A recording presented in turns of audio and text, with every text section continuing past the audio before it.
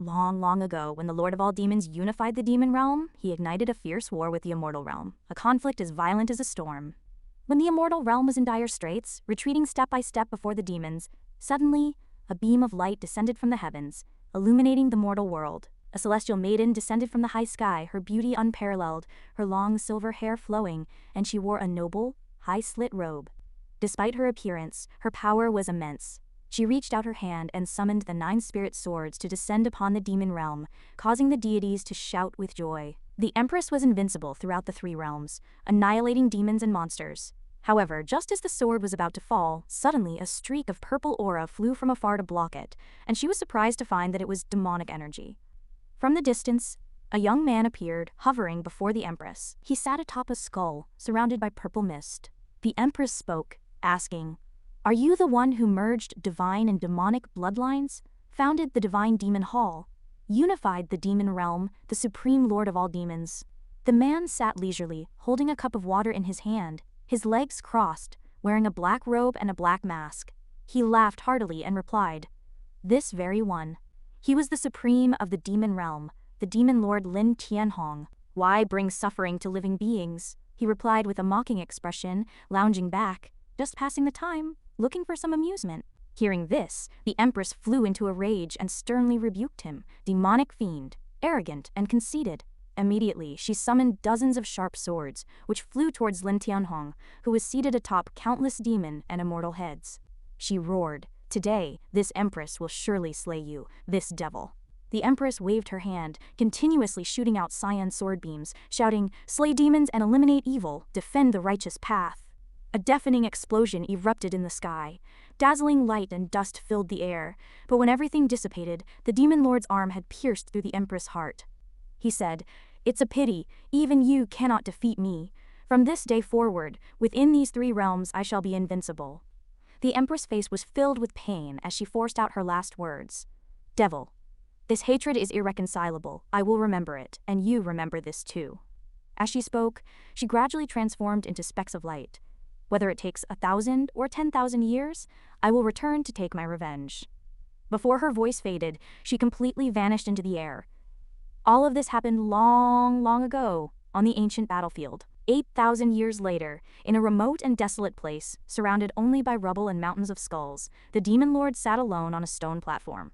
He muttered to himself, "I have been invincible for nearly 10,000 years. Although I possess endless life and supreme power, I still cannot comprehend the Tao and transcend the mortal realm." Speaking of this, Lin Tianhong couldn't help but recall, 10,000 years ago, I transmigrated from Earth to this foreign land, all alone, no family, no relatives, and no enemies. The demon lord felt his life was incredibly dull. He clutched his chest and muttered to himself, "This loneliness is the greatest regret in my heart, and the root cause preventing me from comprehending the Tao and transcending the mortal world." He stood up, used his power, and opened a door leading to the human realm.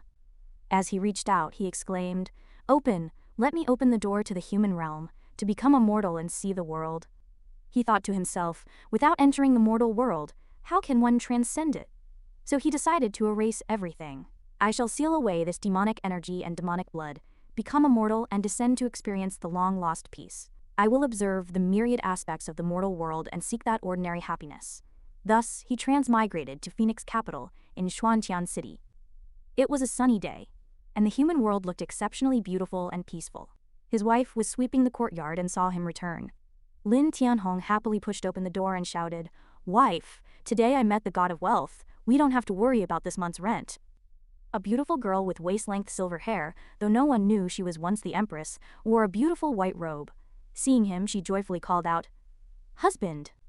Then she immediately stepped forward and gave him a light kiss, causing him to blush with surprise. The two kissed passionately, and after the kiss, his wife happily said, "Husband, you're finally back." As she spoke, she took his hand and led him into the house, saying quickly, "The meal is ready. The food will get cold if we don't eat soon." Lin Tianhong felt an immense peace and happiness at this moment, watching his beautiful wife joyfully holding his arm. He thought to himself, "This is the ordinary life of the human world. I was so tired of the power struggles in the demon realm. Isn't this the life I truly wanted?" The table was filled with delicious dishes, and the couple ate happily. Lin Tianhong devoured his food, eating with relish as if he had never tasted anything so delicious. He kept praising her, saying that his wife's cooking was as good as ever. Hearing this, his wife rested her chin on her hand, her face beaming with a smile, and replied, "Eat slowly. It'll make more if it's not enough." Then she asked, "How was business today?" Hearing his wife's question, he happily took something out of his pocket and said, "Don't be too surprised." Then, Lin Tianhong pulled out a large ingot of silver from his pocket and handed it to his wife, saying, "Wife, look." His wife exclaimed in surprise, "10 taels? There are actually 10 taels of silver, so much?" Then she began to tremble, which confused him. "Wife, what's wrong?" His wife probably felt that selling so much silver today was very different from usual, so she asked, with both fear and doubt, "Husband, did you go and rob someone?" Lin Tianhong was startled by his wife's words, and he quickly waved his hand to explain, "No, I didn't." After saying that, he took out the silver and began to recount, "Wife, listen to me, this is how it happened." Then he told her about what happened that morning, when he was setting up his carvings for sale. There was a child about to break through to the foundation establishment stage, and the child's grandfather wanted to buy something for him. The child passed by and saw the statue was very beautiful, so he said to his grandfather, "Grandpa, I want this one." The one the child took a liking to was the Monkey King statue I had carved. The child's grandfather asked me, "Boss, how much does this cost?" I replied, 2 taels of silver." Unexpectedly, the old man directly gave me an ingot of silver and said, "Keep the change." Lin Tianhong happily told his wife, who knew he would actually pay 10 taels of silver and didn't even want the change, "So that's how I got this ingot of silver." His wife listened and thought it made sense, and she immediately became happy. She put her palms together and said, "Oh, so that's how it was." Then she happily took the silver and stood up, saying, "Then I'll take this inside to put it away." Suddenly, a thought flashed through his mind. Mortals in the lower realm, with their ordinary eyes and mortal bodies, the things I carve contain the profound principles of the great Dao in every stroke. 10 taels of silver, HMPH, even an astronomical price wouldn't be enough. However, he clicked his tongue and decided to let it go. That child was born with the aura of a supreme being, possessing extraordinary luck. If fate allows, he might be able to comprehend profound secrets from it. Thinking of this, Lin Tianhong stroked his chin. Everything depended on that child's good fortune.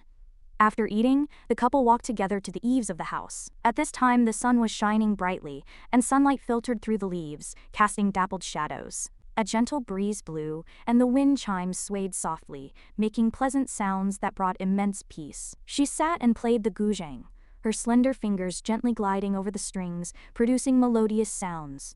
The cherry blossoms were also in full bloom, sipping tea and appreciating paintings, composing and exchanging poems, chatting after meals, and playing chess in leisure. In the courtyard, the husband rested his chin on his hand while reading, and the wife played the zither with her eyes closed, and they exchanged a smile. He felt that these were truly wonderful days. Until dusk fell, his wife sat under the eaves enjoying the scenery. He suddenly reached out from behind and swept her into his arms. Caught off guard, his wife's face flushed red as she said, "What are you doing? How annoying." He grinned and spoke his heart, "Wife, it's getting late, we should go to sleep." She knew what he wanted but still asked, "You want to bully me again?" He honestly replied, "Yes." His wife tucked her hair behind her ear, looking exceptionally charming, and said to him, "Let's go."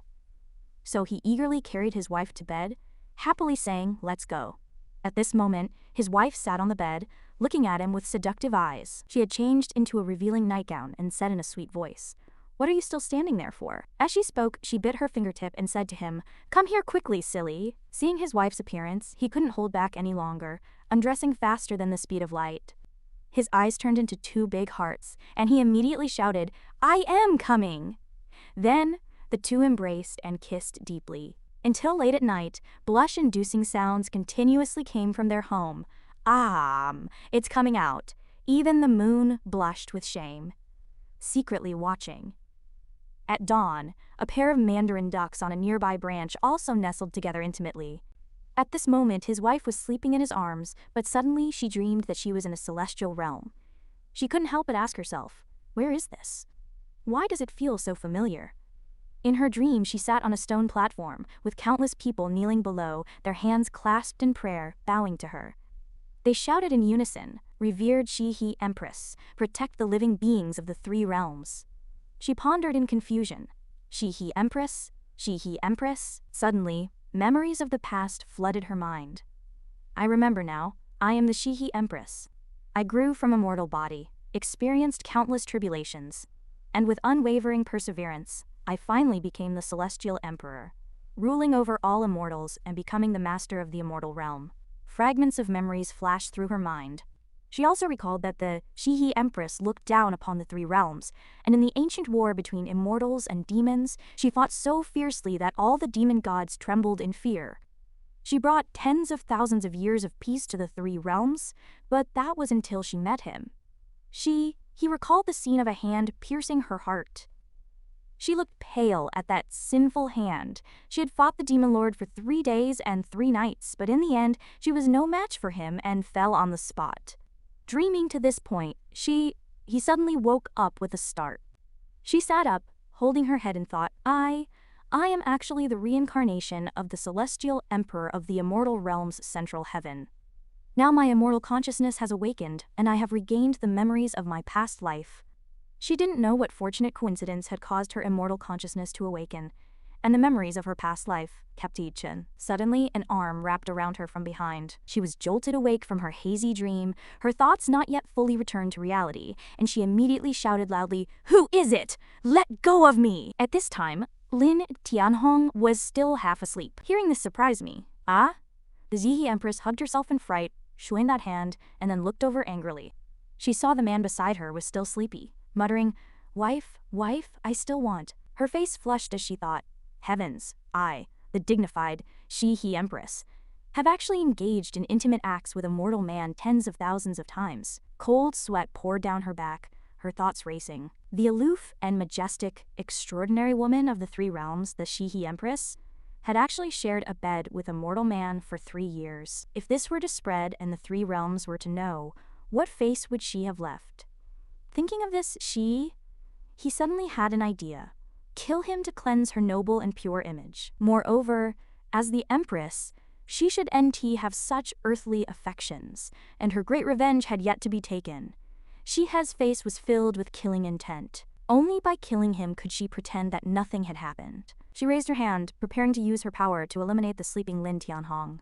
However, he was still muttering, "Wife, tomorrow I want to eat tofu, the tender, soft kind." He suddenly stopped her hand. She stared at the mortal man beside her. The She-he Empress sighed.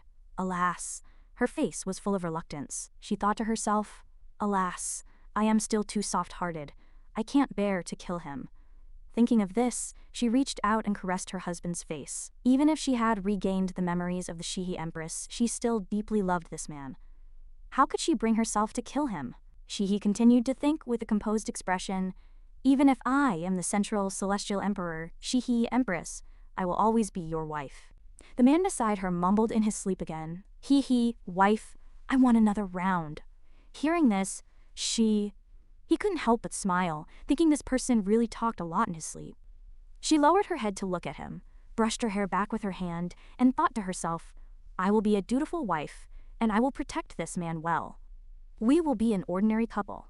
Whoever dares to hurt him, I, the She-he Empress, will absolutely annihilate their entire clan and make them regret it for the rest of their lives.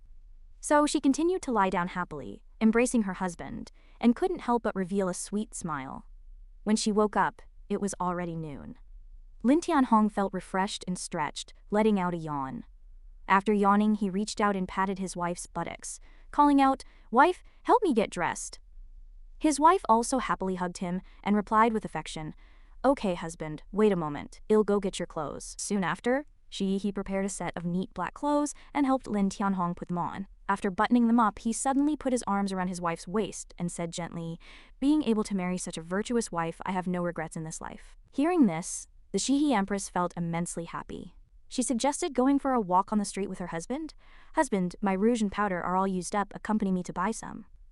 Lin Tianhong happily agreed. "Okay, your husband will accompany you to buy some." He pressed her luck, her cheeks flushed, and she said coquettishly, "Husband, help me change my clothes too." The wife prepared clothes for her husband, and the husband helped his wife get dressed. The loving couple were deeply attached to each other, inseparable. Carefully helping his wife change her clothes, Lin Tianhong didn't forget to compliment her. Wife, after you've dressed up carefully, you're truly beautiful. It's hard to imagine that there could be such a beautiful woman in all of creation. Hearing this, he covered her mouth and giggled. She turned to look at him and teased, "Am I not beautiful when I am not dressed up?" Lin Tianhong quickly thought to himself, how could that be? Then he hugged his wife from behind and said sincerely, "No, no, wife. You are always the most beautiful in my heart, no matter when or where." Hearing this, she kissed him on the cheek and said happily, "Stop me. Let's go." Then the two walked out hand in hand to stroll the streets. Today the streets were even more lively than usual, with people coming and going, bustling with activity. Just as the two were happily strolling, Lin Tianhong suddenly noticed a group of suspicious-looking people dressed in black walking down the street. Suddenly, he pointed into the distance and said, "Wait for me here, I am going over there to buy something." Lin Tianhong happily replied, "Okay." Just then, a loud hawking came from across the street. Top-quality bunny girls. Lin Tianhong thought curiously, "Bunny girls? I wonder what bunny girls are." Over there, the stall owner kept hawking, his voice louder than a loudspeaker, "Top-quality bunny girls." He pointed to a black cage. Inside the cage, what he called bunny girls were actually some fair-skinned, curvaceous girls wearing tight, sexy black outfits with bunny ears on their heads. He continued, "Every one of them is exceptionally beautiful. These girls possess graceful figures and were skilled in a wide range of arts, exuding endless charm that could captivate anyone, with missing them being a definite regret. However, upon closer inspection, a hint of sorrow lingered on their faces, clearly indicating their forced circumstances." The demonic boss stood nearby, inwardly calculating, thinking that this was indeed a world where the strong were respected and the weak were preyed upon. He noticed Lin Tianhong and approached him, enticingly beckoning, "Young brother, come take a look. Would you like to buy a bunny girl? I guarantee you'll be comfortable and full of energy every night." Lin Tianhong flatly refused, "No thank you." But the boss remained persistent, continuing to persuade, "I can give you a 20% discount." The demonic boss was choked speechless. He glanced at the bunny girls in the cage, thinking that these girls were indeed delicate and lovely, stirring feelings of pity. Just then, his wife Shihei suddenly returned. She quickly sensed something was amiss, her gaze sharp as knives, causing Lin Tianhong's heart to tremble. "HMPH, you're already thinking of philandering even at our wedding banquet?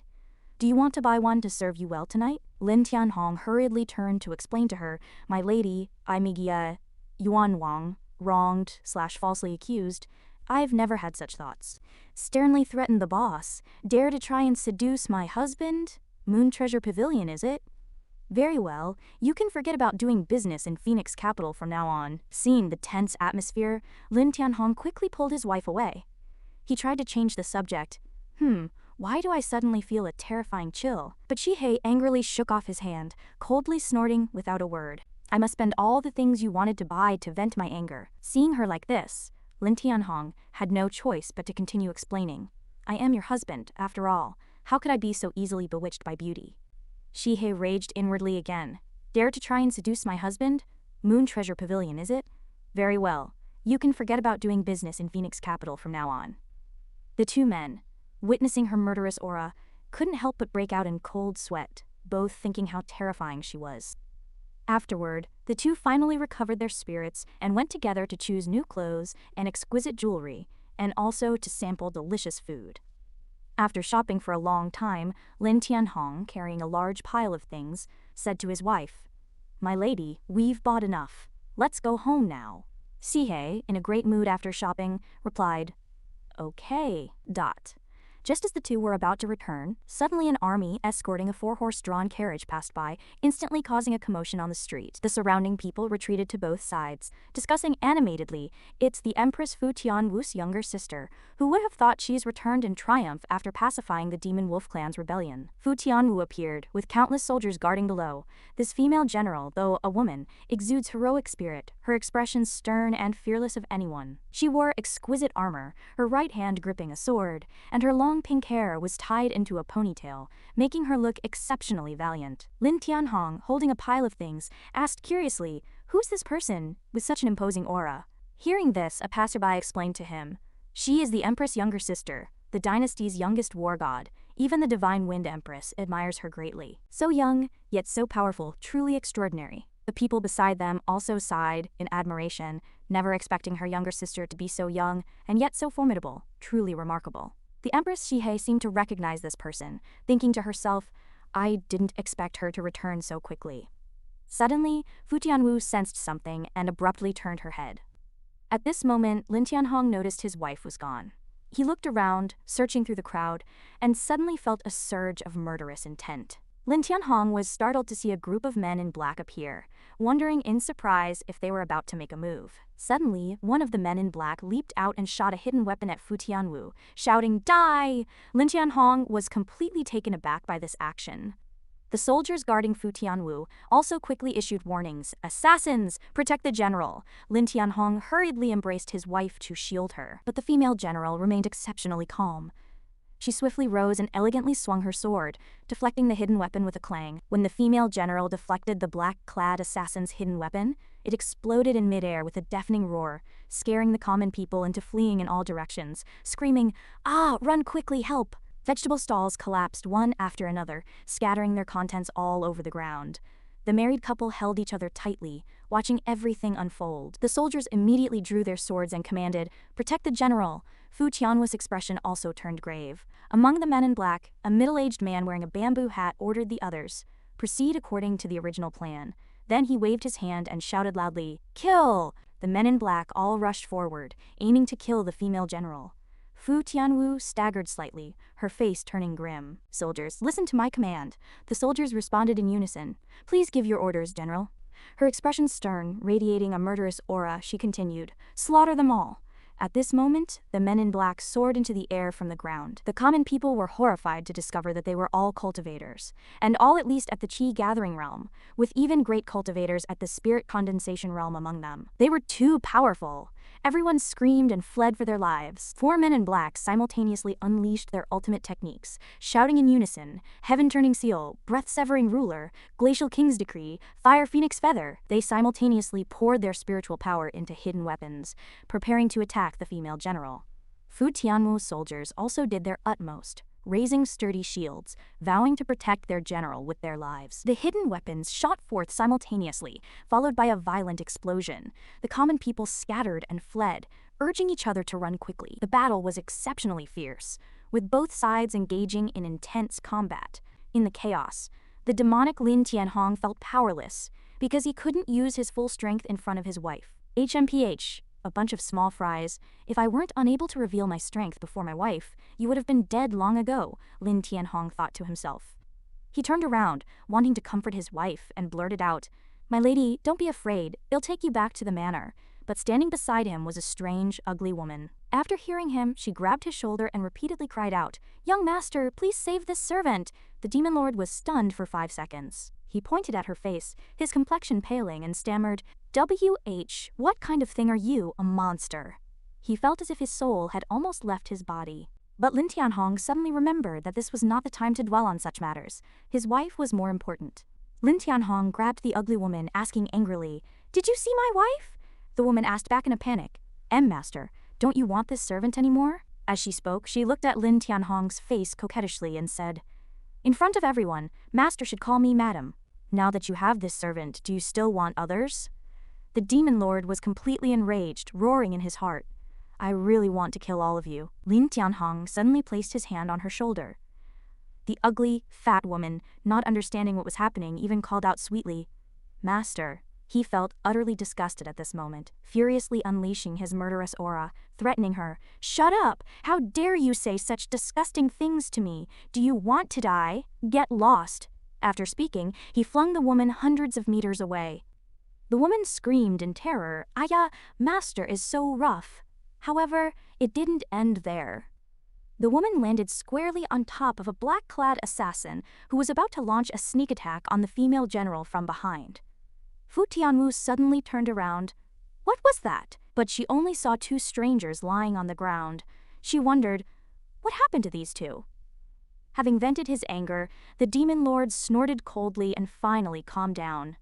This Yi Zun, a respectful self-address, often used by powerful figures, can sense my lady's thoughts. After saying this, He stood quietly, raised his hand to his head, and began to use telepathy. Suddenly, an idea appeared in his mind. That's right. My lady might not be nearby. She was probably separated from me by the crowd during the earlier chaos.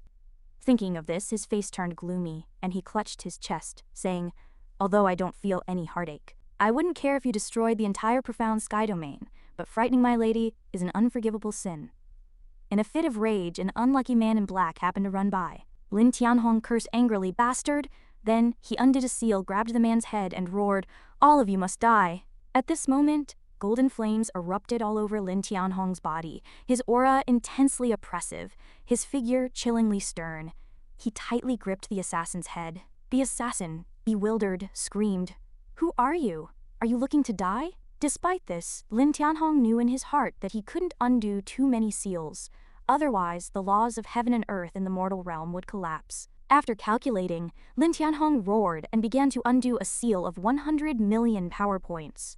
Countless golden rays of light instantly erupted around him. The man grabbed his hand in terror, pleading miserably, "Big brother, spare me!" With a bang, the man in black instantly shattered into countless pieces. The demon lord himself was surprised. This is... He raised the hand that had just released the power and muttered to himself, "Being in the supreme position of the demon realm, has my former immortal cultivation not disappeared? HMPH. How nostalgic. People of the three realms only know me as the demon lord, a fiend, but they don't know that I was once also a seeker of immortality."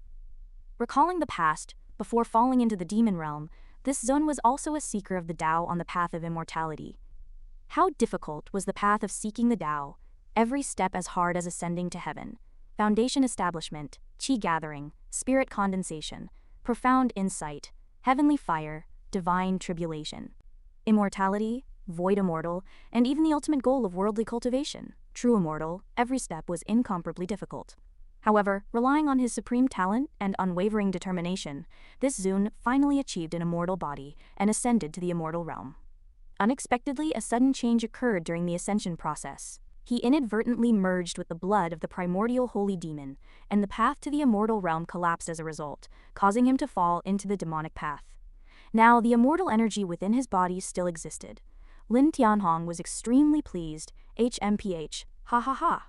It truly surprised the Zune. I thought that after entering the demonic path, the path of immortality would be severed. But unexpectedly, the immortal energy still remains.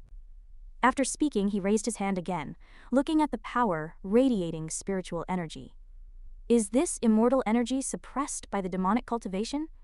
Not having disappeared? Suddenly, another man in black rushed out from behind, shouting loudly, "You dare to kill my brother!" He leaped into the air and threw a talisman, trying to launch a sneak attack on the demon lord. "Die!" The corner of Lin Tianhong's mouth slightly lifted. Instantly, a beam of light erupted from his body, and the talisman couldn't even touch him. The light rebounded, striking the man and causing him to shout in utter shock, "Impossible!"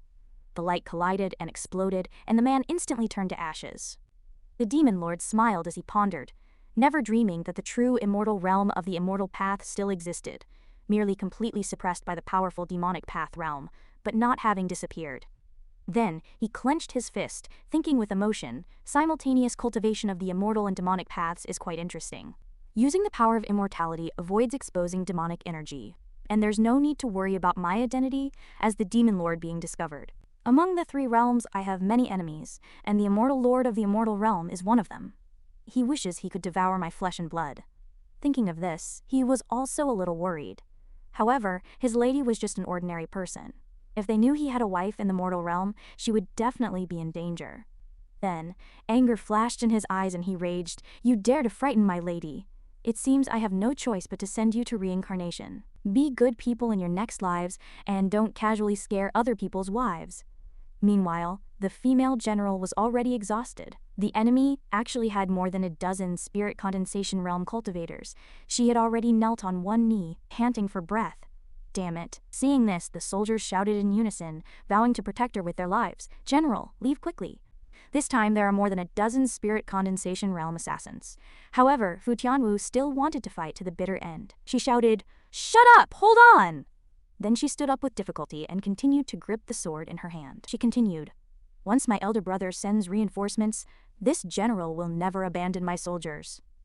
Upon hearing this, the soldiers shouted in unison, "General!" Seeing that they were exhausted, the men in black pointed at her and the soldiers, mocking, "I see you are just at your wits' end. So much for the war god."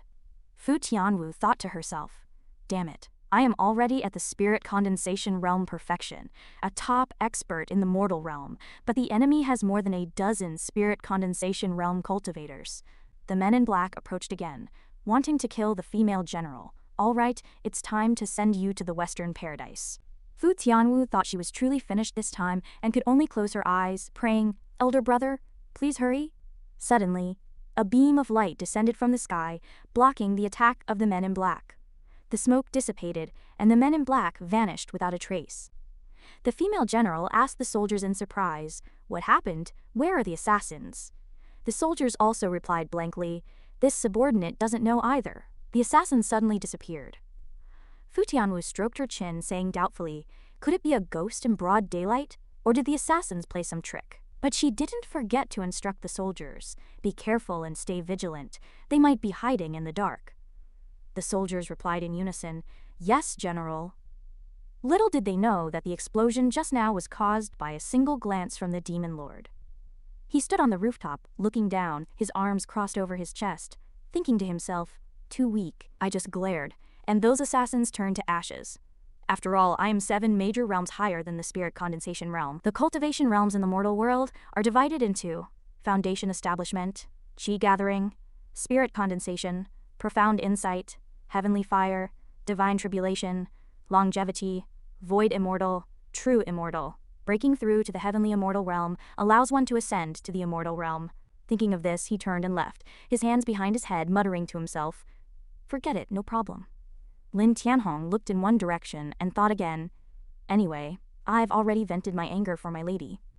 To avoid trouble, I should first seal my heavenly immortal power and then go find my lady. Finding her is the most important thing now." With that thought, he immediately jumped to the ground, continuing to walk leisurely with his hands behind his head, saying, "Time to find my lady." In the main hall of the Phoenix Palace, amidst swirling clouds and mist, by imperial decree summoning Grand Commander Blood Phoenix Venerable for an audience.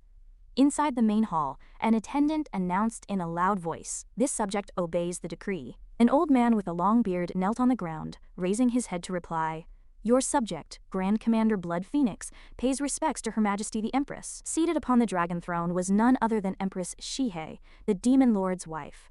The Empress instructed, "Raise your head, Grand Commander Blood Phoenix." The old man replied with a solemn expression, "This subject obeys." The Empress spoke, her face showing displeasure, "Blood Phoenix, what is the result regarding the divine guards of Sky Phoenix City under your command?" The Empress' tone was clearly unkind. Upon hearing this, Blood Phoenix quickly stood up, explaining in a flustered manner, "Your Majesty, those assassins mysteriously vanished into thin air. This subject simply cannot find out their identities.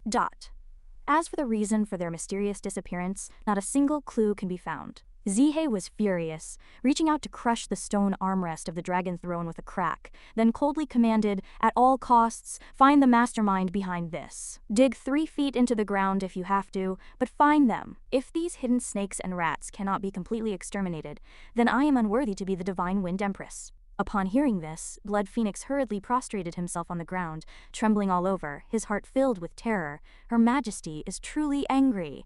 This heavy murderous aura is unbearable for us old subjects. In just a few days, Her Majesty's cultivation has improved again." Empress Shihei, radiating a strong murderous aura, rested her chin on her hand and continued, "The mastermind must be found." The old man quickly kowtowed on the ground, loudly replying, "This subject obeys the decree. As you command, this old minister will certainly thoroughly investigate the person behind the assassin." The Empress Xinye waved her hand and said, "Withdraw." Blood Phoenix immediately stood up, cupped his hands, bowed his head in salute, and cautiously replied, "As you command." After exiting the palace gate, he finally let out a long breath. "Ah, that almost scared me to death." Stroking his beard, he mused to himself, never expecting Her Majesty the Empress to value General Qianyu so highly. In the future, he must befriend him. At this moment, the Empress' younger sister suddenly appeared and questioned him, which startled him. "Venerable Blood Phoenix, what are you dazing about here? Did my sister issue some difficult order that requires my help?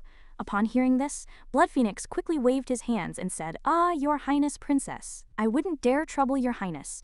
This old minister can handle it." The princess suddenly pointed at him and said with a giggle, "Hey, just teasing you. This princess has no time." After speaking, she turned and left, waving goodbye. "I am going to find my sister." Only then did Blood Phoenix take out a silk handkerchief to wipe his sweat, thinking, "Phew, luckily her highness didn't interfere."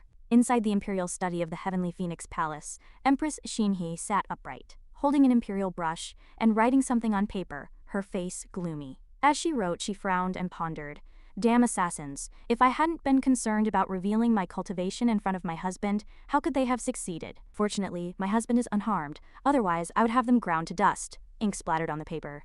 She angrily raised her brush, thinking, even if they died 10,000 times, it still wouldn't be enough to quell the hatred in my heart. Suddenly, a familiar and childish voice came from under the table. The dignified Empress of the Phoenix Kingdom, actually so enraged over such a trivial matter? As soon as the voice fell, a young girl appeared before her, resting her arm on the Empress table. It was her younger sister. She teasingly spoke to Gyani. "It seems elder sister has truly fallen for that man." The Empress was startled by her sister's sudden appearance and asked in surprise, "How did you get here?" The little princess excitedly took out a small gray box with a red character sticker on it and explained, "The thing you asked me to retrieve, I've brought it." Gyani took the item and caressed it with obvious affection. Her younger sister pouted, her hands on her hips, looking displeased, and said, "That man is so ordinary. Did he give you some kind of love potion? You actually willingly married him and personally take care of his daily needs." Hearing her sister's words, the Empress merely smiled faintly. She gently touched the prince's head and explained, "You're still young. You don't understand the feelings between a man and a woman." Saying this, she covered her flushed cheeks and said dreamily, "Although your brother-in-law is very ordinary, only at the 5th level of the foundation establishment stage he is very large and strong." Realizing she had inadvertently let slip something in her urgency, Xin quickly turned her face away, trying to hide her embarrassment, and then added, trying to recover, "Being with him allows my heart to feel unparalleled peace and happiness. And there are many, many joyful things we can do together." Hearing this, the princess crossed her arms over her chest and said with a helpless expression, "I really don't know what's so good about that man that he has you so infatuated." Upon hearing this, Xinhe suddenly turned around and glared at her sister, letting out a cold snort, pouting her lips with a displeased look. Her sister was startled. "Oh no, something's wrong, elder sister." The Empress suddenly grabbed her sister and forcefully pinched her swollen cheek, angrily questioning her. "What are you asking so many questions for, you little brat?" Her sister cried out in pain, repeatedly begging for mercy. "Ouch, it hurts. I was wrong, elder sister. I was wrong." After their playful tussle, the Empress looked out the window and noticed that it was already late. She thought to herself, "It's getting late. Usually, I take advantage of my husband's visits to the shop to return to the palace and handle official duties." Thinking of this, Xinye's expression drastically changed. "Something unexpected happened today. I have to hurry back or my husband will worry if he doesn't see me." Indeed, valuing her husband over her sister, the moment this thought crossed her mind, she instantly petrified, leaving her sister clutching her swollen cheek, tears welling up in her eyes. The sister looked at her elder sibling with a bewildered expression. "Elder sister, you." In the next second, Empress Xin soared out of the palace, leaving her sister to only watch her receding figure. Having been abandoned like this, she couldn't help but feel a pang of grievance in her heart. The little princess murmured to herself, "This is so difficult. Is this the world of adults?" The princess then smacked her lips thoughtfully. Hiss. Suddenly, she flew into a rage, angrily shouting loudly, "What do you mean I am still young? I am clearly not young anymore." At this time, the sun was setting in the west and dusk was deepening. In the courtyard, Demon Lord Lin Tianhong paced back and forth anxiously, muttering incessantly, "This is driving me crazy, driving me crazy. Where did my wife run off to? I didn't see her anywhere along the way. The more I think about it, the more worried I become." He clenched his fists tightly, his face pale as he thought, "Damn assassins." Suddenly, the courtyard door opened and his wife returned. Their eyes met, and they both simultaneously let out a HMPH. Upon seeing her husband, Xinye's face immediately broke into a smile. She cleared her throat. "Ahem." Lin Tianhong also breathed a sigh of relief. He scratched his cheek and murmured, "Wife, you're back. That's wonderful." The Empress stepped forward and hugged him tightly, saying happily, "Husband, you're finally back. I was so worried about you." After a busy day, the two were finally reunited. their faces filled with happy smiles. He gently stroked her hair and said, "I couldn't find you along the way. I was really worried." She retorted, "I am the one who should be worried." They continued to exchange affectionate words. He held her tightly as if afraid she would run away, and closed his eyes, thinking to himself, "Making my wife worry so much, I must take the time to investigate the mastermind behind this." He would let those people know the consequences of making his wife worry. Thinking of this, he recalled the scene at that time. The demon lord's eyes flashed with a cold light as he coldly grabbed the assassin's head and read his memories. Let me see who the real culprit is. Then he used his supernatural power, the celestial art of mind peering, and a man with a top knot appeared before his eyes. He immediately recognized this person. It turned out that the mastermind was him. Lin Tianhong pondered for a moment, frowning and muttering. However, the demon lord mused for a moment, remembering that there were still more urgent matters to attend to. At this moment, Xin He took his hand and pulled him into the house, saying, "Husband, the meal is ready. Come and eat quickly." Lin Tianhong's cheeks flushed instantly. He felt happy for his wife's thoughtfulness and replied with a smile, "That's great. I've been looking for you for so long. I am also hungry." The two quickly sat down, and he pointed to his mouth, acting spoiled. "Wife, please feed me." The virtuous Xinyi responded gently, "All right, all right." Then she stood up, picked up a piece of steaming hot meat, brought it to his lips, and said with a radiant smile, "You must finish it all, or ill be angry." Demon Lord Lin Tianhong's eyes narrowed with laughter. He thought to himself that eating with his wife was the happiest thing, and then he bit into the food his wife had brought him, saying, "Don't worry, wife, I will definitely finish it." "I'll need a lot of energy tonight." Empress Xinhe's face flushed crimson upon hearing this. While feeding him, she said with a touch of coquettishness, "Just eat, you bad person." At this moment, Empress Xinhe felt a heat rising within her, and beads of fragrant sweat appeared on her skin. Seeing his wife so charming and alluring, he couldn't help but become a little mesmerized. Oh. Then, Lin Tianhong suddenly stood up, scooped Xinhe into his arms, causing her to exclaim in surprise, "Ah!" The demon lord looked satisfied, closed his eyes, and exclaimed in admiration, "The food my wife makes is so delicious. I feel full of power now." Hearing this, she shyly covered her mouth. She murmured to herself, "Sweet talk, clearly has the one who wants to do naughty things." The two embraced and returned to bed. Lin Tianhong took off his clothes, his eyes filled with affection, and leaned close to her ear, saying, "Hee, wife, now that we're full, we should do something beneficial for our bodies and minds." She pretended to be shy and embraced him, saying, "You're so annoying," but her heart was filled with joy. Inside the bedroom, the two made love passionately, and Xinye let out alluring moans, Lin Tianhong teased her incessantly. She was clearly aroused, but still stubbornly said, "You're so bad." Outside the window, the little birds on the branches also snuggled together in pairs. After a long while, the two returned to the dining table, the atmosphere warm and pleasant. In the flickering candlelight, Xinhe once again fed her demon lord husband. She picked up a piece of pastry, held it out, and said, "Open your mouth." Lin Tianhong obediently opened his mouth wide. He held his cheeks with both hands, and while chewing, he exclaimed with emotion, "Today's meal was so delicious! If I don't get to eat my wife's cooking for even a day, I am afraid I'll starve to death. My wife's cooking is truly the best." Hearing this, Jinyu couldn't help but blush. She said bashfully, "It's nothing," but her expression suddenly turned serious, and the atmosphere instantly became somewhat gloomy and frightening. She spoke with a hidden meaning. There are so many restaurants outside, and also pleasure houses, where there are beautiful women to keep you company. As she said this, a cold glint flashed in her sharp eyes. "How could you starve? With all those charming ladies around, aren't they more appealing than my leftovers?" Dignified supreme being of the three realms, actually afraid of his wife? Lin Tianhong instantly broke out in a cold sweat, his clothes soaked through. He felt immense pressure. Was she still brooding over the bunny girls from the daytime? A thought flashed through his mind, and he quickly picked up a sausage, chuckling awkwardly. "Oh, this sausage is quite good today." He stuffed the sausage into Xinye's mouth, wanting to silence her. "Wife, you eat some too. You need to be full to have the energy to sleep." Xinye, with the sausage in her mouth and her cheeks puffed out, said, "Don't think you can appease me with just one sausage." After finishing it, the Empress started acting spoiled again. "I am thirsty. I want to drink porridge." The demon lord quickly responded, All right, all right." He scooped up a spoonful of porridge and brought it to his wife's lips. "Wife, open your mouth." Xingye obediently opened her mouth and accepted the food. Wow, she licked her lips after drinking the porridge, thinking to herself, being able to marry my husband is truly the happiest thing in this life. The demon lord also grinned, thinking, I just want to protect my wife properly. I don't care about being the supreme being of the 3 realms. Being with her for 3 lifetimes is enough. After eating, the candlelight was about to go out. The two sat down by the bed to rest.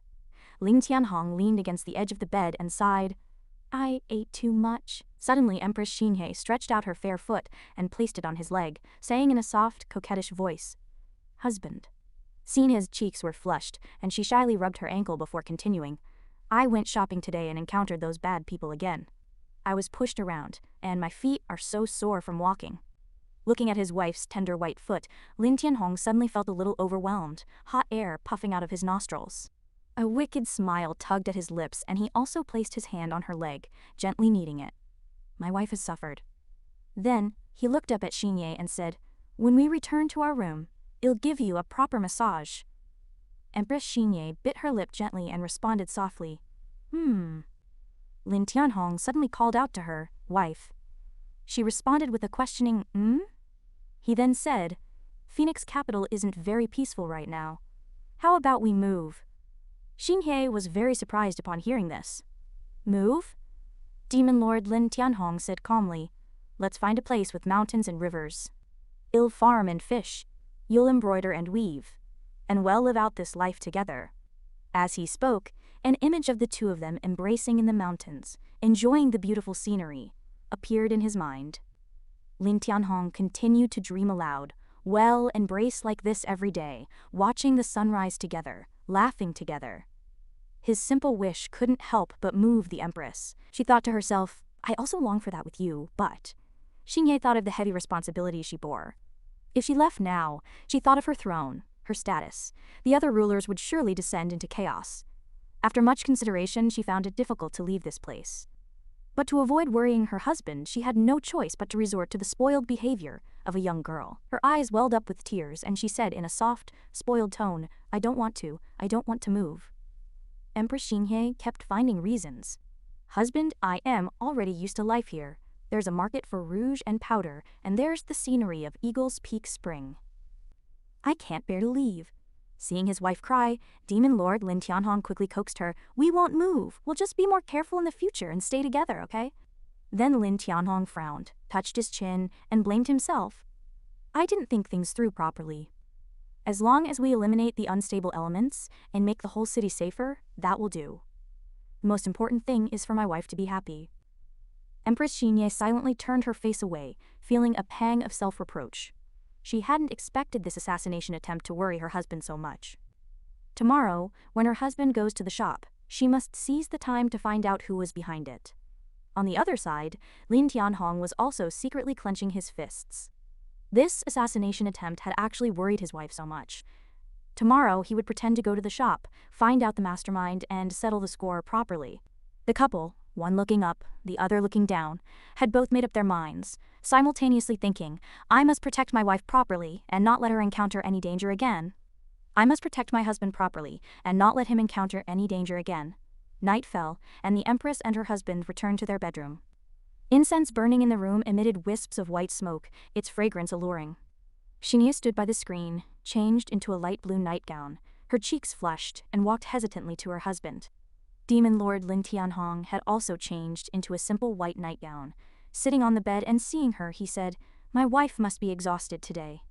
They had just finished making love, and now seeing her in her nightgown, he was once again finding it hard to restrain himself. Lin Tianhong eagerly reached out his hand and said, Come quickly, let your husband give you a massage. Xingye responded softly and climbed onto the bed, saying, Husband, I am here. Her figure was graceful, and from above, it made one want to possess her immediately. She sat upright on the bed, looking carefully at her husband as she instructed, Be gentle when you massage me. Lin Tianhong went behind her, preparing to massage her back, and replied ambiguously, Don't worry, wife, we're starting. Xingye said politely, Thank you for your hard work, husband. The moment his hands rested on his wife's slender shoulders, his heart began to stir. He would start with the basic version. Then, he massaged her gently. With just a few basic movements, Empress Xingye felt incredibly comfortable. She exclaimed, so comfortable all the fatigue of the day has disappeared. Suddenly, Lin Tianhong increased the pressure. He thought to himself, strike while the iron is hot, eliminate my wife's fatigue, enhanced version. Sheen was massaged forcefully, and the pain made her cry out, "It hurts, husband." At this moment, the demon lord, too excited to show off his massage skills, forgot to consider his wife's feelings. His eyes gleamed, and a sly smile appeared on his face. Ultimate version, he thought, and then with a sudden crack, the pain made her grimace, her hands gripping the sheets tightly. No, husband, it hurts too much, I am about to. After a round of stormy shoulder massage, Empress Xinye was already panting with exhaustion. Lin Tianhong leaned close to her ear and comforted her. No pain, no gain, wife. You've worked hard, just bear with it a little longer. I have already cleared her meridians. He greedily inhaled the fragrance emanating from her, but suddenly felt a sense of familiarity. He mused to himself that the natural fragrance of his wife seemed to be one he had encountered somewhere before. Just like I've smelled it, could my senses be deceiving me? Without dwelling on it further, Lin Tianhong returned to the main point. He put his arm around his wife's shoulders and said with concern, "How are you feeling? Relax a bit." However, the Empress, pressed her advantage and asked for more. My feet still hurt a lot. As soon as she finished speaking, the demon lord Lin Tianhong pushed her onto the bed. Seeing that things were not right, he quickly changed her words. "Husband, wait a moment. My shoulders still hurt a lot." Before she could finish, Lin Tianhong happily lifted her fair foot and continued to apply his massage techniques, not forgetting to explain, "This time, it's the feet." But this time, the Empress resisted. If this continued, she really wouldn't be able to bear it. He said coquettishly and angrily, "How annoying, my feet are very delicate." The demon lord then replied wickedly, "It is precisely because they are delicate that they need to be properly cared for." But before he could finish speaking, she kicked him hard in the face with her foot. "I am not mentally prepared yet." Caught off guard, the demon lord was kicked and could only make a muffled sound, huh. Afterwards, Lin Tianhong covered his face aggrievedly and said, "Your feet are so fragrant the scent has rushed into my nose. Your husband will definitely serve you well." As he spoke, a hint of triumph flashed in his eyes. "You just wait and enjoy this. Your husband learned this from a very, very faraway place, and it's called foot massage technique," it began. Lin Tianhong grabbed her feet and tickled her relentlessly until she was breathless. His face was covered in sweat, but she was powerless to resist and could only scream, it tickles too much." At this moment, the moon slowly emerged from behind the dark clouds, and in the silent night the bedroom light of that house was still flickering. Inside, a newlywed couple was still playfully teasing each other, and Lin Tianhong laughed loudly in response. "Ha ha ha, easy does it." He lay on the bed, panting. Lin Tianhong hugged her from behind and whispered softly in her ear, "My dear wife, let's do something before we sleep." Afterwards, what was meant to happen, happened. The couple ended their day with another predictable passionate encounter, with he continuously letting out seductive moans.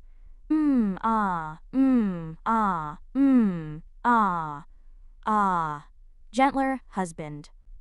The energetic Lin Tianhong happily complied with his wife. All right, I'll listen to you." The moon watched this display of affection every night, observing everything clearly through its telescope. The next day, the sun gradually rose. The couple embraced and bid farewell at the door of their house, reluctant to part. After a passionate kiss, the demon lord Lin Tianhong said to his wife, "Your husband is going to look after the shop." The Empress, smiled happily and reminded him, "Remember to come back early, dear." After Lin Tianhong had walked some distance, he waved goodbye again, still unwilling to part, and instructed, "Remember to come back early for dinner."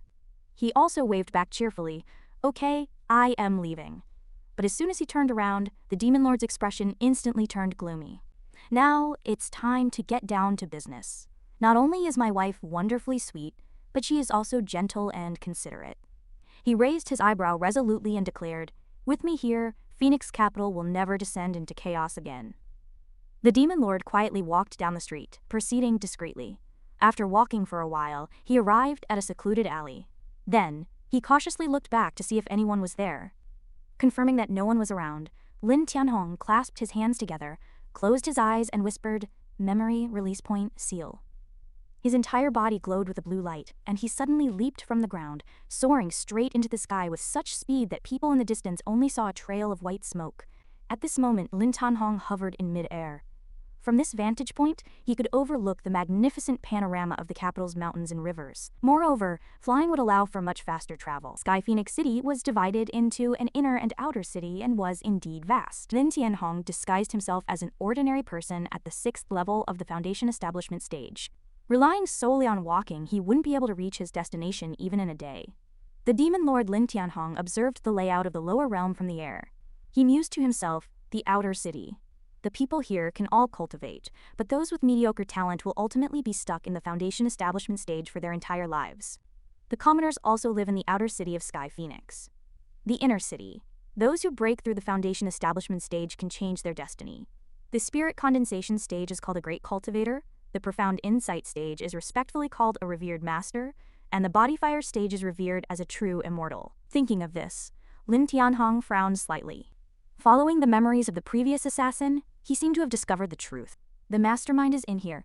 Immediately afterwards, he flew into the inner city. Arriving above the Prince Ning's residence, Lin Tianhong hovered in the air, listening to the sounds coming from Prince Ning's study. Inside the study, a man dressed in luxurious brocade robes was sitting there, his brow furrowed as he continuously roared at his attendants.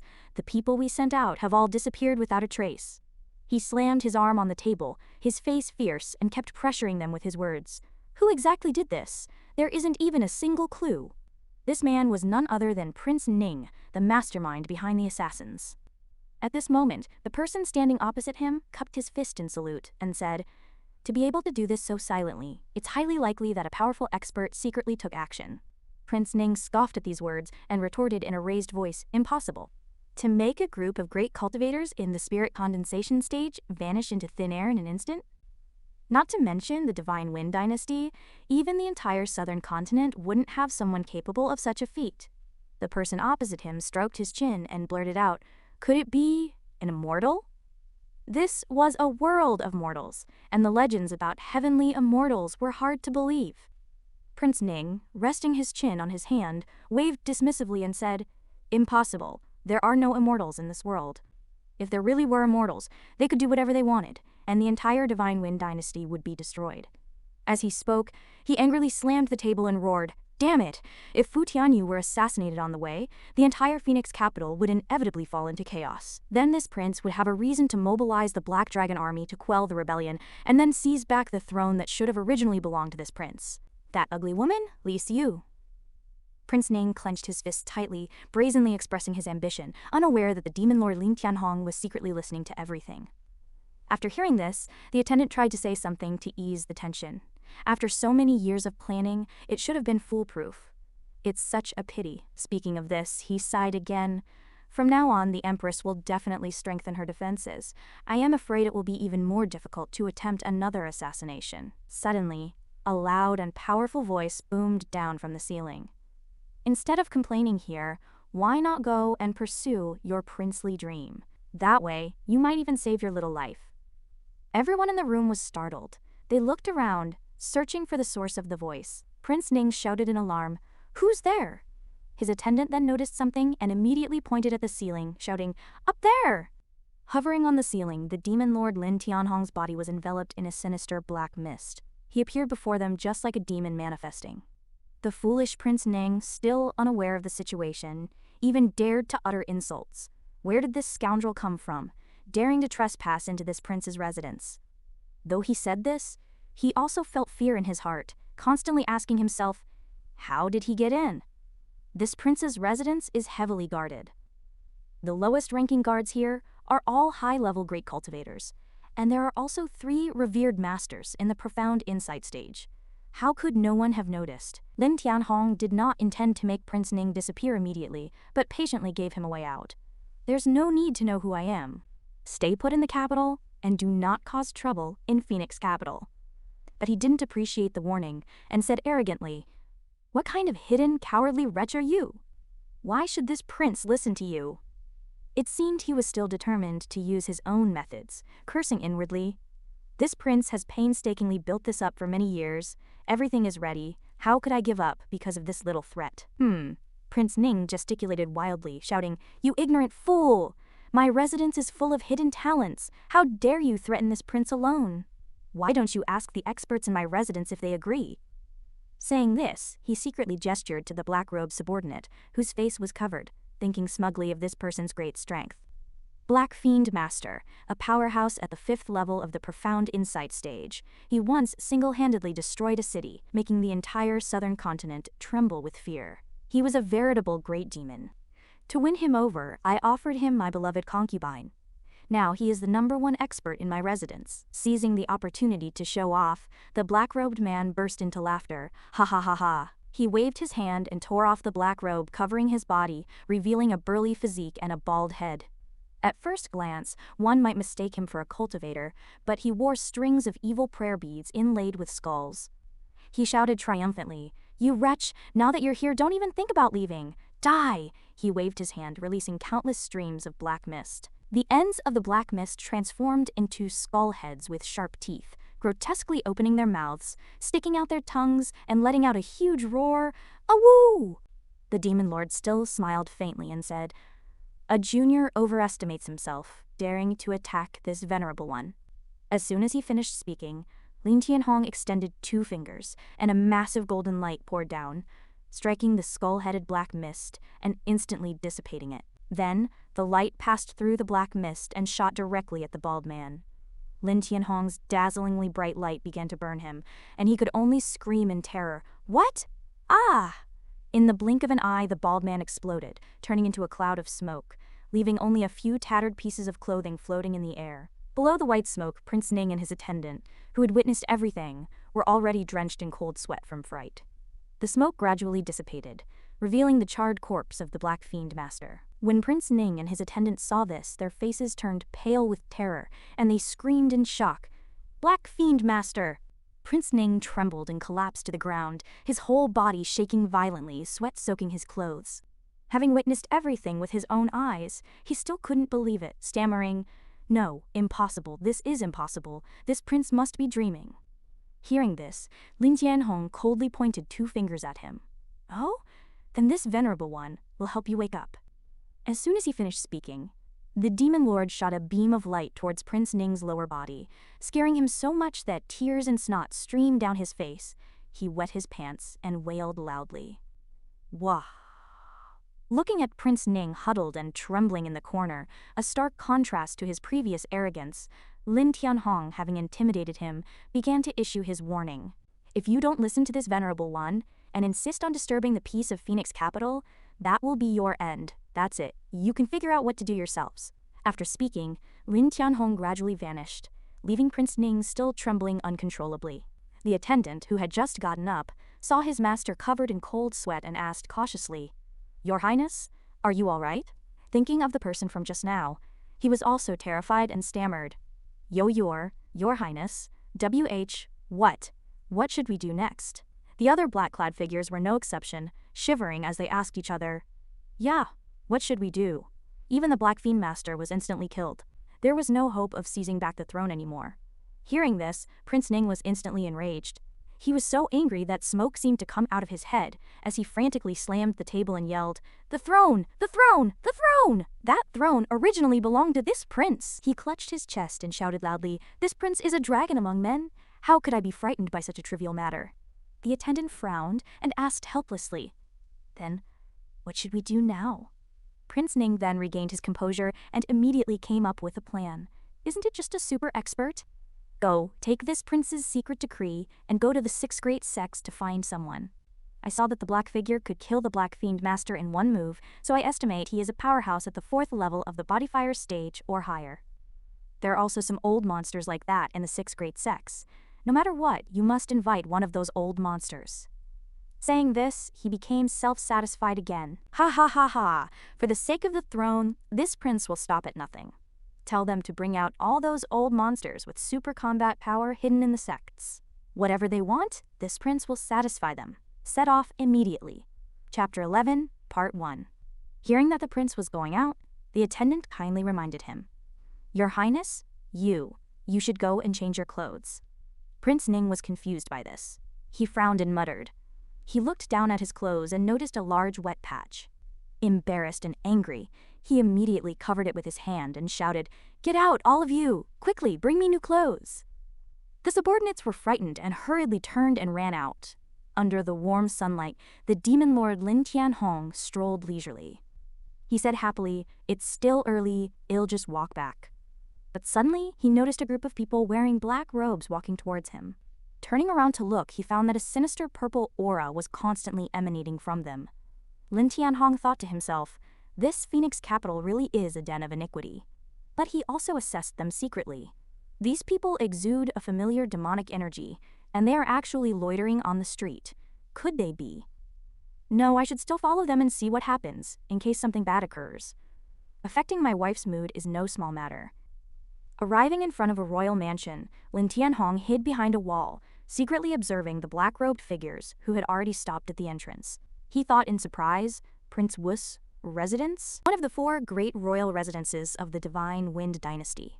Could it be that the people in these royal residences are all so restless? Thinking of this, Lin Tianhong's face instantly turned ashen. The hand gripping the wall involuntarily tightened, and the stone on the wall made a crack sound. He pursed his lips tightly. These mortals of the lower realm, clearly so weak, yet so ambitious, always wanting to disturb the affection between me and my wife. Are these people asking for a beating? Since there's still time, I'll go and observe. Thinking this, Lin Tianhong immediately set off to follow them. Meanwhile, in the secret chamber of Prince Wu's residence, passed down through 3 generations, the Divine Wind dynasty has 4 great princes. Prince Wu, likely a typo and should be another title, Prince Yue, and Prince Mu. Their ancestors once followed the Divine Wind Emperor in conquering this land, making great contributions. Their titles are hereditary, and their descendants enjoy endless favor. Now that the imperial family is in decline, the prestige and power of the 4 great royal residences are enough to rival the imperial family. In the secret chamber of Prince Wu's residence, a man with long golden hair tied up. This person was the left-hand man of the leader of an evil cult. He issued orders to his subordinates. The cult leader plans to establish an evil god branch altar in the southern continent. You are fully responsible for this matter. As soon as he finished speaking, the subordinate immediately bowed respectfully and vowed.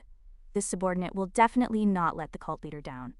The golden-haired man also knelt down, clasped his hands to his chest and declared loudly, "The great evil god will surely bestow blessings upon the entire profound heaven domain. We are believers, willing to offer wealth, power, and even our lives to the evil king." The demon lord Lin Tianhong stood in a corner, observing the entire scene. He frowned, thinking to himself, "What a mixed bag. Are so many people planning to cause trouble? Do they want to deny my wife some peace and quiet?" After taking the oath, the blonde man stood up and said, "This time, the holy leader has commanded me to bestow upon you a statue of an evil god." He took out a black statue that looked full of malevolent energy and solemnly handed it to the subordinate kneeling on the ground, then continued, "It contains the boundless demonic power of the supreme evil god. Offer it daily, and in critical moments it can save your life." The subordinate respectfully accepted the statue and bowed his head, saying thank you for the evil god's protection. When Lin Tianhong saw the statue, he suddenly recognized it.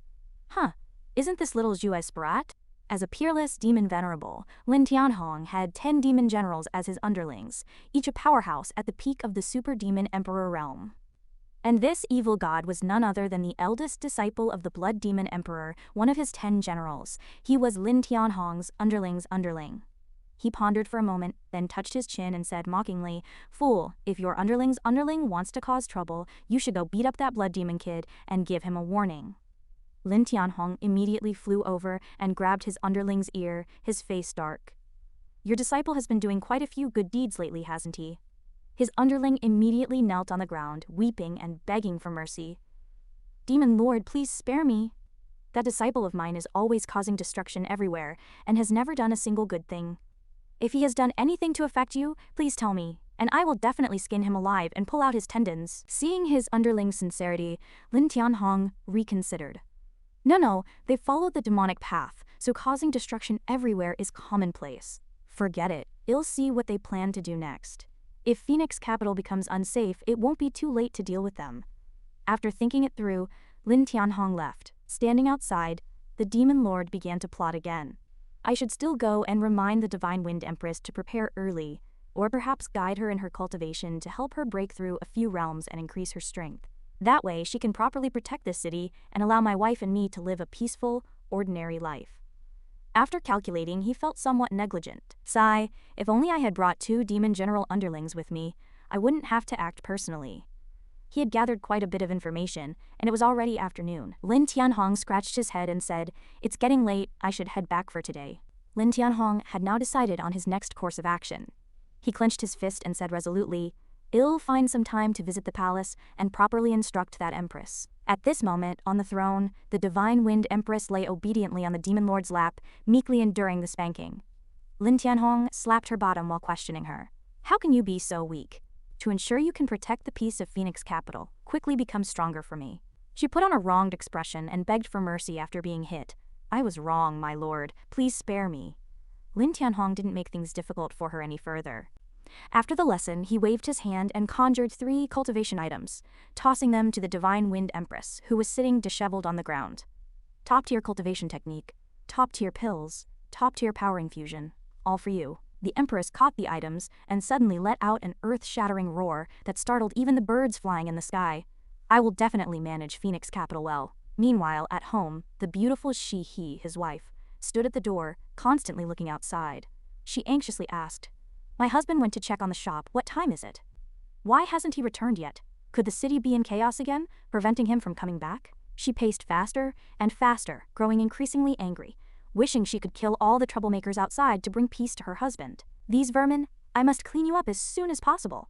After saying that, she hesitated. Should I go out and look for my husband? But what if he returns and doesn't see me and then worries? Perhaps I should mobilize all the personnel of the Sixnall, secret police, to search the entire city. As long as I confirm my husband is safe, that's all that matters. I should NT alarm him.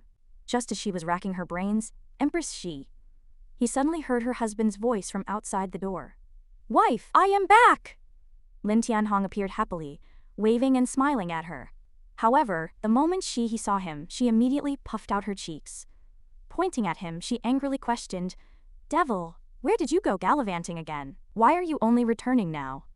Seeing his wife's expression, the demon lord smiled helplessly, confirming to himself, "Indeed, she's angry. Only when my wife is angry does she call me a devil. Fortunately, I came prepared." Thinking this, he ingratiatingly took out a wooden box and handed it to Shi He, saying happily, "I wanted to prepare this for you, my dear." He took the wooden box, opened it, and was pleasantly surprised. Inside was a golden hairpin carved with phoenix wings, exceptionally beautiful. Picking up the hairpin to examine it closely, Shi's heart softened, and she couldn't help but ask her husband, "Why did you buy this?" Demon Lord Lin Tianhong immediately took her hand, leaned closer, and said with a serious look, recalling the past, "My dear, do you remember? 10 years ago today was the day we first met, right by the river." Hearing this, Ziha's cheeks flushed, and her rosy lips parted slightly, as if she wanted to say something but hesitated.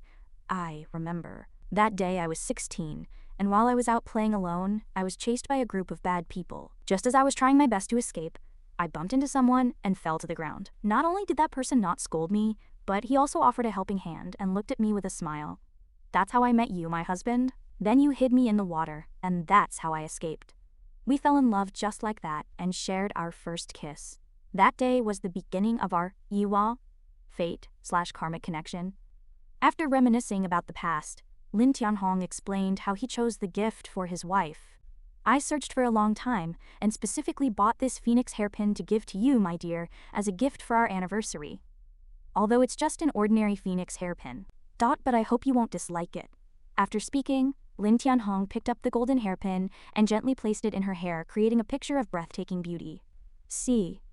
He was moved, covering her cheeks with both hands. She looked up, and 2 crystal tears gently rolled down her face as she softly called out, "Husband!" Lin Tianhong responded, "Wife!"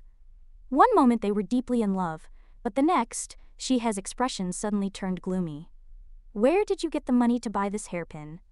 Cold sweat broke out on the demon lord's forehead. He scratched his head, stammering and unable to come up with a suitable excuse. This. See." He grabbed his ear and asked, "Are you hiding secret money from me?" Lin Tianhong immediately cried out, "Ouch, ouch, ouch!" He quickly explained, I hid secret money precisely to buy this hairpin for you, my dear." "Even so, see." He was very happy to receive the gift. Hearing him say that, she released his already reddened ear and covered her mouth, playfully scolding him. It's not easy to earn money these days. Why buy such things? Then she added, wouldn't it be better if you bought me some fabric so I could make you a few sets of clothes? After speaking, the two couldn't help but feel affectionate again and leaned in for a kiss. However, they forgot that it was broad daylight and everyone around them was watching. I've really had my fill of this dog food. Public display of affection. It's just a bit sour. Unexpectedly, even being intimate in their own courtyard, drew pointing and whispering from the neighbors. The two had no choice but to quickly run inside and close the front door. Oops, I was carried away by the moment and forgot to close the door. Let's continue somewhere else. He replied seriously. Okay, let's continue somewhere else. As soon as she finished speaking, the two began to kiss passionately again. That night was also an extremely passionate one for the couple. He kept letting out joyful cries. Ah, it hurts so much lying on the bed, husband, please be gentler.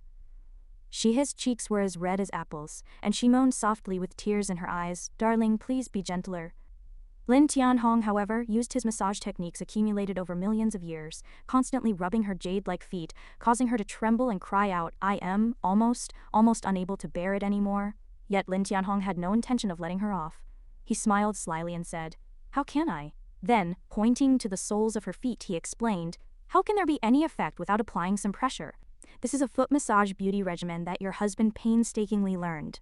I guarantee you'll be full of energy every day, with smooth skin and no acne, healthy from the inside out.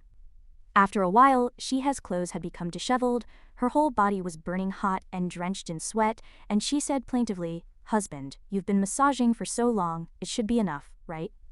After massaging one of her feet, until she was almost breathless, he began to massage the other, in order to balance the ecosystem within her body. How can your husband be partial? He'll continue. He immediately reached out to stop him, but it was already too late. Husband, wait a moment. Lin Tianhong had already started applying force. Gently pressing the soles of her feet, he then slowly slid downwards. He twisted her body again, and ambiguous sounds continued to echo in the room, making even the moon in the sky blush. Be gentle. Don't worry, it'll be gentle.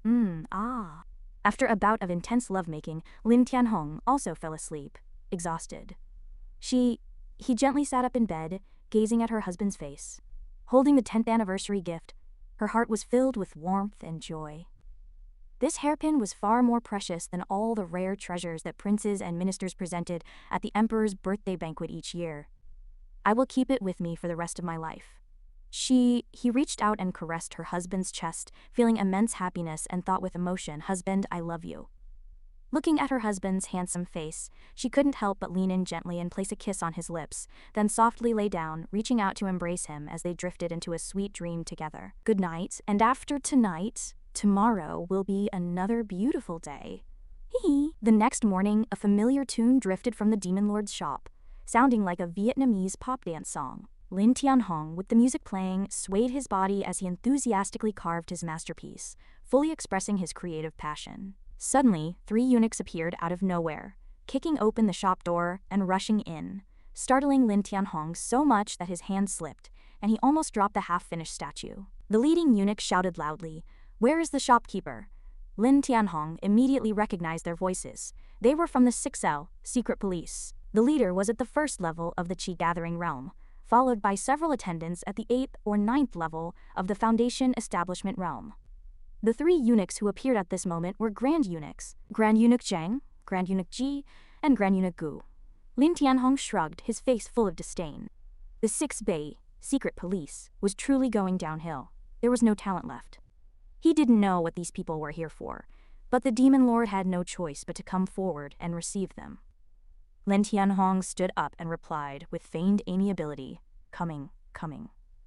He lifted the curtain and walked out, smiling politely. "Greetings, officials.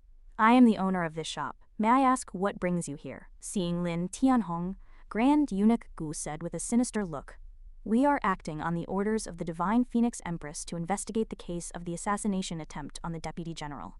Hearing this, Lin Tianhong frowned and asked in return, "Officials, have you come to the wrong place?" Grand Eunuch Gu pointed at his chest and said mockingly, "This official's investigation leads me to suspect you are connected to those assassins." Hearing this reason, Lin Tianhong was astonished. "What?" Demon Lord Lin Tianhong began to feel annoyed, but he held back his anger, wanting to understand the whole story. Officials, this is a misunderstanding. I am just an ordinary person at the 6th level of the Foundation Establishment realm. How could I possibly be connected to those assassins? But no matter what he said, these brainless people just wanted to pin the crime on him to extort money. Grand Eunuch Go fiddled with Lin Tianhong's statue, then turned around and said in a tone that oppressed commoners, "Whether you are involved or not is not for you to decide." This instantly ignited the fiery temper of Lin Tianhong, and the entire shop was enveloped in a suffocating aura. Even though it was summer, it felt as cold as winter. For a moment, everyone was confused about what was happening.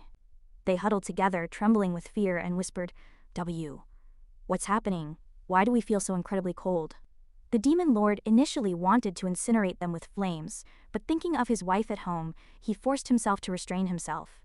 "No, if I deal with them, it'll feel much better.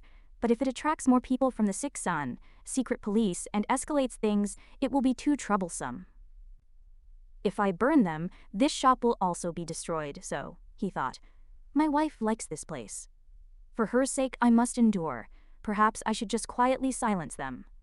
Lin Tianhong raised his hand to stop Grand Eunuch Gui.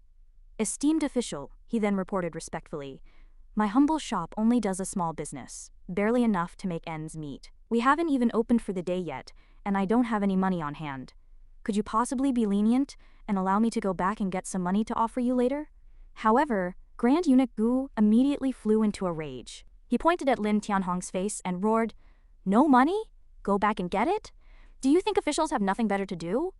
There are still many shops left to search." He smashed Lin Tianhong's stool in exasperation. "By the time you go back, you'll probably have packed up and run away." Lin Tianhong's lips twitched uncontrollably. He suppressed his anger and said, "Please rest assured, official, this humble one." Before he could finish speaking, Grand Eunuch Gu ordered his men, take him to the 6th prison. So, they stepped forward with batons and began to escort Lin Tianhong away. The Supreme Demon Lord had to constantly remind himself, "For my wife's sake, I must endure. Must endure." His face was ashen as ice as he slowly began to walk. Endure until nightfall. If the upper beam is crooked, the lower ones will follow suit. Originally, I only planned to eliminate you, but this time your families are finished too. He imagined the scene of making these bastards wish they were dead. "I will send you and your families to hell, the 18 levels of hell, where they will take turns experiencing a million kinds of tortures before being reincarnated as pigs and dogs." The leading Grand Eunuch Gu loudly ordered the other two to take him away. Notify his family to come to the 6T, secret police, to pay ransom for his release. Then he added with a sneer, "If they can't produce the money, he'll be executed as an assassin and well claim the reward from above." At this time, at home, he was happily hanging out clothes and bedding to dry. She stood on tiptoes to hang her husband's clothes, her whole body covered in sweat, then stretched languidly. She looked at the clothes in her hands with affection, then hugged her husband's clothes, rubbing them against her cheeks repeatedly, thinking happily, "Replenishing some of my husband's scent will give me the energy to go to the palace to work." Suddenly, there was a knock on the door. She quickly hung the clothes on the hanger and ran to open it. Coming." She opened the door and asked politely, "May I ask who you are looking for?" Outside the door stood 3 eunuchs wearing blue robes, their faces fierce and menacing. The one in the middle looked at her and asked, "Is this Lin Tianhong's residence?" Seeing their appearance, she, aware that something bad might have happened, she responded with concern, "Yes, what is it?" The man immediately presented her with her husband's arrest warrant, which shocked her greatly. Then, he loudly declared, "We suspect your husband is connected to the assassins of the Deputy General. If you want to save him, bring silver to the 6 Doors prison to ransom him. Failure to do so by the deadline will result in immediate execution." With that, he threw the arrest warrant on the ground and urged the 2 following him, "Hurry, there are many more houses to visit." Then the 3 left. Narrator. ****. After the prison guards left, Empress Sihe wondered aloud, "The 6 Doors. Is this how they conduct investigations? Arresting innocent people as prisoners and even trying to extort money from the emperor?" She bent down to pick up the arrest warrant they had thrown on the ground and angrily burned it to ashes. "They dare to imprison my husband. Their audacity is too great. To think there are such corrupt officials in the court who would dare to arrest my husband?" She entered the room, continuing to scold in anger. "Daring to touch my man, they are courting death. First, I will rescue my husband, and then I will return to the palace to deal with this." Then, she searched everywhere in the cabinets and under the bed before finally finding a small box. Opening it, she saw 100 taels of silver inside. She said to herself, "This should be enough." Closing the box, Empress Shihei immediately cast a spell, the 1,000-mile sound transmission technique. Instantly, a golden bird appeared. She reached her hand out the window, allowing the golden bird to fly away, and commanded it, "Go quickly." The golden bird immediately spread its wings and flew out the window, soaring into the sky, heading towards the place where Lin Tianhong was imprisoned. At this moment, inside the Six Doors prison, Lin Tianhong was kicked into an iron-barred cell, and then they locked the door with iron chains. He held onto the iron bars, leaning out and shouting, "Officer, I've been wronged." Suddenly, he heard another person locked up nearby also lean out and shout, "Wronged, officer. This humble man is illiterate. How could I possibly collude with the enemy through letters?" Then, a second prisoner also grabbed the iron bars and yelled, "My lord, I've been wronged. This humble man is blind. How could I possibly peep at young ladies bathing?" As soon as he finished speaking, another person in the same cell as him shouted from behind, startling him, "My lord, this humble man was in an accident and both my legs are broken. How could I possibly be the thief who stole from the government?" Jailer Zhang looked at Lin Tianhong, a smile appearing on his lips, and said, "See that? These are all people who couldn't pay the money." His smile grew increasingly lewd as he threatened Lin Tianhong. "Kid, if your family doesn't send 100 taels of silver, don't even think about walking out of this prison alive." At this time, Lin Tianhong was still pretending to be foolish, swallowing his anger as he said to the jailer, "Officer, please rest assured, my wife will definitely send money to bail me out." The jailer proudly put his hands on his hips and said, "You're a sensible one, kid. This time, you'll be able to go to Emerald Red Pavilion and take care of those girls. They haven't let me touch them for days." Hearing this, the demon lord was filled with rage, but he still warned himself to endure. He must endure. "We'll definitely find a chance to kill you." At this moment, from outside the door, another jailer poked his head in to report, "Master Zhang, this kid's wife has arrived." Master Zhang instructed him, "Let her in. 5th scene, asterisk, asterisk." At this time, Shihei had already arrived. She was extremely worried, running while clutching a box containing silver, continuously calling out for her husband, husband, husband. Seeing his wife arrive, Lin Tianhong immediately reached out and grabbed the iron bars, feeling immense love, and comforted her, "Wife, I am fine, don't be afraid." Jailer Zhang stared at her voluptuous figure with a disgusting gaze, stroking his chin as he said, "Kid, you're truly blessed to have such a stunning beauty. You must be quite frequent every night." The demon lord's face was now ashen. He wished he could kill this person immediately, thinking, "I am about to lose it. Is there a way to prevent my wife from noticing me making a move, and also get rid of these old bastards immediately?" Shihei stepped forward and said, "The silver has been brought. Quickly release my husband." While holding out the box containing the silver, she thought, "How could the 6 Doors have such scum? They have completely disgraced my image and the image of the Great Feng dynasty. There really should be a thorough purge to eliminate these vermin and their families." She angrily squeezed the iron box, causing it to dent. At this moment, Jailer Zhang took the box, deliberately brushing her slender hand, which disgusted her so much that she quickly withdrew her hand and shouted loudly, "What do you think you're doing?" The iron box fell to the ground, and the silver coins scattered out. He said, "Officer, I've suddenly discovered new clues. Your man is colluding with the enemy. 100 taels doesn't seem to be enough anymore." Then he thought to himself, "Such a stunning beauty. Married to this kind of good-for-nothing, what a waste." The Empress rubbed her aching wrist and asked him angrily, "What exactly do you want?" He replied with a lewd expression, "Come with me, be my concubine, and I'll consider letting him go." Having witnessed everything that had just happened, the demon lord was furious. He tightly gripped the 2 pieces of wood, squeezing them until they warped. Empress Shihei was beyond furious. Pointing at the jailer's face, she loudly exclaimed, "How dare you disregard the law and abuse your authority? Are you not afraid of punishment from the minister?" Hearing this, they laughed at her. "Afraid? Scared to death," she said. "Since you're so afraid, why don't you quickly release him?" Master Zhang laughed loudly, looking up at the sky. "Unfortunately, the minister is my uncle." "Why would I be afraid?" Jihei was burning with anger, thinking to herself, while using magic to create a ball of flame in her palm, hiding it behind her back. "This is unbearable. How dare they insult my husband like this? Even if it means revealing my identity, I will chop these beasts into mincemeat and then settle accounts with him properly. I won't let him die so easily." She quietly moved the flame in front of her. "I must burn him alive with the flames in my hands. On the other side, the demon lord was also consumed by rage. His power was about to erupt. He thought, I can't let him die so easily. That would be too merciful. I must use the bone-melting chi to crush his bones into a puddle of rotten flesh, making his life worse than death. Just as these two were about to turn that man to ashes, suddenly, a stern shout came from outside the prison, startling them both and making them look out. Impudence! Working in the 6 doors, and yet breaking the law! Is there no law in your eyes, no Empress Majesty? The 3 jailers were also quite surprised to hear this. They saw a person approaching in the distance, full of imposing manner, with a stern face, tightly clenched fists, and a murderous aura. Master Zong pointed outside and shouted loudly, Who is it? Who dares to act wildly in the 6 doors? Seize them for me, causing trouble in the 6 doors prison. A brown-haired man walked forward in a fit of anger and slapped Master Zhang hard across the face. Beast! Who gave you the audacity? Master Zong asked in pain. Uncle, why did you hit me? His uncle slapped him again and then said, The Empress Dowager has arrived. Are your dog eyes blind? Quickly kneel down and beg for forgiveness. Hearing this, he immediately knelt on the ground and pleaded loudly, Your Excellency, spare me! This humble one's dog eyes are dim, please spare me. His uncle stepped on his head and said, Quickly slap yourself in the face! Then he slapped himself like a madman.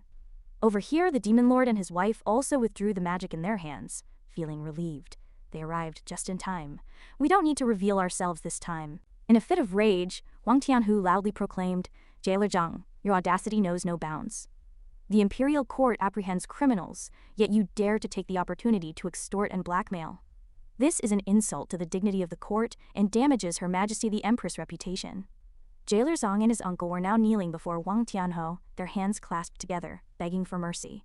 However, Wang Tianhu was extremely angry at these greedy individuals.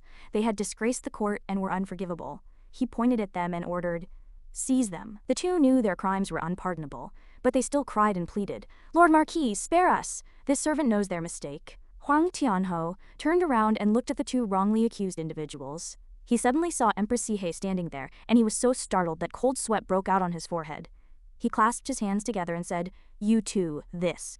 This is due to this humble official's lax management of subordinates, causing you 2 to be wronged and almost leading to a great disaster. Sihei closed her eyes, crossed her arms, and said reproachfully, Is your excellency willing to stand up for us commoners?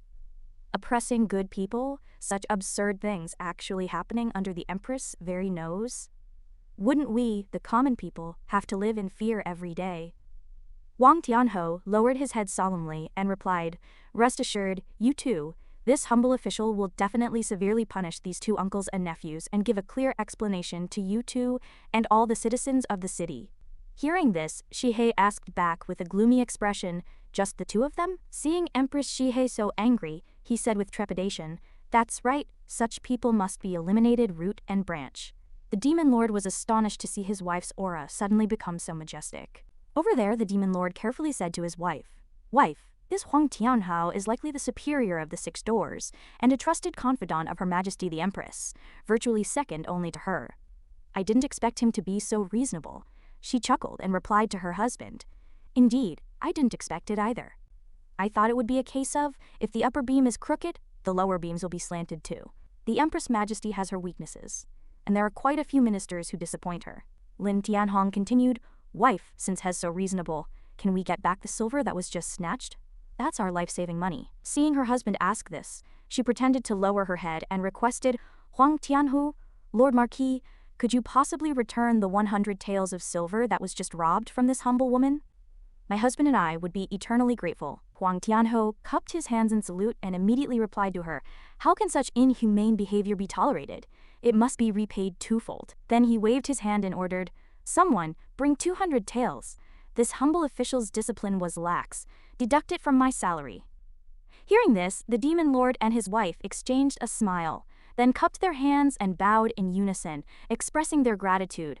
Thank you for your great kindness, Lord Marquis. Afterward, the wife took her husband's arm, and the 2 happily left the 6 doors prison together, saying as they walked, Let's go home. Returning home, the 2 stood in the courtyard and embraced.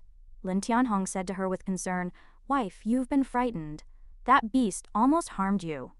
Saihei felt relieved and replied to him, With my husband by my side, this concubine fears nothing. As they spoke, the two were simultaneously pondering the same thought. Zhang Tianhao is doomed. The demon lord said to her, "Wife, we just went through a dangerous experience. Let's relax together." She understood his meaning, her face flushed, and she asked, "Okay, how shall we relax?" He replied, "Let's do something fun together." Then the two kissed passionately and spent the entire day playing.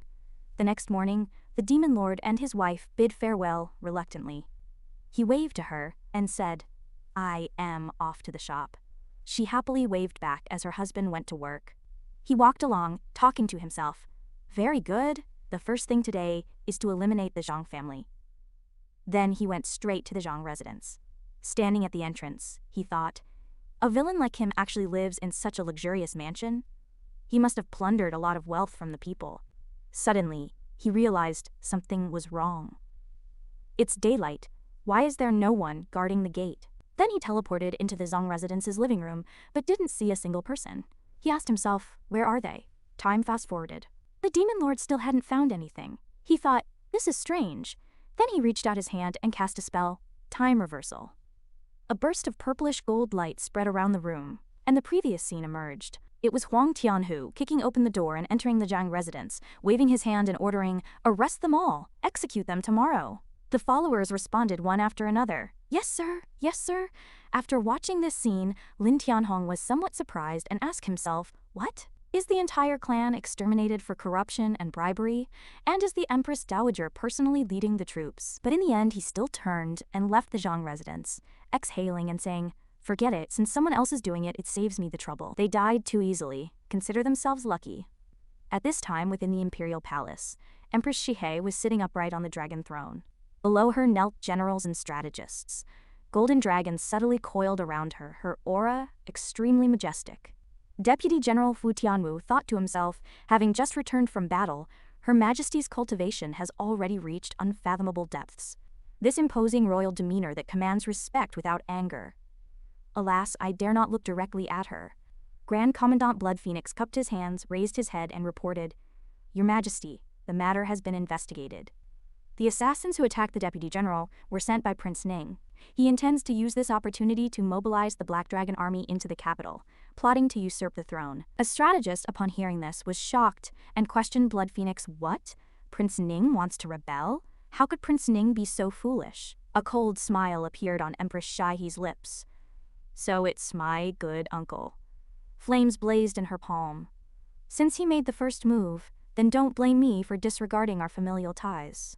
Then she waved her hand and commanded, "Fu Tianyu, this is entrusted to you." The female general immediately cupped her hands, raised her head, and replied, "As you command." Grand Commandant Blood Phoenix continued, "Your Majesty, there is another matter. The secret agents of the Divine Wind Guard report that real person Black Reed of the Black and White Dao Palace, real person Crimson Dragon of the Heavenly Dragon Hall, real person Heavenly Zenith of the Boundless Sect, real person Rose of the Myriad Flowers Manor, real person Scenic Zenith of the Pure Mystery Gate, and real person Strange Sword of the Skyrending Sword Sect." Huang Tianhu, upon hearing this, couldn't help but feel puzzled. These six were the supreme elders of the six most powerful sects in the imperial court, rarely appearing in public. What could be the reason for them to come to the capital together? Empress Shihei said, "If I am not mistaken, this royal uncle has promised the six major sects benefits they cannot refuse. Even with his plot exposed, he stubbornly resists." Fu Tianwu pondered in his heart. What benefits could possibly move Divine Fire Realm experts, who are top-tier combatants in the entire southern continent? A strategist asked, 6 Divine Fire Realm experts, plus Prince Ning's Black Dragon army, how can we fight this? Another strategist suggested, we can also invite experts. But no other sect had Divine Realm experts. Empress Shihei thought, I have just awakened the divine consciousness of the Shihei Heavenly Emperor, and although my progress is rapid, facing the combined forces of 6 Divine Fire Realm experts, I can barely manage a draw. She suddenly stood up, raised one hand towards the sky, and said loudly, "Since these old fogies dare to interfere in my Divine Phoenix throne succession, then I will personally go and meet them." A powerful beam of Dio light appeared on her body, soaring into the sky, astonishing the strategists and generals, who thought to themselves, His Majesty has been deeply hidden, her cultivation is terrifying. Then they all obeyed and shouted loudly, "We vow to follow your Majesty unto death, fight the enemy together and defend the nation." Empress Chihei was solely focused on protecting her husband at home. She absolutely could not allow the flames of war to reach the capital. "Has someone harmed my husband?" Rumors have spread throughout the neighborhood, and everyone is worried, whispering amongst themselves. A great war is imminent, with Prince Ning leading his 300,000 Black Dragon army to attack. It's said there are also 6 divine fire adepts. What are we to do? What are we to do? Aren't we doomed? At home, the demon lord was having dinner with his wife. After a long day of toil, he sat eating with relish. His beloved wife then placed a piece of meat in his bowl and said with concern, "Husband, the Phoenix capital has been quite unsettled lately. Please don't wander around carelessly." While eating, he replied to his wife, "Rest assured, my dear, I will be careful." Though he smiled outwardly, his heart was filled with rage. He thought to himself, "These vermin have such audacity, daring to ignore my warnings and causing my wife such worry. A mere lower realm prince has terrified my wife to this extent. I will personally see to it that they are all wiped out." Then he cast his demonic sense field technique, surveying the surrounding 100 miles. He observed, "The army is actually 100 miles away? And these are the 6 external reinforcements? They are nothing more than slightly larger ants." Within his demonic sense field, he vanished in an instant and then appeared in Prince Ning's encampment. A soldier in armor rushed out of a tent, running and reporting. He then arrived before Prince Ning, kneeling to deliver his report. "Your Highness, the 6 divine fire adepts are about to arrive at the Phoenix capital. Please immediately send orders." "They are about to arrive, and we can launch the attack," a blond man standing next to Prince Ning said. "Once that rat shows himself, the 6 adepts can capture him and leave him at your Highness' disposal." Hearing this, Lin Tianhong felt a surge of doubt. Rat? Who were they trying to ambush? Suddenly, Prince Ning slammed his palm on the table and shouted loudly, "Excellent! This king will personally tear him to pieces." Then he raised his hand towards the sky and issued an order. "Order the entire army to set off immediately and seize the imperial palace. Capture that little brat Li Siyu, and this king will reward you handsomely." Note: Li Siyu is the birth name of Lin Tianhong's wife, Li Shiwei. Lin Tianhong said disdainfully, "Humph, mere juniors in the divine fire realm are still somewhat troublesome for the Sky Phoenix Kingdom's army. It's better to leave it to this venerable one to resolve. As for that Prince Ning, let the Empress deal with him." This is a good opportunity to test whether this Empress, who rarely shows herself, has the strength to protect the Phoenix capital. He was completely unaware that his own wife was the Empress. He thought to himself, "If she can't even handle this small matter, how can she protect the peace of Sky Phoenix City and disrupt my wife's most cherished peaceful life? This venerable one must choose a capable emperor for the Sky Phoenix Kingdom." Having said this, he vanished in an instant and returned to the dining table to have dinner with his wife. At this moment, in Prince Ning's camp, Prince Ning stood before his generals, cleared his throat, and said to them, "My fellow officers, well, this king has an announcement." He held a piece of paper in his hand, looking down at it. Ahem. He cleared his throat and then began to read aloud in a loud voice. "The Empress is young and inept at governing, leading to frequent internal strife. The ancestral teachings of the Sky Phoenix Kingdom mandate the protection of all its people, a duty this king dares not forget for even a moment." Upon hearing these words, the generals were all stunned and incredulous. He continued to rally them. "Officers and soldiers of the 3 armies, follow me to rebuild a peaceful Sky Phoenix Kingdom and create a glorious legacy for all time." However, no one applauded or responded, which greatly surprised him. "Huh? What's going on? I gave such a passionate speech, and these country bumpkins don't even know how to clap?" Seeing this, the attendant beside him spoke up to smooth things over for the prince. "Ahem, does anyone have anything to say directly to His Highness Prince Ning?" At this moment, the generals finally came to their senses and shouted in agreement one after another. "Ah? Oh, down with the old, up with the new. His Highness Prince Ning is the best choice. His Highness Prince Ning has the bearing of a king and the talent of an emperor. Long live Prince Ning.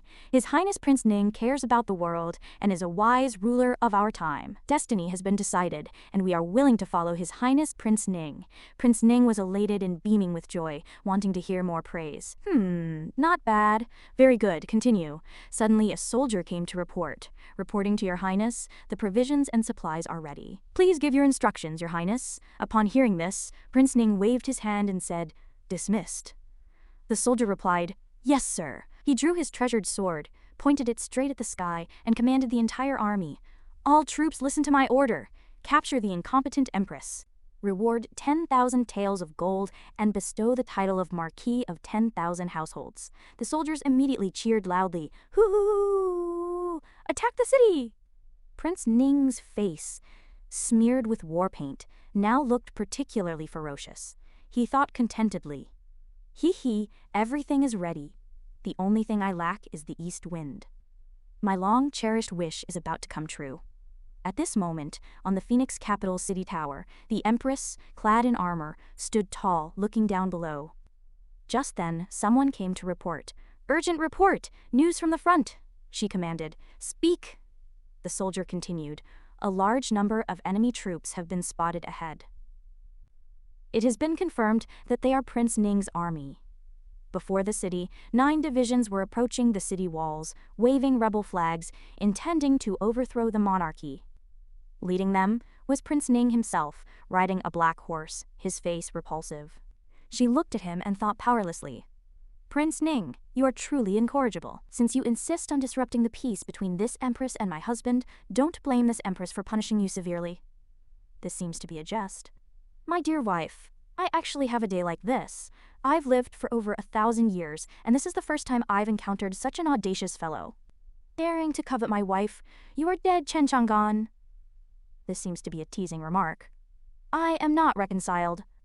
I am a man with a system, a man with 20 centimeters and 45 minutes. This passage is clearly a parody and does not fit the original plot. Empress Jihe gave an order to Marquis Huangtian. Marquis Huangtian immediately bowed respectfully and replied, Your subject is here.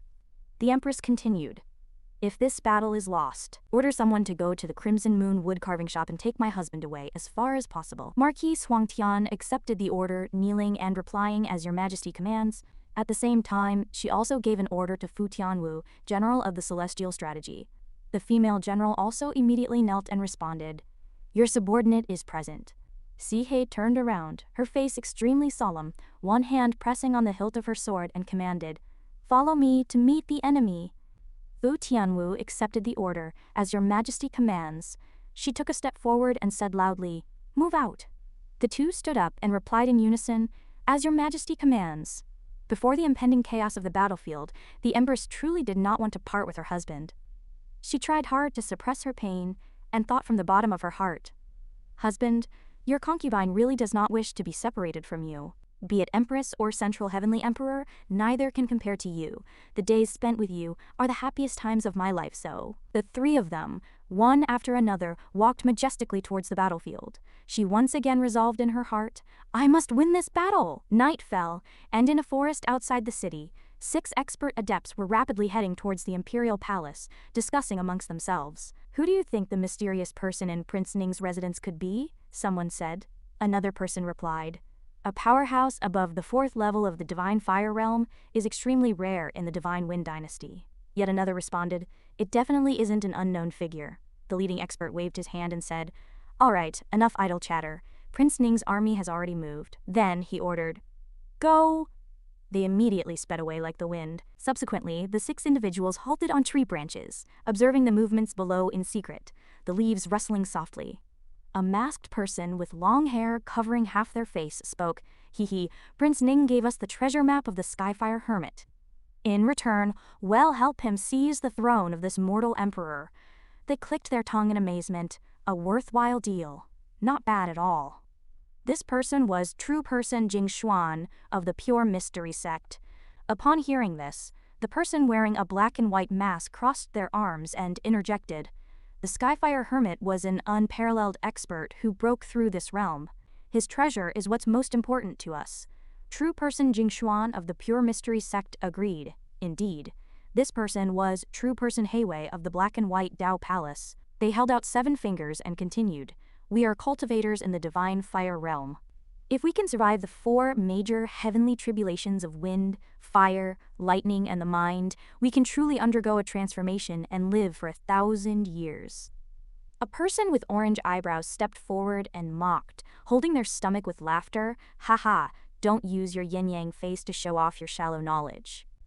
True Person Beiwei of the Black and White Dao Palace retorted angrily, "What business is it of yours?"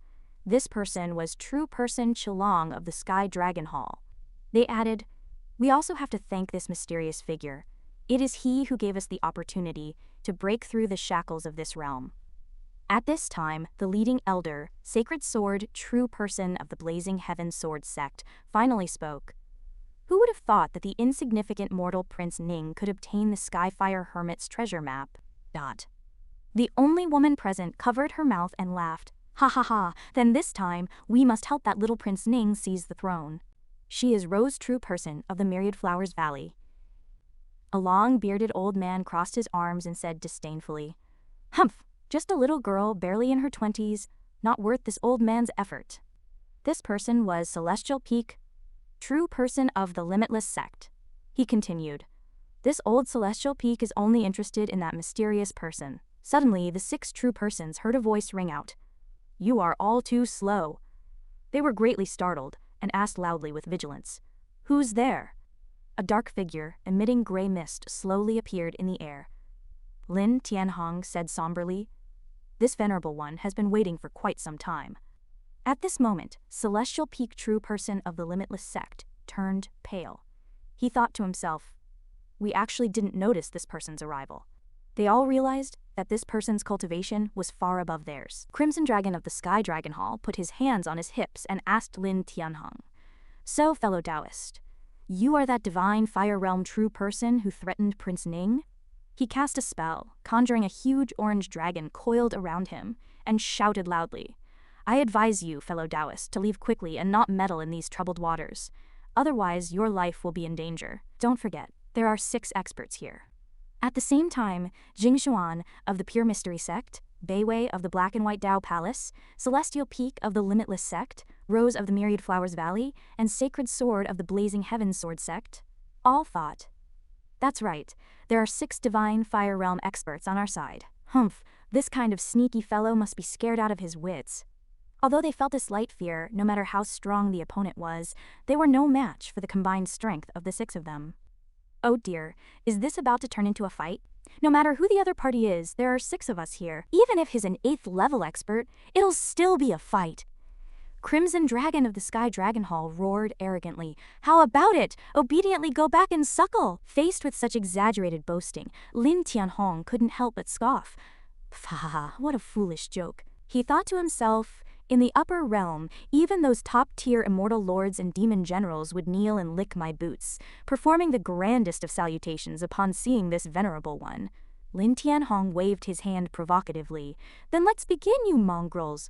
Amuse this venerable one with your tricks." Seeing Lin Tianhong's complete lack of fear and his arrogant demeanor, the 6 true persons were instantly shocked. "How can this be? He doesn't even put the 6 of us in his eyes." The elder, Sacred Sword of the Blazing Heaven Sword Sect, was the first to attack. He drew his sword and said, "Everyone, step aside!" He transformed into a bolt of lightning, charging straight towards Lin Tianhong while shouting loudly, "You cowardly rat hiding your head and showing your tail, this old man will see what you're capable of. Take this, the 40 great precious swords." The demon lords sneered, "Mere firefly light." Hearing this, Sacred Sword was furious and roared, "Such arrogance! Then die under this firefly light!" His sword instantly expanded, piercing through Lin Tianhong's body. The enormous force generated by the collision stirred up a monstrous gale. From a small sword, it gradually grew larger and directly charged towards Lin Tianhong. Seeing the sword's immense power, Crimson Dragon True Person was also surprised. This old sacred sword was truly short-tempered, launching a deadly move right from the start. Celestial Peak True Person agreed. "Indeed." Crimson Dragon True Person then asked, "You think under this kind of power?" "He's probably doomed," he said, while looking ahead. "Maybe," another replied. Ahead, the smoke and dust gradually dissipated. "It would have been good if that was a fatal blow." Sacred Sword's figure slowly came into view. "Oh, it's True Person's Sacred Sword," Crimson Dragon said gleefully. "That old guy is quite powerful." But Celestial Peak True Person sensed something was wrong. That's not right. Before the 5 of them, Sacred Sword was falling freely from the sky, his sword shattered. The one who lost is Sacred Sword. His body fell straight to the ground. Thump. The five of them looked at the Ghost Lord, which was Lin Tianhong, their faces pale. Celestial Peak, true person, trembled with fear and asked, "Are you at the peak of the divine fire realm?" Lin Tianhong didn't answer, but instead revealed a sinister smile and said, "It's your turn." Finding themselves in a situation they couldn't resist, Celestial Peak true person hurriedly raised his hand to signal, wait. He forced a stiff smile and said, Esteemed one, are you aware of the consequences of killing us?" Hearing this, Lin Tianhong asked with interest, "Oh, what consequences?" "Tell me." Celestial Peak true person stated frankly, "Your cultivation is extraordinary, and we are ashamed of our inferiority. Your warning to Prince Ning was simply to prevent his rebellion. But if you kill us, you will surely offend the 6 major sects, and the entire Phoenix King dynasty will be destroyed as a result. Is this what you wish to see?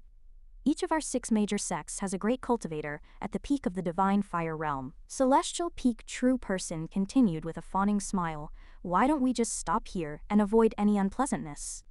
Lin Tianhong flicked his fingers and asked with a smile, "Oh, after saying so much, are you trying to stall for time?" As soon as the words left his mouth, a wave of demonic energy emanated from him. "Since that's the case, this venerable one doesn't mind eliminating the 6 major sects along with you." Upon hearing this, they immediately panicked. "Damn it, this guy isn't even afraid of the sects behind us." Seeing that the situation was dire, Celestial Peak true person immediately turned around and announced, "Fellow Taoists, preserving our lives is the top priority now. Of the 36 stratagems, the best is to retreat." With that, the 5 individuals vanished without a trace. Lin Tianhong sneered, "Once you encounter this venerable one, not even an immortal emperor can escape." He simply waved his hand lightly, and the 5 were instantly captured. They were dumbfounded and said in disbelief, "Ah, impossible! How could he do that?" Only when they were easily bound did they suddenly realize, This isn't the peak of the divine fire realm. Immortal! He's an immortal! Great power, spare our lives! Lin Tianhong turned a deaf ear to their pleas and then flicked his fingers. With the snap of his fingers, the 5 were instantly reduced to dust by his demonic power. After dealing with them, Lin Tianhong looked displeased. Humph, what a nest of vermin. He thought to himself that it was time to eradicate the so-called 6 major sects as well, to avoid future troubles. The scene shifted to the Phoenix capital. Within the city, war raged, and the sound of cannons roared. Beneath the city gates, the shouts of battle shook the heavens as soldiers bravely charged forward, accompanied by a piercing scream of agony. "Ah!" Prince Ning stood below, arrogantly looking up at the city gates. He impatiently ordered, "Hurry, maximize the power of the thunder sound technique." The subordinate beside him respectfully replied, "As your highness commands," standing before a massive bronze bell. Prince Ning, Huang, stated, "Li Xiu, what qualifications do you have to be the emperor of the Divine Wind Dynasty? Quickly abdicate, and this prince will spare your life." Tianwu, filled with furious indignation, pointed his spear directly at his face, and rebuked, "Prince Ning, you, as a subject, are committing insubordination and treason, a crime deserving 10,000 deaths." Enraged and embarrassed, he retorted, "A mere little girl dares to insult this prince." Finishing his words, he loudly and furiously yelled, "Once this prince ascends the throne, I will certainly come and deal with you siblings." "Ji?" he coldly said, "Royal uncle." Her gaze turned cold and merciless. She continued, "I will give you one chance. If you withdraw your troops now, this empress will act as if this matter never occurred." Hearing this, he burst into loud laughter. "Ha ha, acceptable, as long as you yield the imperial throne to this prince." Knowing that his ambition could not be relinquished, he did not wait for him to finish speaking, and immediately turned to leave, only leaving behind the words, "Then let the battle commence." Being publicly humiliated, his face turned ashen with anger. "Humph, ungrateful wretch." Driven by rage and embarrassment, Prince Ning ordered, "Seize them. This prince will reward you handsomely." Upon hearing this, the soldiers swarmed towards the city gate, shouting, "Kill! Charge!" Seeing this, he continued to order, "All right, it's your turn."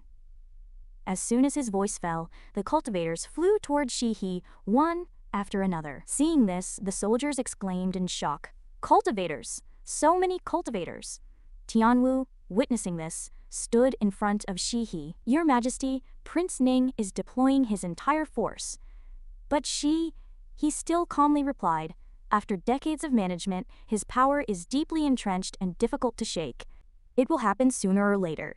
Tianwu and his brother shouted in unison. Protect His Majesty Shi! He surveyed the overall situation, calculating in her mind. With the Fu siblings leading the troops and the Imperial City's magic formations, it should be a major issue. My opponents are the 6 Divine Fire Immortals. She keenly sensed the absence of their aura. Could it be an ambush? A series of cannon fire erupted outside the city, rumbling loudly. Intermingled with these sounds was a single word, kill! Amidst the tense situation, the Blood Phoenix Venerable hurriedly ran before Shi-He. Your Majesty, no, this is terrible. He immediately knelt before the female emperor and continued. Inside the city, the Zhu family, the Tianwu aristocratic family, and the families of some ministers are attacking with their private soldiers. Prince Ning's voice still echoed from outside the city. Capture the female emperor, and rewards will be plentiful. In the next second, the solid city gate was breached by Prince Ning's power, emitting a deafening rumble. Seeing this, the soldiers panicked. No, this is bad! The city gate has been breached! Prince Ning stood among several key court officials, laughing loudly. Ha ha! Well done, you old fogies from the noble families. A white-haired man smiled sinisterly and said, Your Highness Prince Ning, that mysterious person and the 6 Divine Fire Immortals have not appeared. It seems they are preoccupied with other matters. He laughed even more gleefully. HMPH. Very good, very good. The scene of himself sitting on the throne had already appeared in his mind. As long as that person didn't come to cause trouble, the imperial throne would be his. At the same time, Marquise Huangtian rushed over to reporting. The profound realm ancestors of the major aristocratic families have already taken action to destroy the city-protecting formation of the East City. The court officials discussed anxiously. It's over. What do we do? Another official replied. You ask me? Who am I supposed to ask? Marquise Huangtian continued. The situation is critical. This humble general implores your majesty to relocate to a safer place. The Blood Phoenix Venerable also chimed in. Your Majesty, please. He closed her eyes and replied, This empress has her own judgment. In her heart, she thought, Prince Ning has colluded with forces within the court to rebel. It seems it's almost certain. On Prince Ning's side, a guard also came to reporting. The city gate has been captured? Hearing this, he was smug and pleased. Good. Finishing his words, he turned to the 3 venerables and said, Venerable Duguang, Venerable Zhuguang, Venerable Guwu. Follow me to capture that little brat. The 3 old generals respectfully lowered their heads and replied, As you command. Before long, they arrived. The Blood Phoenix Venerable clutched his head and said anxiously, It's over. The more he spoke, the more flustered he became. What should we do? They've already charged over. Me. He frowned and said, Silence, Blood Phoenix. He immediately raised his hand to cover his mouth and said aggrievedly, Yes, your majesty. At the same time, Prince Ning raised the sword in his hand high and shouted loudly, This prince has compassion for the common people. Those who surrender will not be killed. The soldiers seemed to have been waiting for these words. They immediately dropped their weapons and defected to him. Watching the swords fall to the ground one by one, Marquise Huangtian shouted powerlessly, Fools! Don't go over there. You will regret it. They still didn't listen, their faces pale as they said, I surrender. We would regret it if we didn't surrender. We don't want to follow you to our deaths for nothing either. Hearing this, Marquise Huangtian gritted his teeth and said, You. She? He asked in an unusually calm tone. Why do you not surrender? Marquise Huangtian and the Tianwu siblings exchanged glances, their eyes filled with determination. They turned back to look at Shi-He and replied with serious expressions. We siblings swear to follow your majesty unto death. The Blood Phoenix Venerable, standing behind them, also hurriedly cupped his hands and said, This old minister is only loyal to your majesty. Moreover, this old minister believes that your majesty will surely be able to turn the tide. Hearing this, he smiled with satisfaction and said, Very good. As she walked, she continued, Since those 6 divine fire immortals are not showing themselves, this empress need not wait any longer. Watching her leave just like that, the Blood Phoenix Venerable felt as if his heart had died. His majesty ignored me, so heartbroken. Prince Ning saw Shi-He approaching and said with a triumphant laugh, Ha, little girl, have you realized that resistance is futile? He responded with a cold laugh, Ha, royal uncle, you are celebrating too soon. Detecting the firmness in her tone, Prince Ning was instantly stunned. Huh? A majestic golden dragon appeared behind her. He said, "You wouldn't have forgotten why the Divine Wind Dynasty has been so powerful all these years, would you?" Facing her overwhelming aura, he cried out in shock. The golden dragon drew in dark clouds, obscuring the sky, and lightning began to flash. Prince Ning's soldiers were shaken to the point of dizziness, clutching their heads and begging for mercy. "Ah, spare me, my head hurts so much." They all knelt before he, suddenly feeling immense pressure. Looking up at the golden dragon, Prince Ning dropped the sword in his hand in fright. Stammering, he said, this is. He looked at him with icy eyes, repeating his earlier words, "You are already surrounded by me. Those who surrender will not be killed." The soldiers' expressions instantly changed. Golden dragon appears. Divine fire 6th realm. At this moment, Prince Ning still put on a mocking expression and said, "What's there to be afraid of? We have them too." He continued arrogantly, "Respectfully invite the 6 great divine transformation immortals to appear. Exterminate this Yao Nu demoness enchantress." His imposing words fell, but not a single immortal appeared. Prince Ning looked stiffly at the sky. The soldier next to him quickly leaned in and comforted him in his ear. Perhaps the immortals are dozing off and didn't hear. He had no choice but to reply to cover up his embarrassment. "There is truth in that." "Step back." The soldier responded, "Yes, Your Highness Prince Ning." He continued to shout loudly, "Respectfully invite the 6 great divine transformation immortals to appear. Exterminate this one." Still, there was no movement. Prince Ning was on pins and needles, wishing he could find a crack in the ground to hide in. Heh. At this moment, he looked at him with a murderous gaze. "Prince Ning, this empress has long known of your treacherous intentions." Before this, the Blood Phoenix had stated unequivocally, "This old minister is absolutely loyal to your majesty. Moreover, this old minister believes that your majesty will surely be able to turn the tide." He had calmly replied, "Very good. If those 6 immortals do not appear, this empress need not wait any longer."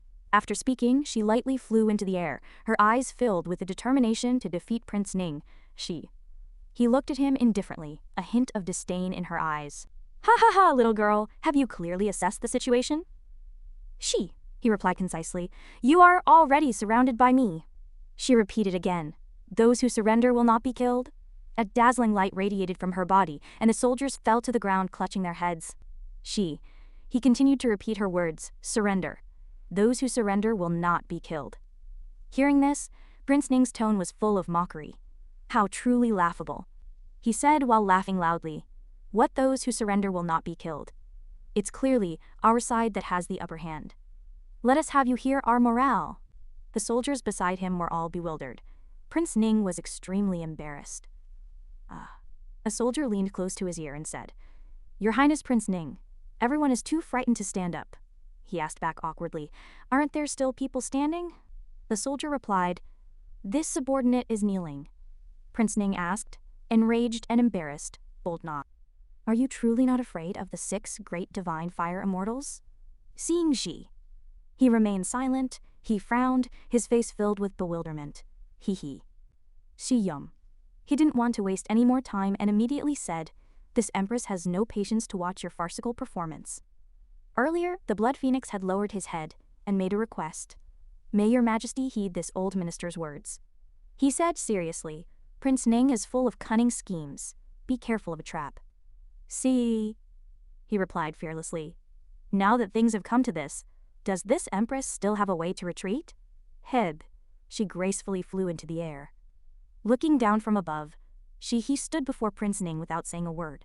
"Originally, I intended to spare your lives, but now don't blame me for being ruthless." He looked at him coldly and replied calmly, "Come, I still stand by my word. Those who surrender will not be killed." The light radiating from her caused the soldiers to clutch their heads and fall to the ground. He raised her hand and solemnly summoned the golden dragon. After a moment, a colossal dragon appeared, its entire body radiating golden, blinding light. A soldier standing on the city wall trembled and said, "Golden dragon appears. Divine fire realm, 6th level." Unlike the soldiers, Prince Ning said confidently, "What's there to fear? We have our own." Having said that, he looked forward and said respectfully, "We respectfully request the presence of the 6 divine fire realm masters. Slay the demoness." He stood there, watching his farcical display, speechless. A soldier, seeing that the 6 masters were not moving, said, "Perhaps the masters are dozing and didn't hear." Prince Ning used all his strength to shout again, "We respectfully request the presence of the 6 divine fire realm masters. Slay the demoness." But in the end, he only heard the sound of the wind and a na. This instantly petrified him, utterly embarrassed. He, no longer wanting to watch the farce, said, "Prince Ning, I have long known of your treacherous intentions." Upon hearing this, he became enraged and immediately frowned, saying, the 6 masters, where are they?" He immediately turned and ordered the soldiers beside him, "Quickly send someone to find them. They must have gotten lost." The soldiers obediently ran to search. Seeing this, he immediately controlled the golden dragon to stop the soldier. In less than a second, that soldier was struck down by the golden dragon. He pointed her finger at Prince Ning's face and said, "Traitorous Prince Ning, this empress has long known of your rebellious intentions." She continued, "If you hadn't plotted rebellion, this empress would have had no reason to kill you." Prince Ning frowned and replied, "HMPH, just based on you, this little brat?" He responded in a majestic voice, "Earlier, when you plotted rebellion, this empress deliberately allowed you and Prince Ning to gather, precisely to capture you all in one fell swoop. Today, whoever betrays this empress, betrays the nation, betrays the people. Not a single one will escape. You are already surrounded by this empress." The soldiers who had just followed Prince Ning immediately knelt down and begged for mercy. "Your Majesty, spare us! We were all forced by Prince Ning. Our hearts are loyal to your Majesty. We only wanted to be your Majesty's inside agents." As soon as his words fell, Prince Ning's soldiers unhesitatingly drew their swords and killed him. Marquise Huangtian and the Blood Phoenix stood on the city wall, leisurely watching their former comrades kill each other. Marquise Huangtian, looking radiant, said, "I knew long ago that Her Majesty the Empress cultivation had greatly improved. She has been patiently biding her time. Only a fool would plot rebellion. Those who didn't listen to advice are doomed this time." At the same time, he looked at them with disdain. "HMPH. This Emperor's divine sense has awakened, and I am empowered by the true immortal cultivation method. I originally intended to delay for some time." At that point, even if the old ancestors at the peak of the divine fire realm from the 6 major sects attacked together, they would have been nothing more than ants. It is truly fortunate that those 6 divine fire immortals have not yet appeared. I must act quickly and decisively. "Soldiers, heed my command." Marquise Huangtian and the Blood Phoenix immediately responded, "As you command." She shouted loudly, "Traitors, kill them all." All the soldiers roared in unison, "As you command." A moment later, the solid city gate was also opened. Shihe's army surged into the city gate with lightning speed.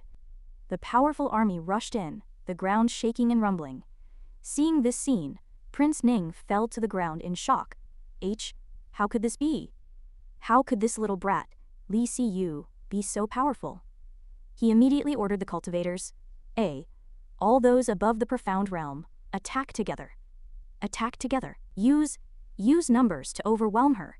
The cultivators followed his command, preparing to use their insignificant cultivation methods to eliminate Shihe. Faced with the attacks of numerous cultivators, she did not panic in the slightest. He calmly summoned the golden dragon, and the cultivators exclaimed one after another, "Dragon riding celestial art. This is the dragon riding celestial art. A great divine power from the upper realm, why would it appear in the lower realm?" Faced with this scene, Marquise Huangtian and the Blood Phoenix said respectfully, "Long live the Empress! Long live the Empress!" He merely opened the eyes of these cultivators. She did not harm them. After a while, a soldier couldn't help but exclaim, "Heavens! Is she really only 26 years old?" Another person replied, "Why am I trembling all over? I can't stand up." In a secret room, a group of people who looked like villains were discussing, "This is the Empress." A person wearing a red cloak continued, "The moon investor is actually this powerful?" He paused, his eyes also filled with murderous intent. In the wooden carving shop, Lin Tianhong put down the wood in his hand and said, "The Divine Wind Empress has remarkable talent. Her imperial aura soars straight to the heavens. If she develops normally, her future is limitless." He looked towards the capital and continued, "She will likely become the next Shihe Heavenly Emperor." At the same time, Prince Ning, seeing his army falling into passivity, tried hard to appease them. "Everyone, don't panic, hold your ground." The divine fire immortals from the 6 major sects will be here soon. He gritted his teeth and continued. You must have faith. He sneered nearby and said, why are the divine fire immortals from the 6 major sects so late in arriving? Could it be that they have sensed this Empress divine might and dare not perish with me? At this moment, the guard Prince Ning had sent to find the 6 immortals returned to report. Prince Ning asked anxiously, Black Knight, where are the immortals from the 6 major sects? His face was pale as he reported tremblingly, why, your highness, in the woods outside the city, we discovered only the remains of the 6 immortals. Hearing this answer, Prince Ning asked in shock, what? How is that possible? Those were immortals of the divine fire realm, and there were 6 of them. He also heard the entire conversation nearby. She said to herself, how could this be? Could it be that the clan elders took action? Impossible. In the struggle for the throne, those old fellows would absolutely not interfere. Moreover, they are closer to Prince Ning than to me. She immediately dismissed these questions. Forget it. I can't worry about so much. A swift battle is necessary. The city's people must not worry. The battlefield must be cleared quickly, and I must return to comfort my husband. Ending her thoughts, she immediately ordered a swift cleanup of the battlefield, the capture of the main culprit, Prince Ning, alive, and generous rewards for the defending soldiers after the battle. Marquise Huangtian and Blood Phoenix acknowledged the order and led the troops. The soldiers obeyed, following her to quickly kill the enemy and capture Prince Ning alive. Seeing that he was about to be defeated by Prince Ning revealed a strange smile and said, Ha ha ha, Li Si Yue, even if I am defeated, you have no right to judge me. Without hesitation, he drew his sharp sword and ultimately used it to end his own life. He looked at her uncle's suicide and sighed deeply. However, she quickly regained her composure. Prince Ning had rebelled, and having committed suicide out of fear of punishment, he was not to be enshrined in the imperial ancestral temple, and was to be handed over to his relatives for disposal. A look of sorrow came over she searched for a good place to properly bury him. Back to the daily lives of the main characters. Lin Tianhong was now knocking on the door and calling out loudly, Wife. He opened the door and saw her husband's handsome face. At this moment, she had already returned to her original gentle and beautiful appearance. He stepped forward and hugged Lin Tianhong tightly. He comforted her somewhat shyly, Wife, I've kept you waiting. Hearing this, he almost burst into tears of grievance. He continued, I didn't expect the war to start so early, and the whole city was under martial law, so I couldn't return immediately. Lin Tianhong still gently comforted her. It is my fault for making you worry alone at home again. Her face grew dim as she said, I am not afraid of anything, only of not seeing you. As she spoke, tears streamed down her face uncontrollably. In her heart, she secretly breathed a sigh of relief, fearing that if they had been defeated today, she would never have seen her husband again. Truly, heaven had been kind. Lin Tianhong continued to comfort her, Don't worry, the news has just been announced that Prince Ning's rebel army has been suppressed. We are safe now. He listened and happily replied, looking at his beautiful wife. He secretly resolved that the 6 major sects that had caused his wife such fear must be completely eradicated, not a single one to be spared. Lin Tianhong looked at her and teased, Come inside. It's fortunate that Her Majesty the Empress is so formidable at such a young age, having actually cultivated to the 6th level of the Divine Fire Realm and suppressed the rebels single-handedly. He replied awkwardly, yes, I also think Her Majesty the Empress is very impressive. With Her Majesty the Empress here in the future, we won't have to worry anymore. She blushed crimson from the praise, secretly pleased. How annoying. Hearing her husband praise someone else like this felt even better than the compliments from those stinky ministers. Lin Tianhong pretended not to know anything and said, It seems my wife has already become a fan of Her Majesty the Empress. He just playfully blinked her eyes. The two of them happily entered the house. While eating, Lin Tianhong thought to himself that he must find a reason to leave the city so that he could eliminate the 6 major sects. Lin Tianhong said, Oh right, wife, there was a large order a few days ago that was delayed because of Prince Ning's affair. I plan to go to Blackrock City tomorrow to buy some local specialty, ebony wood. He replied somewhat reluctantly, All right, go ahead, but please be careful. Come back early. In her heart, she had already made a plan. It was good for her husband to go out for a while, as she could take this opportunity to eliminate the remaining forces of Prince Ning in the city. There would definitely be some commotion in the city, but this way, her husband wouldn't be frightened. Suddenly, Lin Tianhong put down his chopsticks and said, Wife. After a pause, he continued, I've made you worry all day. Let's go to sleep. I will make it up to you properly. looking at the untouched dining table, and Lin Tianhong's teasing eyes, he hesitated. She said with a touch of coyness, "Oh, you're so annoying, the dishes haven't been washed yet." He replied without hesitation, "I'll wash them tomorrow morning." Hearing this, his face flushed with embarrassment, and she said, "Then hurry up and go to sleep." The impatient Lin Tianhong swept her up into his arms. He leaned close to her and praised, "You smell so good." He replied, "Oh, you're so annoying. You smell it every day, haven't you had enough?" At this moment, his eyes were brighter than car headlights as he replied, "Of course not enough, I want to smell it for a lifetime." Lin Tianhong smiled as he carried Shi and quickly walked towards the room. "He exclaimed, "Ah, I forgot to take a bath first." He calmly replied, "Then let's go take a bath first, we'll bathe together. I'll wash your feet and you can scrub my back." "See?" he replied shyly. "Then hurry up and go." The next morning, Lin Tianhong happily waved goodbye to his wife. As soon as he stepped out of the city gate, his sixth sense told him that something was wrong. Lin Tianhong thought helplessly, "This empress is too cautious, even sending people to monitor the commoners leaving the city, just as he expected." "Are there a few people following behind the city gate?" a green-haired person asked. "Are they the ones the higher-ups sent to monitor us, huh?" Before he finished speaking, a fist landed on his head. "Idiot," a purple-haired man hissed. He whimpered as he accepted the reprimand. "Not monitoring, protecting," the purple-haired man emphasized through gritted teeth, "protecting in secret." In just a few seconds of negligence, the person on the other side of the city gate asked blankly, "Where did he go?" The three of them simultaneously looked at the open space, which was already empty. The green-haired person shouted in panic, "Ran? Where did he run off to?" This person was clearly weak and frail, like a scholar. How could he have run away right under our noses? Damn it, huh?" His ignorant remark successfully angered the purple-haired man. He rebuked, "Idiot? Still shouting? Quickly split up and search." He became increasingly anxious as he spoke. "If he gets hurt, we'll all lose our heads." What they didn't expect was that he had already gone very far. The guards were still searching for Lin Tianhong's figure in confusion. Where is he? While Lin Tianhong had already arrived at the Valley of Myriad Flowers, beyond the map of the Myriad Dynasty. In the Valley of Myriad Flowers, Lin Tianhong took out something, a golden spirit pill. If Lin Tianhong used his innate power, under the interference of the power of rules, he would immediately ascend to the upper realm. With the primordial origin pearl, he could shield himself from the power of rules of all realms, allowing him to exert the power of the innate realm, even in the lower realm. In an instant, he had teleported to the Valley of Myriad Flowers, a place with excellent feng shui, backed by verdant mountains and fronted by a clear lake. He stood in the fragrant flower garden, fully enjoying this moment of tranquility and simplicity.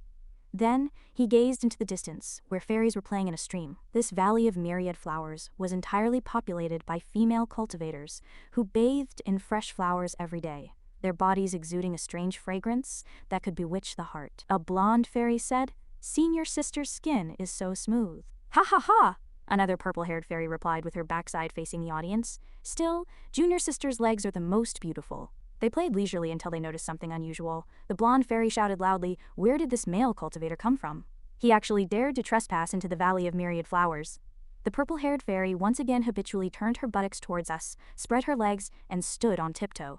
Her hands tightly gripped two long swords, pointing them at the man. Then the three of them shouted in unison, "Kill without mercy!" and charged fiercely. Lin Tianhong, however, stood calmly, his face expressionless as he pondered. These so-called righteous sects all pride themselves on being superior, killing at the slightest disagreement. They haven't changed in all these years. This is one of the reasons why I embrace the demonic path. Thinking this, he snapped his fingers with a snap, and the three fairies were instantly sliced in half. They only had time to let out a "eh-eh-eh-eh" scream. Broken swords and a rain of blood fell. Lin Tianhong set up a barrier to avoid being splattered.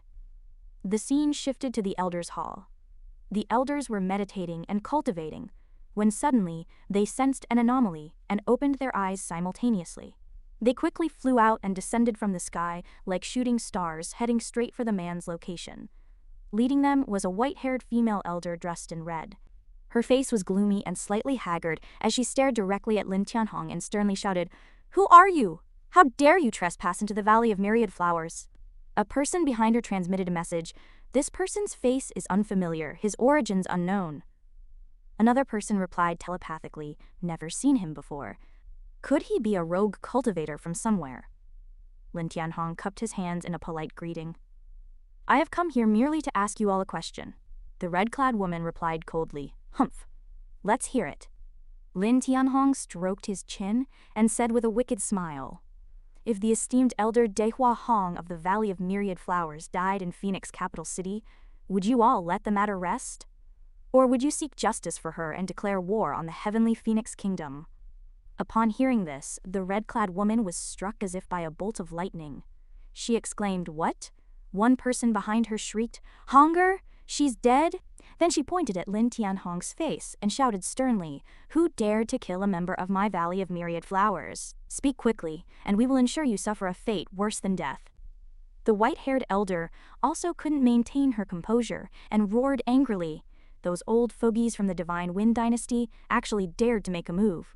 They truly have the gall. They clearly don't take our Valley of Myriad Flowers seriously.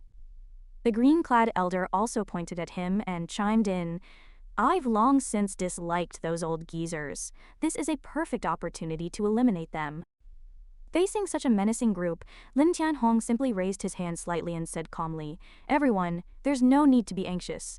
I am very satisfied with your answers. This left everyone bewildered, not understanding his meaning. Then he scratched his cheek and continued, Eliminating the 6 sects today is a very correct decision. Finally, he concluded, You are very fortunate to be the first. Hearing this, the red-clad woman retorted, You have quite a boastful tone, sir. Whether you have the ability to destroy our 6 sects remains to be seen. Then, brandishing her sword, she charged forward furiously, courting death. Kill him and use him as fertilizer. The others also rushed forward one after another. Facing hundreds of swordlights attacking, Lin Tianhong still stood proudly. Then he raised his hand to gather power, preparing to strike. This venerable one is not to be trifled with either. Bullying the weak with the strong, if you are still alive after one palm strike, this venerable one will spare your life. The red-clad woman still held onto a sliver of hope and said contemptuously, Who do you think you are? Suddenly, a powerful pressure descended, shaking the ground beneath their feet and causing it to crack. Looking up, they saw a gigantic palm, like an old grandmother's hand, covering their heads. Only then did they realize the danger, shouting in terror, Run! Defend with all your might! However, it was already too late. Lin Tianhong had already locked onto them, and they had nowhere to escape.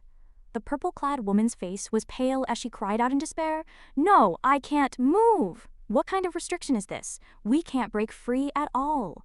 The green-clad woman also struggled desperately. How can there be such a powerful expert in the Divine Wind dynasty? The red-clad woman knelt on the ground and pleaded, Exalted, exalted one. Then she kowtowed and begged for mercy, Spare us a path to life, we are all willing to become your cauldrons. Lin Tianhong maintained his professional smile and said, This venerable one has already given you a chance.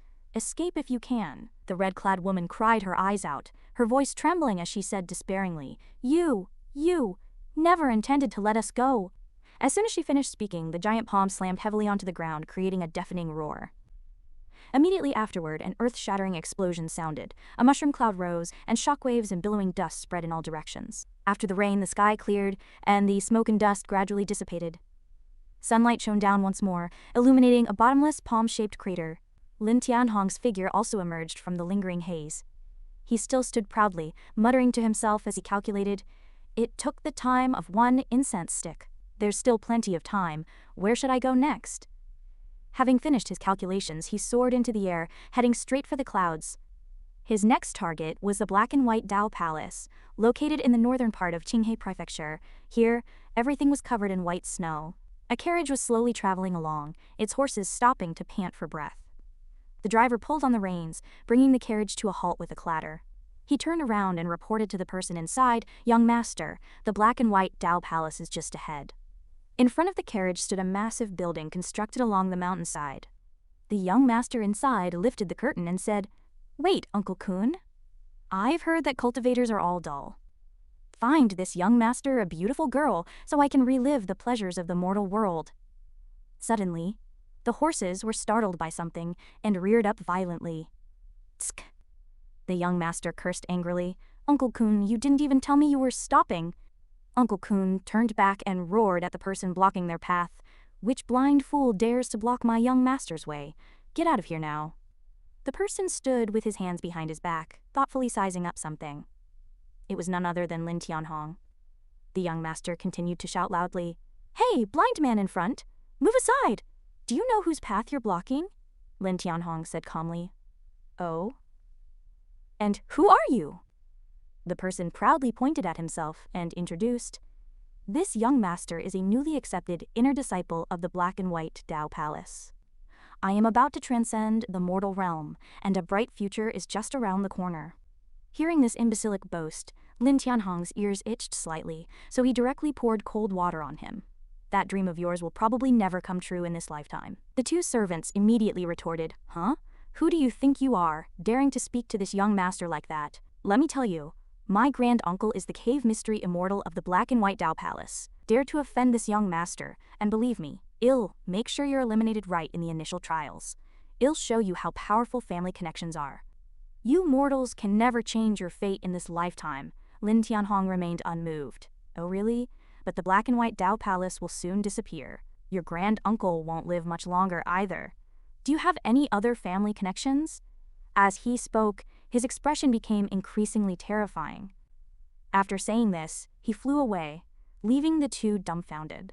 At the plaza of the Black and White Tao Palace, a long queue was forming as countless aspirants came here seeking opportunity. An old man stroked his beard and said, "My Black and White Tao Palace has a renowned reputation, attracting so many people. There are also quite a few good seedlings. This time my Tao Palace will surely become even more stable." As soon as he finished speaking, a bolt of purple lightning tore through the sky. The old man was startled, as if sensing something. A woman pointed at the sky and shouted, "Heavens, there's someone in the sky. Who else could it be but Lin Tianhong?" He had already levitated into the air at some unknown time, his whole body radiating a purplish golden light. A young man exclaimed, "Who is that person? So menacing. Could he be here to cause trouble?" Another person said, "This is the territory of the Black and White Tao Palace, a place filled with experts. No matter how powerful this person is, he will surely die." Suddenly, a voice filled with immense pressure came from afar. "You have committed a grave offense by causing trouble at the Black and White Tao Palace." This caused those who had never seen the world to involuntarily kneel down and cover their ears. "Palace Lord?" It was the Palace Lord's voice. The young man was still laughing. "Ha ha ha, ignorant ants. The Palace Lord is a top expert of the Divine Wind Dynasty, at the peak of the Divine Fire Realm, a terrifying existence with one foot in the Divine Tribulation Realm." Lin Tianhong stood there, his eyes sweeping over them, not paying them any attention at all. At this moment, a group of people flew out of a teleportation portal, and a man with an expressionless face appeared. The people below shouted in unison, "Greetings, Palace Lord." The two youngsters started boasting to each other again. "The Palace Lord himself has come, and even the Supreme Elders of the Divine Fire Realm have arrived. It's been many years since we've seen such a grand display. This idiot is dead for sure this time." The Palace Lord spoke, "Esteemed guest, you should know that trespassing into my Black and White Tao Palace is damaging the reputation of my Tao Palace." Lin Tianhong leisurely tidied his hair and said, "The Black and White Tao Palace will soon disappear. What's the point of talking about reputation?" The Palace Lord's face darkened, and he roared through gritted teeth, "Impudent, who gave you the audacity?" He raised his hand and condensed a fiery red fireball. "Die!" Lin Tianhong was not to be outdone. He spread his hands and mobilized purple lightning, which looked immensely powerful. Then, a gigantic golden palm formed above Lin Tianhong's head, resembling the Buddha's palm from martial arts epics. Seeing this scene, the Palace Lord immediately broke out in a cold sweat and roared with a twisted expression, "What kind of move is this?" Lin Tianhong said calmly, "A move to save you some face. Let's call it the slap." As soon as he finished speaking, the giant palm slammed down fiercely, completely overwhelming the fireball released by the Palace Lord, whose face was now as green as a frog's belly, his mouth agape. This is impossible for the power of a single plane." Immediately following, Lin Tianhong's palm force pressed down, forming a supermassive mushroom cloud. Rumble! The sound and shockwave were so violent that everything within a radius of hundreds of miles was pulverized into mud, the light even more dazzling than the glory of the ancestor. As the smoke and dust gradually dissipated, the imprint of the enormous palm remained deeply indented in the ground.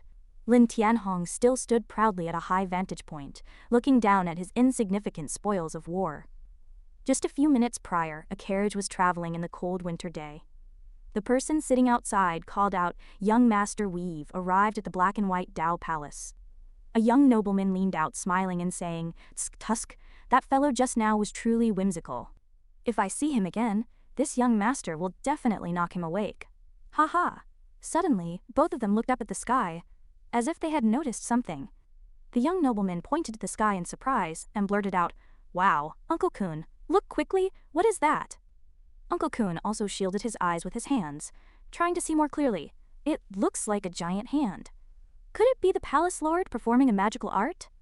Truly amazing. Before the two could figure out what was happening, the shockwave struck, turning them and the horses into ashes, and they vanished in an instant. The palm not only left a deep imprint on the ground, but also excavated a bottomless pit. Lin Tianhong floated in the air, admiring the insignificant spoils of war he had just created.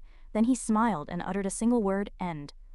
Then he raised his hand, cradling his chin, and muttered to himself, "Ever since getting married, this venerable one has truly become much more merciful."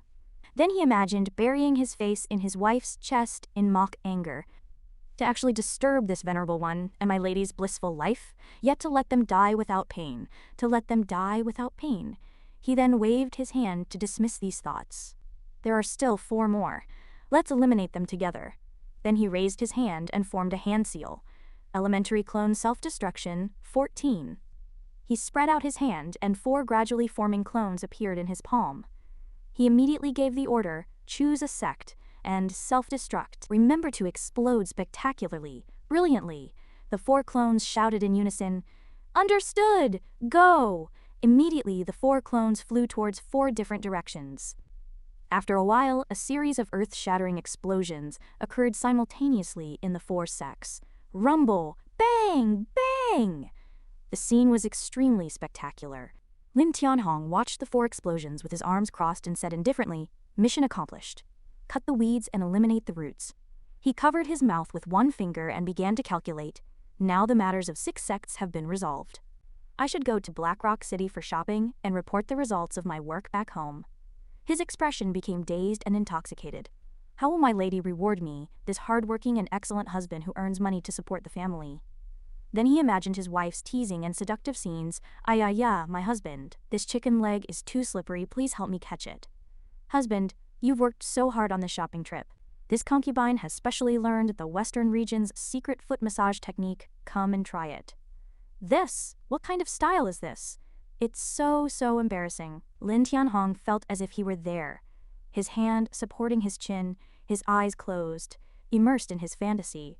Just as he was indulging in vulgar fantasies, suddenly, he lightly leaped from this mountaintop to that, then descended the mountain, hurrying to finish his shopping so he could return home for some intimacy. The scene shifts to the imperial palace. Inside He was yawning listlessly. "Sigh, it hasn't been long since my husband left, yet it's already so frustrating. This trip to Blackrock City will also take several days. Without touching my husband's treasure, how can I have the energy to handle state affairs?" Just as she was immersed in these mundane thoughts, a sudden report rang out, startling her so much that she trembled all over, looking quite disheveled. It was like someone bursting into the room when you were amusing yourself, haha. She quickly adjusted her posture. Tian Yu entered, cupped his hands and loudly reported, "Urgent secret report." Behind the screen, she scolded loudly, "What's the matter that you're in such a panic? Speak." Tian Yu looked extremely anxious, beads of sweat covering his forehead as he reported, "Your Majesty, a major event has occurred. A monumental event." He rested her chin on her hand and scolded irritably, "You've been with us for so long. Even the rebellion of Prince Ning didn't make you this agitated. Why are you so beside yourself?" Tian Yu trembled all over, his face as green as a frog's backside, and took something out from his bosom, muttering incessantly, "Six. At this point, he could no longer restrain herself. She flew into a rage. Flames of anger seemed to ignite around her as she roared, "What 6? Are there also 777? Speak directly." Tian Yu became flustered as a result and almost dropped the small item in his hand. Oh dear, luckily he caught it with quick eyes and hands. Then he opened it and reported loudly, "The 6 major sects were all annihilated within a single day, and all of them triggered celestial phenomena." That's strange. Hearing this, he couldn't help but stand up and, lifting the screen, questioned, "What did you say? The 6 major sects? How is that possible? Who did it?" Tian Yu shook his head and explained, "All the internal informants and spies sent by the imperial court are dead. There are absolutely no clues." Hearing this, he was truly shocked. It was as if a bolt of lightning had struck. Without a doubt, the only ones in this realm with such power must be true immortals. Tian Yu heard this and stammered, True immortals. He regained her composure and waved her hand, signaling, "You may step down." Tian Yu bowed respectfully. This subject takes his leave. He sat back in her chair, deep in thought. This empress has only recently awakened her divine consciousness. Although her progress has been astonishing, she is still some distance away from the realm of true immortals. Who could it be? What is the purpose of annihilating the 6 sects? Is it meant to be a warning to the Sky Phoenix dynasty? The more she thought, the redder her face became. What to do? Tina. In the mortal realm, no one can stand against a true immortal. With a mere gesture, they could destroy a country. If they intend to harm the Sky Phoenix dynasty, I can only accompany my husband to the Yellow Springs. If we are reincarnated, who knows how many lifetimes it will take to see my husband again. I don't want to leave my husband, what should I do? The more she thought, the more she feared losing her husband. Lin Tianhong never dreamed that his annihilation of the 6 sects, originally intended to prevent them from disturbing Phoenix capital city, would instead cause his wife such worry and fear. He stood in the distance, observing the entire city, then closed his eyes, formed a hand seal, and the seal closed. After completing the seal, he opened his eyes and then suddenly jumped to the ground. He leisurely curled his lip, calculating in his mind. After buying the ebony, I should head home early. I really don't want to be apart from my lady for even a second. Thinking of her makes my heart race, and the nights are filled with longing. Suddenly, a loud noise came from a distance. Rumble! He glanced back. Oh, just some commotion from a little kid's mystic realm? There are 6 people inside. Then he shook his head helplessly. Interfering in this kind of chase would waste a few seconds of this venerable one's time. Then he blushed, imagining his lady lying naked with her legs spread, drying herself and waiting for his return. It's better to avoid trouble, lest my lady and I suffer even a moment more of longing. Suddenly, something running past caught his attention. It turned out to be a young woman being chased. She fell to the ground and rolled several times, scraping her face and hands. Her arm was bleeding. Despite all the rolling, her clothes weren't dirty. Only the bottom of her skirt was slightly torn, and her stockings had a small snag. She stood up, her hands and feet trembling, looking very pitiful. Then she suddenly pulled out a golden flute. This made Lin Tianhong turn back in surprise and exclaim, She tremblingly put the flute to her lips, and Lin Tianhong's eyes widened in astonishment. This flute. Before he could do anything, a palm strike swiftly approached, and she had no time to react. Rumble! A deafening explosion instantly spread out. After a moment, figures gradually appeared in the hazy smoke. A dusty foot stepped forward, and a person dressed in black, holding a mirror-like magical artifact, said, "You can't escape. Obediently surrender and come back with us." Behind him were many other masked figures. He raised the mirror, issuing a warning. "Lest we break your arms and legs and then carry you away in a jar." How picturesque. At this moment, the woman stood disheveled against the wall, and suddenly she roared loudly, "Bullshit. I have an irreconcilable feud with you." Lin Tianhong stood in the distance, observing. He assessed inwardly.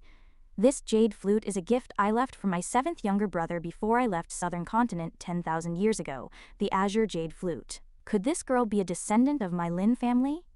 He recalled a scene from 10,000 years ago, in a certain courtyard, the whistling wind scattering paper money.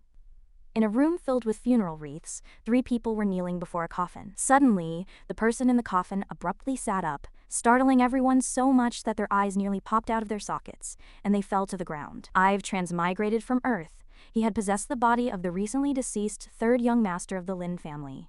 Everyone fled in panic, shouting, "Ghost, the corpse has come back to life." Only his parents wept with joy. Son, suddenly having a group of unfamiliar relatives in this world made me very uneasy. To escape this strange feeling, I ran away from home, inquiring about news everywhere. So he packed his bags and set off. The long path of cultivation beckoned, traversing mountains and ridges, enduring hardships. He traveled day and night, and then he came to the dried bones of an unknown creature. In the chest cavity of the skeleton was a golden pill, radiating dazzling light. Relying on the heretic treasure, the primordial Hongmeng pearl, his cultivation realm advanced by leaps and bounds, progressing rapidly. He went from knowing nothing to reaching the peak, constantly striving in his cultivation. It only took him 5 years to reach the longevity realm and become the leader of Southern Continent. It only took 100 years for me to break through the innate realm and ascend to the upper realm. Before ascending, I returned to the Lin family. I offered incense to my parents and left the Lin family a supreme-grade immortal artifact from the mortal realm, capable of protecting the Lin family's fortune in Southern Continent for 10,000 years. And this 5th-grade magical treasure, the Azure Jade Flute, was a gift I gave to my 7th younger brother. You two had the best relationship. The last memory was of the 2 brothers embracing and weeping bitterly. Back in reality, the young woman was facing a group of people hunting her down. Lin Tianhong thought, if she's a descendant of the Lin family, and I've encountered her by chance. He sighed. Oh well, it'll save her life for now. The group of people drew closer and closer to the young woman. The leader spoke up. Ha ha ha, once we kill you, the Lin family will cease to exist in the Jianghu world. Although the young woman was very scared, she still tightly gripped the family heirloom flute. Suddenly, one of the men said, Brothers, we've been chasing her all this way, and it's taken a toll on us. Then he pointed at the young woman and continued, Why don't we just kill this little beauty? After we're done playing with her, we can take her head back for the reward. What do you say? The leader listened and seemed very pleased. He sized up the young woman from head to toe, as if he had discovered a great truth. He blushed, his eyes narrowed, revealing a lewd and perverted look, and then, cradling his chin, he said, That's not a bad idea. Upon seeing this, the young woman's back was drenched in cold sweat. She thought, It's over. Am I really going to die here today? Is the Lin family, which has ruled Southern Continent for nearly 10,000 years, going to be reduced to ashes? She closed her eyes, gritted her teeth, and wept silently. I am not reconciled. I am not reconciled. The leader spoke. Brothers, who wants to go first? The 2 beside him immediately replied, Of course, it's for the eldest brother to taste first. Please say a few good words for us before the Holy Lord. At this moment, Lin Tianhong also began to speak. 6 rats, daring to touch the Lin family's people. You are doomed. They turned around in surprise. Who? Even the young woman couldn't help but look towards the direction the voice came from. Lin Tianhong leisurely walked over slowly, facing the group. He had his hands behind his back, a hint of confident and contemptuous smile on his face. The falling leaves set off his fluttering hair, making him look very dashing. The leader saw this and said disdainfully, I thought it was reinforcements, but it's just an ordinary person. One person beside him said, Boy, if you want to be a hero and save the damsel in distress, you should first take a look at your own strength. He insisted on explaining, It's not a good time to be a hero right now. You've offended 6 Mystic Realm experts at once. The consequences will be severe. But another person drew his sword and said, Why waste words with this kid? The bandit sneered, mocking, Since he wants to be a hero, let's grant his wish and send them to the underworld to be a pair of doomed lovebirds. Seeing this, Ling Yun anxiously shouted, Stop! The bandit's attention was drawn. He glanced at Ling Yun, who mustered her courage, patted her chest and said, The person you want to kill is me. Don't kill innocent people indiscriminately. The bandit snorted disdainfully. But my old man just likes indiscriminate killing. Go to hell, kid. As soon as he finished speaking, he suddenly leaped up, swinging his sword towards Lin Tianhong. Seeing that the sword was about to strike Lin Tianhong, he still stood there leisurely, without making any move. Thinking he had victory within his grasp, the bandit laughed loudly. Ha ha ha, blame yourself for being just an ordinary person, yet wanting to show off. Suddenly, a golden light flashed. The bandit opened his mouth wide in surprise, only to see Ling Yun's figure swiftly appear before him. She raised the flute in her hand, blocking the bandit's slash. He gritted his teeth and roared angrily, You think you can stop me? You overestimate yourself. Ling Yun's gaze became resolute. She said sternly, As long as I have a breath left, I will never stand idly by and let you kill innocent people indiscriminately. As she spoke, Ling Yun used all her strength to swing the flute fiercely, knocking the bandit back. Aye! The bandit exclaimed in surprise. He stumbled back several steps before regaining his footing. Ling Yun's body could no longer support her. She clutched her chest and coughed, then spat out a mouthful of blood. She barely stood firm, blocking in front of Lin Tianhong. "Young master, Ling Yun appreciates your kindness." She stared at the bandit with icy eyes, then glanced at Lin Tianhong, advising, "Hurry and leave. Don't throw your life away for nothing." Seeing this display of deep affection, the bandit grinned and said, Ling Yun, you can barely protect yourself, yet you still want to save your lover? Since that's the case, why don't I personally send you lovebirds on your way so you can be a pair of doomed lovers in the underworld? Wouldn't that be even better? The subordinates behind him burst into laughter. At this moment, Lin Tianhong was so angry that veins were popping out on his forehead. He frowned and glared at them, then grabbed Ling Yun's shoulder and said, "Step back." Lin Tianhong took a step forward, his face gloomy. A murderous aura surged, and the surrounding air instantly grew heavy. He gritted his teeth and said, "You're all in such a hurry to die." Saying this, Lin Tianhong suddenly widened his eyes, his eerie red pupils seeming to devour the group of bandits. "This venerable one will not give you time for last words." As soon as he finished speaking, a surge of pitch-black, enormous demonic energy erupted behind Lin Tianhong. The bandits, seeing this, retreated in terror. Lin Tianhong gently closed his fingers, and the words he uttered were like a death sentence. "Be on your way." Snap! With a crisp finger snap, all the bandits knelt on the ground, their entire bodies seeming to be crushed. Their eyes were still wide open, revealing an expression of disbelief. A second later, they all went offline, collapsing to the ground. Ling Yun hid behind Lin Tianhong, too shocked to speak. She pressed her hand against her violently beating pulse. This. Thump! Ling Yun suddenly knelt on the ground, hurriedly saying, "Thank you, senior, for saving my life. Ling Yun will never forget this kindness." Lin Tianhong was somewhat surprised. He turned around, facing Ling Yun, and said to her, "This venerable one has some questions for you." Ling Yun respectfully replied, "Please ask, senior." Ling Yun will answer truthfully. Lin Tianhong slowly uttered a few words. "What is your relationship with Lin Ju?" Ling Yun was instantly stunned for 3 seconds, asking herself inwardly, "Lin Ju? Why is this person suddenly asking about an ancestor?" Although she thought this in her heart, Ling Yun still held the flute in her hands with both hands, and honestly replied, "Lin Ju is Ling Yun's ancestor from 10,000 years ago. This 5th-grade magical treasure, the azure jade flute, was passed down by the ancestor." Ling Yun fell silent, guessing in her heart, could this person know the ancestor Lin Ju? No, that's impossible. Ancestor Lin Ju was a figure from 10,000 years ago. How could he possibly know her? Li Tianhong remained silent, his gaze fixed on the flute presented before him. After a moment, he gently stroked his chin, a thoughtful expression on his face.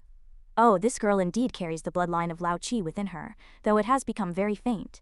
He suddenly extended a hand. A golden aura emerged, drifting towards Ling Yun, lifting her into the air.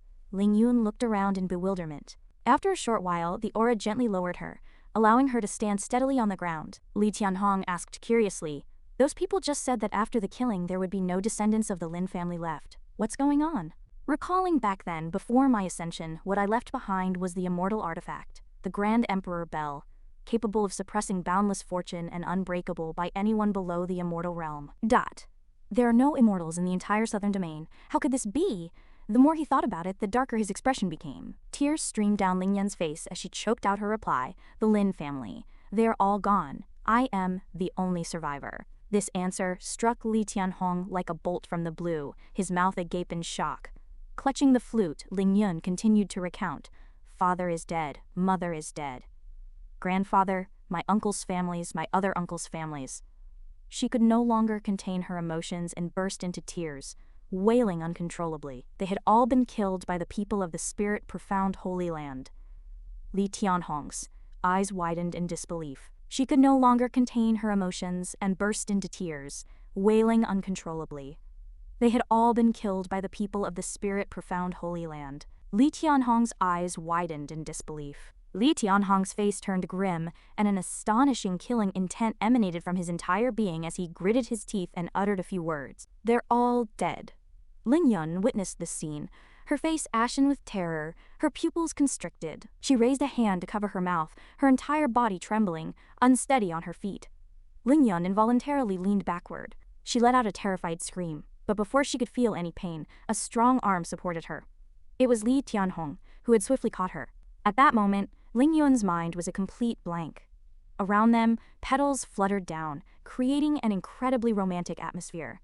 Li Tianhong's handsome face was inches away, and he looked at her gently, reminding her, "Careful." Ling Yun was overcome with shyness, her cheeks flushed crimson, and she stammered, "Yes. Thank you, senior." Once they were steady, Li Tianhong continued to ask, "What exactly happened? What led to the Lin family's extermination?"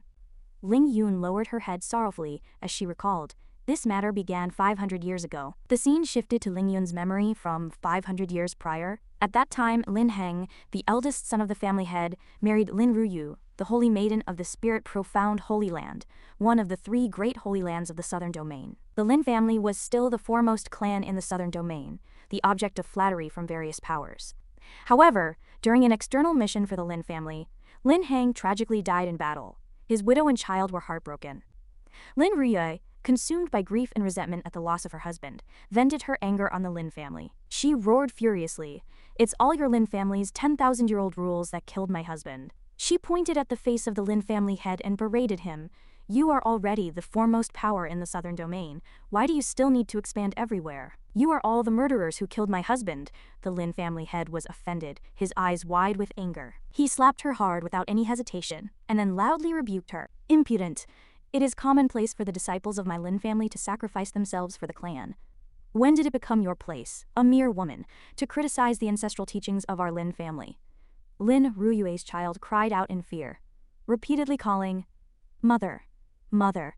She angrily stood in front of Lin Ruyue, pointing at the old family head's face and threatening, "Why did you bad people harm my father? Why are you bullying my mother? I hate you all." The Lin family head showed no mercy and immediately ordered, "Insolent! Drag them out and lock them up." The subordinates acted swiftly, pulling Lin Ruyu and carrying the little girl away.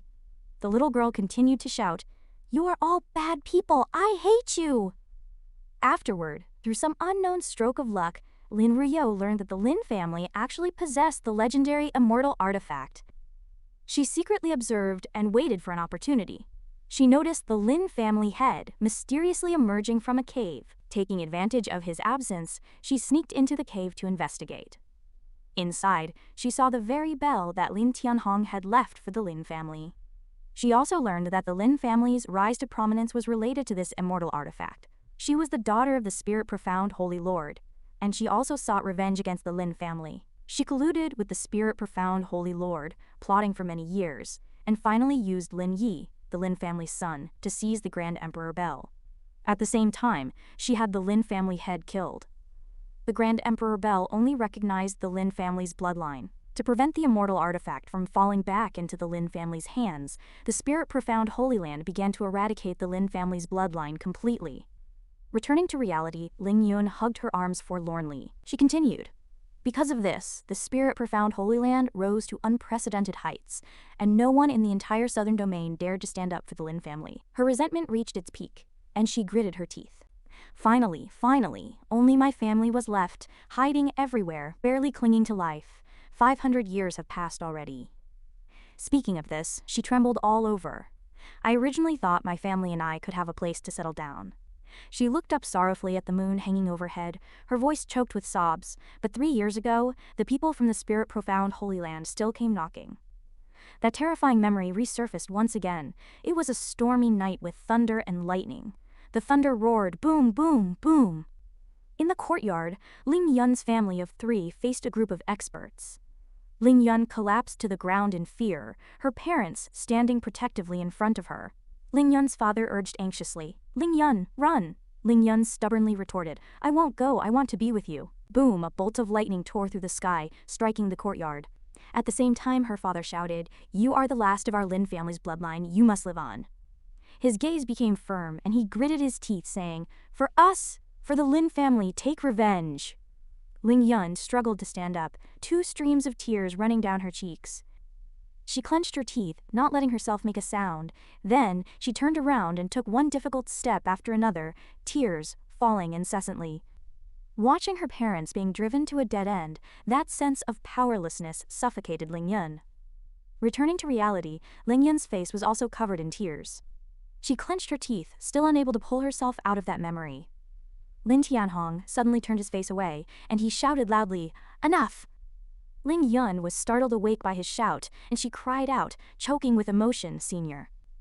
After hearing the younger generation recount the family's plight, his heart was filled with sympathy. However, this is a world where the strong are revered, and Lan Tianhong clearly understood the laws of this world.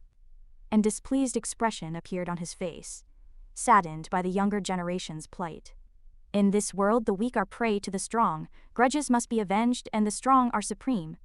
He turned around, looked at his descendant, and said confidently, "Since the spirit profound Holy Land destroyed the Lin family," he emphasized his intention once more, clenching his fist to express his determination to avenge the Lin family, "then this venerable one will go and annihilate the spirit profound Holy Land." Ling Yun looked bewildered, wondering, who is this person? Why would he destroy the spirit profound Holy Land for the Lin family? "Senior, are you a member of the Lin family?" Hearing Ling Yun's question, he seemed to be touched by some deep emotion within him, and he replied, "Perhaps once." Ling Yun's cheek suddenly flushed crimson as she looked at Lan Tianhong, as if she had seen her dream lover. She chuckled inwardly, feeling shy about her fanciful thoughts. Lan Tianhong, however, looked puzzled, not understanding why she was standing there giggling foolishly, so he asked, "What's wrong with you?" Ling Yun's mind was filled with pink bubbles. She imagined her shy appearance, her cheeks growing increasingly red, and she thought to herself, "How embarrassing. I even thought Senior had taken a liking to my beauty and was going to play the hero to save the damsel in distress."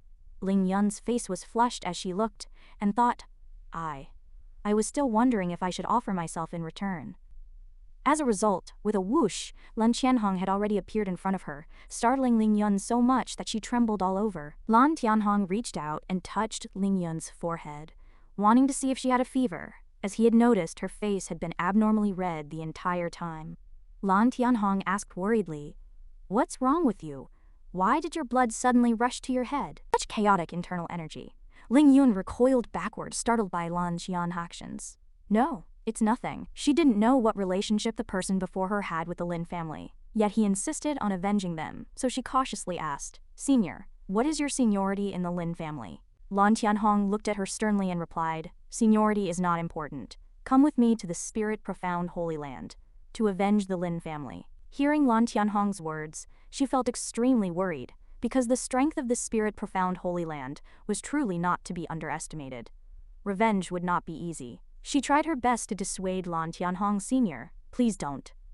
As far as Ling Yun knows, the Spirit Profound Holy Land is full of experts." She was worried that Lan Tianhong's rash trip to the Spirit Profound Holy Land would be no different from seeking his own death, so she said with concern, "The Spirit Profound Holy Land is now the #1 holy land in the southern domain, with countless experts. To go there rashly is like a moth flying into a flame." Mentioning the family heirloom that had been cool, a sorrowful expression appeared on her face. What's more, they also possess the immortal artifact, the Grand Emperor Bell. Lan Tianhong suddenly grasped Ling Yun's hand. A powerful aura emanated from Lan Tianhong as he said confidently, "Then I shall let you witness what it means to be reduced to ashes." The night sky was covered by dark clouds, the starlight dim, and leaves quietly fluttered down.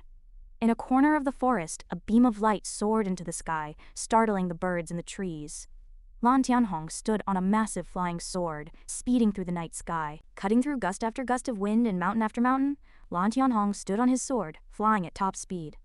Ling Yun gripped Lan Tianhong's hand tightly, shouting in alarm, Senior, it's too fast." Standing on the flying sword, Lan Tianhong said to Ling Yun, "Your mortal body from the lower realm can't withstand void teleportation, so we can only fly by sword." Lan Tianhong suddenly turned serious, increasing his power and rapidly flying towards the Spirit Profound Holy Land.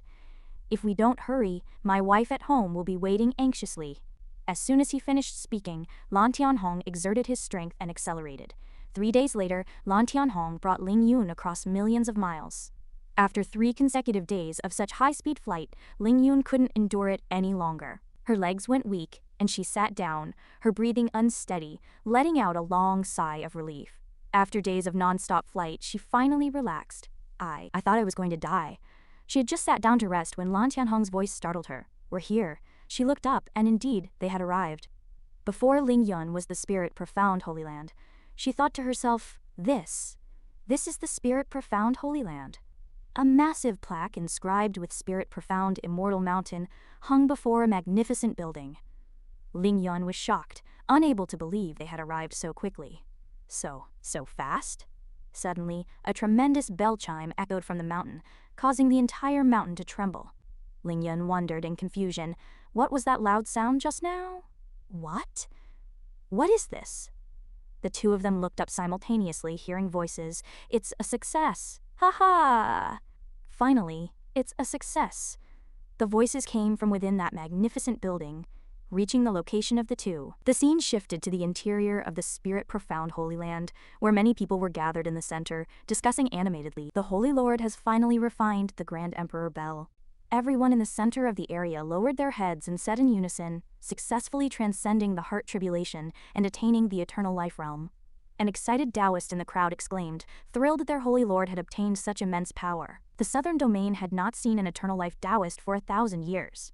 The last person to break through to the eternal life realm was the ancestor of the Heavenly Dragon dynasty, the Heavenly Dragon Taoist.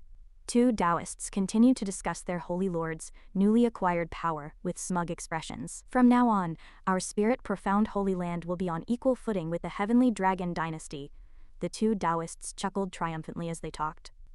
And that old Heavenly Dragon Taoist only has 100 years left to live. When that time comes, our spirit-profound Holy Land will become the overlord of the southern domain. Ha ha ha. Outside the mountain, Lingyun was shocked and furious to learn what had happened inside. Eternal life realm? But she quickly felt disheartened, understanding what that level of power meant. The most powerful existence in the entire southern domain. In the forbidden grounds of the spirit-profound Holy Land, beneath a towering mountain that pierced the clouds, stood a massive stone gate. The stone gate slowly creaked open, emitting a jade-green light. A formidable figure with terrifying eyes slowly emerged from the gate, radiating an awe-inspiring aura. He possessed jade-green eyes and flowing long hair. It was the spirit-profound Holy Lord, who had been in secluded cultivation for a long time. He realized that the power he had successfully obtained was what every generation of Holy Lords had dreamed of. To refine the Grand Emperor Bel, a power sufficient to cause cultivators to explode and die, was now completely within the grasp of this Holy Lord. The root of his success in refining this power actually lay in the Lin family's bloodline, which allowed the Grand Emperor Bel to completely recognize him as its master. After mastering the new power and reaching the eternal life realm, he flew directly down the mountain. He arrived at the center of the Holy Hall, where his disciples and Taoists were gathered, the powerful aura of the Grand Emperor Bel astonishing everyone. He consciously restrained the aura he was emitting, allowing it to dissipate slowly. The spirit-profound Holy Lord walked slowly, lightly stepping on white flowers floating in the air. Below, everyone witnessed their Holy Lord obtaining new power and cheered in unison, "Congratulations, Holy Lord, on attaining eternal life." The spirit-profound Holy Lord raised his hand, signaling everyone to be quiet. In an instant, silence fell below, and everyone held their breath and stared intently. After his successful breakthrough, the Holy Lord announced to the crowd with an arrogant expression, "Today, I have broken through to the eternal life realm and refined the Grand Emperor Bel. Within the southern domain, none can stand against me," he continued in an extremely confident tone, because he knew that in the current southern domain, no one could defeat him. To demonstrate the prestige of our sect, it is time to convene the 10,000 Immortals Assembly. Hearing the Holy Lord's words, the crowd cheered enthusiastically. The Holy Venerable's prestige is unmatched in the world. Just then, a booming voice descended from the sky, shattering the clamor and shocking the Holy Lord. "Little spirit, profound brat, your delusion of dominating the southern domain. Yudril!" The Holy Lord's brow furrowed, his anger rising uncontrollably, and he shouted sharply, "Impudent! Who dares to trespass upon the Holy Land?" Before he could finish speaking, a golden light pierced through the sky. Appearing before the Holy Lord were Lin Tianhong and Lin Lingyun, arriving on their swords. In Lin Tianhong's eyes, this Holy Lord was insignificant, like a mere plaything. After the two appeared, the spirit-profound Holy Lord angrily amplified his power and asked, "Who are you people?" As soon as he spoke, the Holy Lord unleashed his power, the energy within him surging outwards, his aura abruptly changing. "Daring to cause trouble, just as I emerged from seclusion, are you not afraid of death?" Two opposing forces seemed to materialize in the sky, one being Lin Tianhong and Lin Lingyun, standing on their swords, facing the spirit-profound Holy Lord from afar. Suddenly, a voice came from below. "Holy Lord, that woman in green is the last remnant of the Lin family, Lin Lingyun." Hearing this, the spirit-profound Holy Lord suddenly understood. The Holy Lord intensified his taunting of Lin Lingyun. "So you are the remnant of the Lin family? Are you here to walk right into our trap?" Upon hearing this, Lin Lingyun retorted angrily, "You villain, it was you who murdered my parents. This hatred is irreconcilable." A person below burst into loud laughter, saying arrogantly, "Ha ha ha, that's right, I did it. You are nothing but a 4th-level cave profound realm cultivator." He pointed at Lin Lingyun, provoking her, wanting to see what she could do. If she wanted revenge, she could forget about it in this lifetime. Upon hearing this, Lin Lingyun's anger flared, and she gritted her teeth. Just as that person said, she had no ability to avenge her parents at all. She trembled with anger, but there was nothing she could do. At this moment, Lin Tianhong turned around and asked, "You really want to kill him with your own hands, don't you?" Lin Lingyun replied, "Yes, I dream of it." But she immediately lowered her head, saying with grievance, "However, this person is a 5th-level Divine Fire Realm cultivator. If I had 20 years. "I am sure," I said, comforting her after listening to Lingyun's persuasion. "It won't take that long. You can do it now." The Holy Lord, who had been witnessing this, also looked displeased and advised, "Young man, I see you possess some strength." The Spirit Xuan Holy Lord looked displeased, trying to dissuade the two from acting rashly, but interfering in the affairs of the Spirit Xuan Holy Land just because of a remnant of the Lin family was truly unwise. Although the Holy Lord looked angry seeing Minut's strength, he wanted to give her a way out. "I have just emerged from seclusion today and am in a good mood. If you leave now, I can spare your life." Min placed her hand on Lingyun's shoulder, seeming to want to transfer her power to her, and Lingyun's aura gradually changed. Lingyun looked at Min in confusion. Lin Tianhong chuckled upon hearing this, "A mere spirit Xuan trash. What qualifications do you have to make this venerable one leave?" As he spoke, he transmitted his power to Lingyun, who instantly felt a change in her body. It felt as if a ball of fire was slowly rising in her chest. Suddenly, Lingyun's eyes shone brightly, and she slowly ascended, a powerful airflow seemingly gathering before her chest. Lingyun's body suddenly emitted light, and she felt a powerful force surging within her. She asked Lin Tianhong in surprise, "Senior, what is this power?" Lin Tianhong wore a smug expression and calmly replied to Lingyun, "Don't be distracted, feel it." Lin Tianhong continued to transmit that mysterious power to Lingyun, helping her complete the rest. That powerful aura soared into the sky, visible to everyone, yet those nearby could not see clearly because that light was just a small gift from this venerable one. After a small explosion, the dazzling light slowly dissipated, leaving behind a cloud of choking smoke and a bewildered Lingyun. No one present knew what had happened. How can there be such thick smoke? What happened? High in the sky, the Spirit Xuan Holy Lord was also surprised by what had just transpired. He hadn't seemed to see clearly what had happened. It was too fast. He felt worried, thinking, he reached the ground in an instant. Even I didn't have time to react. This person. The people below suddenly became noisy, as if something major had occurred. "Divine Fire Realm! This is the Divine Fire Realm! How is this possible?"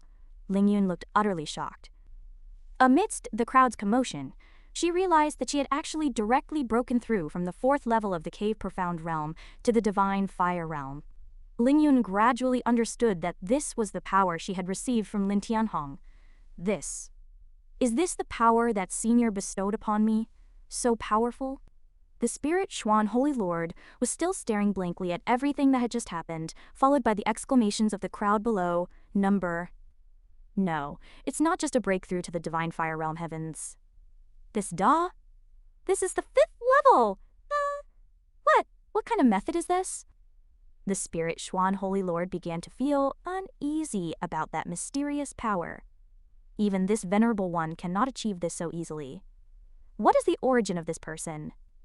Feeling the powerful force within her body, Lingyun immediately knelt down and bowed to Lin Tianhong to express her gratitude. "Lingyun thanks Senior for the grace of imparting your power." Lin Tianhong seemed indifferent and replied arrogantly, "It was just a trivial effort, not worth mentioning." "Go.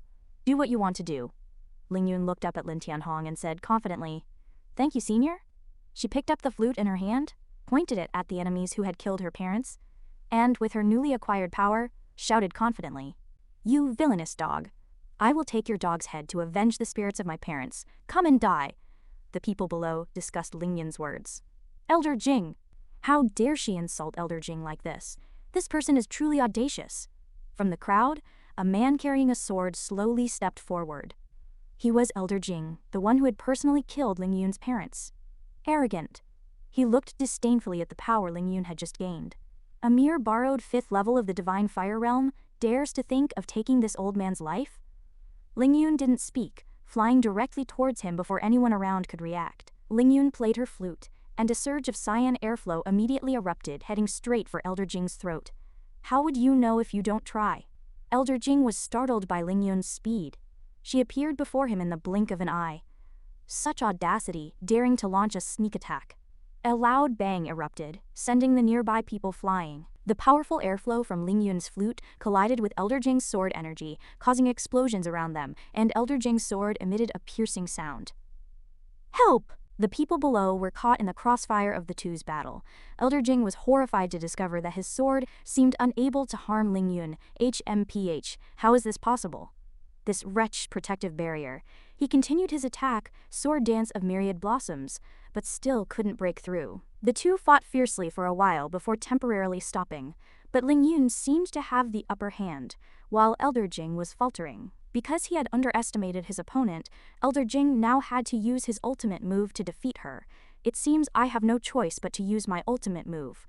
He stood up, the sword tightly gripped in his hand beginning to erupt with immense power. Wretch, I must admit, you've forced this old man to get serious. Ling Yun watched with worry, her stance shifting. Faced with Ling Yun's threat, Elder Jing was finally about to unleash his hidden ultimate move. Letting you escape before was this old man's greatest shame. His body and sword merged as one, unleashing a powerful aura. He roared confidently, "Today, this old man will completely eliminate you." He swung out a powerful sword energy, and the surrounding ground was torn apart. Take this, pure light sword art. Under the overwhelming power unleashed by Elder Jing, Ling Yun formed a barrier with her aura, but it was futile. She was directly blown away and slammed into a massive wall. Not good. The impact caused Ling Yun to cough up a mouthful of blood. Elder Jing laughed triumphantly. Ha ha ha! Today is the day your Lin family perishes. The wall Ling Yun crashed into also collapsed with a loud crash. Ling Yun stood up from the rubble, covered in injuries, but still facing Elder Jing.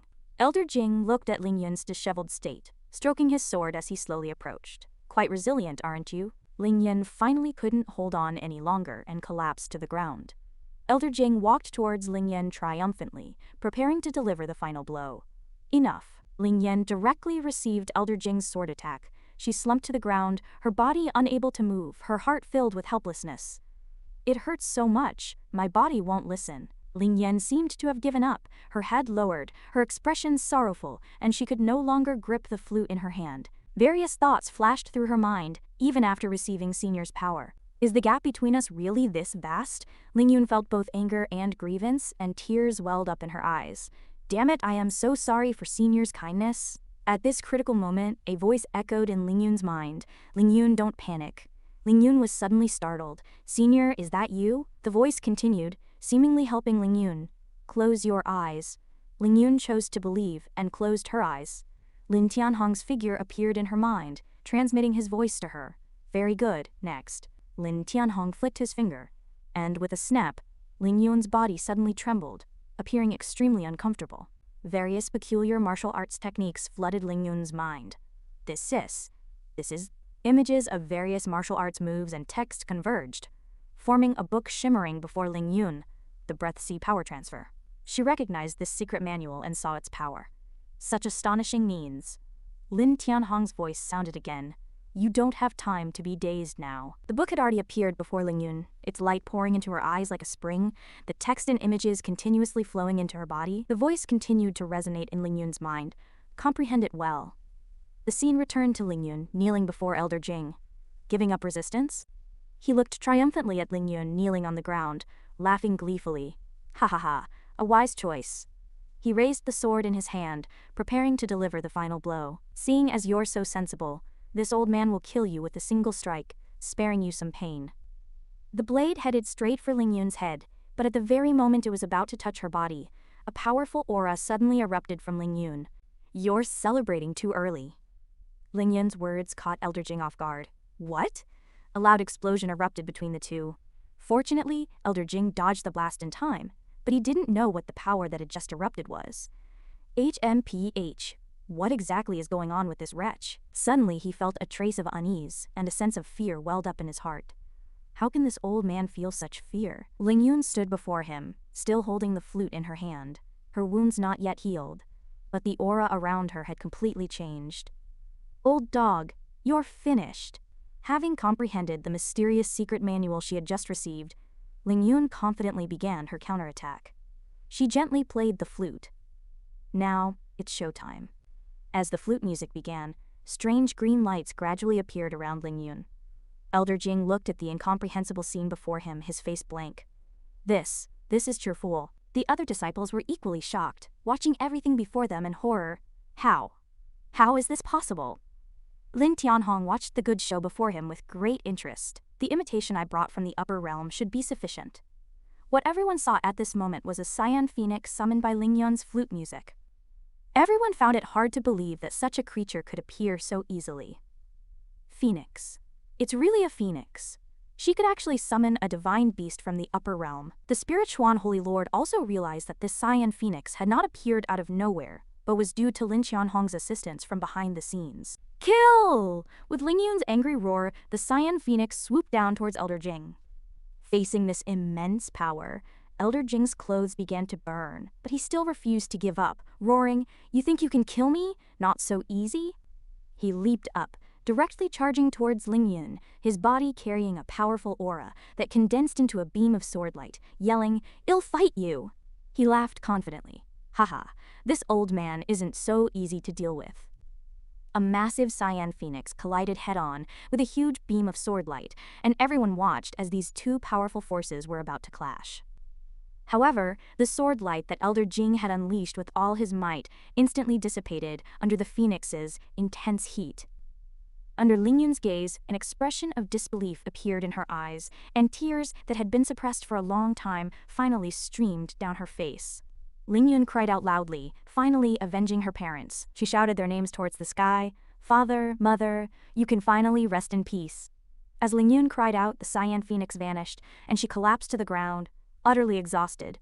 She looked at her own hands, weeping, "I've avenged you." Sensing danger, Ling Yun turned her head back in alarm, shouting, "Crap!" It turned out that while she was emotionally overwhelmed, an elder had seized the opportunity to launch a sneak attack from behind, a stream of purple aura heading straight for her. Ling Yun subconsciously raised her hand to block, but she realized that in her current physical condition, she couldn't possibly withstand this attack. At this critical moment, Lin Tianhong's voice came, comforting her. "No need to worry, I am here." As Lin Tianhong's voice faded, his figure appeared behind the elder, his overwhelming pressure instantly suffocating the old man. The elder was terrified and speechless. Lin Tianhong reached out a hand and declared, "Trash, you can disappear." Immediately after, with just a light push of a single finger, the elder's entire body fell backward, his face contorted in terror and pain as he let out a miserable howl. After dealing with everything, Lin Tianhong clapped his hands without looking back, smiling with satisfaction. The spirit Xuan Holy Lord, who had witnessed the entire process, was still in disbelief. How is this possible? Ling Yun, seeing that Lin Tianhong had dealt with the elder, couldn't hide her inner shock. Divine tribulation. It just vanished like that. The disciples of the spirit Xuan Holy Land began to scream in terror. Grand Elder gone in the blink of an eye? What kind of deity is this? Immediately after, Lin Tianhong took a step on the ground, accepting the adoring gazes of thousands upon thousands of people. Seeing him walk towards her, Ling Yun asked curiously, Senior, what realm are you actually in?" "Young one, you shouldn't be too curious," Lin Tianhong said with a smile, teasing her, knowing the answer wouldn't be good for your heart. At this moment, the spirit Xuan Holy Lord looked at him and spoke, "For you to act so casually in my spirit Xuan Holy Land, do you perhaps believe that no one in my Holy Land can stand against you?" Lin Tianhong chuckled lightly, glancing at him. "A mere broken piece of land, this venerable one naturally comes and goes as he pleases." Hearing this, the spirit Xuan Holy Lord prepared to cast a spell, letting out a cold snort. "Then let's have a try." Burning with rage, he roared, "Behold the trump card of my spirit Xuan Holy Land, and then bark all you want." Hearing the words trump card, something seemed to click in Ling Yun's mind, and her expression turned uneasy as she exclaimed, "Not good." Before she could finish speaking, Lin Tianhong reassured her, "Don't worry, I want him to use his trump card." Ling Yun blinked blankly. "Ah, right, Senior," the spirit Xuan Holy Lord sneered. "You are quite cautious, aren't you? All my carefully laid traps beforehand were wasted." As soon as he finished speaking, The light emanating from his body intensified, and numerous markings appeared around him, as if some powerful magic was about to be completed. Lin Tianhong remained unconcerned, turning his head to ask Ling Yun, "By the way, you seemed so anxious just now. Do you know something?" Ling Yun honestly replied, "Yes, I've heard some rumors that the spirit Xuan Holy Land possesses a legacy immortal. At first, I thought it was just a legend, but recently there have been whispers that this legacy immortal is in the hands of the spirit Xuan Holy Lord." She respectfully reminded Lin Tianhong, "Please be careful, senior, the legacy immortal." "Oh? That's a bit interesting." Seeing Lin Tianhong's calm expression, Ling Yun asked curiously, "Not even afraid of a powerful immortal, senior? Just who are you?" Lin Tianhong didn't answer her question, only chuckled lightly, changing the subject. "All right, enough small talk. It's time for the show." The spirit Xuan Holy Lord had already completed his hand seals, ready for battle. He laughed triumphantly. "Dare to challenge the majesty of the spirit Xuan Holy Land? You will pay with your life, you nobody." The spirit Xuan Holy Lord laughed loudly, raising his arms high as a powerful aura erupted from him, soaring into the sky. Immediately after, his eyes shone brightly and he shouted, "Appear, immortal artifact!" As soon as he finished speaking, a shattering boom echoed, and the spirit Xuan Holy Lord's most prized trump card, the Grand Emperor Bell, appeared. Its immense pressure swept across the entire spirit Xuan Holy Land, illuminating a vast area. The Grand Emperor Bell let out continuous roars carrying a piercing sound, and the disciples below, seeing it, all knelt down, shouting in unison, "Holy Lord's divine might, all under heaven submit." The spirit Xuan Holy Lord laughed triumphantly. "This venerable one has already refined the Grand Emperor Bell. All below immortals are but ants, and even immortals, this venerable one can fight against them." Just as he was basking in his pride, a voice suddenly sounded in his ear. "How is it? How does it feel?" Lin Tianhong pointed at him and continued to ask, "Feeling so good you could fly? Feeling like you're invincible under heaven?" The spirit Xuan Holy Lord was instantly at a loss for words. Lin Tianhong continued, "And then, one punch each, and the whole world belongs to the spirit Xuan Holy Land." The spirit Xuan Holy Lord, his thoughts laid bare, stammered, unable to speak, his face turning ashen. Seeing this, Lin Tianhong waved his hand, sighed, and expressed understanding. "No need to say more. I understand everything. I've been there too." Then, he pointed at the spirit Xuan Holy Lord, gesturing, "All right, you can speak now." But the spirit Xuan Holy Lord's face was pale at this moment, and he remained silent. The spirit Xuan Holy Lord manipulated the Grand Emperor Bell with one hand, roaring, "Forget it, you should just die." He controlled the Grand Emperor Bell and launched an attack towards Lin Tianhong. Seeing the immortal artifact attacking her benefactor, Ling Yun cried out in terror, "Ah!" Senior, the Taihuang Bell hurtled towards Tianhong like a shooting star, yet he remained motionless, simply standing there. Suddenly he silently opened his palm and uttered a command, "Come here." The Tai Huang Bell, which just a moment ago resembled a massive bell, instantly transformed into a tiny speck of light at Tianhong's call. This left the people of the Lingxuan Holy Land dumbfounded, completely bewildered by what had transpired. By now the Tai Huang Bell had returned to Tianhong's hand, resembling a mere toy. The people of the Lingxuan Holy Land were astonished beyond belief. Trembling, he reached out a hand and exclaimed, "Impossible!" Ling Yun was equally shocked, stammering, "Senior." The Holy Lord of Lingxuan stubbornly refused to believe it, shouting in anger, "Tai Huang Bell, how dare you!" His voice trembled with rage. "You have already acknowledged me as your master. Why do you disobey my sacred decree? Do you believe I won't destroy your spiritual consciousness?" The Tai Huang Bell remained silent, while Tianhong mocked from the side, "How amusing. Actually trying to use this thing against me?" This caused the Holy Lord of Lingxuan to roar, "Shut up!" The Tai Huang Bell was tossed carelessly in Tianhong's hand without any reaction. Seeing this, the Holy Lord of Lingxuan's face turned pale, and he said weakly, "Tai Huang Bell, I wasn't telling you to shut up, at least give me some kind of response." The Tai Huang Bell remained stubbornly silent. The Holy Lord of Lingxuan's face darkened with anger, and he questioned loudly, "What do you want? Tell me secretly, and I will definitely satisfy your demands." Still, there was only silence. The Tai Huang Bell offered no reply whatsoever. Having exhausted all options, the Holy Lord of Lingxuan seemed to have lost his patience. "All right, stop fooling around," Tianhong said with a smile, looking at the Tai Huang Bell. "Such a good master. Are you sure you don't want to respond?" The Holy Lord of Lingshuan wailed in the distance, his voice almost breaking into tears. "My Taihuang bell!" He recalled the scene of subduing the Taihuang bell before, and a surge of joy arose in his heart. However, the Taihuang bell's sudden change in attitude infuriated him. "Little bell, what exactly do you want? You were so obedient to me yesterday, how could you change your mind now?" The Taihuang bell stuck out its tongue at him at this moment, looking disdainful, making the Holy Lord of Lingshuan grit his teeth in anger. The Holy Lord of Lingshuan, exasperated, shouted loudly, "You dare to play with me? Disobeying my orders, do you believe I won't destroy your spiritual consciousness? Don't think that just because you're my treasure, I won't dare to act. I really will." The Taihuang bell still ignored him. The Holy Lord of Lingshuan stubbornly commanded, "I'll count to 3. He began to count down, but the Taihuang bell still gave no response. The Holy Lord of Lingshuan continued to count to 2. Tianhong picked his nose with boredom, watching the others farce. The Holy Lord of Lingshuan still stubbornly believed that the Taihuang bell was just joking with him, deliberately stalling for time, and counted to 1.5, 1.4, but still there was no response. At this moment, Tianhong and the Taihuang bell looked at each other, smiling triumphantly, as if they had successfully played a trick on the Holy Lord of Lingshuan. At the same time, the people of the Lingshuan Holy Palace and Lingyon were all speechless. What's going on?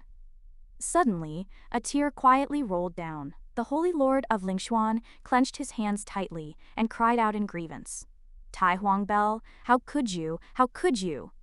He cried out in pain, tears and snot streaming down his face. "Little bell, how could you treat me like this? All these years, have you forgotten everything between us?"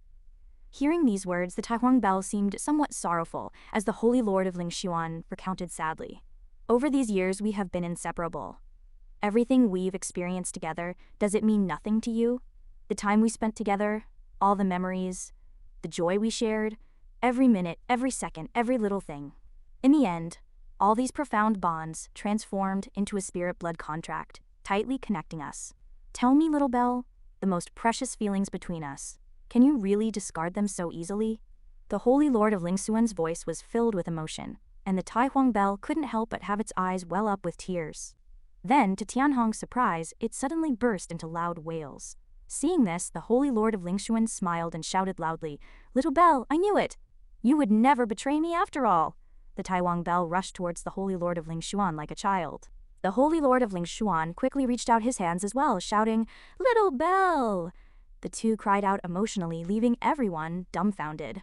Just as they were about to embrace, Tianhong coldly flicked his fingers and commanded, "Aren't you going to come back here to me?" Hearing Tianhong's voice, the Taihuang bell instantly sobered up.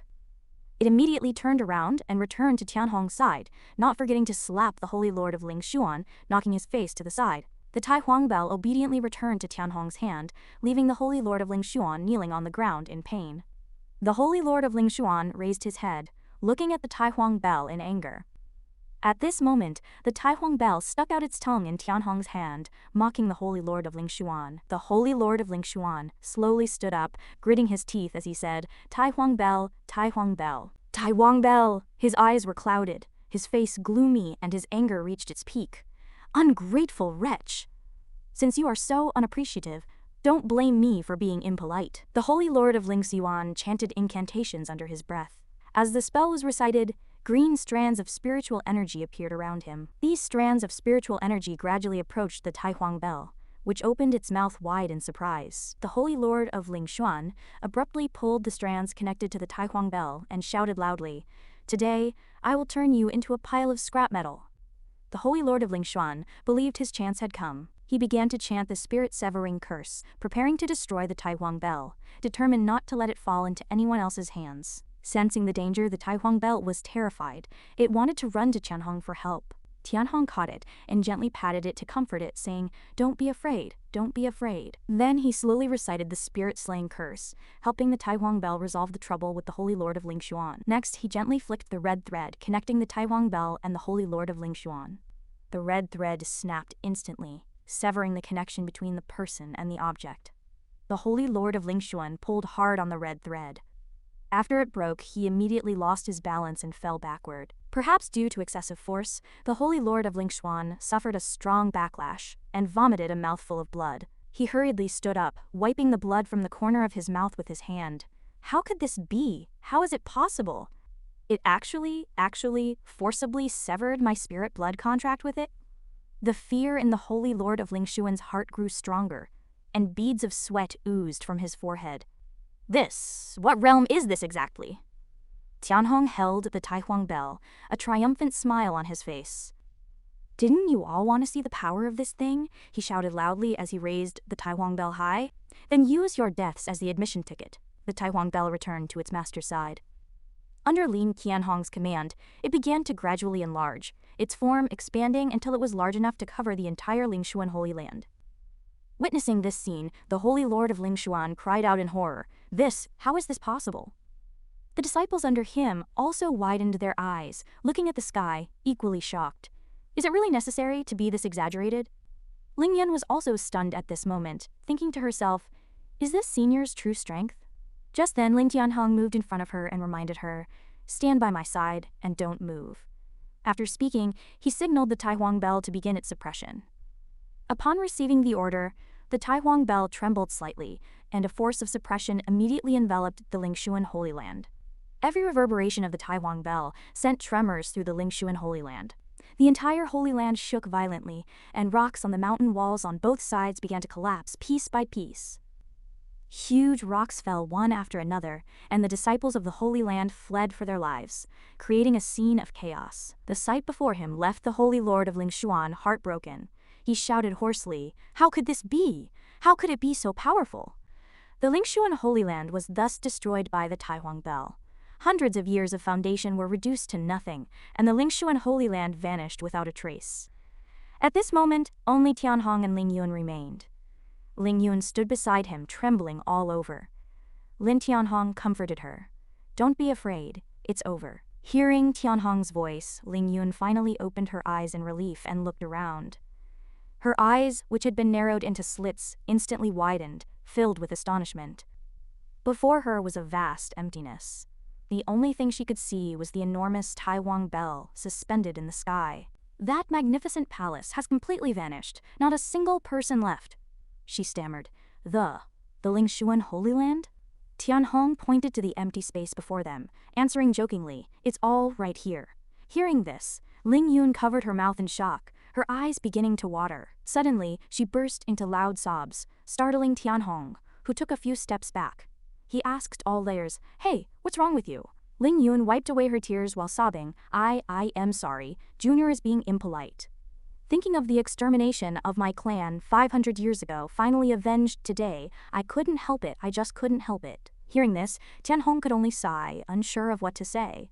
Afterwards, he turned around and retrieved the Taihuang bell. The Taihuang bell obediently returned to Tianhong's hand. Then, without hesitation, he handed it to Ling Yun. Since you are the only remaining descendant of the Lin family, you should inherit this Taihuang bell. Your blood on the Taihuang bell, and it will recognize you as its master. He carefully instructed, remember, before your strength reaches the eternal realm, never expose it, lest you attract unforeseen disasters. It took a long time for Ling Yun to calm down.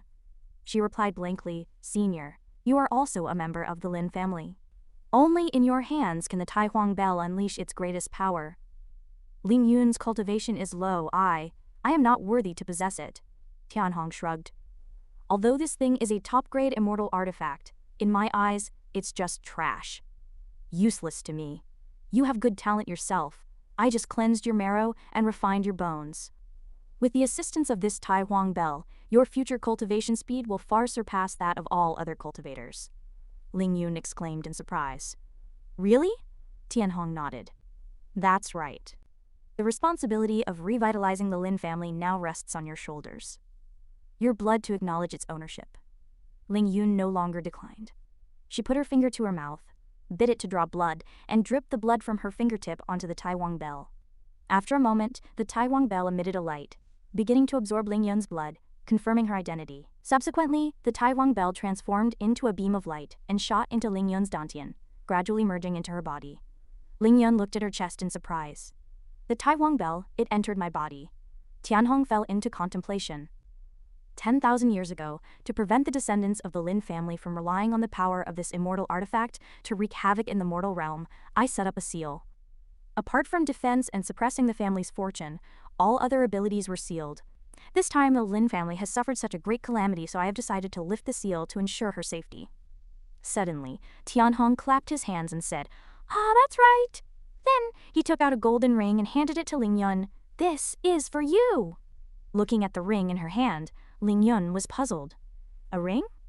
After giving the ring to Ling Yun, Tianhong carefully instructed, "You can use the things inside as you wish. It will help you revitalize the Lin family." Afterwards, he thought to himself, "This Ling Xuan Holy Land really plundered a lot of good things from the lower realms. I'll give some to Ling Yun, and some to the Divine Phoenix Empress. Only by helping her improve her strength can she ensure that my wife and I can live a peaceful life together. After 100 years, I will help my wife achieve perfect merit and ascend to the upper realm together. Continue to live a peaceful life." As Tianhong spoke, he turned to look at the distant sky. "All right, it's all over." He turned back to wave goodbye to Ling Yun. "I'll take my leave first." With that, Tianhong's figure transformed into a beam of light and instantly vanished into the void. At this moment, only Ling Yun remained. She gazed affectionately at his fading figure. She tightly clutched the spatial ring in her hand, a hint of regret and sadness in her eyes. "If fate allows, will I ever see you again?" Having said this, Ling Yun said no more, keeping all her thoughts hidden in her heart. Finally, she too transformed into a beam of light and departed from the Lingshuan Holy Land. In the end, everything in the Lingshuan Holy Land turned into nothingness in an instant. Not long after Ling Yun left, two mysterious figures appeared at the site of the Lingshuan Holy Land. An old man leaning on a cane looked at the young man and said, "This was the Lingshuan Holy Land. Reduced to ashes overnight? What a calamity!" The accompanying old man had a knowing look on his face and said, "This is the aura of an immortal artifact. It seems the #1 holy land in the southern continent was destroyed by an immortal artifact." The young man seemed not to believe the old man's words, and scolded loudly. How could an immortal artifact appear in such a remote place as the southern continent? But the next second, his expression changed, his voice filled with greed. "Old Cheng, I must obtain this immortal artifact." The old man looked worried and advised, "The power of an immortal artifact is something this old servant may not be able to withstand." "Young master, it's best not to pursue it for now," the young man sighed, reluctantly following the old man's advice. "Very well, when we return to the central continent, I will report to my father and have experts sent to search for it together. That would be relatively safer." A sinister smile appeared on his face. "Or perhaps, I should go find Baiyun first. Since this young master has taken a liking to you, you can only be mine. Don't even think about escaping." With that, the two left the Lingshuan Holy Land and began searching for Baiyun. Time passed, and the scene shifted to Lin's city. At this time, Ling Yun was returning to the Lin family from the Lingshuan Holy Land. She went directly into the Lin family's ancestral hall, and the scene there could only be described as desolate. Ling Yun entered the ancestral hall. The memorial tablets of the Lin family's ancestors were scattered messily on the ground, having not been tended to for a long time. Ling Yun picked up a memorial tablet, her heart filled with sorrow, and she couldn't help but sigh. She carefully placed the memorial tablet back on the offering table, her expression respectful. While placing the memorial tablets, she accidentally touched a mechanism, which made a strange sound. She turned back in surprise and discovered that a small drawer had appeared beneath the memorial tablets. Inside the drawer was a scroll carefully tied with a red string. She picked up the scroll, opened it, and her pupils instantly dilated, her face full of astonishment. The scroll depicted a familiar face. It was Tianhong. She couldn't help but wonder, is this senior? Below the painting were the words, "Lin Lai, grandson of the third young master of the Lin family, immortal venerable celestial guest, painted this out of longing for his third uncle to express his sorrow." She exclaimed in shock, "Immortal venerable Lin? I never expected even our ancestor to call him third uncle. Could it be that senior is?" She immediately turned and left the Lin family's ancestral hall, having made a decision in her heart to find Senior and ask him about this. Inside a room, a hand tightly gripped a brush, writing a line of text. During this time, the news of the destruction of the Lingshuan Holy Land, the #1 holy land in the southern continent, rapidly spread throughout the entire southern continent. Everyone in the southern continent felt shocked and fearful. The major sects issued orders one after another. Urgent lockdown messages were constantly delivered to various places via carrier pigeons. The major sects of the southern continent were in a state of panic, and some even had to temporarily disband, waiting for the storm to pass before regrouping. A hand slammed heavily on the table. Upon hearing the news, he questioned angrily. Is it the same person who annihilated the Lingshuan Holy Land and wiped out the 6 major sects overnight? What exactly is his purpose? The blood fiend Venerable replied worriedly. This subordinate has already sent out scouts to gather intelligence. Still no clues so far. Hearing this, he suddenly felt uneasy. She pondered to herself, this empress must go into secluded cultivation and strive to reach the eternal realm within 5 years and break through to the innate realm within 100 years to protect my husband. Once I reach the innate realm after 100 years, I will then help my husband ascend together. In Phoenix capital city, due to the destruction of the Lingshuan Holy Land, there was not much impact. People still carried on with their normal activities, and the streets were still bustling. In a tea house, 3 men sat side by side, each with a tense expression. After a long silence, one of them finally asked the other 2. Hey, have you found young Master Lin? The man in the middle shook his head. No. What about you? The third person also said worriedly, sweating profusely, I haven't found him either. The 3 men sat in the tea house, wailing. What do we do? What do we do? This is Her Majesty the Empress' secret decree. If we can't find him, will our entire extended family be implicated? I have an 80-year-old mother above me and a newborn child below me. I don't want to die. Suddenly, one of the 3 men spoke up to comfort them. Don't panic. We have a way.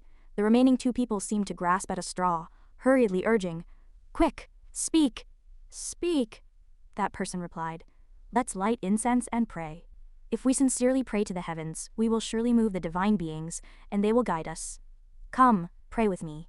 These 2 people were already desperate and now felt mocked by him. They lunged at the third person, punching and kicking him. I'll hit you and curse you.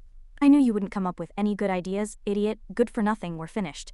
Just as they were beating each other bloody, Tianhong's carriage passed by.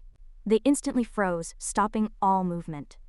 At this moment, Tianhong, sitting in the carriage, was still singing happily, completely unaware of what had just transpired. The 3 men watched Tianhong's departing figure, their eyes shining like stars, and exclaimed in unison, Lord Lin. They chased after Tianhong's carriage, running and shouting, Amitabha, may the gods bless you, Lord Lin, please wait for us. We've missed you so much. Tianhong's carriage finally stopped. They had reached outside Phoenix capital city. The carriage started again, continuing onward.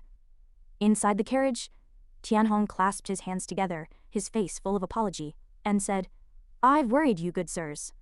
Lin offers his sincere apologies here.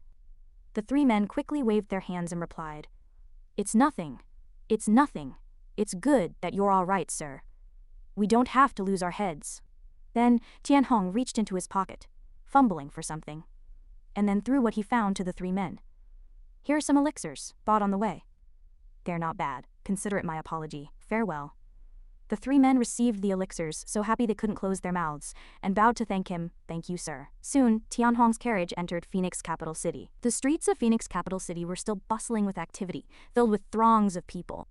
Tian quietly raised his hand, and a stream of golden energy escaped from his palm. He held a shimmering spatial ring in his hand. Suddenly, without hesitation, he tossed the ring into the sky, his eyes showing no trace of reluctance, only resolute determination. In his mind, he silently said, Divine Wind Empress, I gift you the contents of Spirit Profound City. I hope you will no longer make me your cleaner. Please grow stronger quickly. The scene shifts to the Imperial Palace, where sunlight bathes the surroundings. At this moment, he is enveloped in a golden aura, which intensifies, tightly surrounding her. She is simultaneously cultivating 3 powerful techniques: the Celestial Emperor's inner canon, the Source of Myriad techniques, and the heaven-opening divine art. Her focus is absolute, as if she is resolved to ascend to godhood. The quiet chamber aids her concentration, but then, the window is shattered by an unknown object. It turns out to be the spatial ring sent by Tianhong. Like an arrow, it flies toward Jihe. Absorbed in her cultivation, he is completely unguarded, and the ring strikes her forehead, knocking her onto the bed. The sudden impact leaves he dazed as she rubs her forehead, opening her eyes to scan the room. She angrily demands, Who dares? She clenches her fists, gritting her teeth, and says, Who dares to ambush me? Seeing no movement, she turns her head to the left, finding no suspicious figures. She turns to the right, still finding nothing amiss, unable to find anything with her eyes. He He immediately unleashes her divine sense, searching for any unusual auras. Quickly, her golden divine sense blankets every corner of the room, and then rapidly expands to cover the entire imperial palace. Yet he finds no strange presence. No suspicious individuals were found after searching the entire area. She retracted her divine sense, cursing in annoyance. Damn it! I just significantly increased my power, yet I still got ambushed. She pondered darkly. Just who in the heavens could it be? She gently touched the bump that had swollen from the impact. He felt both pain and grievance, tears welling up in her eyes. She slumped to the ground, groaning. It hurts so much! As she sat down, she suddenly sensed something. He looked at the spatial ring beside her in surprise, thinking, "This is..." She curiously picked up the ring, examining it closely, and noticed something significant. A spatial ring. Of course, the contents inside were invisible to the naked eye. He used her power to open the spatial ring, wanting to see if there was anything special inside. Sure enough, with just a little effort, the entrance to the spatial ring opened before Shihei. Without much thought, he immediately stepped into the ring's space. Before her was a dazzling expanse of golden light, with countless gold and silver treasures. Shihei's eyes widened in astonishment as she exclaimed, "The cultivation resources here are more abundant and of a much higher level than the entire Divine Wind dynasty." Looking at the ring in her hand, she muttered to herself, Who gave this to me?" In the next moment, he thought, "Forget it. Since it's been given, how can I not accept it? This will not only help me improve my cultivation faster, but even..."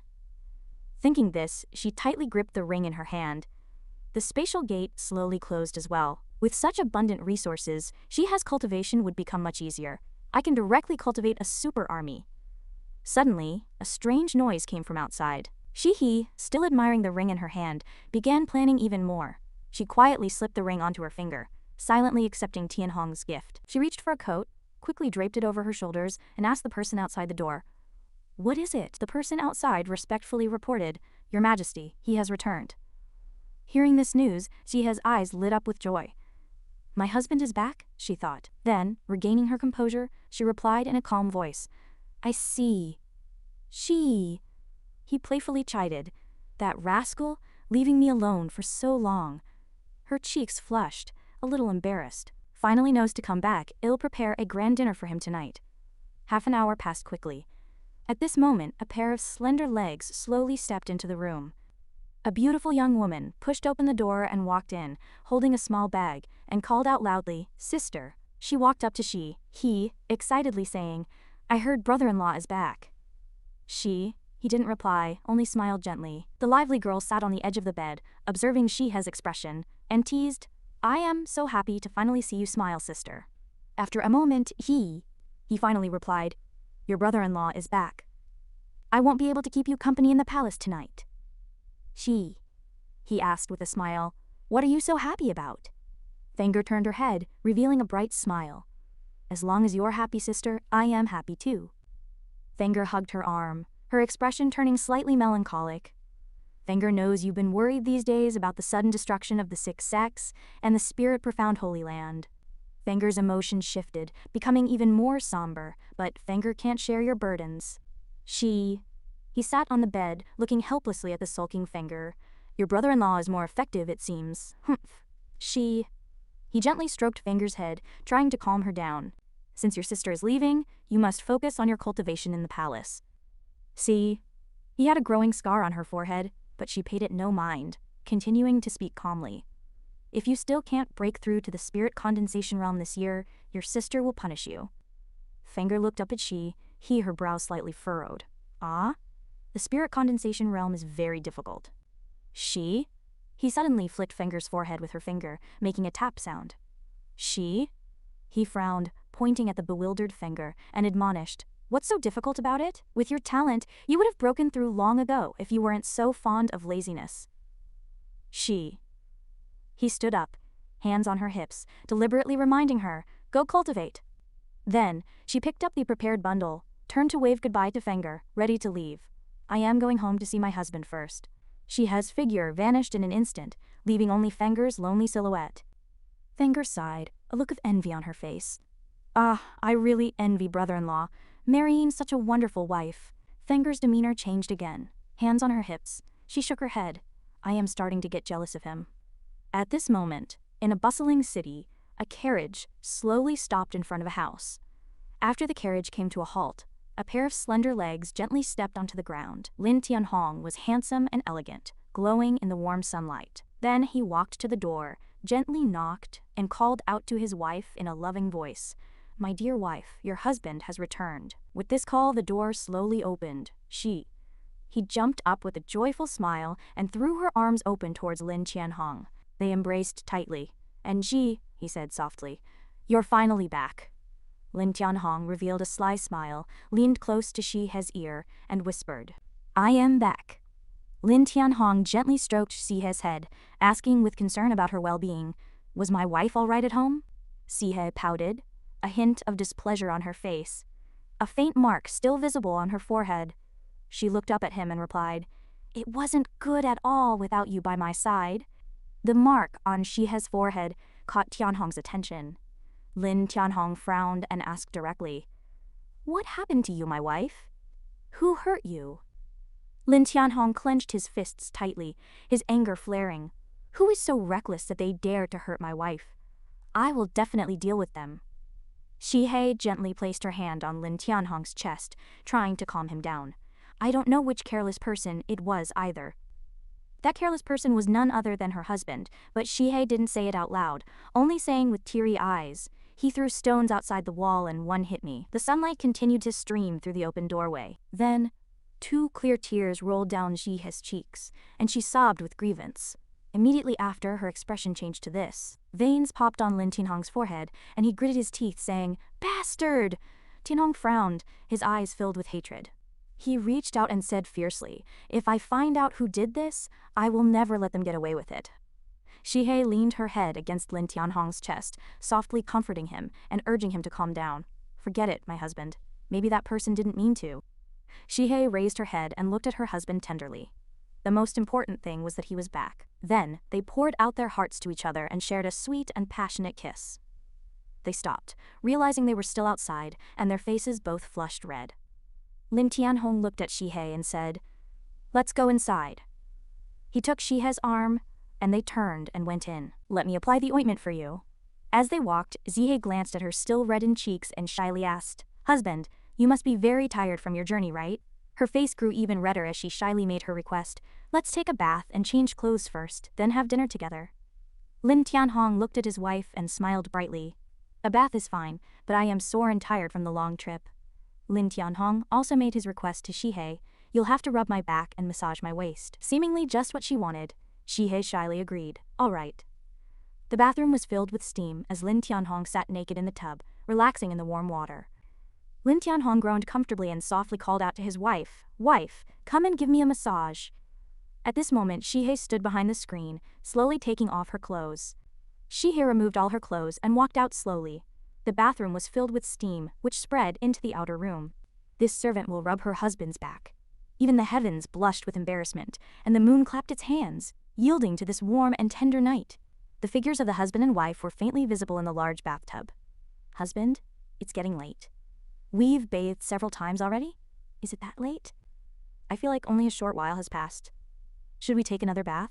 The bathroom light was still on, and Shihe said shyly, don't bathe anymore. The food I prepared for you is getting cold.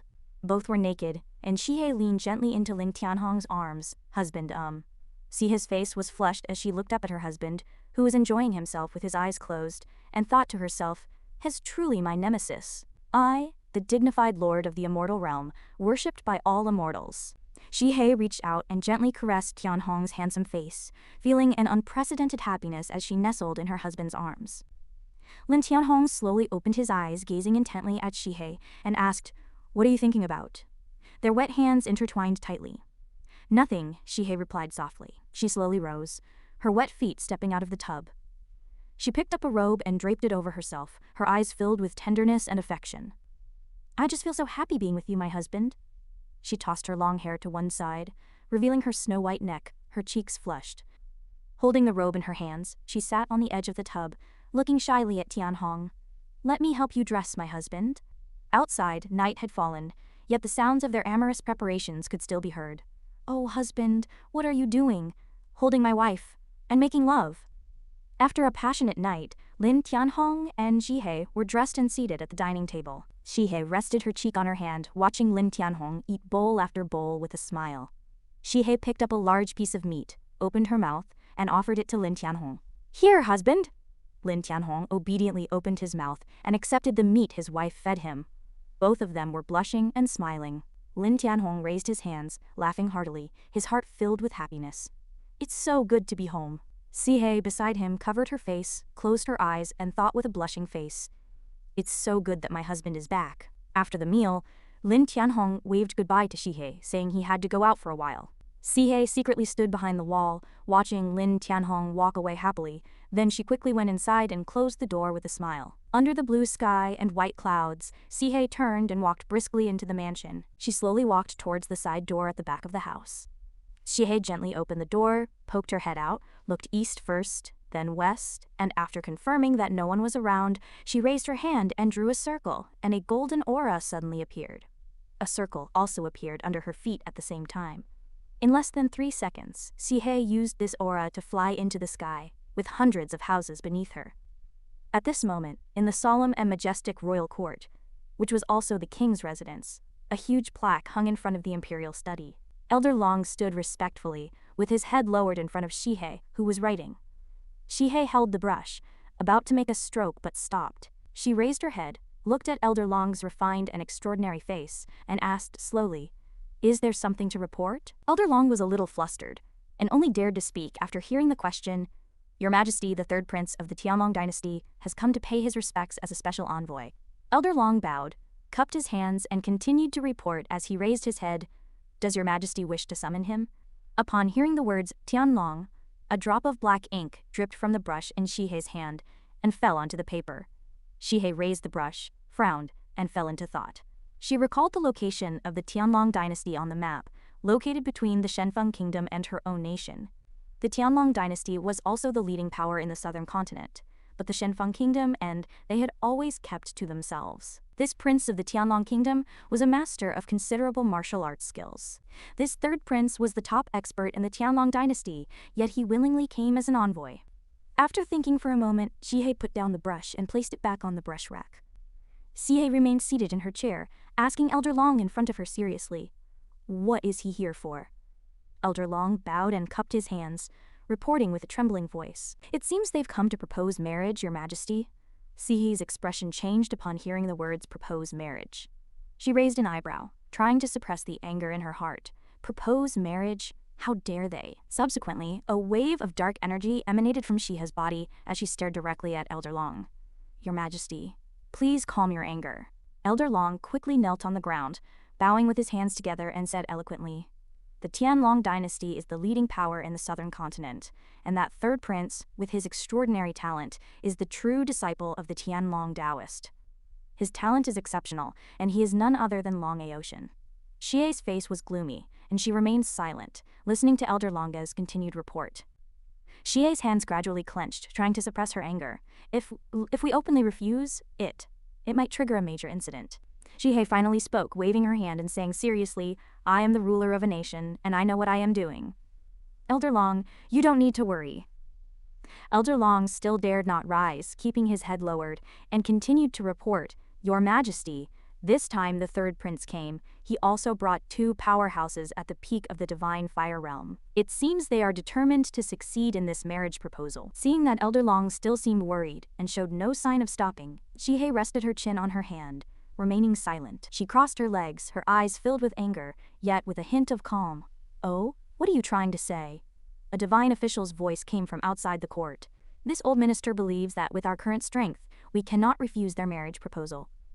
Elder Long said, kneeling before the majestic Zhihe, "Even if your Majesty is unwilling, you can only agree for now, and then find another solution to avoid provoking them." Elder Long's words further enraged Zhihe. "Where does Grand Secretary Long suggest my husband is?"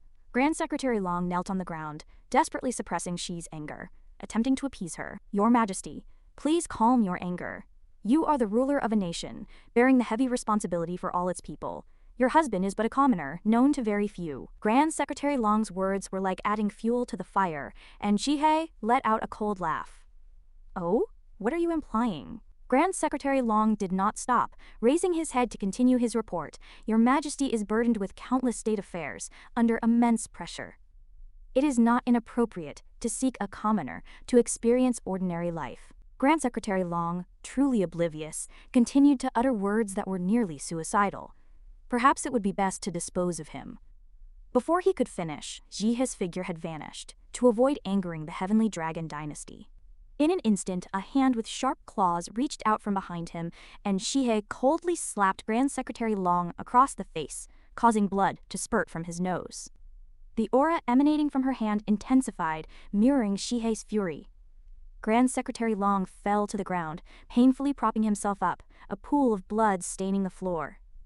A golden dragon manifested behind Jihye, gazing down at Grand Secretary Long with majesty and coldness. Considering you have served me for many years, though without merit, you have toiled. Jihye's gaze was as cold as a blade, sweeping across the person below.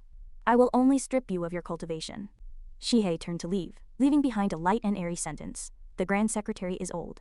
It is time to return home and enjoy your remaining years. Only then did Grand Secretary Long realize that his reckless words had almost cost him his life. He hurriedly kowtowed repeatedly, chanting, "Thank you, Your Majesty, for sparing my life. Thank you, Your Majesty." Grand Secretary Long's face burned with pain, and his heart was filled with terror. Little did he expect that a mere commoner would hold such weight in Her Majesty's heart. Grand Secretary Long then rose and exited the Grand Hall. This old minister takes his leave. May Your Majesty take care? Jihye turned back to her desk, muttering to herself, "Even if it costs me my life, I will not yield, nor will I leave my husband." Jihye furrowed her brow, gritted her teeth, and clenched her fists. What did the Heavenly Dragon Dynasty matter? She pursed her lips, making a firm decision. Jihye turned to face the Grand Hall doors, issuing a stern command, "Someone, lead the way. I will meet the envoy of the Heavenly Dragon Dynasty." At that moment, under a clear sky, in a distant mansion, the envoy from the Heavenly Dragon Dynasty was leisurely awaiting. Long Aoshin closed his eyes in contemplation, leaning back in his chair.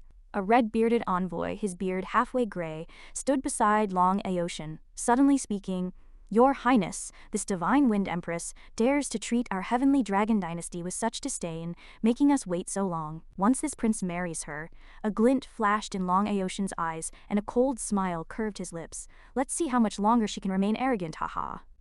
Behind Long Aoshin, two envoys exchanged scheming glances. This prince is exceptionally talented, with cultivation far surpassing his peers. At just over 30, I have already reached the 3rd level of the Divine Fire Realm, while the Divine Wind Empress, barely over 20, has already reached the 5th. Long Aoshin revealed a greedy smile, his eyes filled with desire.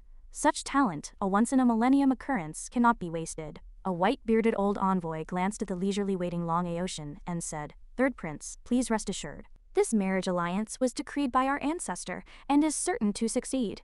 The elders of the Divine Wind Dynasty dare not defy the ancestor's will." The red-bearded old envoy, restless, quickly interjected, "The mere remnants of the Divine Wind Dynasty dare to disregard us." He then recounted the territorial distribution of the 3 kingdoms 1,000 years ago, the history of the dragon, serpent, and tortoise totems' mutual slaughter, and the betrayal of the Phoenix clan. 1,000 years ago, the Heavenly Dragon, Divine Wind, and Black Tortoise were the 3 major dynasties of the southern continent. Now the Heavenly Dragon has dominated the southern continent, with the Black Tortoise second. The Divine Wind has long been beneath the Heavenly Dragon royal family's notice, and even the 4 heterogeneous kings are about to be unable to suppress them. If not for the Ning Prince's rebellion and the Divine Wind Empress' display of astonishing talent, which alarmed the Heavenly Dragon ancestor, this marriage would never have been considered. Otherwise, she would be completely unworthy. At that moment, from the high seat, the throne engraved with a phoenix suddenly emitted a voice. "The honored guests of the Heavenly Dragon Dynasty have arrived. May I know the purpose of your visit?" The words immediately drew Long Aoshin's attention, and the 2 old envoys beside him also turned their gazes towards her. Jihye coldly walked forward, stopping before the 3 below. Jihye turned and sat back on her throne. Long Aoshin, gazing at her back, thought to himself, "The mere remnants of the Divine Wind dare to be so arrogant before this prince. Wait until the wedding night, and let's see if you can still maintain this cold demeanor, haha." After Sihei sat down, Long Aotian immediately changed his attitude, rising and cupping his hands. As expected of the Divine Wind Empress, truly direct and to the point. Very well, this prince will also be frank. He wore a friendly smile, but his heart harbored hidden schemes.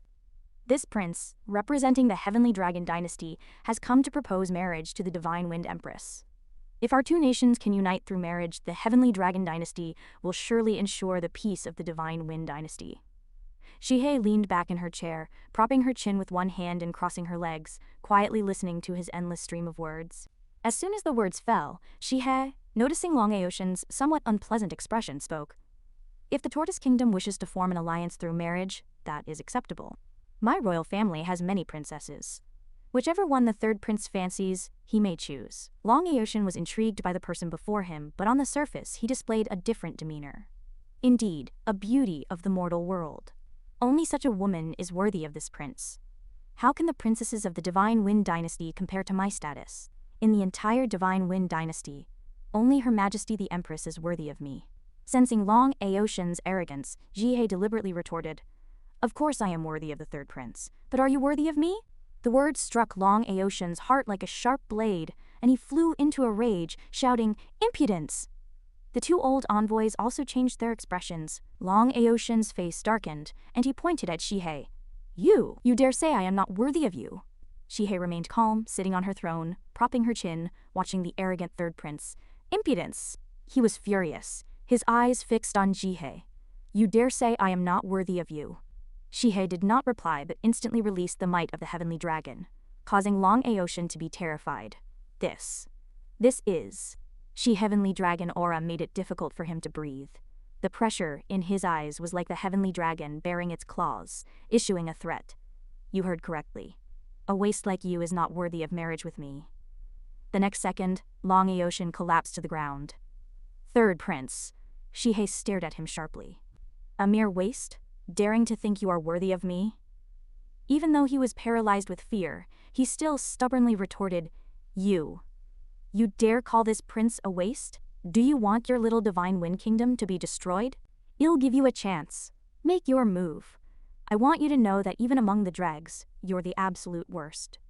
Jihei's tone was gentle, yet her words were like daggers. After speaking, she let out a cold laugh, her face full of disdain. Long Aotian trembled with rage, struggling to his feet. You're asking for death. He then lunged forward with all his might, his face contorted in fury, his fists wreathed in roaring flames. You brought this upon yourself. Just as he thought he had the upper hand, Long Aotian saw Shihei's calm expression as she slowly raised her palm. A gust of fierce wind struck him, sending him flying. Long Aotian's face slammed into the wall, a picture of utter humiliation. Not only that, but he also lost a tooth, the impact leaving a dent in the stone pillar and a long trail of blood on the wall. Shihei laughed coldly again. Do you see how useless you are? She frowned slightly, her voice laced with anger. You want to marry me? You? A waste. Long Aotian propped himself up, trying to stand. His face was twisted in rage, and he wished he could tear Shihei to pieces. You. He stood up, only to vomit a mouthful of blood, his body trembling violently, his hands clutching his chest. Wisps of demonic energy seeped from the corners of his mouth and eyes, and his face turned a sickly blue-purple. The demonic energy enveloped his entire body, and the two accompanying elders panicked. Shihei, seeing the scene before her, was also taken aback. The elders are in disarray, could it be? Not good. His Highness has been provoked and has recklessly unleashed that power. The other elder was also frantic. Stop His Highness! The two immediately activated their powers, attempting to suppress the impending eruption. Your Highness, stay conscious. Shihei stood aside, her eyes scanning the surroundings with suspicion, thinking to herself, This is the aura of the demon realm. Could the Heavenly Dragon dynasty be connected to the demon realm? Long Aotian's eyes, blackened by demonic energy, seemed to gradually regain clarity. A few seconds later, the demonic energy dissipated, and Jihei clenched her hands, her face filled with hatred. Anyone connected to the demon realm would not be spared. An elder supported Long Aotian's body. Third Prince, please don't be so agitated. If we hadn't stopped the seal from breaking just now, the elder said with a worried expression, you would have certainly died. Long Aotian sighed. Elder Bai is right, I lost my temper just now. The elders suddenly pointed at Shihei, scolding angrily. Divine Wind Empress, you are too insolent. How dare you attack the third prince? Do you think the Heavenly Dragon Dynasty has no one to answer for this? Shihei waved her hand dismissively, her tone icy. I simply made him see the truth. The third prince's cultivation is truly lacking. Her words struck Long Aoshin's pride like a hammer, and he spat out a mouthful of blood in humiliation. Shihei did not stop, continuing her barrage of attacks. Beaten and disheveled, an utter disgrace, ugly as a dog. Her words were decisive, completely shattering Long Aoshin's dignity. If I were to marry such a waste, the news would not only bring shame to the Divine Wind Kingdom, but also disgrace the Heavenly Dragon Dynasty. Long Aoshin collapsed to the ground, lifeless in a pool of blood. Elder Bai, seeing the third prince in such a pitiful state, was helpless, his face stiff. Another elder took out an imperial edict from his sleeve and arrogantly unfurled it. By the decree of the Heavenly Dragon Sage, the Heavenly Dragon Ancestor's edict is here. Divine Wind Empress, do you not kneel to receive it? Elder Bai lowered his head, a sinister smile on his face. In this southern continent, the Heavenly Dragon Ancestor's edict is the will of heaven. A water dragon emerged from the edict, appearing before everyone, while Shihei remained proudly standing. The third prince and his two elders had all knelt in worship, but Shihei scoffed, her tone filled with defiance. Want me to kneel? Dream on. The elder was furious, holding the edict. You have no choice!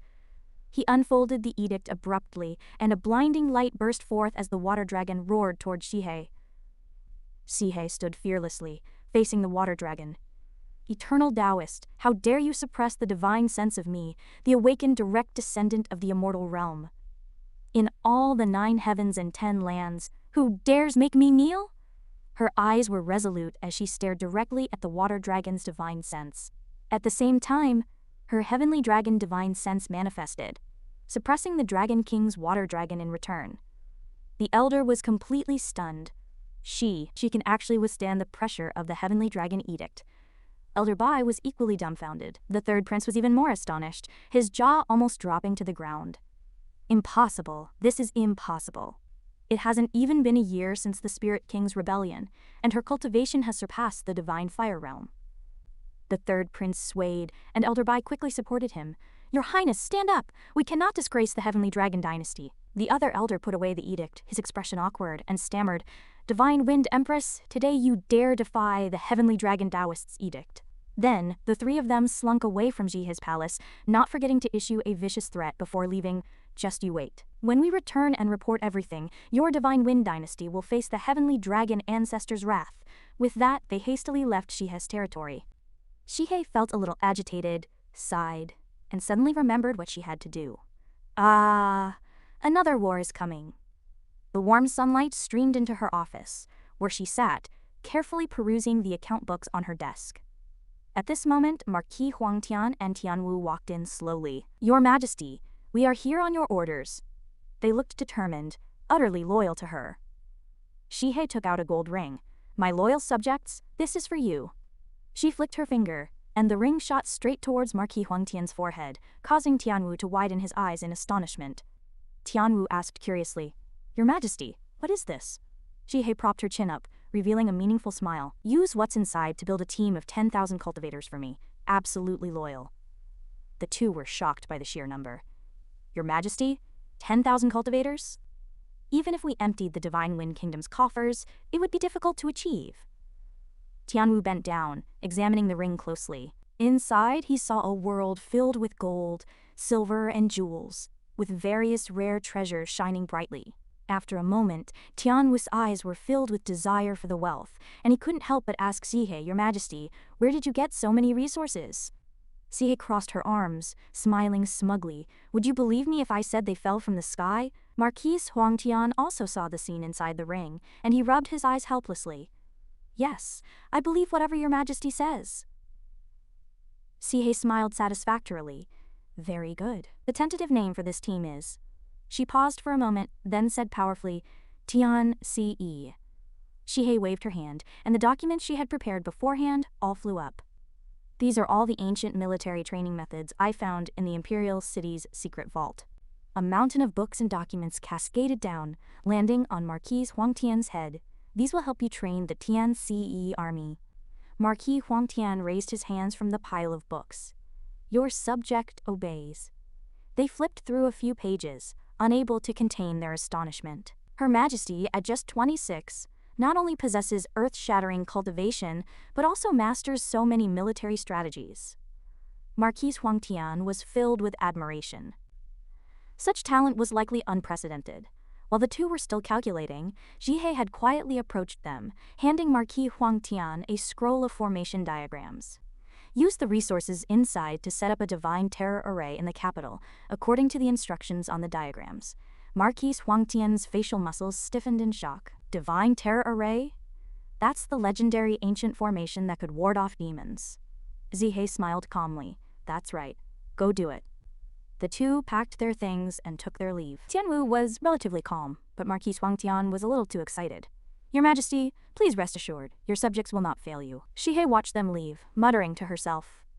Fortunately, I had the resources provided by that mysterious person, or I wouldn't have been able to set up this array. Her eyes were more determined than ever. As long as the divine terror array is completed, even if the eternal Taoist attacks, I can confidently fight him. She gripped her skirt, thinking, how dare a mere lower realm country contend with the divine might of a celestial supreme. She walked out of the room, her eyes filled with confidence. Zihei was in a good mood, looking ahead, the sunlight bathing her, and she smiled brightly. At this moment, Lin Tianhong looked at the person in front of him, puzzled. We don't know each other. Your words just now seemed to be accusing me, making Bai Yun very awkward. She gazed at my face with a look of infatuation. Lin Tianhong concluded. If it wasn't for some ulterior motive, what else could it be? Li Huo stretched lazily, thinking, I might as well go home and wait for my husband. Once I learn the path to immortality, I'll reveal my identity to him. She flicked her fingers lightly. As she flew away from the celestial realm, her face was filled with love and anticipation, eager to see his expression. Meanwhile, Bai Yun was walking along the streets of Fengjing City, pausing to admire the falling flower petals. She was the sacred daughter of the ancient Central Continent Jixia Sanctuary. The Jixia Sanctuary was founded 10,000 years ago by the renowned Lin Tianzong, which shook the entire Zhuantian domain. 1,000 years ago, the majestic Jixia Sanctuary was the largest sanctuary in the Zhuantian domain, but it gradually became desolate, even covered in cobwebs. In the last 1,000 years, the Jixia Sanctuary's fortunes had taken a sharp turn for the worse, rapidly declining. Bai Yun had a somewhat impatient personality, and she gritted her teeth, thinking angrily, that damn Zhan Wuxi, always pestering me. She stood in the middle of the bustling street, trying to suppress her anger. To avoid him, I actually ran to this remote southern continent. She was burning with anger. In the past, how dare a true disciple of the Supreme Immortal Palace pester me so shamelessly? As she was lost in thought, she suddenly bumped into Lin Tianhong. An odd feeling welled up within her. Lin Tianhong walked past without a care, while Bai Yun was stunned. Why does this person give me such a familiar feeling? She turned to look at his back. Why is this sense of familiarity so strong? Lin Tianhong felt a surge of love, dispelling everything around him, wanting only to rush home and embrace his wife. Behind him, Bai Yun waved and called out, Esteemed swordsman, please wait. He turned back, puzzled. Are you calling me miss? Bai Yun didn't speak, quickly walking up to him, examining him from head to toe, finally fixing her gaze on his face, which made Lin Tianhong feel perplexed. Bai Yun stepped even closer, and he felt extremely awkward, slightly furrowing his brows. Hey, what's going on here? He touched his handsome face, looking at her with a roguish gaze.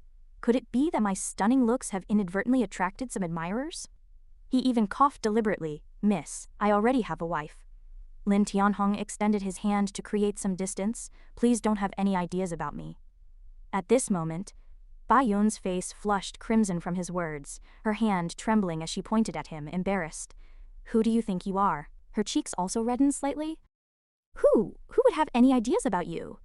Bai Yun's face grew increasingly red, and she stammered. I. She tried to compose herself, questioning herself. Was I just fascinated by the stars? This thought made her even more shy, and she covered her burning face, unable to control herself. She glanced at Lin Tianhong again, needing to find a way to barely muddle through, or it would damage her reputation as a holy maiden and her companion's standing. After a few seconds, Bai Yun spoke. May I ask your honorable name, sir? Lin Tianhong still insisted that she was interested in him. You say you have no ideas about me, yet you ask my name. He turned his face away, immersed in his world of love. Let me tell you, I deeply love my wife. Then he looked directly at Bai Yun with a serious gaze. Just give up, Lin Tianhong mentally scoffed, thinking, has this person lost their mind? What if my wife sees this and misunderstands? The thought of his wife's fiery anger and iron fists sent shivers down his spine. If the vinegar jar is overturned, he thought, he'll be in deep trouble. Bai Yun remained calm, smiling and saying, don't worry, I am not interested in you. She conveyed this with sincere gestures and expressions. In response to her genuine question about his surname, Lin Tianhong gave her a look of utter disdain and disgust, making Bai Yun want to explode. She had endured enough anger, but she still tried to restrain herself. Then, Bai Yun raised 3 fingers, her eyes even more sincere, I swear. Lin Tianhong sighed helplessly. He smiled, then quickly and concisely said, my surname is Lin, now you know, right? With that, he turned to leave. Can I go now?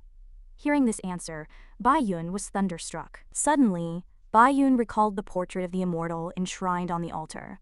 The man in the painting had platinum blonde hair, and she gradually remembered. The person in the painting, the face beneath the willow tree in the painting, was exactly the same as the face she had just encountered. Lin Tianhong turned back, bewildered, as if sensing a strange atmosphere. On the bustling market street, a sudden exclamation rang out. Bai Yun rushed over, grabbed him, and pinned him to the ground. No wonder you looked so familiar. You look exactly like our ancestor, immortal Lord Jialin. She grabbed his face with both hands, while Lin Tianhong panicked. Let go! Let go! The two of them struggled on the crowded street, attracting many onlookers. A rogue woman harassing an innocent man. Bai Yun remained fixated on his handsome face, while Lin Tianhong desperately tried to break free. She reached out and grabbed the wildly flailing wrist. Without explaining, she stood up, pulling Lin Tianhong away, leaving the onlookers dumbfounded. Lin Tianhong was dragged, feeling dizzy, and then abruptly pushed against a stone wall. Bai Yun didn't stop. She braced her hands against the wall, blocking Lin Tianhong, who was utterly confused. Lin Tianhong stated firmly, my body belongs only to my wife. He even deliberately put on a pitiful, teary-eyed expression, please, miss, have mercy.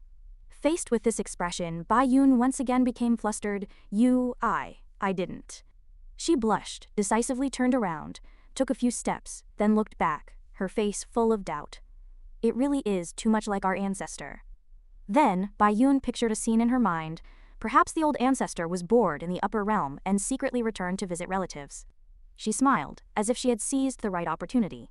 If it's true, my Jixia Academy will have hope of revival. Her eyes scrutinized Lin Tianhong relentlessly, probing him. After a moment, she walked up to him and bowed respectfully, making Lin Tianhong feel utterly perplexed. Bai Yun spoke slowly, word by word. Bai Yun, Holy Maiden of the Jixia Academy, pays respects to ancestor Lord Lin Tianzun. This time it was Lin Tianhong who was struck by lightning. He was utterly speechless. Just walking down the street, and I run into acquaintances, his mood plummeted.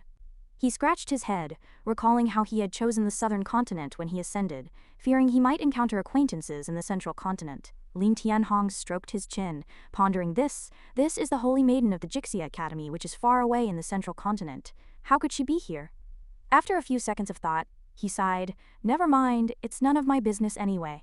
Lin Tianhong looked at the gradually setting sun, realizing he couldn't delay any longer, or his wife would worry. He looked resolute, cupping his fist towards Bai Yun. Miss, you must have mistaken me for someone else, right? Lin Tianhong slowly and deliberately played the role of an innocent man. I am just a mere mortal with a foundation cultivation of the 6th level. How could I possibly be the ancestor you speak of? His smile was a bit excessive. Could it be that I really look that much like that person? Lin Tianhong pretended to be happy, swaying his hips a few times, making Bai Yun frown. If that's the case, being the ancestor of a celestial beauty like you, miss, must be quite blissful. Bai Yun felt helpless, holding her forehead. How could I have thought this shallow fellow was the ancestor? My brain must be malfunctioning. Lin Tianhong leisurely stretched. Since you've mistaken me, miss, then I'll take my leave. His expression and eyes were full of anticipation. My wife is still waiting for me to come home for dinner. He left, humming a little tune, as if flowers were blooming all around him, but Bai Yun, behind him, remained suspicious. She stared at his back, finding it increasingly strange. Something's not right. Bai Yun pondered seriously. With the ancestor's strength, if he wanted to disguise himself as a mortal, it would be as easy as flipping his hand. She slightly furrowed her brows, her face showing stubbornness. I don't believe such a coincidence exists in this world. She followed Lin Tianhong without hesitation. Anyway, I plan to stay here for a while. I can take this opportunity to observe him. She stealthily followed him, her attempts at hiding becoming more and more obvious, making Lin Tianhong increasingly impatient. Finally, he spoke up. Hey. He felt very annoyed. I already told you, you've mistaken me for someone else. He was irritated, unable to hide his anger in his voice. Why do you keep following me? Bai Yun, who had been hiding under a stall, stood up awkwardly and began to play along. Brother Lin, is it? She pointed ahead. Is this road your family's? Lin Tianhong shook his head blankly, confused. Bai Yun seized the opportunity and said slyly, in that case, if I happen to be going the same way as you, it's just a coincidence. Bai Yun approached, her expression challenging. Is there a problem? Lin Tianhong was somewhat at a loss for words. Well. Unable to refute, he resorted to a trick, pointing behind her and shouting in mock panic, Ah, Ancestor Lin. Bai Yun instinctively turned to look, only to see a cute little dog behind her, gnawing on a small bone. Her eyes instantly turned angry, and she quickly spun around, but only a gust of wind remained. Lin Tianhong had already made his escape. Bai Yun was furious at his trick, her anger burning. She rushed off in pursuit, her speed swift. Damn it! By this time, it was late, and the moon hung in the night sky. Back at the gate of the Lin residence, Lin Tianhong abruptly stopped. He breathed a sigh of relief, a hint of smugness on his face. Lin Tianhong placed his hands on his hips, laughing triumphantly. Trying to follow me? How ridiculous. Then he hurriedly knocked on the gate. His face was still full of anticipation, as he waited, second by second. Wife, your husband is back. The gate slowly opened, and He looked at him with a bright smile, gentle and virtuous. Husband, you're back. Lin Tianhong jumped for joy. That's right, wife. I've been thinking about you all day, wanting to hold you. Suddenly, Lin Tianhong froze, his mood instantly shifting. Before him stood she. He, her face ablaze with anger. The gentle facade completely gone. Who was her husband? Unbeknownst to them, Bai Yun had appeared behind them. Faced with the scene before him, Lin Tianhong felt a chill run down his spine. He turned back, bewildered, seeing the face that had been bothering him for most of the day. He panicked, standing between the two women, feeling utterly lost. Lin Tianhong was speechless, unable to say a word. Bai Yun, on the other hand, stuck out her tongue, teasing, I accidentally followed you here. You don't mind, do you? He waved his hands weakly, his voice trembling. Ah, no, it's nothing. He, burning with anger behind him, attributed his unruly hands to herself. Husband. Oh no, it slipped out unintentionally. He stepped forward, gently placing her hand on Lin Tianhong's shoulder, her eyes as sharp as swords. Could you please explain clearly and unambiguously the relationship between the two of you?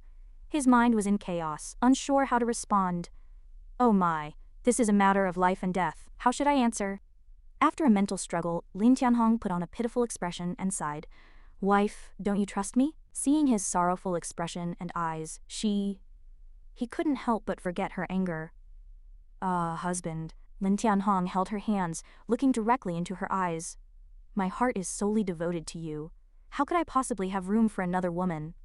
Husband. But he was no ordinary person, and she directly brought up the old issue. You still haven't answered my previous question. Lin Tianhong's mind instantly sparked, reacting with lightning speed. Wife, what kind of person do the neighbors usually say I am? His face still held anger, a friendly, warm, and helpful person.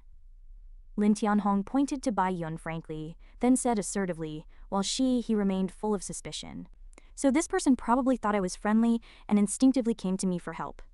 Is that right? At this moment, Bai Yun also spoke up. Indeed, that's how it is. Then Bai Yun bowed to the two of them. I apologize for causing Madam to misunderstand. I am a newcomer to the capital, and I am looking to rent a room on Changle Street for a temporary stay. Bai Yun appeared both sincere and pitiful. I see that your residence is quite large, and only you and your husband live here. I wonder if you could rent me a guest room.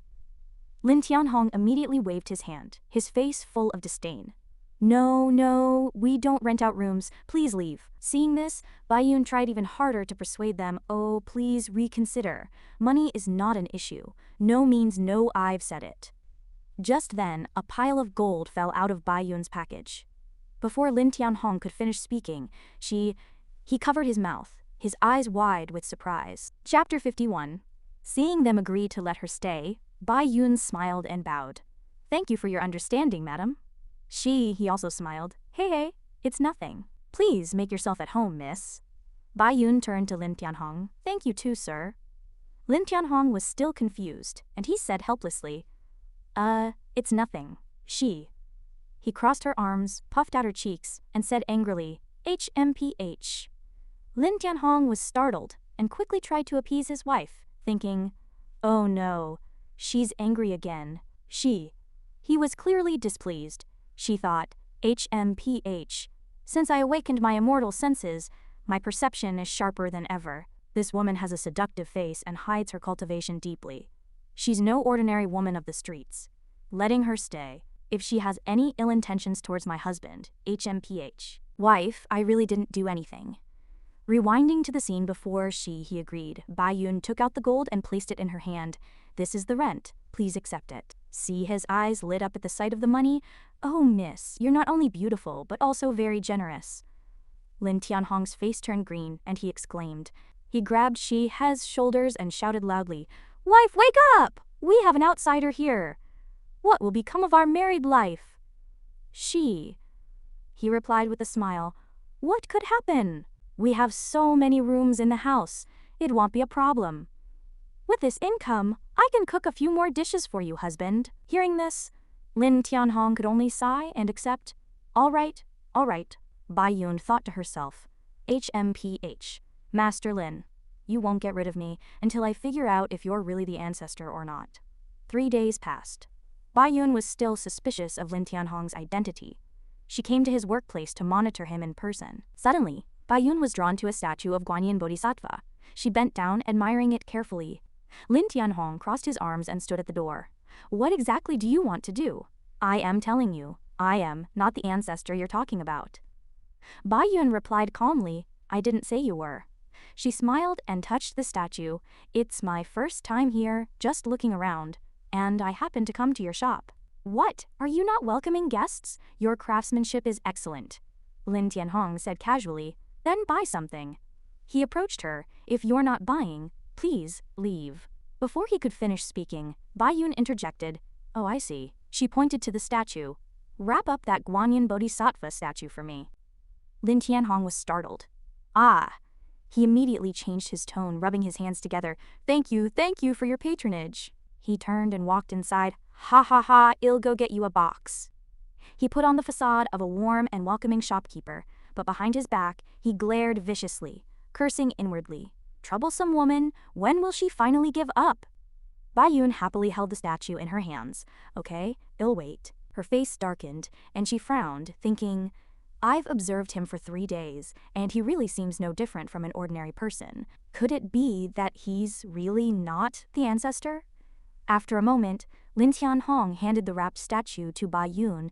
Here, it's wrapped. He escorted her to the door, completely unaware that he had been secretly observing them for a long time. Lin Tianhong found a subtle excuse, Miss Bai Yun. It's not appropriate for us to be alone for too long. I'm afraid my wife will be upset if she sees us. Bai Yun covered her mouth and smiled. Hey, thank you for the reminder, sir. She has inner monologue. Already angry. She hid in a corner, gritted her teeth, and crushed a piece of the wall. That woman? Bai Yun felt someone watching her and turned around. Huh. She touched her chin. Was that a loud noise just now? Lin Tianhong replied casually. You must have misheard. In Shihe's private chamber, she slammed the door shut. He walked back and forth, clenching her hands tightly, muttering to herself. Damn it, I am so angry. So angry. Her face was grim. I really can't let my guard down. If that woman comes to the shop every day, then my husband. Several guards saw her and immediately knelt down, saying respectfully, Welcome back to the palace, Empress. He didn't pay attention, still immersed in her own thoughts. No, I must return to the palace and find someone to help me come up with a plan. In the imperial study, a voice rang out, Your Majesty. The TNCE army has been initially formed, and the spirit array has also been successfully built. It will be completed soon. He sat in her chair, listening to the report. Very good. Continue to accelerate the progress. There must be no room for error. Tianwu and Tianhou replied in unison. Yes. He thought, soon, the Tianlong dynasty will come to demand justice.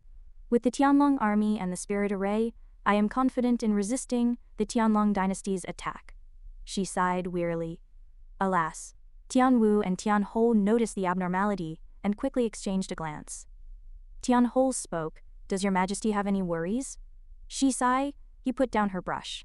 She covered her chest, saying shyly, "Well, I do have something on my mind. Are you willing to share my concerns?" Tian Wu and Tian Ho replied firmly in unison, "We will go through fire and water for your majesty." He breathed a sigh of relief. Phew.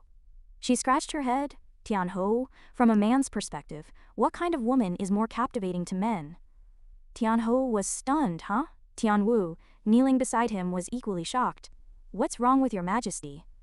Tian Hao asked blankly, "Reporting to your majesty, I don't understand." Tian Wu stared at his brother, dumbfounded. "Brother, you're really a straight man." Tian Wu cupped his fist and said, "My heart is only filled with loyalty to your majesty and cultivation. Feminine beauty is nothing but a painted skeleton in my eyes." "Absolutely worthless," Tian Wu echoed, speechless. She silently prayed, "Please, elder brother, stop talking. You're breaking my heart." He rested her chin in her hand, looking dejected, while Tian Wu carefully observed her reaction. He turned to Tian Wu, shaking her head, and asked, "Tian Wu, with your brother like this, is there a risk of the Fu family line dying out?" Tian Wu scratched her head. "My parents are at a loss too." Seeing Tian Hao's incompetence, he shifted her focus to Tian Wu, pointing at her. "Forget it, I'll ask you instead, as a fellow woman." Tian Wu awkwardly replied, "Your majesty." She half closed her eyes, embarrassed, and answered, "I've been practicing martial arts and leading troops since I was young, always training soldiers. Those stubborn men only listen to force, so I really don't know." He crossed her arms, annoyed. "Then think about it now." Tian Wu helplessly said, I'm afraid I can't help." He feigned anger, puffing out her cheeks and turning away. Humph. Seeing her majesty like this, Tian Wu had no choice but to kneel and cup her fists. "Yes, your majesty, I'll do my best." She pondered for a moment. Suddenly, Tian Wu had an idea. "Oh, I've got it!" She could possibly proceed. He urgently pressed, "Speak quickly." Tian Wu continued, "Throughout history, monarchs have enjoyed watching dancers perform. Perhaps men are fond of watching women dance?" She gestured with her hands, the best she could come up with as a general. He rested her chin in her hand, deep in thought. Dancing? Suddenly a thought flashed through her mind. She slammed her hand on the table and loudly commanded, "Immediately summon all the palace dancers. Hurry!" Tian Ho and Tian Wu quickly lowered their heads, replying in unison, "Yes, your majesty, we shall take our leave." With a whoosh, the siblings vanished without a trace. He happily mused to herself, "My husband's birthday is approaching. I'll take this opportunity to give him an unforgettable gift." Several days later, Tian Ho and Tian Wu stood outside the palace, hearing the music drifting from within. Tian Ho asked curiously, "Why is her majesty suddenly so interested in music?" Tian Wu turned to her brother. "Huh?" She genuinely praised her majesty is truly amazing. She learns everything so quickly. Matching the music was her majesty's light footwork, her movements as graceful as the wind. It wouldn't be an exaggeration to compare it to a celestial dance. Her majesty is truly gifted. He was completely immersed in the music, looking utterly beautiful. He thought to herself, "Today is my husband's birthday." She smiled tenderly. "I'll go home early and give him a surprise." Meanwhile, at Chan Hong's shop, he stood outside with his hands on his hips, laughing loudly. "Ha ha! That clinging nuisance has finally given up." He rested his chin in his hand, thinking to himself, my supreme seal is so profound that unless you're at the level of the demonic lord, you'd never be able to perceive it. What could that mortal little girl possibly see? He imagined the scene of his cultivation being sealed, feeling utterly delighted. Now that little girl is foolishly cultivating in her room all day. He smoothed his hair. "It's so comfortable without those eyes staring at me all the time." "My dear, I am home." As Chan Hong opened the door, he couldn't help but wonder why his wife hadn't come to greet him today. A sense of unease flashed through his mind. No way it should be. He thought of Bai Yun pressing his beautiful wife down. "Let me see," his wife weakly cried. "Don't." Chan Hong's face turned pale. Did they quarrel because they didn't get along? "Oh no, my wife is just an ordinary person. How could she possibly win against that woman?" He hurriedly opened the door. My dear, you. However, the scene before him was completely different from what he had imagined, huh? Chan Hong saw his wife wearing a thin veil over her face, her top so short that it barely covered her breasts. My dear, what are you doing? He said gently. Husband, today is your birthday. I learned to dance for you as a birthday gift. Do you like it? Chan Hong rushed over and grabbed Shihe's hand. My dear can dance. How come I didn't know? She smiled brightly. I just learned. Do you like it? Chan Hong said excitedly. I love it. I love it. How could I not? Shihe's eyes narrowed with laughter. Then, let the music begin. Chan Hong picked up his flute. All right, let my wife witness my exquisite flute skills. He couldn't help but giggle. PFT. She thought, I never imagined that I, the dignified Empress and Heavenly Emperor of the Celestial Realm, would one day do something so embarrassing for a man. But I am actually quite happy. Chan Hong asked, Then shall we begin? Camera 53. He gazed lovingly at his talented and beautiful wife. My dear wife has truly put her heart into this. What more could I ask for in a wife? Chan Hong grinned from ear to ear. The little bird seemed to sense her beauty as well, fluttering down to Shihe's side. Amidst the birds and petals, he danced gracefully. Chan Hong played his flute, his eyes never leaving her for a second. Her dance was simply too beautiful. Birds circled around her, and petals swirled in the air. At that moment, Baiyun was still diligently cultivating in her room. She suddenly heard the music outside. Baiyun curiously peeked out, wondering where the sound was coming from. Her room faced the mountaintop where a pair of owls perched. What's this? He continued to dance, and Chan Hong was equally captivated by her exquisite moves, accompanying her with his music. Every gesture and posture of He exuded the noble elegance of an empress. She rose high on her tiptoes, and Chan Hong brought his accompaniment to a climax. His fingers glided across the strings, his skill equally masterful. He exhaled, then continued playing. The two smiled at each other, and the surrounding scenery added to their beauty. Baiyun watched, a hint of joy in her heart. Is this the happiness of ordinary life? Suddenly, her eyes drooped, a trace of sadness in her gaze. Can I ever have this in my life? A moment later, the music stopped, and he gracefully concluded her dance. The veil slipped from her face, revealing her flawlessly beautiful features. Chan Hong was stunned. He walked over to him and sat by the zither. Husband, how was my dance? Chan Hong hugged her tightly from behind. I am incredibly happy today.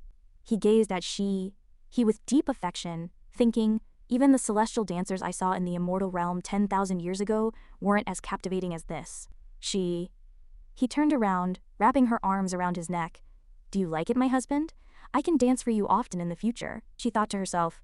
When I was Empress I had celestial maidens dancing for me. Now I willingly dance for my husband. The two embraced tightly, then shared a passionate kiss. He blushed, looking shyly at her husband. Chan Hong seemed impatient. My dear, we should work harder. It feels incomplete without children in the house. He lightly punched his chest, scolding playfully. You rascal, always wanting to take advantage of me. Seeing his wife's consent, Chan Hong's heart bloomed. Then we can't waste precious time. He picked her up, saying excitedly, Let's go. Chan Hong rushed back to the room in 3 strides, slamming the door shut. In broad daylight, the couple's amorous sounds echoed through the air. Baiyun had returned to her cultivation for a while. Suddenly, the room shook violently, throwing Baiyun onto the bed. Ouch, my goodness. She sat up, dazed, and muttered, What's going on? It was fine just now, why are they fighting again? Baiyun, fuming with anger, walked to Shihe and Chan Hong's room, pushed open the window and yelled, Hey, you two, if you're gonna fight, get it over with quickly. Baiyun was suddenly speechless. She saw clothes strewn all over the floor, even undergarments tossed onto the bed. What is this? Chan Hong looked at Baiyun helplessly. He also glanced at her awkwardly, both their faces etched with a large cheech, an internet slang for embarrassment. Baiyun's face turned completely red. She raised her hand to cover her face, but her eyes were wide open. Sorry. I didn't see anything, didn't hear anything. Baiyun quickly fled. I was just here to help you close the window. She ran while crying, slamming her own door shut. She stared blankly in one direction, not knowing what images were flashing through her mind. The scene shifted to a city. A soldier bowed and reported, A scout reports that the Heavenly Dragon Dynasty has dispatched an army of 300,000. These are just the vanguard. The main force is only 100 miles away. The great general of Jiangxi remained calm. HMPH, 300,000 is nothing. This place is easy to defend and difficult to attack, and we also have the 500,000 southern Yi soldiers guarding the Chenfeng dynasty. He planted his spear on the ground, proclaiming heroically, "What's there to fear? Well, fight!" War drums roared, and the green battle flag of Chenfeng flew high. An army of war elephants and cannons, holding yellow banners, advanced toward the city. The city was still peaceful, and the people were unaware of the impending events. Soldiers stood guard majestically. Suddenly, one of them noticed the flags on the high ground shaking violently. He looked down and saw tens of thousands of enemy troops surging toward them. He panicked, grabbed the drumsticks, and frantically beat the alarm bell. The great general of Jiangxi rushed to the scene upon hearing the news. He frowned as he looked down, and the other soldiers stood ready. "General!" The enemy forces were approaching the capital. A guard with an injured right arm ran into the hall, shouting, "Reporting!" He panted and yelled, "The Heavenly Dragon King has deployed 300,000 war dragon troops. In just one day, they've crushed the great general of Jiangxi's 500,000 border soldiers." He, upon hearing this, was furious. Those Heavenly Dragon people dare to slaughter my Chenfeng's men. She stood up abruptly and said decisively, "I will make sure they don't return." She waved her hand and shouted, "Royal Tianhu, listen to my command." Tianhu stepped out of the ranks and knelt on the ground. "Your subject is here." He ordered, "Immediately activate the capital's defense array." Tianhu bowed and accepted the order. "As you command." He continued to shout, "General Tianwu, listen to my command." Tianwu immediately knelt on the ground. "Your subject is here." He commanded, "From the western border to the capital, implement a scorched earth policy. Immediately evacuate the people to the capital, leaving only garrison troops in the cities. Ensure that the people are not affected by hunger or riots." She held up two fingers, pointing directly at Tianwu. "Within 2 months, I want to see the Tianwu army fight 10 enemies each." Tianwu's eyes were firm. "Your subject obeys." He thought to herself, "That old heavenly dragon thief is unreasonable, forcing me to marry that scoundrel third prince, and now he's actually leading his army to slaughter my Chenfeng people. He treats human lives like grass. I swear to protect my country and soldiers, to safeguard the Chenfeng people." His scorched earth order was immediately implemented. People quickly left their homes and headed for the assembly points. A carriage sped through the streets, the driver shouting, "Make way! Don't block the road!" Chan Hong saw this scene, and his heart tightened. The War Dragon army is chasing them all the way here. Fortunately, the Phoenix Empress was prepared and evacuated the people in advance, but it still caused panic among the populace. He thought, why, just as my wife and I were settling into a peaceful life, do people come looking for trouble? Chan Hong crossed his arms. This War Dragon army is just a part of the Heavenly Dragon Dynasty's forces. It'll hold back for now. It's been 2 years. Let's see if the Chenfeng Empress, after receiving so many benefits, will disappoint me. With that thought, he sighed helplessly. Alas, the city is in such chaos, it seems business is impossible. I'll close up early and go home. With that, Chan Hong placed the closed sign at the shop entrance. Back at his doorstep, he uttered the familiar line, "My dear, I am home." However, he froze when he saw his wife and Bai Yun sitting close together, holding hands and looking affectionate. He smiled gently and said, "Husband, you're back." Bai Yun also asked happily, "Boss, you're home so early? Are you here to pack up and run away?" Chan Hong scratched his face. How did Miss Bai know? The city is in a panic today, the Heavenly Dragon army is on the chase, and my wife and I are mere mortals, how could we not be afraid? Bai Yun said confidently, boss, wife, don't be afraid. With me here, protecting your lives is a piece of cake." Chan Hong cupped his fists. "I knew Miss Bai was no ordinary person." "Thank you, miss. We entrust our lives to you." He thought to himself, HMPH, as expected of a descendant of the Jixia Academy, not bad. I'll find a chance to reveal that I am her ancestor. Then Chan Hong rested his chin in his hands, a smile playing on his lips. It's good to nurture her. I won't have to deal with this trash myself in the future. If word gets out, I'll have face among my little brothers. The scene shifted to the capital city, where the crowd was in chaos, everyone blaming the Chenfeng Empress. It's over, the Heavenly Dragon army is coming." Cursed Phoenix Empress, it's all your fault. Wouldn't it have been better to marry the heavenly dragon third prince? It's just a wedding, what's with all the airs? At that moment, he stood before a door, emitting a blinding light, and a cold voice rang out, Li Shi, hey. A person with green hair appeared, scolding angrily. The heavenly dragon dynasty is the sky of southern continent. It's an honor to ask you to marry the third prince, yet you dare refuse, offending the heavenly dragon Taoist. An old man interjected angrily. Why couldn't you just endure and obey the heavenly dragon Taoist's decree? The way of a ruler is to know when to yield and when to stand firm. Another person couldn't sit still either, with the heavenly dragon Taoist's help. And your talent, wouldn't the entire southern continent be yours in the future? Everyone accused Shihi, how could you be so foolish? Meanwhile, at the heavenly dragon army's base, inside the third prince's tent, a person with a scar on his face knelt on the ground and said, Third Prince, rest assured we will capture Phoenix capital city within 3 days. The war dragon army will surely wash this place with blood. The third prince sat arrogantly on a beast-hide chair. Very good. That stinky woman humiliated me in front of everyone. Leave her alive.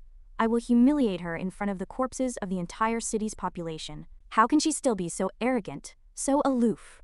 We absolutely can't let her escape. A white-haired old man also spoke, Ao Tian. Rest assured, with me here she won't be able to run. Ao Tian cupped his hands in gratitude. Grandson thanks third grand-uncle for his assistance, as night fell in the war dragon army's camp. The white-haired old man from before, Yinju, a powerful cultivator in the second stage of the scattered immortal divine tribulation realm, and the royal ancestor of the heavenly dragon dynasty, spoke sternly, even if she is a favored daughter of heaven, she will have to submit to me. Today, I will make her your woman. He frowned, his eyes sharp. She must become your woman. Yinju and the third prince, Ao Tian, were talking when a strange voice suddenly sounded, Brother Yinju, long time no see. Ao Tian asked vigilantly, Who's there? Scarface pointed in the direction of the voice. Who's so bold as to dare to break into the war dragon army's camp? He thought with a dark expression. This person's aura is extraordinarily powerful. Yinju waved his hand. What's the panic? He stroked his beard and grinned. Brother Feng Yu? We're on opposing sides now. Yinju's gaze turned towards the entrance. You dare to break into the army camp. The curtain was pulled back, and a red-haired man with cold eyes appeared, his cloak fluttering in the wind. He was Feng Yu, a powerful cultivator in the first stage of the scattered immortal divine tribulation realm, and the only divine tribulation realm ancestor of the Qianfeng dynasty. He walked in with his hands behind his back and his head held high. The heavenly dragon ancestor sent Brother Yinju here. His bangs covered one side of his face, and he said seriously, Isn't it just to suppress me? Yinju stroked his beard. Oh?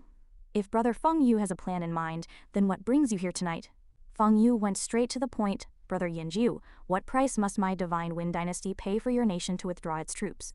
He stared at Yinju with a daunting gaze, frank and direct with a hint of admiration. Yinju raised his index finger.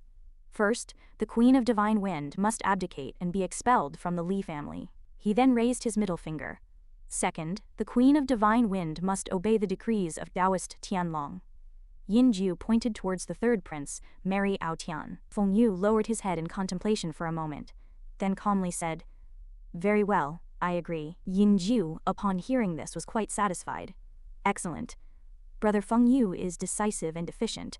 However, he was not so easily satisfied. He demanded, Bring the Queen of Divine Wind here tomorrow. Yinju revealed a sinister expression, and I will immediately have the army withdraw. Feng Yu glanced back at him, then vanished swiftly, leaving only the words, It is settled. Ao Tian clenched his fists, cursing inwardly, Li Sihuo, you vile woman. A lewd smile crept onto his lips. You've finally fallen into my hands, Your Highness. Ao Tian covered his face, now appearing utterly perverse. Let's see if you can still be so arrogant in front of me then. Yinju quickly composed himself. Ao Tian, you may vent your anger, but do not go too far. He cautioned, Li Shihuo's talent is exceptional. The future of the Tianlong dynasty depends on the two of you.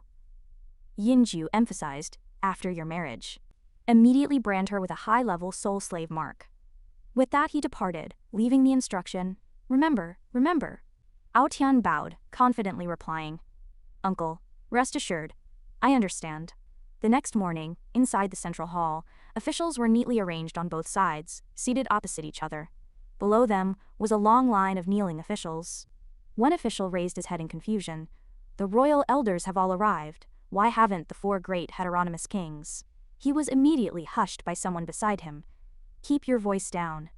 These heteronymous kings had long ceased to care about court affairs. An old minister whispered, they are each cultivating their own power. As long as they don't participate in this war of annihilation, their power will allow them to remain uninvolved. At this moment, someone could no longer contain themselves and slammed the armrest of their chair. It was Tianfeng Zhenren, the queen's great-grandfather, a peak divine transformation realm cultivator. He could no longer hold back and shouted, Li Siyu, why don't you come out and face us? Tianfeng loudly questioned, you are truly audacious, daring to defy Taoist Tianlong's decree.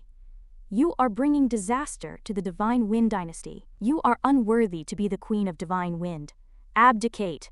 Abdicate now. As soon as Tianfeng finished speaking, Li Shiwei's powerful voice echoed through the hall. I am the heaven-ordained queen of Divine Wind. Who dares ask me to abdicate? Tianfeng immediately tensed up. Li Siyu, you've finally shown yourself. Tianfeng's imposing manner did not weaken. His face was stern as he accused, you have plunged the Divine Wind dynasty into the abyss of annihilation. You are the culprit. Are you still worthy to be the Empress of Divine Wind? Quickly confess your crimes and abdicate. Li Shiwei's thin lips curled slightly. If you want to judge me, you'll have to see if you have the ability. As Li Shiwei spoke, countless powerful golden dragons soared in the vast sky. The magnificent scene terrified several old ministers, turning their faces pale. Pale golden light illuminated the entire hall. The other ministers stared in stunned silence at the miraculous sight before them. Tianfeng was incredulous, cold sweat dripping down his brow as he exclaimed, This, in just 2 years, she has progressed so much? From outside the main gate, numerous imposing figures appeared, their voices resounding, the Queen of Divine Wind has arrived. Fu Qianwu and others followed closely behind. Other old ministers solemnly entered the hall, along with red banners fluttering in the wind, exuding a powerful aura. Li Shiyue, radiating an icy aura, appeared. She led Fu Tianwu and the others into the hall. The soldiers respectfully shouted in unison, Long live the Queen of Divine Wind, 10,000 years! Li Shiwei walked steadily into the hall, step by step. As she passed Tianfeng, she gave him a cold, dismissive glare. Li Shiwei's entire body emitted golden light, her imposing presence dwarfing Tianfeng. His face turned pale, and he was secretly alarmed. Her aura, it even frightens me. Li Shiwei stepped forward and sternly questioned, Now, who was it that wanted to judge me? Tianfeng reminded her, Li Shiyu, I am your great-grandfather. You are too presumptuous. Quickly restrain your aura. Li Shiwei glanced at him with disdain and asked, Didn't you want to expel me from the Li family? And you dare to call yourself an ancestor in front of me? An old minister couldn't help but reprimand. Old Yao, how dare you disrespect our ancestor? Do you have any regard for your elders? Kneel down and admit your mistake? Li Shiwei tensed up, her eyes narrowing slightly. The old minister instantly felt as if struck by lightning, his entire body stiffening. A brilliant light suddenly emanated from Li Shiwei's chest, followed by the appearance of a golden dragon that lunged straight at the old minister. With a single strike, the old man crashed to the ground with a thud, his body motionless and unresponsive. Whispers filled the hall. Heavens, he was a master of the 4th level of the Divine Fire Realm. Yet he had no power to resist. Just how strong is the queen? Li Shiye said sternly, To deceive and offend the sovereign in the royal hall is a crime deserving of death. You still want me to abdicate? Those who don't want to die, leave the hall immediately. Otherwise I will show no mercy. Hearing this, the ministers exchanged glances, stammering and unable to speak. However, they immediately turned and walked out of the hall one by one. At this moment, only Tianfeng and a few Divine Earth Realm cultivators remained in the hall. Tianfeng remained nervously silent, not uttering a sound. The once lively hall was now eerily quiet. Li Shiyue gently rubbed the gold ring on her finger and spoke. You've been given your chance. She crossed her legs and said casually, Those who remain, Li Shiyue coldly commanded, deal with them one by one. She decisively ordered, Show no mercy. Fu Tianwu and the others immediately bowed and shouted, As you command. The remaining old ministers were stunned. Li Siyu, you wicked creature! Tianfeng suddenly spoke, pointing at Li Siyue and cursing, to dare utter such arrogant words, wanting to suppress us? Even if you are a reincarnated immortal, you will not succeed. Another person pointed at Li Siyue's face and questioned, if it weren't for the Tianlong dynasty demanding you marry the third prince, do you think we, these 40 divine fire realm elders, would let you off? We would have sent you to hell long ago. How dare you be so arrogant in our presence? A hint of surprise flashed in Li Siyue's eyes, but she quickly composed herself and said calmly, so you all secretly sold me out long ago. Very well. I didn't originally intend to take action personally. Flames ignited around her and she declared, but now it's time to act. Tianfeng laughed mockingly, covering his eyes. Who do you think you are? You think you can fight us? He pointed his finger and commanded loudly, everyone, listen to my command, seize this rebel alive. As soon as he finished speaking, everyone rushed towards Li Siyi, shouting in unison, seize the rebel! Fu Tianwu and the others hurriedly surrounded Li Siyue, protecting her from harm. Your Majesty, we swear to follow you to the death. However, Li Siyue waved her hand and decisively ordered, retreat. Inside the hall, only Li Siyue remained, facing Tianfeng and the group of ambitious individuals. Li Siyue remained calm, saying, these traitors, I alone am enough. Li Siyue's words enraged Tianfeng, who gritted his teeth and said, Li Siyu. He stamped his foot in anger, cracking the floor beneath him. Tianfeng arrogantly cursed, I will see just what abilities you, this rebellious junior, possess. Dare to say you can kill us? The ministers shouted in unison. The divine power of Tianfeng Genren is mighty, mighty. Li Siyue crossed her arms, her expression as calm as still water. Then, she gave a triumphant grin and said, Tianfeng, is stomping your only skill? It seems you're just a performing clown. Tianfeng was further enraged by her provocation. He leaped from his seat and rushed towards Li Siyue, cursing, arrogant brat. Tianfeng drew his sword, unleashing a furious attack. In that case, I'll cripple your limbs and seal your qi to see if you can still be so arrogant. He thrust his sword at Li Siyue. D. Li Siyue calmly watched his attack, finally raising her fingers to form a seal. Mere tricks, daring to show off your axe wielding in front of an expert. Li Siyue waved her hand, creating a barrier that blocked Tianfeng's sword. Seal. Seeing this, Tianfeng exclaimed in shock. How is this possible? This is the power of a divine tribulation realm expert. Li Siyue reprimanded loudly. Don't you know that newer talents surpass the old, and the old die on the beach? A wave like you will be crushed sooner or later. Li Siyue's anger erupted, her power immense, her aura surging. Tianfeng began to beg in terror. Wait, I am willing to submit. In chapter 58, he responded with disdain, I have no need for that.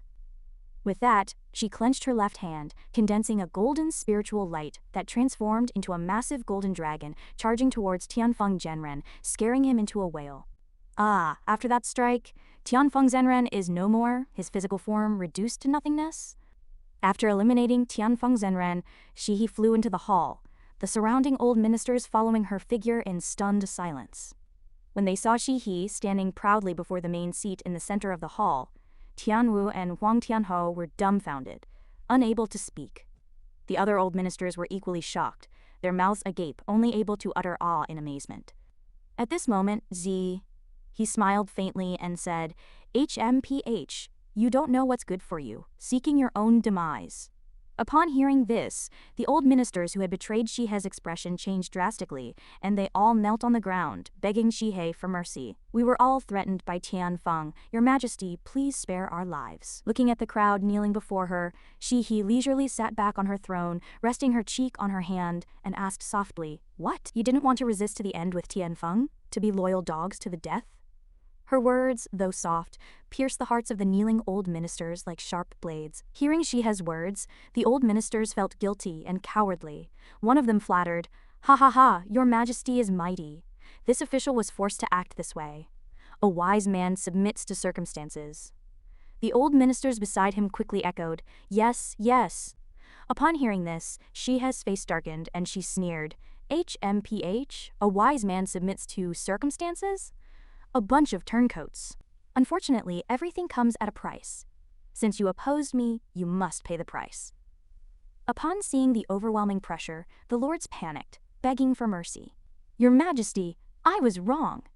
Some of the rebellious lords, knowing they could not escape death, shouted and fled, "Run!" The rest were frozen in place, unable to move, only able to utter terrified cries, "Ah, no way!" At this moment he was surrounded by a powerful golden aura. She narrowed her eyes, looking at the lords below, and stated firmly, "I am the heaven-ordained empress." He never went back on her word. If she said she would execute, she would execute. With that, he made her move. Dragon taming mantra. 5 dragons. Devour. 5 golden dragon-shaped streams of energy erupted from Shihe's attack, lunging at the lords below. One by one, they were scorched by the energy streams and fell to the ground. The cries of agony in the hall gradually subsided. Tianwu, Huang Tianhu, and the other old lords who had stood by he were all dumbfounded, unable to speak. The rebellious lords were now nothing more than corpses, their faces frozen in terror. Tianwu, Huang Tianhu, and the other lords immediately knelt on the ground, expressing their awe towards Your Majesty's divine might. Long live the Queen, 10,000 years. He frowned, looking at the people below, and commanded, Tianwu, Tianyu, listen to my order. Tianwu and Huang Tianwu immediately bowed and accepted the command, replying in unison, Your subject is here. He continued her order, mobilize the troops and activate the divine shock formation. Prepare to face the war dragon army. Huang Tianwu immediately replied, Your subjects obey.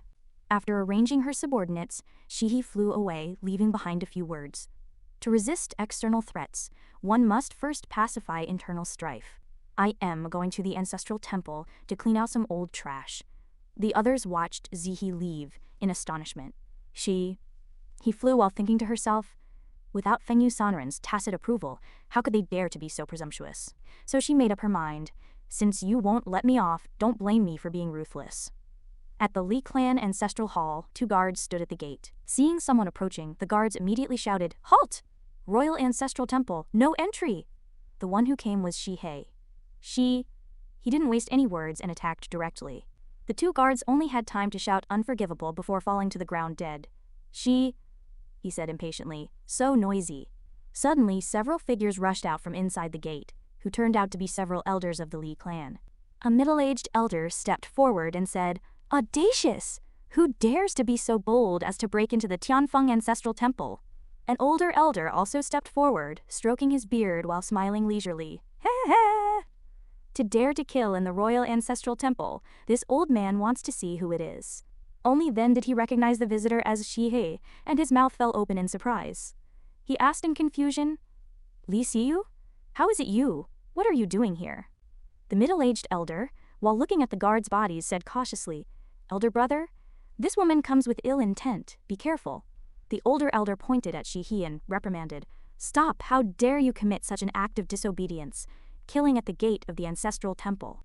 Of course, it's to turn you into memorial tablets. Old fools, it's time for grave sweeping. The elder glared at Shihe, his hands clenched, blue energy swirling around his arms. He roared, Presumptuous, I'll see what you're capable of. Then he said smugly, Ha, you've overlooked something, Li Xiyu. How could I fight you alone with such a powerful backer? The elders rushed towards Shihe, gathering their strength to attack her, shouting in unison, Combined technique, 5 rings of lightning death. Die under our attack, arrogant fool. Shihe, seeing this shameless display, simply sneered helplessly and said, HMPH, you only know how to ambush, you old geezers. Then she teleported, leaving her original position, and the elders, caught off guard, attacked the air directly. He turned to look at them, smiling faintly. Farewell. I'll burn incense for you next time I sweep your graves. He unleashed a surge of powerful energy that formed a massive golden dragon, charging towards the elders, who were caught completely off guard. The elder, seeing the danger, immediately pleaded, Stop! But it was too late. The golden dragon's feet landed on them, and the surrounding floor tiles shattered. He turned and left expressionlessly, suddenly hearing someone speak, truly ruthless. You've killed all the clan elders of the ancestral temple. He smiled in response. What? Did your heart ache from watching the show? The speaker was Feng Yu. Feng Yu said smugly, HMPH, sharp-tongued. Thanks to them, I can now see your true level. A surge of purplish-red energy emanated from Feng Yu, his face contorting as he spoke. To break through to the divine tribulation realm in just 2 years, I am astonished by your talent. But you don't think that's enough to defeat me, do you? Li Si Yu and she. He frowned in disdain, saying, HMPH, old fellow, you're the only one left. Do you think I'd be afraid of an old codger like you? Feng Yu frowned in response. If that's the case, then so be it. I am saddened to personally kill such a talented junior, but to appease the souls of my clan's elders, you must die, Li Si Yu. A surge of purplish-red energy emanated from Feng Yu, and several black feathers swirled around him, clearly a display of power. He, upon hearing this, corrected Feng Yu, do not call me Li Si Yu. Since I decided to sever ties with you, Li Si Yu is a thing of the past. Now, there is only Li Si Yue of the Divine Wind dynasty. Feng Yu smiled in response. Very well, then I shall send you on your way. With that, he began to cast his spell, and waves of purplish-red energy erupted, forming a massive phoenix that enveloped him. He watched, pondering what trick Feng Yu was trying to pull. Wherever the purplish-red energy and the phantom phoenix touched, city walls and tiles were corroded. He instantly recognized the move. It was his unique technique, the bright phoenix art, capable of corroding all things. The energy had now surrounded He, forming a small circle that confined her. He smiled calmly. Is that all? With that, she raised her hand and cast a spell, causing Feng Yu to exclaim in surprise, HMPH. As she cast the spell, she chanted. Turning her hand, she summons clouds. Flipping it, she brings rain. Mighty heavenly dragon. Instantly, a golden dragon materialized behind her. He then manipulated her hand seals, commanding, Hear my command, slay the phoenix. Obeying her order, the golden dragon unleashed a powerful blast from its mouth, crashing into Feng Yu and instantly disintegrating the purplish-red energy. Feng Yu was stunned, blurting out involuntarily, No, impossible. How could you, a mere newcomer to the divine tribulation realm, break my strongest move? The golden dragon's energy then struck Feng Yu's chest directly. He coughed up blood, only managing to stammer, I am not reconciled, before collapsing completely. He coldly replied, Then take your doubts and resentment to hell with you. Suddenly, he felt unwell. She covered her mouth and then vomited uncontrollably. He was bewildered, muttering to herself, What's wrong with me? She then checked her pulse, thinking, My meridians are clear, and my inner energy is calm. Why do I feel nauseous? Am I poisoned? But she had more pressing matters at hand, so she resolutely said, Never mind. I need to win this battle before my condition worsens. Outside the War Dragon Army's camp, 2 soldiers stood guard. Inside, Long Aoshin sat leisurely with his legs crossed, enjoying a massage from his maids.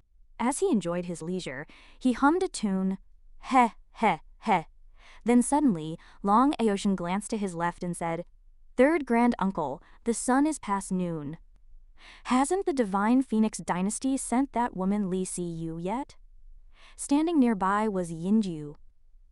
At that moment, Long Aoshin's mind was filled with images of He captured, her hands bound, her mouth gagged, wearing rabbit ears and a tattered short skirt, at his mercy. A lewd expression spread across his face, revealing his desires. This prince can't wait to torture that woman who humiliated me. Heh heh. Yinju, reading a book, reminded Long Aoshin of his status. Third prince, remember your royal decorum. Long Aoshin, embarrassed, mumbled, sorry, third grand uncle. Yinju then noticed that the agreed time for the handover had passed. He said coldly, There is no sign of her yet. It seems Brother Feng Yu has no intention of keeping his promise. Long Aoshin frowned, puzzled, and asked Yinju, Third grand uncle, what should we do now? Yinju pointed at General Long and commanded, General Long, order an attack. General Long immediately bowed and accepted the order. Yes, sir. General Long then stepped out of the tent and loudly relayed the command to the soldiers. War Dragon Army, listen up. Break camp immediately and conquer Phoenix capital city. Spare no one in the city except Empress Li Si Yu. Let the world witness the might of our War Dragon Army. The soldiers raised their spears and responded in unison. Long Aoshin also joined in the excitement, requesting Yinji's permission to join the army. Third Grand Uncle, I want to go to war with the army. Please allow me. Seeing the gleam of excitement in Long Aotian's eyes, Yinju granted his request. Go ahead. The march is dusty. Don't get your clothes dirty. Long Aotian bowed and thanked him. Thank you, third granduncle. Watching Long Aotian's delight, Yinju stroked his beard and smiled. Heh, how old is he? This is the first time I've seen him smile so happily. Long Aotian exited the tent, still wearing a lewd grin, and thought to himself, no, I can't wait to deal with that woman on the spot. Li Siyu, wait for me. We'll meet again soon.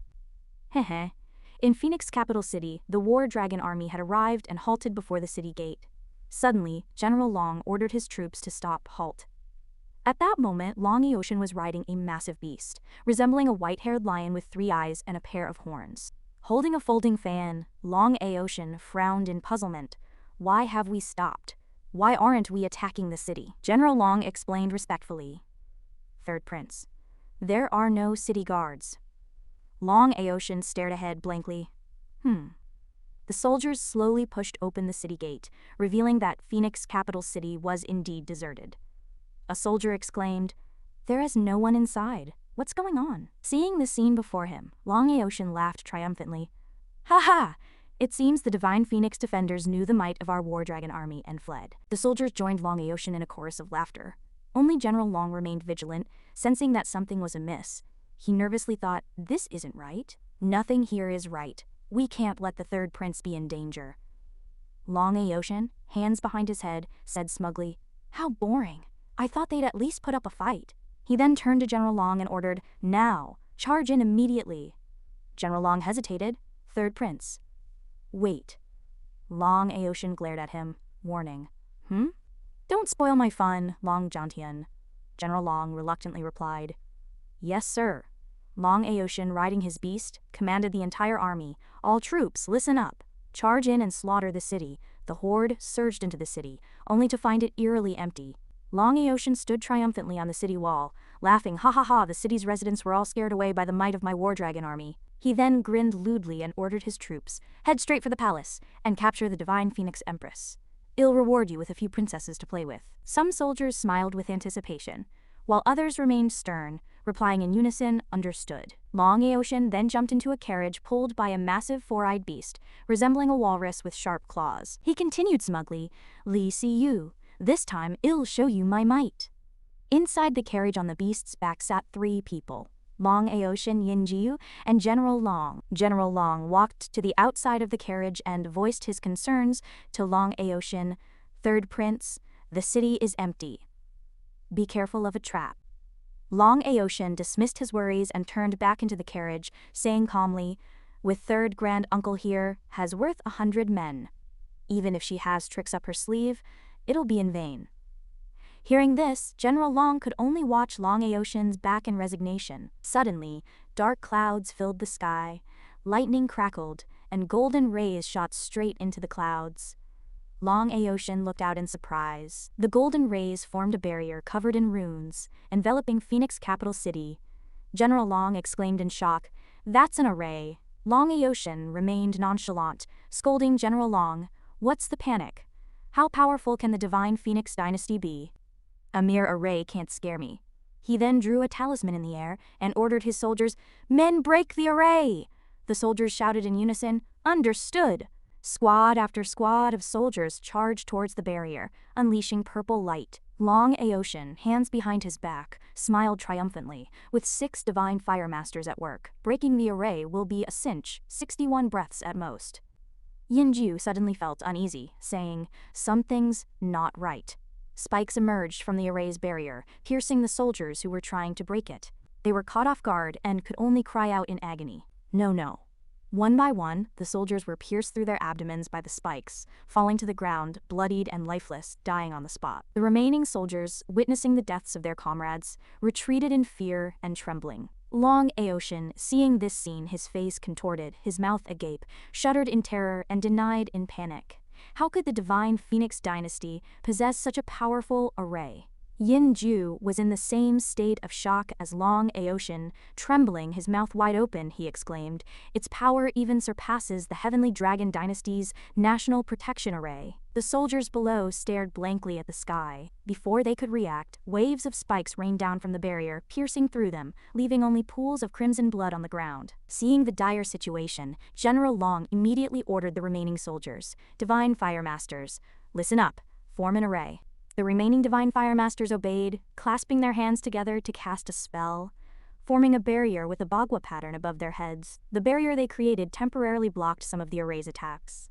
Long Aotian smiled in relief. However, suddenly, a beam of light shot out from the array, piercing through their newly formed defensive barrier, creating a gap. The beam of light pierced through, triggering a violent explosion. Long Aotian and General Long, witnessing this, widened their eyes in terror, their mouths agape, and exclaimed in unison, "How can it be so powerful?" Suddenly, a figure soared above the array's barrier. It was Yin Ju. Realizing that the array was invincible, Yin Ju decided to flee, while reminding Long Aotian and General Long Aotian, "General Long, gather all your strength.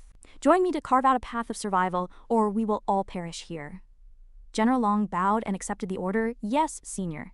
Long Aotian, seeing a chance for rescue, happily replied, "Yes, Grand Uncle."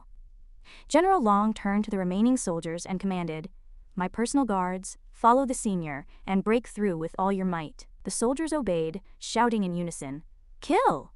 Yinju stood in mid-air, approaching the array's barrier, and took out a purple jade seal intricately carved with a pixiu, then cast a spell, "Break the array." A sinister purple energy shot out from the jade seal, transforming into a pixiu with gaping jaws and outstretched wings, charging towards the array's barrier. Below, General Long raised his battle blade, shouting with the soldiers, "Combine our strength to break the array." Waves of opposing energy converged at one point on the array's barrier, creating a clash that emitted blinding light, forcing everyone nearby to shield their eyes. Long Aotian anxiously yelled at Yinju, "How's it going?" Yinju, his face tense, frowned and looked back at Long Aotian and General Long, saying, "Break through!" At the point where they were attacking, a small hole appeared in the barrier, just large enough for one person to pass through. 3 streaks of green light suddenly approached the hole. It was Yinju, Long Aotian, and General Long. Yinju pointed at the hole, "Quick, get out!" Seeing the hole slowly shrinking, Long Aotian and General Long panicked, their faces pale. Long Aotian shouted in terror, "The hole is closing, hurry!"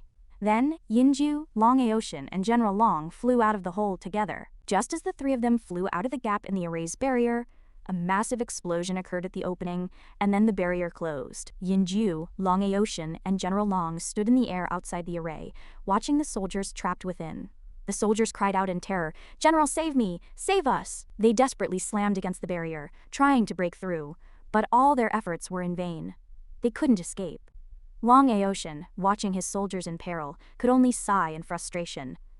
"Damn it, that woman tricked us again." Then his face darkened, and he gritted his teeth. "I, Long Aotian, swear I won't rest until I avenge this." Suddenly, Yinju looked at Long Aotian and said urgently, "This is no place to linger. We must leave." The 3 of them transformed into 3 streaks of purple light and flew away from the array. Close behind them were several streaks of golden light. Upon closer inspection, a beautifully carved white jade pendant was fluttering within the golden light. In 62 breaths, the golden light, carrying the white jade pendant, formed a vast golden light screen. Yinju, Long Aotian, and General Long stood in the air, bewildered. Suddenly, golden chains shot out from the array and ensnared them. Yinju's mouth fell open in surprise, while Long Aotian frowned, asking in confusion, "What is this?" General Long also watched in bewilderment. Then, Yinju turned back to reassure the other 2, "Don't panic. Gather your strength and break through again." With that, Yinju and Long Aotian formed hand seals and began casting spells. They channeled purple energy into the chains, attempting to dissolve the array, but the array remained unscathed. Long Aotian, seeing this, asked in disbelief, "How is this possible?" Suddenly, a voice echoed from the sky, "Coming to my Phoenix capital city to cause trouble, and you think you can leave so easily?" Yinju, Long Aotian, and General Long looked around in confusion. From the sky, He slowly emerged from the barrier, unfurling her beautiful pink wings, holding a long sword that shimmered with golden light and had a bagua-shaped hilt, smiling, "Long time no see, third prince." Then her expression darkened. and she sighed. HMPH. A divine firemaster pointed at Shi-He, shouting in terror, the divine Phoenix Empress. The soldiers below recognized Shi-He and also screamed in fear. It's her! It's her! Shi-He coldly snorted. The long sword in her hand erupted with dazzling energy. He said leisurely, you dare to offend my divine Phoenix dynasty. Today, I shall personally send you on your way. With that, she cast a spell, releasing a blinding golden light, forcing Yinju, Long Aotian, and General Long to raise their hands to shield their eyes. Long Aotian, staring at Shi-He, gritted his teeth and said, You. Then, he adjusted his address, Divine Phoenix Empress, do you dare to kill us? This is a formal declaration of war against the Heavenly Dragon dynasty. Have you considered the consequences? He looked down at them, smiling contemptuously. Heavenly Dragon dynasty? HMPH. After sending you on your way, I'll destroy it with a flick of my wrist. Upon hearing this, Yinju angrily retorted, HMPH, Divine Wind Empress, I am here. Purple currents surged around him, crackling with violet lightning, and his eyes seemed to blaze with fire.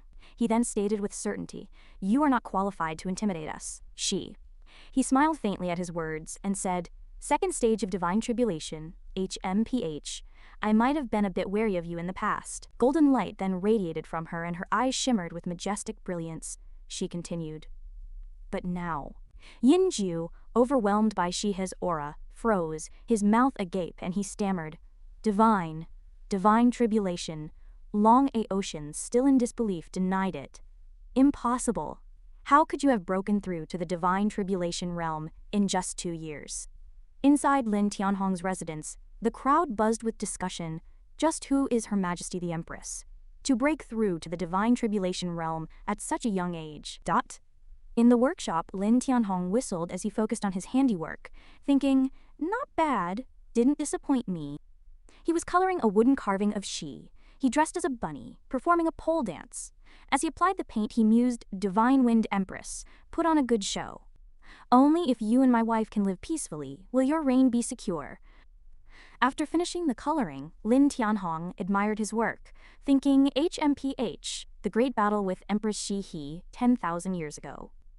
He recalled their past conflict and the primordial pearl that had secured his victory, musing, if not for the primordial treasure, the grand Dao origin pearl, in my possession, killing the most extraordinary woman in the 3 realms might have been quite difficult. Recalling the scene, Lin Tianhong couldn't help but feel a nostalgic fondness for the power of that great battle, a clash that nearly shattered the immortal realm and the very fabric of the Grand Dao. The images of his fight with Empress Shi, he flashed through his mind, culminating in the moment he pierced her heart with his sword. The scene shifted, and the demon lord stared at the statue of his wife, dressed in a bunny costume, silent for a moment. He wondered, what did she look like again? He furrowed his brow, struggling to recall their confrontation. The Empress figure appeared in his mind, wielding a sharp sword, majestic and awe-inspiring, her golden light dazzling. He leaned closer in his recollection. However, he couldn't remember her face, only that he had been staring at something he should have been. 2 full, round orbs filled his vision. He quickly checked his thoughts, the cold and decisive demon lord swiftly erasing the image. He sighed, alas, before meeting my wife, I was always face-blind when it came to women. He gently caressed the statue of his wife, a strange excitement stirring within him. To think I can't even remember my old rival's face. The demon lord gazed at the statue, drool trickling from the corner of his mouth, unable to conceal his desire. Meanwhile, the battle between Shi-He and Yinju raged on, with Yinju seemingly overwhelmed by Shihe's power. Enraged, Yinju roared, Divine Wind Empress, even if you just broke through to the divine tribulation realm, you're no different from old man Fengmu. He bellowed, suddenly summoning a magical artifact that exuded a dark aura. I am in the 2nd stage of the divine tribulation. I can easily suppress you all. In an instant, he merged his fury with the dark energy absorbed from the artifact and unleashed it. A pair of cold eyes, filled with murderous intent, appeared behind him. The air instantly froze, and a colossal figure materialized, plunging the sky into darkness. Like a monster shrouded in murderous aura, he bellowed, Demonic god, seal, descend! Yinju shouted. The monster acknowledged Yinji's command, roaring, Annihilate! It raised its arm high, pointing towards the sky. Facing the monstrous figure before her, he showed no fear. She calmly observed, assessing the situation, and then a cold smile spread across her face.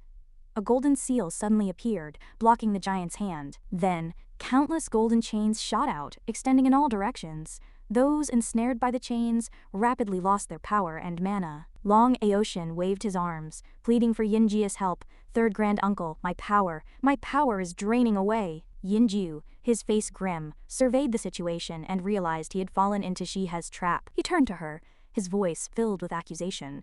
"Divine Wind Empress, this is your doing, isn't it?" He burst into laughter, mocking his foolishness. "You thought this was a mere trapping array? This is a slaughter array I created on the battlefield to break through. Killing you is too good for you. Watch me as I break through to the second stage in one fell swoop." She seemed to gather all her mana, her eyes changing as she prepared for the breakthrough. Her mana instantly enveloped the entire sky while Yinju frantically ordered the giant to shatter the barrier. He was furious, grinding his teeth and cursing incessantly.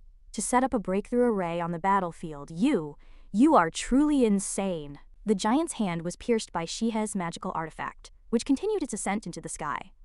Before the giant's towering figure, it pierced through layers of dark clouds. From the once silent black clouds, a dazzling light suddenly burst forth. A divine woman emerged from the clouds, radiating light and brilliance, descending slowly alongside Shihe, unleashing powerful mana that stood in stark contrast to Yinjia's behemoth. Yinjiu and Long Aoshin stared in stunned silence at the divine woman before them. This was directly along stark contrast. Rady Li was speechless. He could see it. He had broken through to the second stage. The divine woman brandished a sharp sword, the blade parallel to her cheek, her mana more potent than ever. She decisively swung the sword, aiming at the motionless giant below, ready to deliver a fatal blow, catching him off guard. She unleashed a sword aura that seemed to tear through the sky, slashing at the giant, the mana on the sword cascading down like a golden waterfall upon him. The giant was cleaved in two, managing only a final roar before his body gradually dissipated before Yinju and Long Aoshin. However, it wasn't just the giant that was split in two. A golden fissure suddenly appeared on Yinjiu's body, slicing him in half as well. Yinjiu didn't even have time to react. Long Aoshin cried out in alarm. "You, Third Grand Uncle?" Long Aoshin's face turned pale, and he instinctively reached out, even as his mana continued to drain away. Shihe's strike, which had shattered the array, had also cleaved Yinjiu in two. Yinju let out a pained scream, and purifying light erupted from his eyes and the wounds on his body. His soul gradually dissipated. Yinjiu's soul soon dissolved into smoke as well. Long Aoshin, standing behind, was also unable to move, his face ashen. Long Aoshin watched helplessly. Shihe's array was too formidable, and he couldn't think of a way out. Suddenly, a surge of energy erupted from within him, causing him to furrow his brow. His eyes turned crimson, and red threads appeared within them. Then purple smoke billowed from his body, revealing a specter with red, pupilless eyes. Long Jantian, seeing Long Aoshin become increasingly dangerous, tried desperately to stop him, but seeing him so perilous, he couldn't directly intervene. "No, Third Prince." Within the array, Long Aoshin's powerful purple energy surged towards the sky.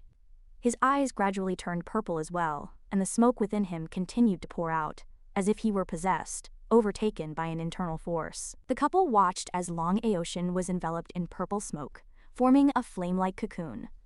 Lin Tianhong exclaimed, "What? What kind of aura is this?" The couple floated in the air, watching the changes in the purple energy cocoon. Lin Tianhong, sensing the power, cautiously whispered, This aura is terrifying. It feels like my soul is trembling."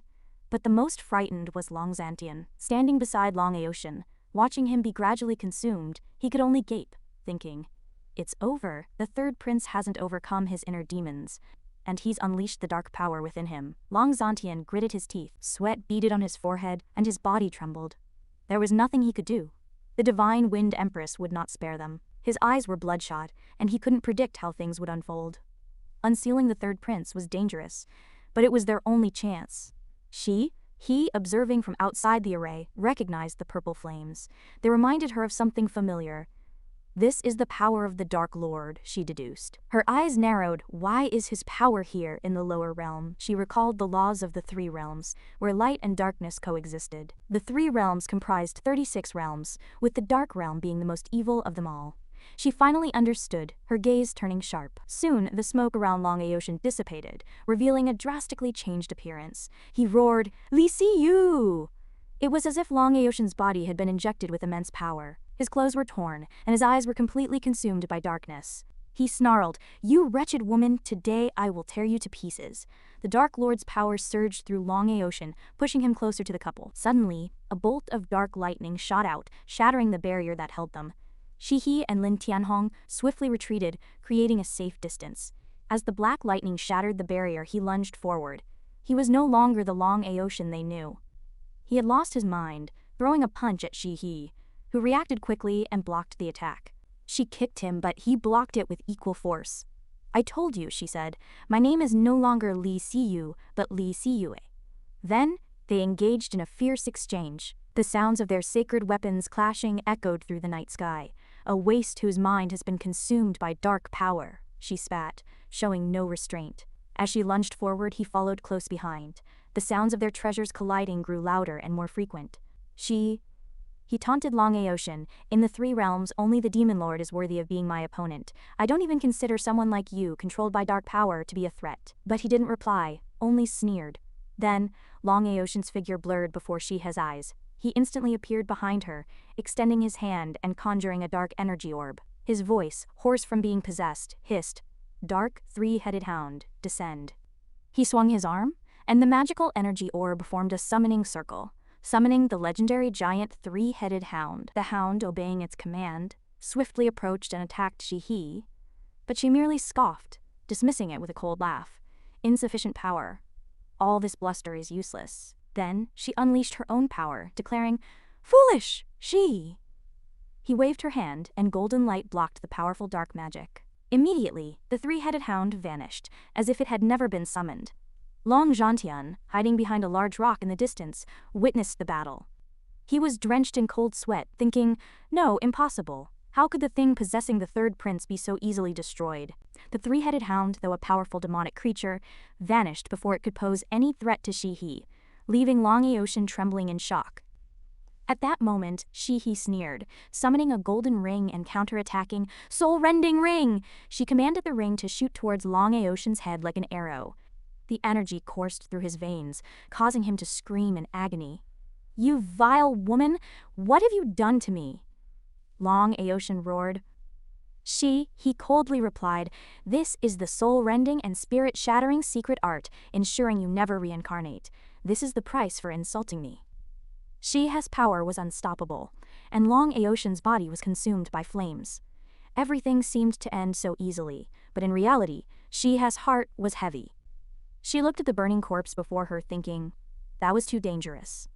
Fighting the dark power at the second stage of the divine tribulation was beyond my limits. I concentrated all my power for a single, decisive blow. Failure would have meant my defeat as well. It was indeed a gamble. In fact, she had gambled with herself, but fortunately she had won. After Long Aocean's corpse was completely burned, Long Zhantian finally emerged from behind the rock, hastily pleading, "Divine Wind Empress, you should know, the prince is the most beloved descendant of Heavenly Dragon Taoist." He pointed at his face filled with fear, yet his tones still laced with arrogance. "He is also the future of the Heavenly Dragon Dynasty. If you kill him, Heavenly Dragon Taoist will surely take action personally, and no one in the Divine Wind Dynasty will survive." However, he showed no fear, instead smiling and saying, "Too bad you won't see it." Then she let out a loud shout, "Execute them!"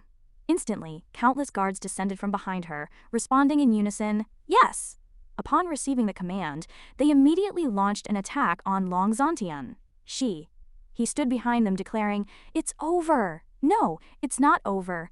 The next enemy is Heavenly Dragon Taoist." The scene shifted and time passed. A hand was carving wood, the lines smooth and without any roughness. It was Lin Tianhong, carving wooden statues of himself and his wife. He was very pleased with his work. Putting down the carvings and stretching, he said, "My dear, that Divine Wind Empress indeed didn't disappoint me." He whispered with a smile, "It's time to tell Baiyun to run errands for me." At the same time in Linji, Baiyun was meditating when she suddenly felt a chill down her spine. She trembled and muttered to herself, "I have a feeling something bad is about to happen." In a corner of Phoenix City, a group of people were discussing, the Divine Wind Empress broke through to the Divine Tribulation Realm at the age of 28. A stranger with red hair and golden eyes handed some confidential letters to the assassins before him, describing, "Execute them. Yinju in Tanren, second stage of the Divine Tribulation, and 300,000 Dragon Army soldiers." He distributed the letters to everyone, ordering, "Quick, spread the news." His eyes were filled with murderous intent and determination. At the fastest speed, the assassins immediately acknowledged the order and swiftly moved out. Yes! Among all the assassins, everyone else left with the speed of professionals, but one assassin jogged away at a leisurely pace, leaving the red-haired man speechless. Several days later, the Divine Wind Empress reputation spread throughout southern continent. One early morning, even the sun couldn't resist peeking curiously, wanting to see why there were such ambiguous sounds coming from the house below. Someone's at it early in the morning, truly a sight to behold. Baiyun entered through the door, her cheeks flushed upon hearing the commotion. The couple's early morning exertions were quite something. The room was scattered with alluring rose petals, and the two exchanged smiles, radiating happiness. Lin Tianhong said to his wife, "My dear, you seem unusually energetic lately. I wonder why." "Gee." He replied to her husband, "I don't know either. I just want to take extra care of you." But inwardly she blushed, thinking, having offended Heavenly Dragon Taoist, he will not let this go easily. I don't know if I can withstand him. I just want to spend more time with my husband in what time I have left. Suddenly she felt nauseous and rushed out of the room, squatting in a corner to vomit. Lin Tianhong was extremely anxious. "My dear, what's wrong?"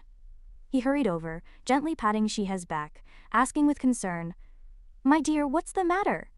She, he replied, "Perhaps I've been too overworked lately, not sleeping well, and my body is a bit weak." As soon as she finished speaking, Baiyun stood behind them.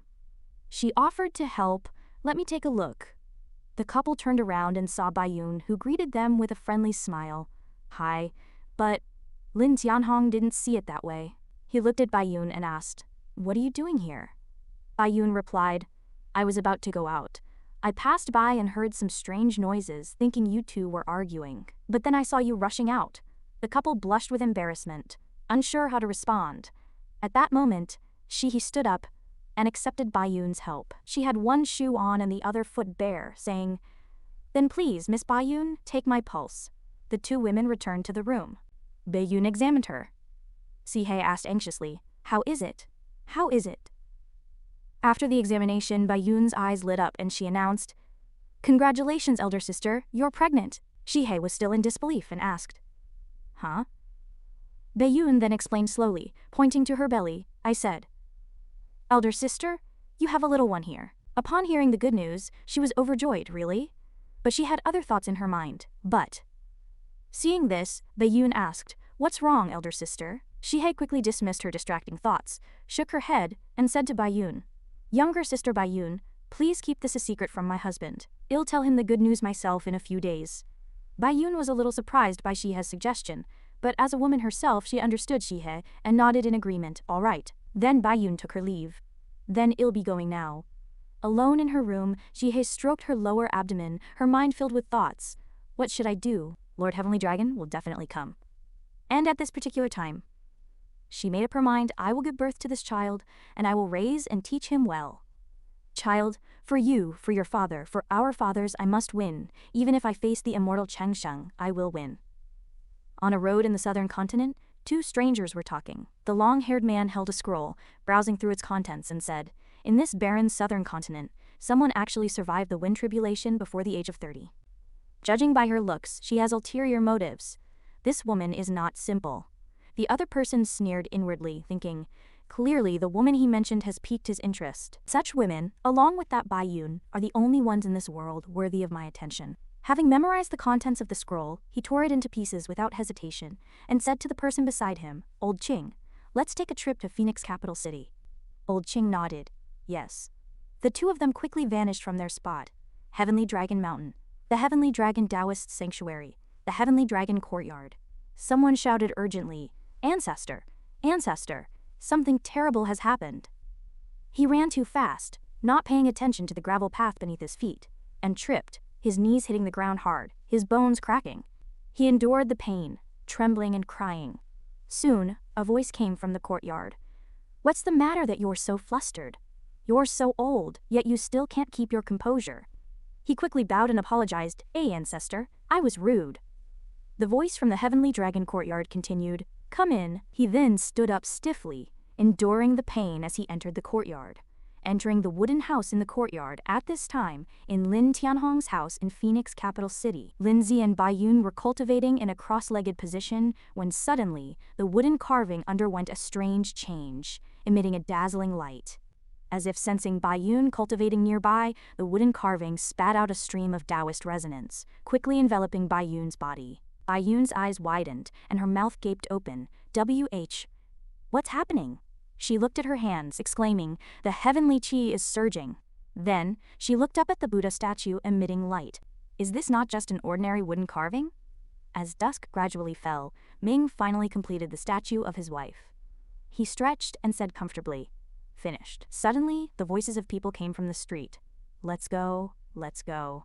We've only had a few days of peace. What's happened again?" Ming thought, "It must be those young troublemakers again. I need to see how Empress Divine Wind handles this." With that thought, he closed the shop and ran straight home. Close the doors, hurry home and hug your wife." As soon as he got home, he pushed open the door and shouted, "Wife!" Shihei was sweeping the yard and looked up, replying, "Husband, you're back." She didn't expect him to run so fast. Before she could react, he kissed her passionately and her eyes widened. They kissed for a long time until the sun set, and they finally stopped.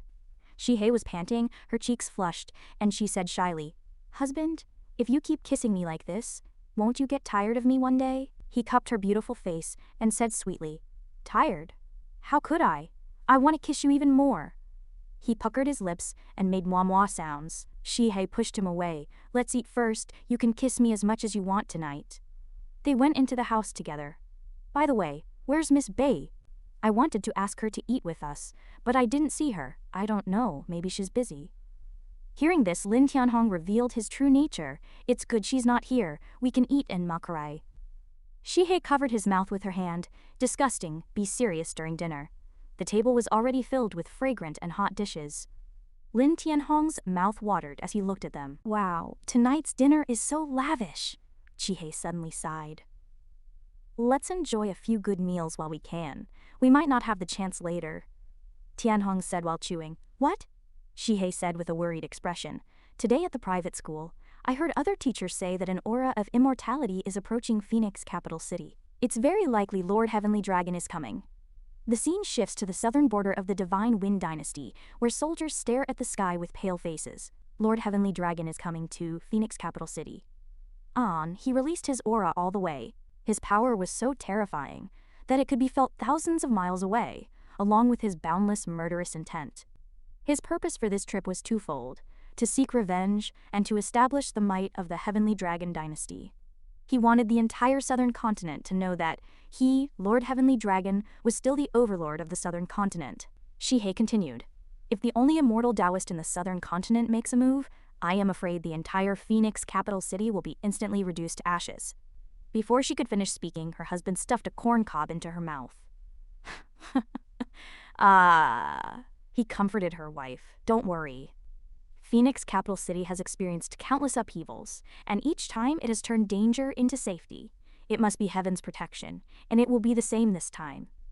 Besides, Empress Divine Wind has been performing exceptionally well lately, and the Golden Divine Array is incredibly powerful. And the Wooden Legion Guardian Army is also very formidable." She blushed, but her heart was filled with joy. "How annoying. Being praised by my husband makes me feel like I am floating." She said while chewing, "That's true, but this time is different. The opponent is an immortal Taoist." Before Shihei could swallow, her husband stuffed another thick and long sausage into her mouth. "Come on, wife." He continued to comfort her. "Wife, don't worry, I believe in Empress Divine Wind. Let's enjoy our meal." Shihei could only listen and nibble on the sausage. The son, constantly fed with their affection, was fuming. Will they die if they don't show their affection? "Damn it! Wife, there's no buts, eat this." Try this too, and this. Soon, the moon rose in the sky. Jihye, wearing a thin nightgown, stood in front of her husband and said softly, "Husband, let me serve you well tonight." Tianhong held his wife in his arms and comforted her. "Wife, don't worry, everything will be fine." Jihye was still worried. "Why are we so miserable? We can't even have a few days of peace.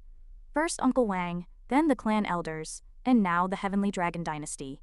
Although I just broke through the divine tribulation, even if I regain the memories of Empress Jihye, I am still in a mortal body. Plus, with the ancient golden divine array, I don't even have a 30% chance of winning against an otherworldly immortal Taoist. Before the decisive battle, I want to take good care of my husband, or I might not have the chance later." And then, they started again. This time, the moon was fed with their affection too. "Enough, this is too much." A few days later, a green figure hovered in the sky outside Phoenix capital city. The figure quickly appeared on the city wall, and two people exclaimed, "This! Such violent murderous intent, it's Lord Heavenly Dragon." Fu Tianwu said, "He's too fast. He arrived earlier than I expected." The common people panicked and fled in all directions. It's over, run! In the Martial King's mansion, two people were standing and watching. One of them, a young noble, laughed. "Ha, Hez here." The black-clad man behind him chimed in, "Once Empress Divine Wind is dead, our Martial King's mansion can seize the Divine Phoenix Dynasty. Then, we can fulfill the leader's wish and make the entire Divine Wind Dynasty believers of Lord Evil God." The young noble crossed his arms and laughed loudly. "By then, Lord Martial King will be the greatest contributor." "Good, very good, ha. In the Divine Wind Palace, urgent reports rang out, "Your Majesty, Lord Heavenly Dragon has arrived outside the city." Jihye commanded, "Let's go." Everyone responded in unison, yes. Then, they all went out together. Jihye stood before the army, passionately boosting morale. "Lord Heavenly Dragon, for his own selfish desires, has harmed countless citizens of my Divine Wind Dynasty. I will never yield. All soldiers, listen to my command, follow me to battle and face the enemy." All the soldiers shouted in unison, "Battle, battle, battle!" Jihye's face was resolute, and she raised her hand and shouted, "Golden Divine Array, activate!" Instantly, an array descended from the sky, covering the entire city. In the distance, Lord Heavenly Dragon arrogantly roared, "You killed my beloved grandson.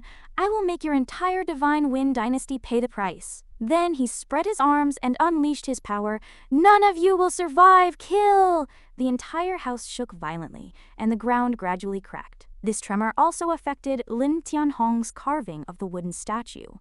In the study, Lin Tianhong was focused on carving the wooden statue when suddenly the ground began to shake. He impatiently asked the people outside, "Old folks, what's all the commotion?" After saying that, he reached out and plucked a strand of his own hair, frowning. Then, he let the strand of hair go. At this moment, Tianhong chuckled, as if anticipating something. He quickly cast a spell, causing the strand of hair to vanish, leaving only a faint golden light. He said, "Let's use you to test the power of the little game I just created." In the sky above Phoenix capital city, something suddenly flew up, straight towards the mysterious black mist. Suspended in the air, Heavenly Dragon stared in surprise at the black mist in the sky. He didn't know what had just appeared, and his face was filled with doubt. "What's going on?" After speaking, he flew towards the dark area. As he got closer, he felt an unfathomable, powerful force. His pupils contracted in shock, his teeth clenched tightly, and his face was filled with worry. What kind of power is this? Could there be an immortal Taoist even more powerful than me? Just as he was puzzled, a strange voice rang in Heavenly Dragon's ears. "If you hadn't come to Phoenix capital city, you could have lived for another 100 years. Hearing the voice, he looked up at the black mist in the sky and shouted, "Who is it?" The voice didn't stop, continuing to sound, "Since you're here, then let me send you on your way." This threat startled Heavenly Dragon, and his face turned pale. He could no longer tolerate this charade, and his body began to tremble.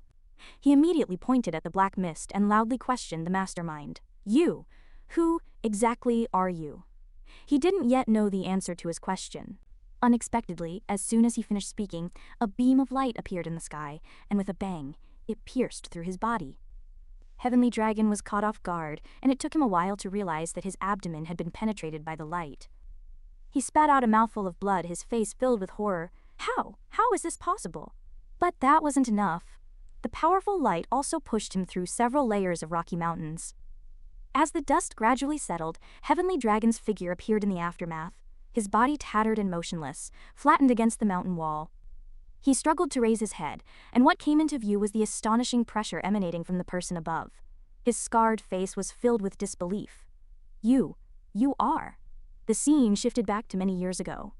Heavenly Dragon sat alone in a room, surrounded by books. In the dark space, a yellow lamp illuminated the front. He carefully read the scroll in his hand. The scroll read, Young Master Lin III, entered Qi gathering in his early years, spirit condensation in his later years, and reached immortality in 5 years. Suddenly, another piece of paper fell from the scroll, startling Heavenly Dragon. The paper bore a portrait of Lin Tianhong, with delicate features. After recollecting, he loudly questioned the person before him, who was none other than Lin Tianhong. You are young Master Lin? Lin Tianhong smiled, looking down from his high position, his aura overwhelming. Heavenly Dragon, still bearing the scars on his face and the hole in his abdomen, still had the strength to point at the sky and shout, Impossible! 10,000 years have passed. How could you still be alive? Do you know me? At this moment, Heavenly Dragon restrained his arrogance, cupped his fists with both hands, his posture respectful and fearful. This old one has seen records and portraits of young Master Lin III in ancient books dating back 10,000 years. Hearing this, Lin Tianhong frowned, seemingly lost in thought. I remember now. It must be the old fellow Bai Shaosan's doing. Then, he continued to speak to the old man on the ground. You should have come to Phoenix capital city. Since you're here, I can only take your life. Heavenly Dragon, affected by the injuries caused by the light, clutched his abdomen, his body trembling slightly, one eye tightly closed, enduring the pain, yet his tone remained arrogant. Young Master Lin III, although this old one doesn't know why you've lived for 10,000 years, even a true immortal couldn't live that long. But if you think you can kill me, you're mistaken. He roared and waved his hand, discarding his earlier respectful demeanor. Oh, is that so? A mere ant in the immortal realm, yet you speak so boldly. Lin Tianhong chuckled, a hint of amusement flashing in his eyes. After speaking, he raised his hand and pointed to the sky, a mysterious black ball slowly forming at his fingertip, surrounded by a hazy aura. The corners of his mouth curled up slightly, and he said with interest, I am rather curious to see what skills you can display. In an instant, the black ball flew into the sky, transforming into a peculiar array that scattered silver light onto a specific area below. Before Heavenly Dragon could react, he immediately felt a terrifying pressure bearing down on him, causing him to vomit blood, and at the same time, the ground collapsed, shattering into countless fragments that flew in all directions. He barely managed to hold on. Lin Tianhong placed one hand on his hip and turned the black ball back to its original state. He adopted an aloof posture, displaying the demeanor of a powerful being, and said, Where's your trump card? I haven't even used my full strength yet. Heavenly Dragon was unwilling to admit defeat so easily. He struggled to stand up, revealing a sinister smile, the veins on his face bulging, making him look extremely ferocious. Ha ha ha, take this! As he spoke, he channeled his power, forming a pitch-black spiritual force that enveloped his entire body. Moments later, the spiritual force transformed into a repulsive, grotesque octopus with numerous mouths and tongues, and many sticky, long tentacles. This scene surprised even Lin Tianhong. He frowned, speculating in his mind the power of the Dark Realm? So the Heavenly Dragon dynasty is related to the Dark Realm. At this thought, Lin Tianhong's face showed clear disgust, and he clicked his tongue. That old fellow, the Lord of Darkness, he was the one I disliked the most back then. Before he finished speaking, he was surprised to find that Heavenly Dragon had retracted those sticky tentacles. He crossed his arms, a sinister smile on his face, seemingly brewing something, and his whole body radiated a powerful spiritual light. Then he charged towards the sky at an astonishing speed, leaving behind only a blue beam of light as a trace of his presence. On the city tower of Phoenix capital city, everyone was still waiting for Heavenly Dragon to fall into their trap, but they didn't see any results for a long time. Huang Tianhou Fu Tianyu noticed the abnormality in the sky. He pointed to the sky, signaling to Shihei and Fu Tianwu. Your Majesty, what is that? Shihei took a look and immediately recognized it. Her face was etched with worry. This was a forbidden ritual connecting to the realm of darkness. The masked, red-haired man also sensed something amiss, his voice trembling slightly. What's happening? This evil aura is too powerful. What in the world is going on? It was drawing on forbidden power from the higher realms. Zihei shielded her eyes, her thoughts racing. Damn it, what's happening? but we absolutely cannot engage in battle now. If I leave the divine shock formation, I wouldn't be able to withstand a single move from Taoist Tianlong. Her thoughts were interrupted as a strange blue light flashed across the sky, a beam of light shooting towards a distant mountain peak. Amidst the tense atmosphere, the blood-red sky was once again shrouded in dark clouds, bearing terrifying crimson eyes. Then, a grotesque hand reached out from one of the eyes. The other eyes suddenly widened, staring intently, as if welcoming something. The people held their breath, awaiting the impending event.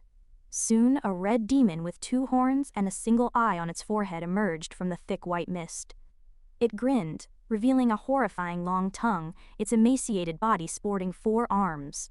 An awe-inspiring sight. Zihi's expression changed drastically upon witnessing this. The others were no different, their faces paling in terror. They were all individuals of extraordinary power, yet they were completely shaken by the scene before them. No wonder the common people were all kneeling before the eyes in the sky, wailing, "Divine retribution, this is divine retribution. We're doomed." Here comes Tianlong is back, and what's more, he has the newly appeared demon as his backing. At this moment, he actually dared to confront Lin Tianhong directly, then burst into laughter. He confidently pointed at the person opposite, his voice filled with smugness. The great power of the higher realms has descended. Lin Sangongzi, even if you are a true immortal, you will die here. Before he could be arrogant for long, he was flicked on the forehead by his own people, receiving a reprimand that caused his forehead to swell. The demon said to him, "Tianlong, the descent of power from the higher realms to the lower realms consumes vast resources. Your reasons are insufficient." After speaking, he turned ferocious, splitting a mountain peak and roaring angrily at Tianlong, "You must die." Tianlong was so frightened that he knelt and begged for mercy. After a moment, he hurriedly explained, "My lord, Aoshin, that child is dead." Upon hearing the report, the red demon became even more enraged than before, casually overturning a mountain. "What? How could he die? He is my dark child in the lower realms." The demon let out a deafening roar, emanating an aura that shook the heavens and the earth. She had groaned softly. She and everyone else, even standing far away, were affected by this terrifying power. Tianlong clutched his chest, pitifully pleading, "My lord." "It was this person who stopped me from avenging Aoshin. He is a true immortal. I am no match for him." He pointed at Lin Tianhong as he spoke. The red demon followed the direction of his finger, already knowing who he was dealing with, and roared without hesitation, "You mere true immortal whelp, just an ant, die!" On the other side, Lin Tianhong stood with an air of grandeur, showing no fear. Instead, he folded his arms, a contemptuous smile playing on his lips. "HMPH, even your old, decrepit dark lord would tuck his tail between his legs in my presence. How dare a dark emissary like you be so arrogant?" Upon hearing these words, the two fell silent, rendered speechless. The red demon was greatly surprised by Lin Tianhong's words, questioning him, "You actually know of the existence of the great dark lord?" Tianlong also gaped, his face filled with shock. Regardless of the answer, the red demon had already raised his hand, gathering power into a blazing red sphere, preparing to attack. He compressed the sphere, and a beam of light shot out from it. This violent light destroyed everything in its path, leaving only thick lava on the ground. Immediately after, a massive explosion rang out, illuminating the entire sky as scorching energy scattered in all directions. Tianlong, as if achieving his goal, didn't care that blood was spurting from his mouth, just laughing loudly, "Ha ha ha, my lord's divine might. A true immortal of the lower realms is not worthy to be your enemy." The red demon retracted the power sphere, grinning, a triumphant smile on his face, staring at the blurred smoke. The smoke began to dissipate, revealing what was obscured. When the smoke cleared, the red demon said in surprise, "What?" He didn't see his enemy, only a lava trench carved into the ground by the previous attack. You might not have noticed, but something was glowing in the distance. It turns out that was a strand of hair, the very thing that blocked the attack just now. The red demon looked closely before recognizing it, waving his arms frantically, looking panicked. This is just a corporeal form condensed from a single strand of hair." Taoist Tianlong was also stunned, his face twisted and pale. I was actually suppressed by a single strand of hair," he muttered helplessly, the hair falling into his hand. He knew he had provoked the wrong person this time, and his face instantly became covered in sweat. Originally he thought that Lord Lin San was so powerful because he was in the true immortal realm. Never expected it would be a corporeal form transformed from a single strand of hair. Under the red demon's massive shadow, Tianlong was terrified. A single strand of hair with such power. What? What realm has a true god reached? The red demon also put away his previous imposing manner. He was a little stunned, and solemnly concluded, even my true self from the higher realms couldn't suppress an eternal Taoist with a single strand of hair. There can't be such a monstrously powerful expert in the lower realms. In a small goods shop in Phoenix City, Lin Tianhong sat in the room, holding the newly carved wood carving. He sighed softly. Neglected it.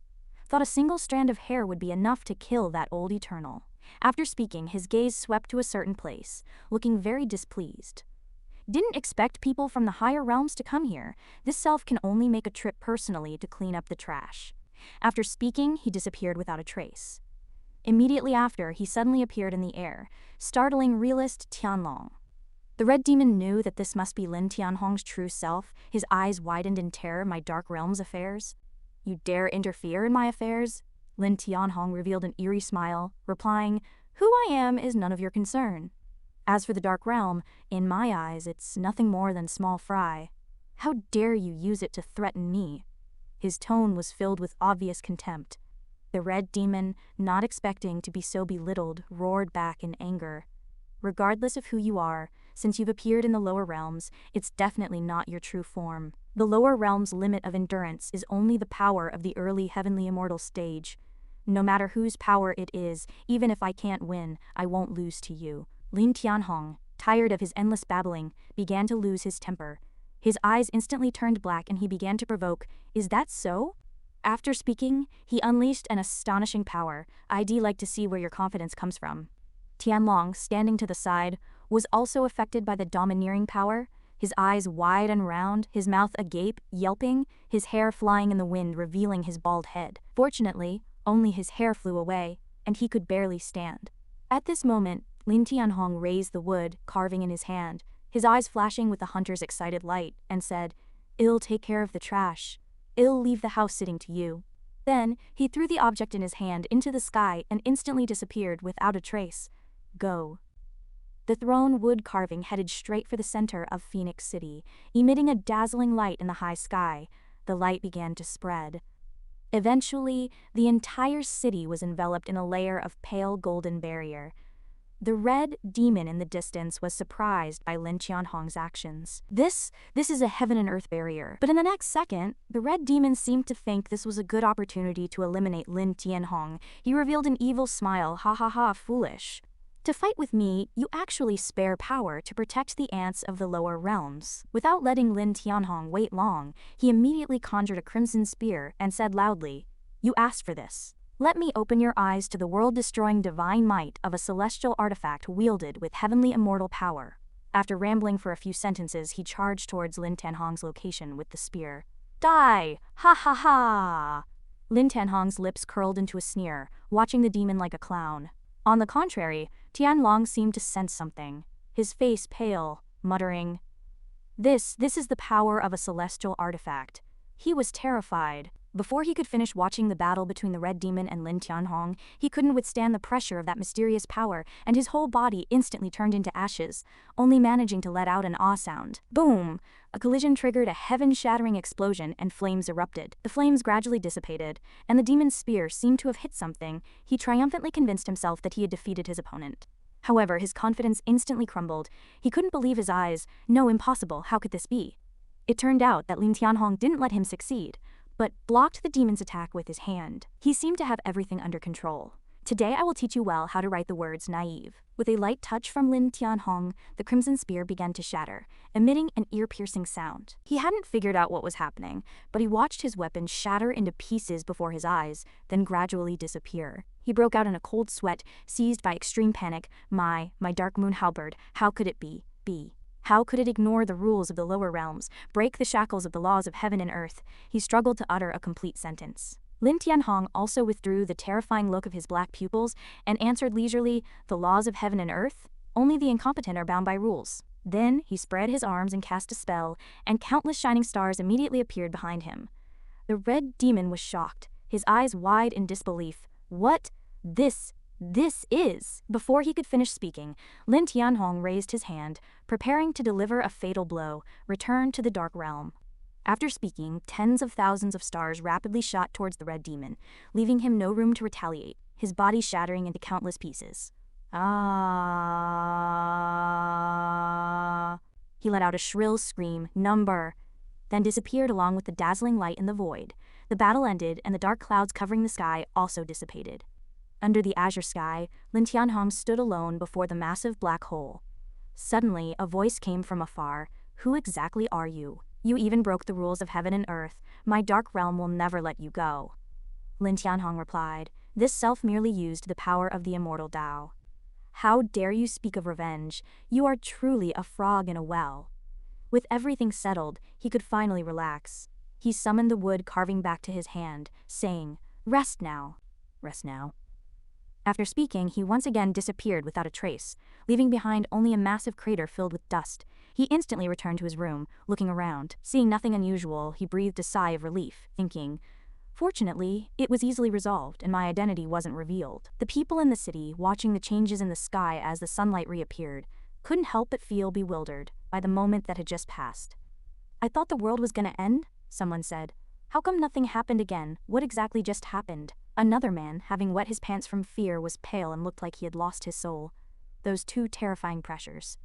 "I peed my pants from fright." Empress Shihei stood at a high point, watching the changes unfold. She pondered, "This is not normal." Behind her, Emperor Tiantianho and Empress Futiantianyue clung to each other tightly, trembling as they spoke. That moment, Emperor Tiantianyu continued, "I thought I was going to be annihilated." Empress Futiantianyue said, her face pale, "There is actually such a realm beyond the eternal realm? Who was it that resolved all this?"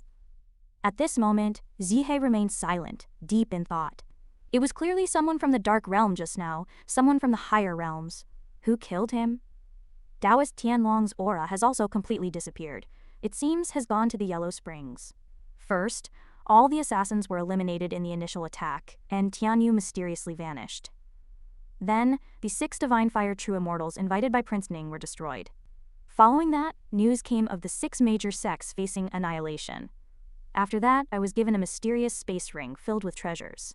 This time, even the higher realm expert brought by Taoist Tianlong was suppressed and killed. It seems there's a mysterious force protecting Phoenix City, protecting me. Could it be that the court discovered my reincarnated body and sent someone to protect the lower realms? A moment later, outside Phoenix City, Zihei stepped forward to examine the situation. Before her was a vast empty space, seemingly just cleared. Everyone was amazed by the scene. Wow, no way. Which deity passed by and left this? Zihei also swallowed hard.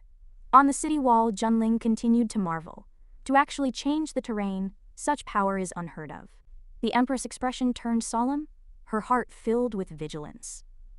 The human realm actually hides such powerful forces? It seems we need to be more careful. She used her lightness skill to return to the city wall. With nothing to worry about, she casually dismissed everyone to return to their homes. Disperse, disperse. Everyone, go back and rest. The soldiers obeyed, as you command. After everyone had left, Zihei looked up at the sky, evaluating herself inwardly. It seems that with my current strength, I am far from sufficient to protect the human realm. But she sighed, her tone helpless. Forget it, let it be. Perhaps her mind was immersed in the happy times spent with her beloved. This time, I can have peaceful days with my husband again. Hee hee. As she spoke, she revealed an indescribable expression of longing. Suddenly, she realized something important. Crap, I almost forgot. I need to go back and cook for my husband. She hurriedly rushed home. The soldiers must return as soon as possible. In the dark of night, within the residence of Prince Yu's manor, a roar erupted. Damn it! Inside a room, a brown-haired man's face was contorted in anger, while behind him a terrified woman, covering her body with a quilt, trembled and said, "Why, your highness, this servant deserves to die. Please calm your anger."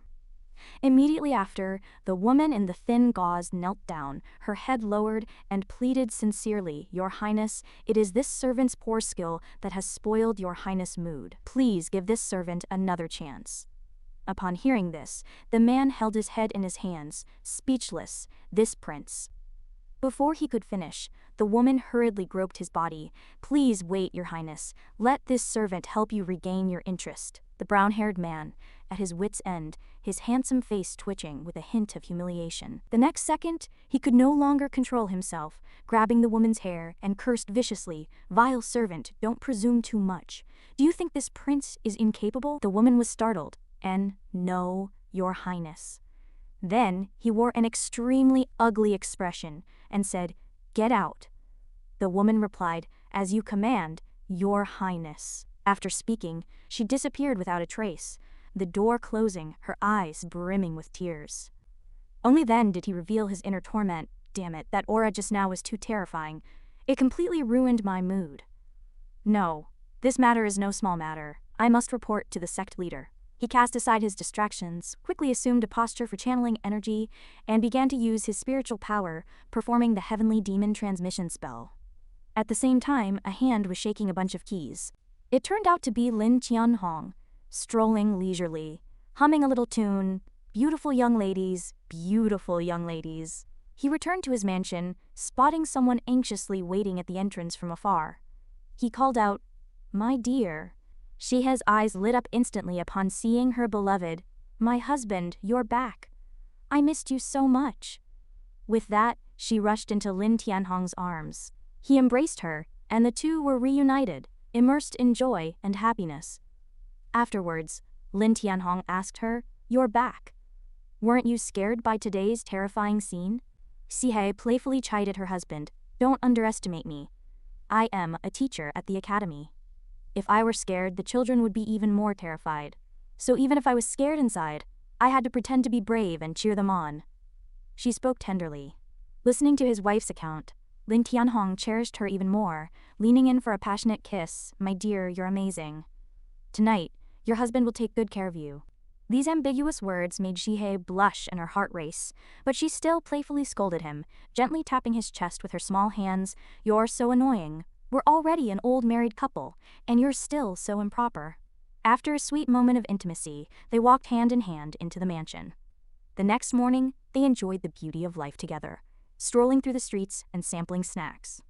Afterwards, they took a boat trip through a scenic wonderland, creating a serene, almost ethereal atmosphere. While enjoying the journey, they also engaged in some intimate moments as a couple on the boat. Thus, the small boat swayed between heaven and earth, and the peculiar sounds emanating from it even made the sun cast a sideways glance.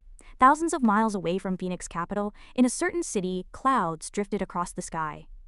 Below, a fierce storm raged, shaking the surrounding trees, as if someone was undergoing a tribulation. Sure enough, Bayun was inside, single-handedly resisting the raging tornado. The violent winds tore at her skin, splattering blood and even ripping her clothes. Fortunately, after a struggle, she finally reached the crucial moment. "The time has come," she declared, as a mysterious golden lotus appeared on her forehead. With that, she continued to cast her spell, the lotus now in her hand. She shouted, "Thousand-hand Avalokitesvara Dharma image, manifest!" The lotus swiftly ascended into the sky. Then, a faint golden avatar of Avalokitesvara Bodhisattva slowly appeared, enveloping Bayun. She quickly sat cross-legged and began channeling all her inner energy into the Avalokitesvara avatar. Instantly, an earth-shattering explosion erupted from the ground, the force of the wind tribulation. Shortly after, the storm gradually dissipated, the sky cleared, the forest regained its tranquility, and the Avalokitesvara avatar was revealed at the center. "Finally, it's over," Bayun said, withdrawing her formation and calming down. "The wind tribulation has passed." She ecstatically felt the surge of newfound power. "I succeeded, early stage of the divine tribulation realm." Bayun suddenly broke into a radiant smile, closed her eyes, raised her hands, and exclaimed, her face glowing, "Grandmaster said that once I passed the wind tribulation, he would allow me to assist him with his tasks. I'll go find him now." With a tap of her toes, she soared into the sky, flying towards the capital. Where Bayun had undergone her tribulation, tranquility returned. After a long while, two after-images flashed, flickering through space. It was Jun Wuxi and Elder Qing. The two figures, one large and one small, appeared. Jun Wuxi, sensing something, said to Elder Qing, "Someone just underwent a wind tribulation here." Elder Qing immediately realized something, his brow furrowed, and said, "Young master, there's Bayun's aura here." Elder Qing's words surprised Jun Wuxi at her rapid progress. He turned to Elder Qing and asked, "So, she's already passed the wind tribulation?" Elder Qing calmly affirmed, "Indeed, most likely." Upon hearing Elder Qing's confirmation, Jun Wuxi suddenly threw his head back and laughed. Ha ha ha! Bai Yun, you're so hard to find. I finally found your trail. Without hesitation, Jun Wuxi said to Elder Qing, let's go find her. Then, they once again traversed space, chasing after Bai Yun. Meanwhile, Bai Yun had arrived at Phoenix Capital, her face radiant, marveling inwardly. Is this the power of the divine tribulation realm? I arrived at Phoenix Capital so quickly. She found a quiet spot and gently descended, then suddenly sneezed. After landing, Bai Yun walked briskly and happily towards Lin Tianhong's wood carving shop. Upon arrival, Bai Yun pushed the door open and entered. Inside, she beamed with joy and excitement. Greetings, Grandmaster. Bai Yun pays her respects to Lin Tianhong. Upon hearing Bai Yun's words, the smile on Lin Tianhong's face froze. He helplessly reminded her, has Miss Bai Yun forgotten my instructions? Lin Tianhong's reminder made Bai Yun realize her mistake. She awkwardly rubbed her hands, her eyes darting away, and corrected herself. Yes, Brother Lin, but soon she became childlike again, skipping and jumping as she boasted to Lin Tianhong. I succeeded in my tribulation. Seeing Bai Yun so happy, Lin Tianhong couldn't help but smile. He beckoned her over, praising, very good, very good. As he spoke, he immediately took something out of his palm. I said, I did give you a gift when you succeeded in your tribulation.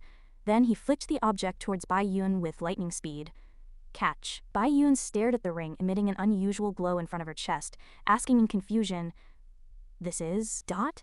Recognizing what it was, Bai Yun's face lit up with joy, her eyes sparkling as she exclaimed, it's a celestial artifact. Seeing Bai Yun's reaction, Lin Tianhong snapped his fingers triumphantly, indicating that she was right. Bai Yun immediately knelt and kowtowed, thank you, Grand Brother Lin, for your gift.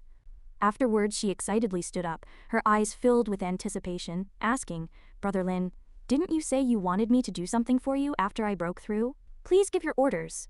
By this time, Lin Tianhong had turned his back to Bai Yun and sat down.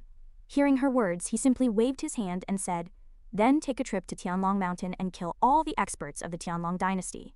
After receiving the instruction, Bai Yun clasped her hands together, respectfully lowered her head, and seemed to sprout countless butterflies that fluttered around her. Rest assured, Brother Lin. Bai Yun will complete this mission swiftly. The butterflies danced, even flying out of the small shop door, then soared into the sky, leaving Lin Tianhong's wood carving shop. At Tianlong Mountain, Bai Yun wasted no time and instantly stood before the dynasty's gates. Holding the celestial artifact Lin Tianhong had just given her, she led her swarm of butterflies and strode in with a formidable aura. Those who saw Bai Yun, merely a girl, pointed at her and scolded, who goes there? How dare you trespass on Tianlong Mountain?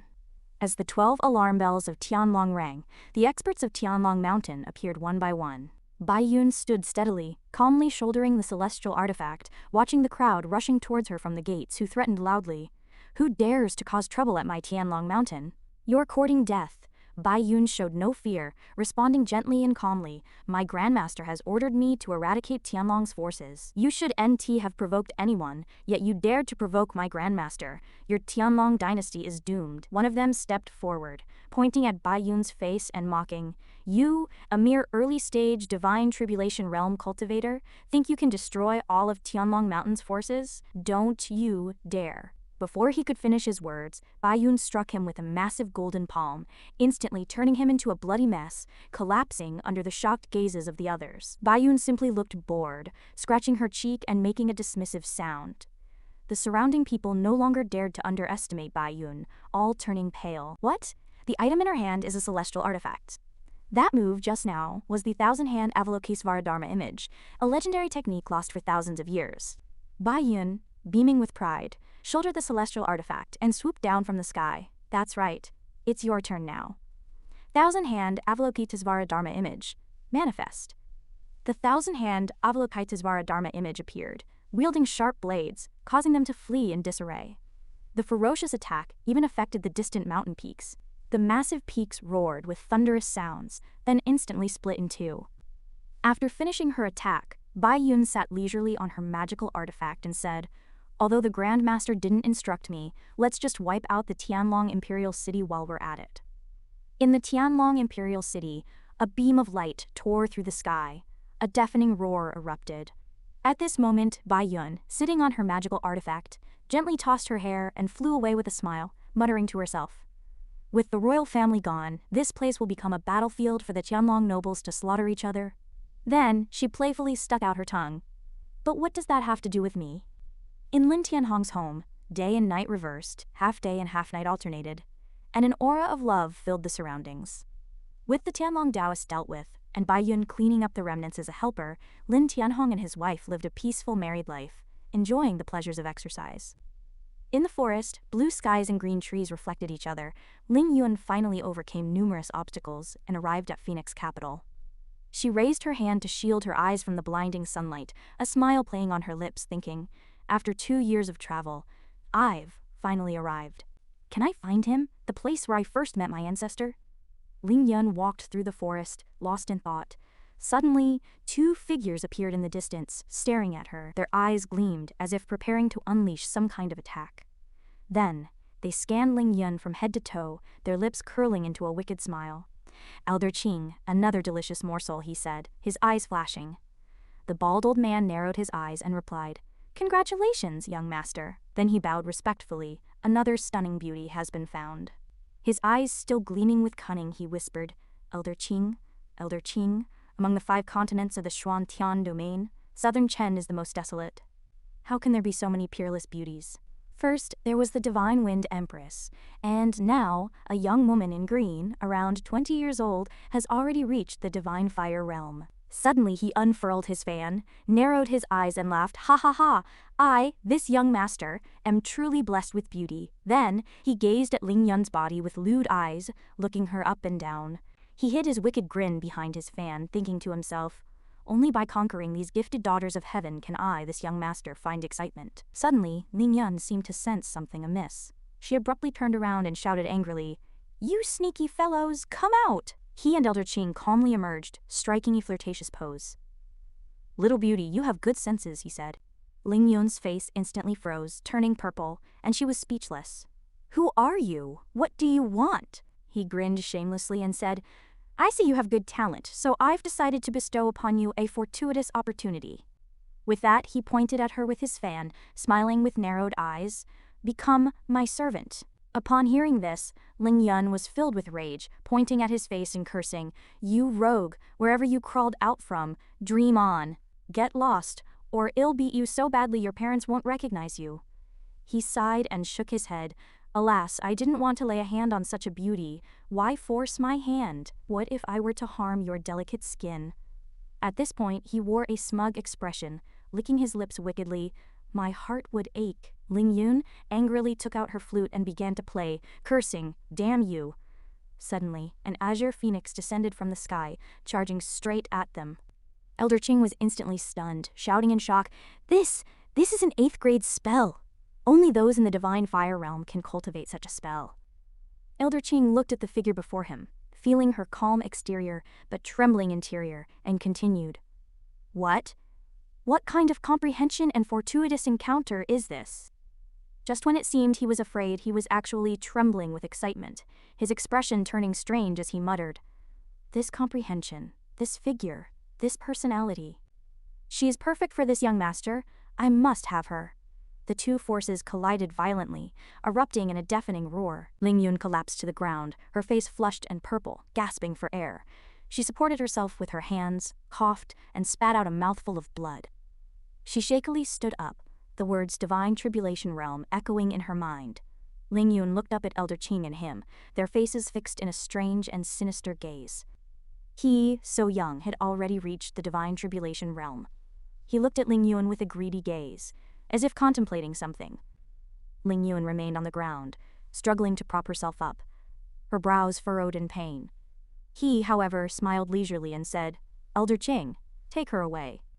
I'll slowly train her later. Elder Qing respectfully replied, Yes, young master. Elder Qing slowly reached out his hand towards her. Ling Yun, lying there, broke out in a cold sweat filled with terror. Small fragments fell from her body onto the ground. Ling Yun glared angrily upwards. Her ancestor had told her not to use celestial artifacts unless she reached the eternal life realm. But now, she couldn't care less.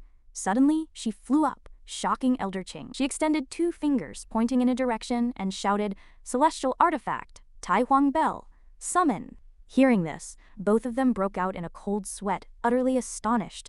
A celestial artifact. A massive golden bell appeared in the air, enveloping Ling Yun's entire body, and flew towards them. The golden bell landed, emitting a piercing sound that made him cry out involuntarily. Huge cracks appeared on the ground around the bell, crisscrossing in all directions. Inside the bell, Ling Yun immediately commanded, "Tai Huang Bell, take me away, quickly!" The golden bell, upon hearing this, immediately flew away. Moving at breakneck speed, they pierced through layer after layer of clouds. The dust gradually settled, revealing his figure still standing there. He smiled wickedly, his face darkening, his expression dazed, and let out a savage laugh. "Ha ha ha! A celestial artifact! This woman actually possesses a celestial artifact." With that, he immediately ordered Elder Qing, and they both flew through the air. "Chase her! I want her! I want her now!" They immediately gave chase. He continued to taunt her. "Little beauty, you can't escape my grasp. Hand over the celestial artifact and obediently become my servant." Ling Yun, irritated, glanced back with disgust, thinking to herself, how could I be so unlucky to encounter these two villains? Ling Yun angrily roared, "You scoundrel! I'd rather die than be your servant." Contrary to Ling Yun's worries, he simply sneered, his attitude becoming extremely cunning. "Ha ha ha! In my presence, you don't even have the right to die." Ling Yun painfully bit her lip and grunted, "Damn it, my magical power is running out." She could only grit her teeth and endure the pain, pushed to the brink, with only one option left: activate the Tai Huang Bell's spatial power. "I can't fully control it yet, and if I fail, my magical power will be exhausted. I can't afford to care anymore, I have to risk it." Ling Yun decided to activate the spatial power. "Tai Huang Bell, heed my will, and teleport me thousands of miles away." With all her might she yelled, "Open!" Fortunately, everything went smoothly, and the Tai Huang Bell emitted a beam of light that shot straight into the sky. Ling Yun was radiant, overjoyed, and relieved.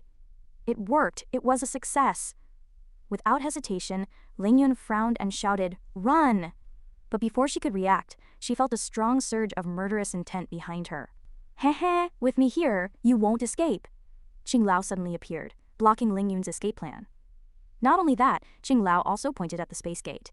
With a light palm strike, the space gate instantly shattered and vanished.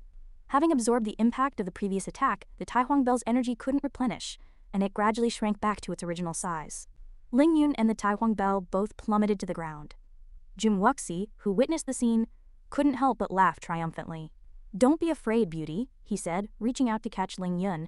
"I am here to save you." Ling Yun, stubborn by nature and unwilling to show weakness, mustered her last strength and commanded, "Tai Huang Bell, fight him." The Tai Huang Bell's anger was no less than Ling Yun's, its eyes flashing with light.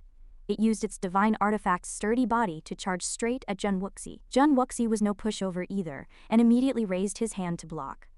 The two sides clashed violently, causing a huge explosion and billowing smoke. The force of the explosion even shook the southern suburbs of Black Rock City. Suddenly, something was ejected, shooting straight into the bushes. Ling Yun, exhausted and helpless, could only lie on the ground in pain, at the mercy of others. Jun Wuxi stepped forward, gloating. "Just submit to me obediently and you'll suffer less." Ling Yun, hearing this, replied without hesitation, "In your dreams. You won't get what you want." Jun Wuxi sighed, putting on a gentlemanly facade, but his words were beastly. "Alas, I know forced love isn't sweet, but it's good enough to quench my thirst, heh." Jun Wuxi reached out to grab Ling Yun, who trembled in fear, her eyes wide with anger. You're a pervert! What are you trying to do? Stop!" He could no longer restrain himself, his expression instantly turning lewd, his mouth watering. He slowly extended his filthy hand, trying to touch Ling Yun. "Oops, what's sucking on my hand?" Ling Yun gritted her teeth, filled with hatred, and tried to retreat. "Damn it, I am out of magic power. I can't do anything now. Am I really going to lose my innocence in this wilderness?" Just as he thought he was about to get his prize, he found that he was touching nothing but air. He froze, 1,000 questions flooding his mind, and stammered, "Huh." He seemed to sense something and immediately turned around, roaring, "Who's there?" What came into his sight was Bai Yun holding Ling Yun, approaching while saying, "Jun Wuxi, I didn't expect you to be so incorrigible.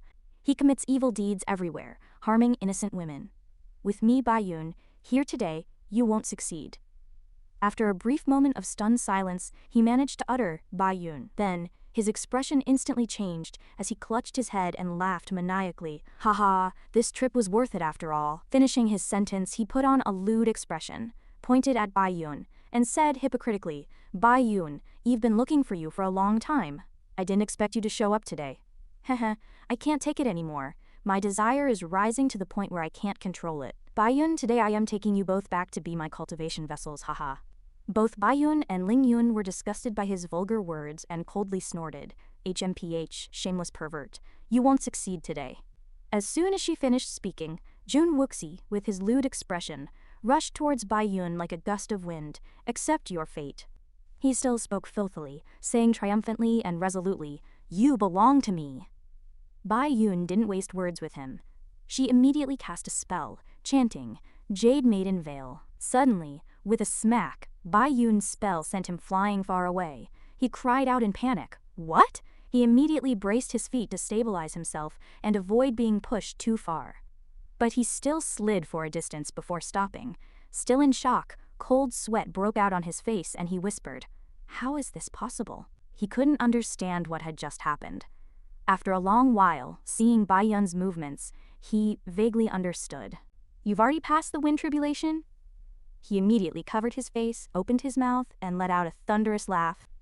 Ha ha ha, as expected of the Saintess of Zhuoxia Academy, a genius that appears once every 1,000 years. Then he unfolded his fan, held it in front of his face and squinted his eyes, saying smugly, Looking at the whole world, who else is worthy of you besides me? Hearing his self-important words, Baiyun's lips curled into a disdainful smile, and she contemptuously said, Oh, and you think you're worthy? While Baiyun gathered her strength, silently chanting a spell, he continued to boast, his face flushed.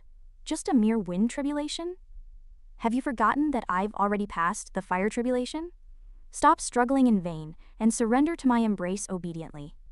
Ignoring his pointless nonsense, Baiyun kept her eyes closed, focusing on chanting the spell. No need for words, let's settle this with our skills. Seeing that Baiyun's state hadn't changed, he sighed.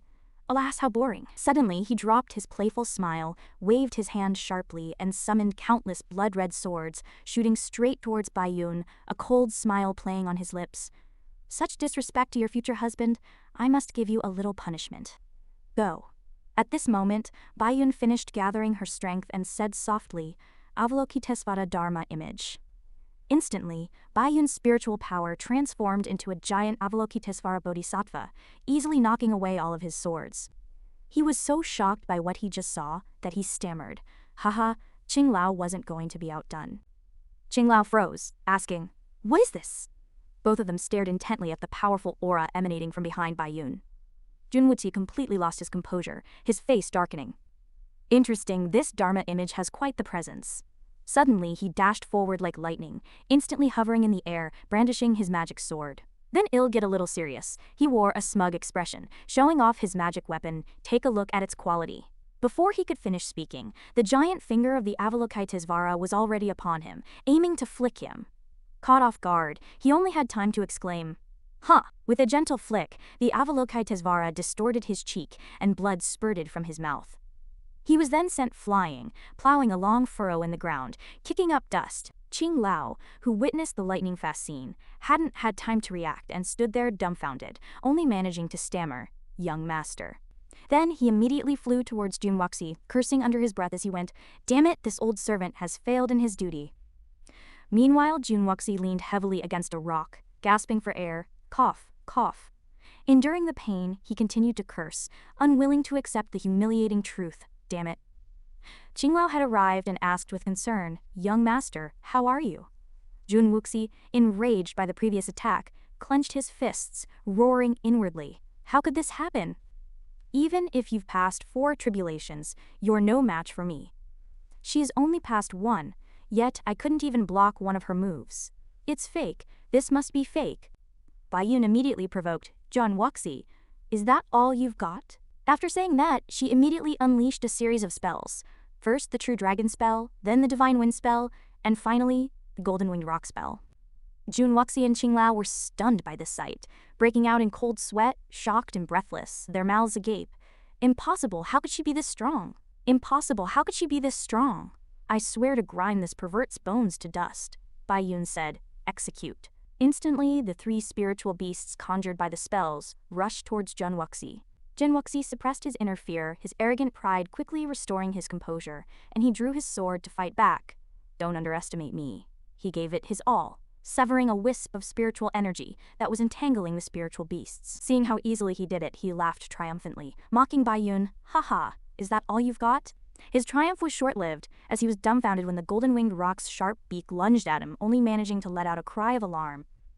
The divine beast golden-winged rock's sharp beak pierced his abdomen like lightning. His face instantly stiffened, veins popping on his forehead, his eyes wide, his teeth gritted, and he cursed inwardly. Damn it, how could I be so pathetic? Before he could dodge, he plummeted from the sky. And it wasn't over yet. The true dragon followed closely behind, charging straight at him. Sensing the approaching danger, he cried out for help. "Ah, Qinglao, save me." Hearing his cry for help, Qinglao immediately cast a spell, throwing a powerful punch. Jun Wuxi, terrified, sat half-propped up against the rock wall behind him. Qinglao stepped forward, threatening fiercely, "Don't even think about hurting my young master." Bai Yun, seeing this, frowned, thinking, Qinglao has intervened. Killing Jun Wuxi might be difficult. At this moment, Ling Yun clenched her fists and said to Bai Yun, "My name is Ling Yun. Thank you for saving my life, sister. May I ask your honorable name?" Hearing the question, Bai Yun's gaze remained fixed on the two, not turning to look at Ling Yun, and answered directly, "I am Bai Yun." "I can't be distracted now. Well, talk later." Bai Yun seemed to realize something, pausing slightly, thinking, "Wait, Ling Yun. What a coincidence, meeting someone related to the ancestral master on this trip." Ling Yun, seeing that Bai Yun kept staring at her without saying a word, couldn't help but ask, "Sister, what's wrong?" Meanwhile, Qinglao, his face ashen, anxiously held a medicine bottle. Crawling to Jun Wuxi's side, "Young master, don't worry, this old servant will heal you right away." Jun Wuxi called out softly, "Qinglao." Then, his eyes welled up, his voice trembling slightly. "This time, I not only lost to Bai Yun, but I was also so humiliated." Qinglao was stunned, feeling like he had been struck by lightning. "Why, young master?" Jun Wuxi's tears flowed, but his face was terrifyingly dark, his eyes filled with murderous intent, and he gritted his teeth, unwilling to show weakness. This humiliating event must not be spread. Absolutely not. After this battle, the young master's mental state has been hindered, and this old servant must handle it properly. Qinglao then spoke reassuringly. "This old servant knows what to do. Young master, rest assured, with me here, they won't escape." Ling Yun cautiously looked at Bai Yun. "Hess, the evil person who stopped me from escaping earlier. Can you defeat him, sister?" After hearing Ling Yun's question, Bai Yun closed her eyes and pondered for a moment, then sighed and replied, "I dare not make a definitive judgment." Qinglao is a Taoist of longevity, and among Taoists of longevity, he is considered a top expert. He immediately attacked, "HMPH, take my divine thunder palm." Suddenly, a giant palm appeared in the sky, pressing down on Ling Yun and Bai Yun's heads, and the two were immediately shocked, countless questions flooding their minds. The palm struck down fiercely. But suddenly, something blocked his divine artifact. Qinglao couldn't help but exclaim in surprise, "HMPH, what's this?" It turned out that Bai Yun had used the knife she received from Lin Tianhong to block it. Qinglao immediately muttered to himself, "Another celestial artifact. I've seen 2 celestial artifacts in half a day." Bai Yun remained calm, gripping the knife tightly. Jun Wuxi and Qinglao were both stunned, their faces turning pale, and they wondered inwardly, are celestial artifacts as common as cabbages on the roadside? Ling Yun was also very surprised, her expression changing. She also has a celestial artifact. Before long, Bai Yun shattered the divine thunder palm. She gripped the knife tightly, exhausted. Is this the 7th realm of longevity? It's terrifying. Jun Wuxi stared at Bai Yun in disbelief, roaring, "This is impossible. How could you possess a celestial artifact?" Then, realizing he had let something slip, his face froze. Wait, that's not right. Rumor has it that 10,000 years ago, immortal Lord Lin, who founded Zhuoxia Academy, suppressed the powerhouses of the 9 heavens and 10 earths in his cave.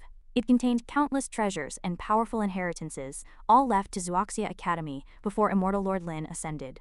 Could it be? Bai Yun, did you find immortal Lord Lin's cave? He was shocked by this realization, his facial muscles twitching as if countless lightning bolts were flashing across them.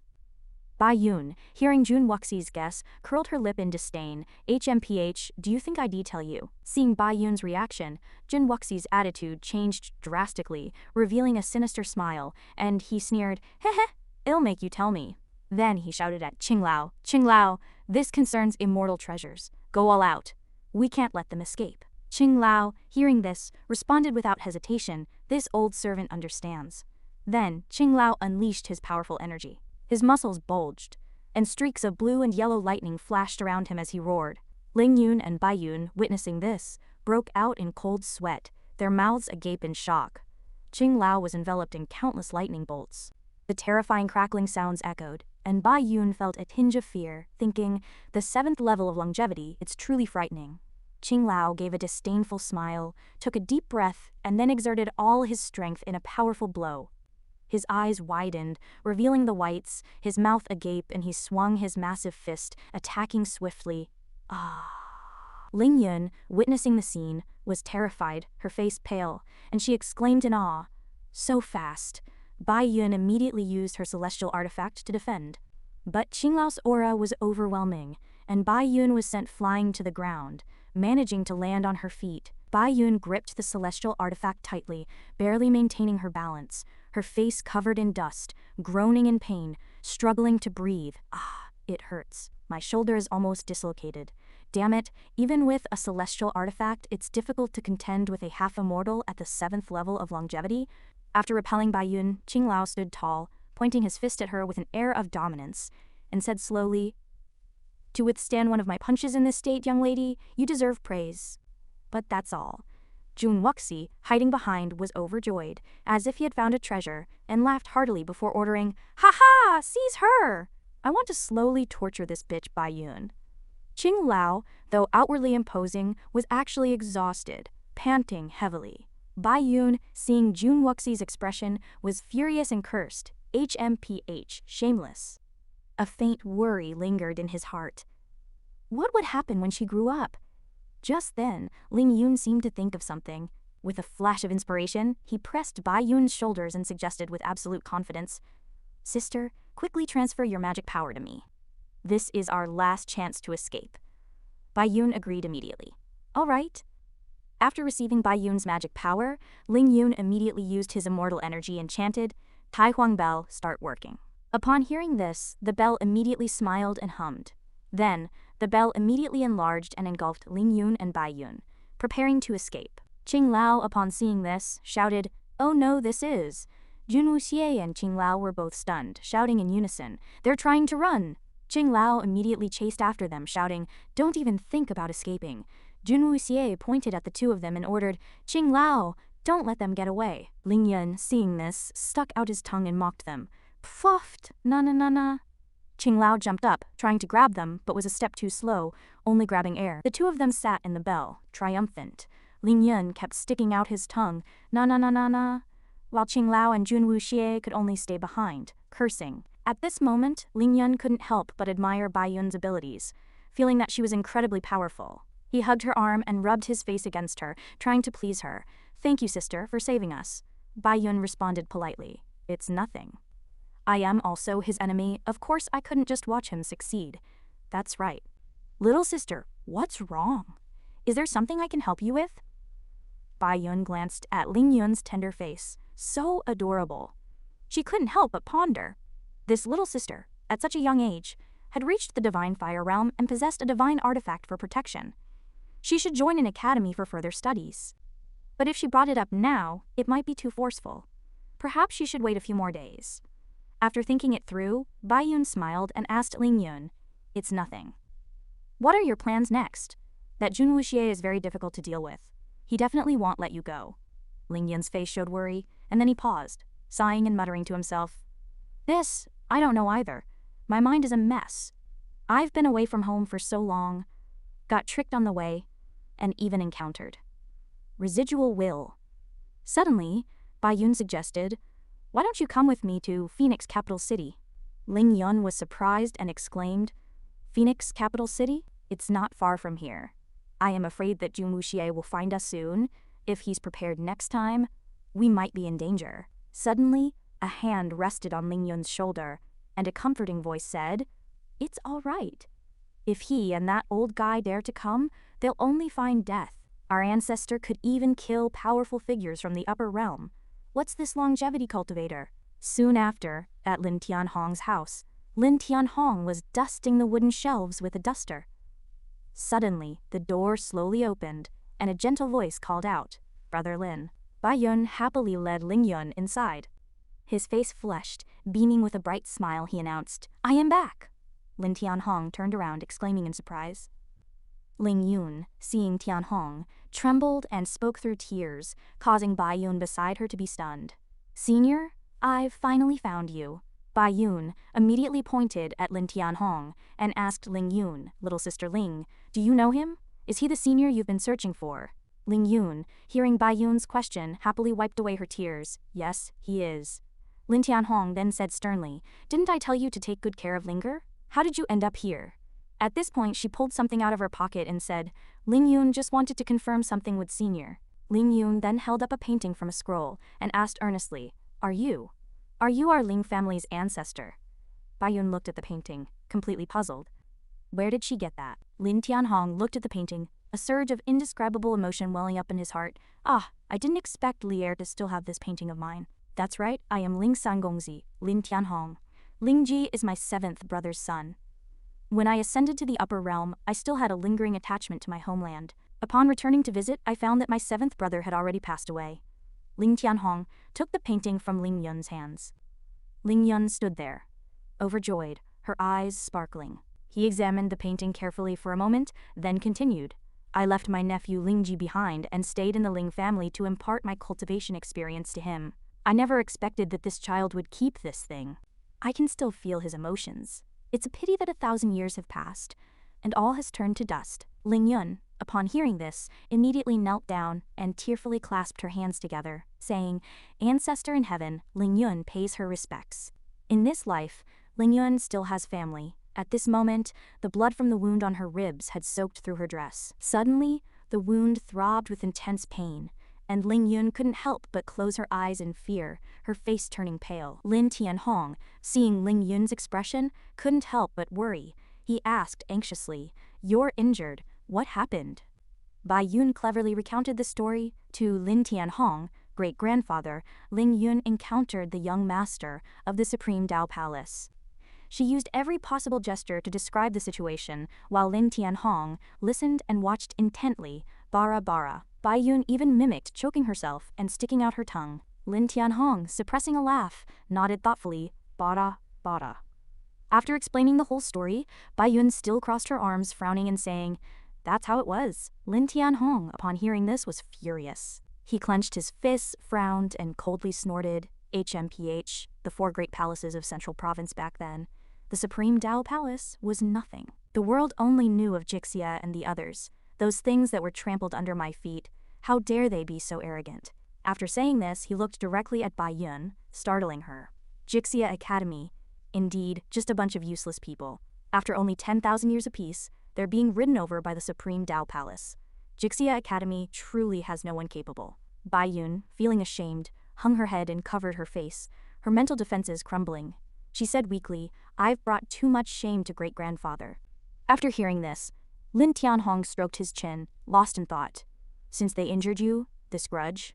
Ling Yun and Bai Yun were overjoyed, knowing that Lin Tianhong was going to help them. They instinctively held hands, leaned together, their faces beaming with happiness, even their thoughts synchronized. It felt so good to have a powerful backer. Suddenly, Lin Tianhong did a complete 180-degree turn. He glanced at them coldly, teasingly saying, "Go avenge yourselves." The two were thunderstruck, feeling as if they had been slapped hard. They were stunned, exclaiming in unison. Bai Yun immediately rushed forward, her eyes filled with tears, putting on a pitiful act, continuously complaining, "Master, he has a 7th-level Eternal Realm expert by his side." After saying this, she pitifully stretched out her hands, gesturing a 10. "We only have immortal energy. If we want to fight him, well, probably have to wait 10 years. Lin Tianhong, upon hearing this, waved his hand. "What 10 years? It'll give you 2 things." Ling Yun and Bai Yun were both stunned, big question marks appearing in their minds. Lin Tianhong suddenly raised his hands high, his eyes shining, and said loudly, "A dream spanning 1,000 years." The two were startled, helplessly looking up at the sky, speechless. "What year is it today? The Great Dream Mind Technique." Lin Tianhong sharply tapped their heads. The two immediately fainted and fell to the ground. Then, he carried Bai Yun on his shoulder, put his other arm around Ling Yun's waist and walked out, taking them on a long journey. Finally, Lin Tianhong placed the two of them on a bed, looking at them with satisfaction. This is the supreme immortal scripture created by the Lord of the Great Dream. After saying that, he glanced at some things he should have seen. With their cultivation level, one night's dream is equivalent to 10 years of arduous cultivation. They should focus on comprehending this opportunity. At the Red Moon carving shop, in a room called Trinkets. Inside the room, Bai Yun had experienced a long sleep. Ling Yun was the same, sleeping soundly. The two of them slept quietly, looking very peaceful. Suddenly, both Ling Yun and Bai Yun broke out in cold sweats and stirred slightly. Suddenly, Bai Yun's eyes widened. The two of them abruptly sat up from the bed, looking panicked. Bai Yun rubbed her eyes in disbelief, asking in confusion, "Half-step eternal realm?" Ling Yun also stared at her hands anxiously, asking blankly, "Did I survive the wind tribulation?" The two of them looked at each other in surprise, shouting in unison, "Sister, little sister, how long has it been?" Lin Tianhong slowly walked in from outside, startling them both. He asked, "You're both awake? Did you sleep well?" The two of them immediately rushed forward anxiously, peppering him with questions, leaving Lin Tianhong helpless. "Brother Lin, what exactly happened?" "I just took a nap. Why do I feel like I've been cultivating for 10 years? Lin Tianhong replied slowly, "The great dream of 1,000 autumns. What year is it today?" "That's the effect of the great dream mind technique." Bai Yun, being very clever, her eyes lit up, and she said, "If the great dream mind technique has such a good effect, why don't we take another nap? Wouldn't we be able to reach the eternal realm?" Lin Tianhong shook his head helplessly. He flicked Bai Yun's forehead with a cold gaze. "Forcibly entering the great dream world will affect your primordial spirit. If you continue, your divine soul will likely become chaotic." Bai Yun covered her purplish forehead, pouting and hissing. At this moment, Lin Tianhong reached into his clothes, as if to take something out. He then handed Ling Yun a small statue, smiling, "Ling Yun, take this." Ling Yun caught the small statue and asked curiously, "What's this?" "The great Xia sword from the heavens, a scroll of poetry, a pot of wine, a long song, a sword to the ends of the earth. How much you can comprehend depends on your own fortune." Bai Yun was happy for Ling Yun, leaning forward and smiling, "Little sister, this is a great opportunity. It contains the supreme Tao rhyme treasured by Brother Lin." Ling Yun was extremely excited and immediately knelt down, respectfully forming a hand seal and saying, "Thank you, ancestor."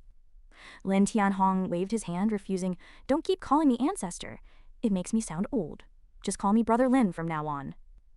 Then, he leaned closer to Ling Yun, covering his mouth with his hand and whispering, "Also, don't let my wife know my identity. Understand?" Suddenly, he said something that left Ling Yun and Bai Yun puzzled. "An old man and a young man have come into the painting. I guess they're the two people you mentioned." Lin Tianhong's face immediately turned gloomy, revealing a cunning expression. "Go get your revenge now." Ling Yun and Bai Yun, upon hearing this, immediately smiled and said in unison, "Yes." Then, they both burst out laughing. At the Divine Wind Royal Palace. At this moment, Jun Wuxie and Qing Lao were already standing at the gate. The guards, seeing them, were startled at first, then immediately raised their spears to block them, shouting loudly, "This is the royal palace, no entry! Retreat at once!" Qing Lao and Jun Wuxie didn't hold back. They quickly dispatched the two guards. Then, Qing Lao bowed respectfully and said, "Young master, please enter." Jun Wuxie also maintained a calm expression, covering his face with his fan, and sneered, "Heh! It's been 2 years since I've had a taste." Lin Tianhong began to recall what he had said earlier. An old man and a young man have come into the city. I guess they're the two people you mentioned. Ling Yun and Bai Yun, upon hearing this, were confused, question marks filling their minds. Suddenly, Lin Tianhong's face turned gloomy, revealing a fierce expression, and he pondered, "Go get your revenge now." Ling Yun and Bai Yun, now much more powerful, confidently replied, "Yes." Then, they immediately flew out and arrived at the Divine Wind Royal Palace. At this moment, Qing Lao and Jun Wuxie had already reached the gate. The guards, seeing them, were also momentarily stunned. Soon their faces darkened, and they shouted sternly, "This is the Royal Palace, no entry! Retreat at once!" Qing Lao, without saying a word, immediately attacked, knocking down the two guards. After dealing with them, he bowed respectfully and gestured for his young master to enter. Junwoo Shi smugly curled his lips into a sneer, covering his face with his fan, and chuckled, "Heh, it's been 2 years since I've had a taste." After saying this, Junwoo Shi and Qing Lao walked directly into the city, arrogantly saying as they went, "However, it's not as oppressive here as it used to be." In the training room, the Divine Wind Empress was cultivating her divine sense, sweat dripping from her brow. Fully focused, she immediately sensed 2 people approaching. Her eyes widened, she assumed a defensive stance and quickly flew towards the city gate. "Who are you? How dare you trespass into the royal palace?" Junwoo Xie was instantly captivated by the Divine Wind Empress. His eyes nearly popped out of his head, his mouth agape, and he almost drooled. He thought to himself, "This woman is a celestial being, rarely seen in the mortal world. She's too beautiful." With this in mind, he put on a refined demeanor and asked coldly, "You must be the Divine Wind Empress. Truly, you are a peerless beauty, capable of captivating a nation." "I am Junwoo Xie, and I have good news for you." The Divine Wind Empress completely ignored Junwoo Xie's words, focusing solely on Qing Lao, thinking, "This old man is not simple." Then she replied to Junwoo Xie, "Oh? Tell me about it." Junwoo Shi, outwardly smiling gently, but inwardly seething, replied with a grin, "This young master has taken a liking to you. It's your honor. I've decided to make you my female slave." The Divine Wind Empress, upon hearing these repulsive words, immediately darkened her face. "You're courting death." At this moment, Qing Lao slammed his cane hard on the ground, startling her. Then, with a stern face, he threatened harshly, "It's your blessing that our young master has taken a liking to you. Don't be ungrateful." She frowned, thinking to herself, 7th level of the Eternal Realm. They aren't from the southern continent. After thinking this, she said to the old man, "I don't submit to the weak. With just you, you're not even worthy to carry my shoes." Junwoo Xie, seeing this, curled his lips into a sneer and said disdainfully, as expected of the barbaric southern continent, "Just a Divine Wind Empress, who barely survived the wind tribulation, and she's already so arrogant." After saying this, he pointed at the Divine Wind Empress with his folding fan, his killing intent surging. "This young master will open your eyes. If I can't subdue you within 3 moves, I'll marry you." She, upon hearing this, calculated in her mind, "I don't have a chance to defeat this old monster in blue. I must provoke this shameless man into a one-on-one fight with me. Only by suppressing him will I have a chance to escape." With this in mind, she raised an eyebrow, cleverly provoking him. "I'll give you a chance. If you can defeat me, I'll be your female slave. If you lose, get out of the southern continent immediately." Junwoo Xie, pleased with himself, replied, all right, this young master agrees." Then he raised his hand, gesturing, "If I can't subdue you within 3 moves, this young master will obediently leave." The Divine Wind Empress, upon hearing this, immediately threw a punch. Junwoo Xie, seeing this, said calmly, with a ferocious expression, "Not bad, this young master is getting more and more excited." After saying this, he immediately blocked the Divine Wind Empress punch, coldly saying, "Only by conquering a vixen like you can I demonstrate my charm." The collision between the two produced a massive explosion, shaking the nearby buildings, sending bricks and wood flying everywhere. However, Elder Qing stood rooted to the spot, showing no fear or attempt to dodge. He couldn't help but feel a surge of triumph. Raising an eyebrow, he held up a single finger, a smirk playing on his lips. "1 move is all it will take," he declared. But Shen Feng immediately countered with a cold smile, which left him slightly perplexed. Before Junwoo Xie could fully grasp the situation, Shen Feng pointed towards the sky. Her face hardened with a murderous intent as she shouted, "Celestial Emperor Avatar!" Instantly, her avatar materialized and charged towards her. Junwoo Xie's expression shifted dramatically, his eyes wide with shock. Elder Qing, too, was utterly dumbfounded, his eyes bulging. That single strike from the avatar sent Junwoo Xie flying, crashing heavily to the ground amidst a pile of shattered brick and stone. He scrambled to his feet, coughing violently. Shen Feng, now gazing down at him with smug satisfaction, held up 2 fingers. "That makes 2 moves," she announced. Junwoo Xie leapt away from his fallen position, closing the distance between them in an instant. His face was contorted with rage, veins throbbing as he roared, "Are you serious? I haven't even started yet!" He then drew a sword, his tone turning menacing. "Let me show you southern bumpkins the might of the central province sacred land." This sword was Kunwu. He said smugly, "This sword contains the spiritual energy of the 8 great treasures." The sword instantly multiplied into hundreds, surrounding him completely. He bellowed, "Shatter her attack," and sent the countless sword images hurtling toward Shenfeng. Shenfeng's face grew dark, a flicker of worry crossing her features as she contemplated her next move. A spirit-grade magic artifact was already the pinnacle of the lower realms. Each sword aura capable of severely injuring a divine tribulation realm expert. He then hardened his expression, his brow furrowed, and decided to go all out. Shenfeng immediately raised her hand, throwing a punch at Jun Wuxi, quite a formidable one. He immediately sensed the power, let out a cold snort, and raised his sword to meet the blow. The sword and Shenfeng's fist collided violently, the impact triggering a massive explosion that filled the air with dust. Shenfeng was sent flying, severely wounded, spitting out blood. Her face turned deathly pale with terror as she recalled her past life, rising from a mortal body to the celestial emperor, sweeping all before her. She had suppressed countless powerful innate chaos gods and demons, only to taste defeat at the hands of that hateful demon lord. Now, she was determined. Wiping the blood from her lips, she vowed, "I will not suffer a second defeat." Just then, Jun Wuxi, sword in hand, rushed towards Shenfeng like the wind roaring, "You stubborn woman, today I'll show you the difference between us." Jun Wuxi, a look of contempt on his face, charged forward, brandishing his weapon. "From now on, obediently submit to me." Seeing this, he produced a talisman, sneering, "You're celebrating too soon." She activated the talisman, revealing the phantom of a precious sword, drawing it from its sheath. Jun Wuxi, startled, let out a grunt. He then engaged Jun Wuxi in battle with her spectral sword. While blocking, he wondered, what kind of magical artifact is this that can actually block my divine-grade sword?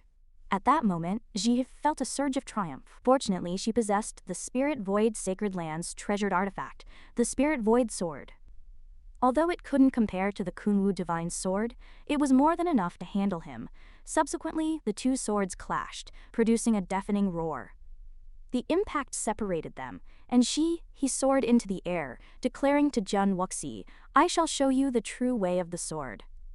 With that, she raised her sword high, the tip instantly gathering wisps of water. The water then condensed into a small sphere. Seeing this, Jun Wuxi scoffed, "Ha ha ha, is this your sword technique?" Ignoring his scorn, he offered no explanation. This move was called accumulated water. Its power? He would soon find out. As soon as she finished speaking, she struck. Jun Wuxi stood below, as if frozen, making no attempt to dodge. Then, he quickly countered with his own attack. The two powerful attacks collided in midair, neither side willing to yield. But something unexpected happened. Shihe's accumulated water power absorbed dozens of Jun Wuxi's sword auras. His face turned ashen with disbelief, and even the old elder beside him was astonished. "Shi Waterwai," he explained, "a single drop of water can gather into an ocean. How can your meager attacks shake the sea?" Hearing this, Jun Wuxi could no longer tolerate the humiliation. He swiftly activated his defensive magic artifact. Instantly, the water rings surrounding his sword were shattered. However, it effortlessly passed through those sword images. Then it attacked Jun Wuxi, startling him into a hurried sword defense, his face ashen as he exclaimed, "What? I actually failed? How could I, of all people, lose to a cultivator from the southern region?" He could no longer withstand the onslaught and was sent flying, crashing through a supporting beam, utterly incredulous. He, having taught him a lesson, felt a surge of satisfaction. She then issued a stern warning, "You've lost. Leave my imperial city." But the man seemed unwilling to accept defeat. He rose from the dust cloud. Jun Wuxi's sword had been broken by Shi, and realizing he was outmatched, he turned and shouted, "Elder Qing, seize that woman and cripple her cultivation." He then threatened Ji, "Today I will capture you as my slave and torment you thoroughly." Upon hearing this, he felt nothing but contempt. "You break your word." "Shameless," she retorted. Jun Wuxi, now resorting to shamelessness, flatly denied it. "Promise? How could I possibly make a promise to an ant?" Elder Qing, following Jun Wuxi's command, stepped forward, assuring him, "Young master, rest assured I will capture her and make her serve you well." He then began to unleash his power, his eyes glowing, the stone tiles beneath him shattering, 7th level of the longevity realm. In the next moment, a colossal purple ghost figure materialized in the sky above the imperial palace.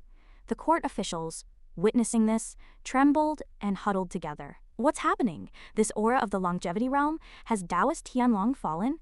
Meanwhile, elsewhere, Lin Tianhong leisurely observed the sky. Is that the Elder Cheng that Bai Yun mentioned? Ling Jianhong chuckled. An ant from the lower realms dares to cause trouble? We'll let Bai Yun and the others handle it. He crossed his legs, leaning back in his chair, his mind drifting to his wife's alluring figure. He closed his eyes contentedly. All I need is to live happily with my wife. He chuckled to himself. Just as Lin Tianhong was lost in his reverie, on the other side, a hand holding a talisman was raised towards the sky. Moments later, it flew from her grasp. Ling Yun and Bai Yun looked down from above. Bai Yun, arms folded, said with a serious expression, "That's their aura. I didn't expect they'd go to Shen Feng's imperial palace." Bai Yun continued his analysis, still serious, that Empress Shen Feng is quite formidable, to force Elder Qing to take action. The next second, a smile crept onto Bai Yun's lips, and Ling Yun, behind him, added gleefully, "It seems she's given Jun Wuxi quite a beating." Bai Yun turned to his sister, saying happily, "Sister, let's go to the imperial palace, for revenge." Ling Yun followed, responding, "Okay, sister." Inside Shen Feng's imperial palace, he radiated light. She cursed inwardly, "Damn it." He seemed exhausted, her brow furrowed as she placed a hand on her stomach. 7th level of the longevity realm. Difficult for me to handle in my current state, but I am more worried about the child in my womb. If I use stronger magic, it will affect the child. What should I do? Seeing her unresponsive, the old man shouted, "Empress Shen Feng." He leaned on his scepter, his beard swaying, and made her an offer. "If you obediently become our young master's slave, I can spare your life if you agree to become our young master's slave." He was torn, her brow furrowed as she thought, "Damn it, what should I do? For my husband, I can't allow myself to be humiliated." Just then, a voice, both unfamiliar and familiar, echoed from above, causing the three below to look up. "Jun Wuxi, Ling and I are here for revenge." She was stunned, her eyes widening. In the air were Bai Yun and Ling Yun, making faces at them. The old elder was also drawn to them, but the young master's face lit up with joy, as if he had struck gold. He exclaimed, "Ha ha ha, Bai Yun, and you too, little country girl. You've come at the perfect time. I am truly blessed today." Bai Yun seemed to recognize Ji-hee, asking in confusion, "This lady, is she Big Sister?" The two sisters peered down simultaneously. "Big Sister, are you Empress Shen Feng?" Ji-hee, realizing they had recognized her, froze in panic. In front of everyone, she waved her sword, shaking her head and closing her eyes in denial. I am not. You've mistaken me for someone else." Bai Yun, seeing her overly dramatic reaction, was speechless. Ling Yun, curious, leaned forward and asked softly, "Big Sister Bai, do you know Empress Shen Feng?" Bai Yun, hearing her sister's question, smiled and replied, "She is Lin's wife. We've known each other for 2 years." Ling Yun's eyes widened with surprise and delight. "Ah, Big Sister, she's Big Brother Yuan's wife?" He continued to vehemently deny being the person they spoke of. "I said, you've mistaken me for someone else." Bai Yun dropped his stance, preparing for battle, shouting, "Kill these 2 intruders!" Ling Yun excitedly echoed, "Okay." At the same time, he raised her hand towards the sky, initiating a formation. "Spirit Shock Array! Activate!" The people outside the city, seeing the golden array shining in the sky, began to murmur amongst themselves. The old elder, upon seeing the formation and the aura emanating from Ji-hee, exclaimed in shock, "How could a mere Shen Feng kingdom deploy such an intricate and powerful array? Her aura is nearly at the longevity realm." The old elder was quickly surrounded in mid-air by the 3 of them. His eyes glinted and a slight smirk played on his lips. "3 little whelps dare to attack me? You're courting death." As soon as he finished speaking, he gathered energy in his palm, releasing lightning in all directions, an 8th grade magic artifact, the violet lightning orb. He then raised his hand, the energy sphere releasing bolts of lightning. "Today, I'll show you that before a true longevity realm expert, you're nothing but ants." Here. He felt a surge of unease as she witnessed this attack. The light sphere hovered in the air, emitting blue lightning in all directions. The lightning formed a cage, with them at the center of the battle. The innocent civilians in the city were caught in the crossfire, fleeing in terror. At this moment, Ling Yun, carrying a massive bronze bell, charged towards the enemy's rear, shouting, "Kill!" He also charged forward, her sword flashing as she leapt, forming a graceful arc, attacking the old elder from above. You're asking for it. Bai Yun didn't stand idly by either. HMPH. The old elder remained dismissive, shouting, "Overestimating yourselves," he roared, and from the small orb, 3 dragon heads emerged, flying out fiercely. "All right, 3 dragons on my command. Attack them separately." Seeing a dragon lunging at him, Bai Yun immediately brandished his spear, thrusting it out with force. He then decisively slashed downward, cleaving the azure dragon in 2. Ling Yun, witnessing the dragons, remained remarkably calm. She took a deep breath and then roared at one of the dragons. Amplified by the bronze bell, the dragon was blasted into a mangled mess. He, meanwhile, calmly drew her sword. Her eyes were resolute as she placed her hands on the blade, forming a cross shape. Dragon taming, Thousand Autumns technique. From the sword, a golden dragon emerged, shining brilliantly, charging fiercely towards the opponent's dragon.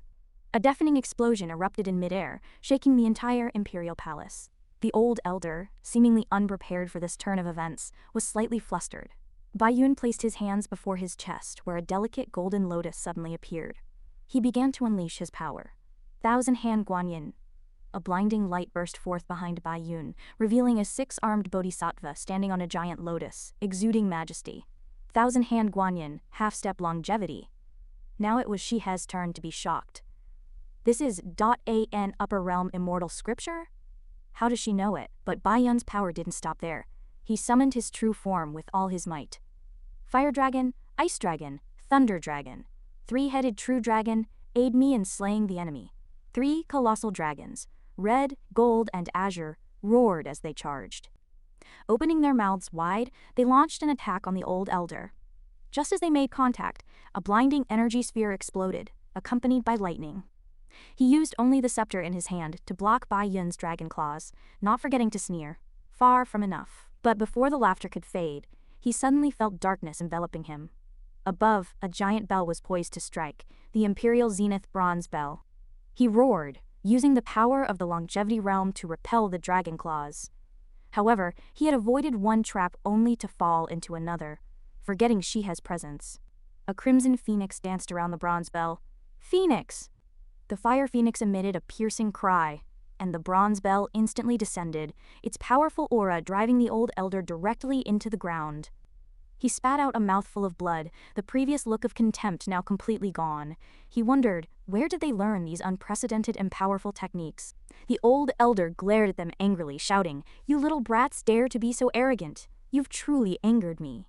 He stood majestically behind him, stating decisively, "You have no more chances." She then raised her sword to her eyes, her left hand forming a 2-finger gesture before the blade. Her eyes filled with power and determination, she shouted, "Spirit Shock Array, activate! Celestial Emperor Avatar, crushing mountains and rivers." As soon as she finished speaking, the entire capital was instantly enveloped in a dazzling pillar of light, soaring into the sky. From the thick clouds, a colossal sword blade slowly descended. He raised her own sword towards the sky, connecting with the giant sword, unleashing a blinding radiance. "Sword! Annihilation!" He shouted fiercely, then thrust her sword towards the enemy. "Take this!" She leapt down, the sharp sword tip aimed directly at the old elder. But he was not one to passively await his demise. He summoned a green orb, attempting to block the attack. "Don't be so arrogant!" But the outcome remained unchanged. Shihe's sword decisively pierced through his body.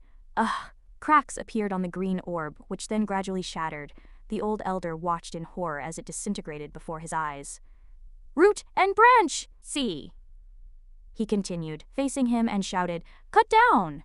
Bai Yun, equally fierce, added, "Lengthen." Ling Yun, with a determined gaze, concluded, "Life."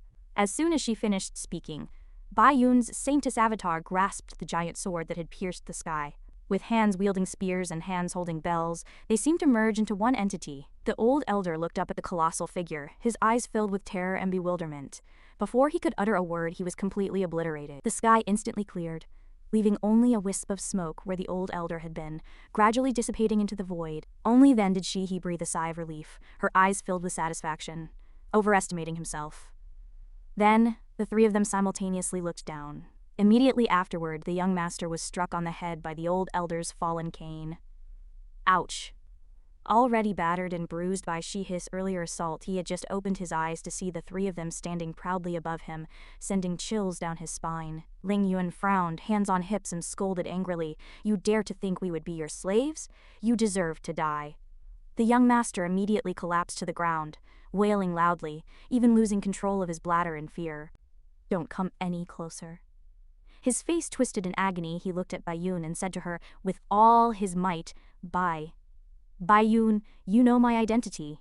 If I die, not only you, but also the Zooxia Academy will face utter annihilation." He knelt on the ground, crying and begging, You must stop them. Don't do anything foolish." Baiyun cast a disdainful glance, thinking, HMPH, how laughable. What is the Supreme Immortal Palace compared to us, now that we have Heavenly Venerable Lin's support?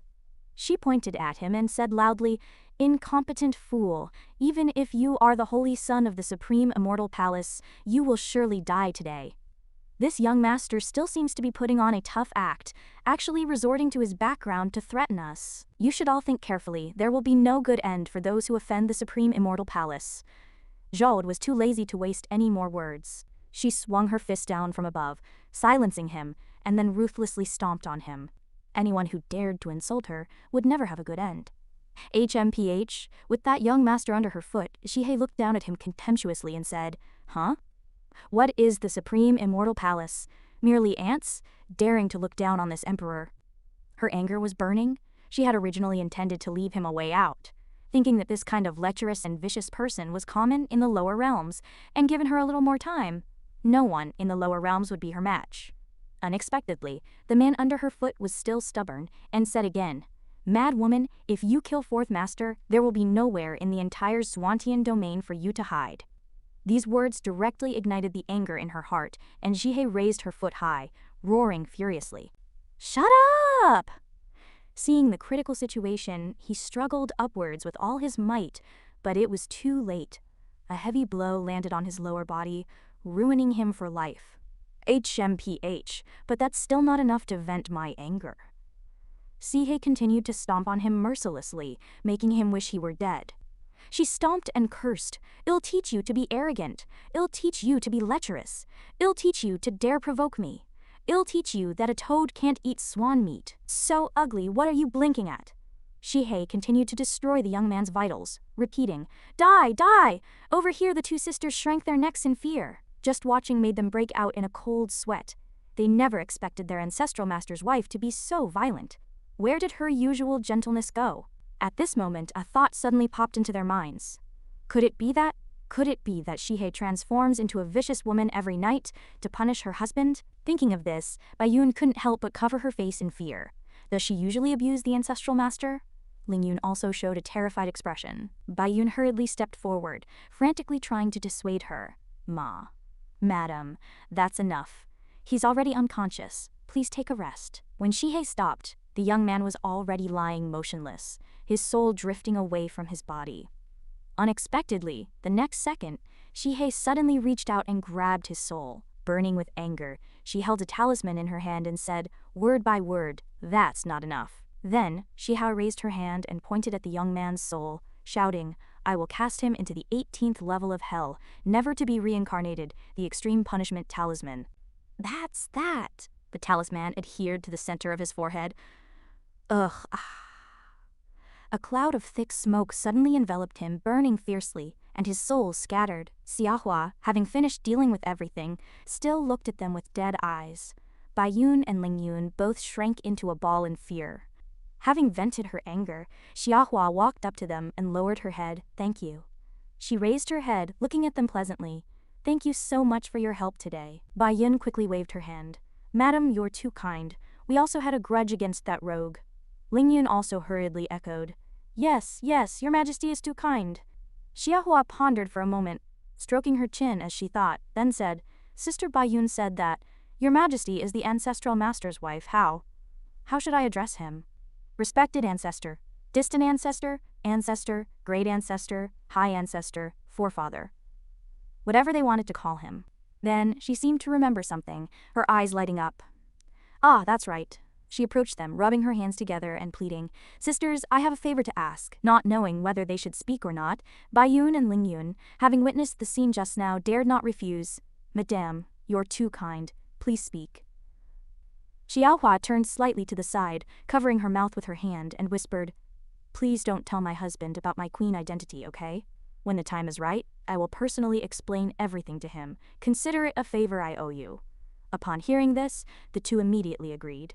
Lingyun put her arm around her sister's shoulder and said decisively, "No problem, no problem. We will definitely keep our mouths shut." Baiyun was not so quick to agree. She rested her chin in her hand, deep in thought. The ancestral master doesn't want to reveal his identity to his wife, and his wife doesn't want to reveal her identity to the ancestral master. Are they trying to play some kind of role-playing game as ordinary people? Forget it. Such a strange hobby. You two can play slowly. I won't participate. Sihei said with a smile. Hehe, thank you, sisters. Then she remembered the medicinal spring in the palace and quickly extended an invitation. Since you've come to the palace, then let me entertain you. The palace has an exquisite medicinal spring. You must try it. She gestured to them happily. Let's go. It'll take you to bathe and relax. The two sisters responded enthusiastically. Okay. Jihei pushed Baiyun and Lingyun ahead, urging them eagerly, Hurry, hurry, you're covered in that guy's stench. How disgusting. At this moment, in Central Province, the Supreme Immortal Palace, an elderly man with white hair stood at the door, but was stopped by the guards. Without the Supreme's summons, "Please stop, Grand Elder." His face was calm and serious, and he gestured forward, wanting to enter. "I have something to report. Very urgent. Please inform him." The guards remained steadfast, determined not to let him in. "Grand Elder, the Sect Supreme is at a critical moment in his seclusion. No one is allowed to disturb him." Seclusion. Critical moment? Upon hearing these words, the old man was struck as if by lightning. What should we do? Then he didn't continue to ask, cupped his hands in farewell. In that case, it'll take my leave first. When the Sect Supreme comes out of seclusion, please, brothers, inform him immediately on my behalf.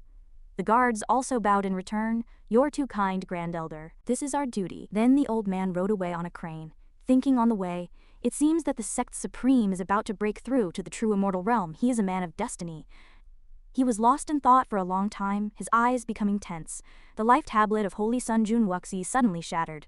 Such a major event, what should we do? Then he suddenly remembered something, his eyes lighting up. That's right. Heavenly Venerable Lin's treasure has appeared, and the Sect Supreme's disciple King Wu Jiang has already gone to Southern Province. The old man rode the white crane, flying towards the direction of the sun. I can have him go and see the situation first. At the same time, somewhere in Southern Province, a voice rang out on a flying ship. Father, is it true that the treasure of Heavenly Venerable Lin you mentioned has appeared this time?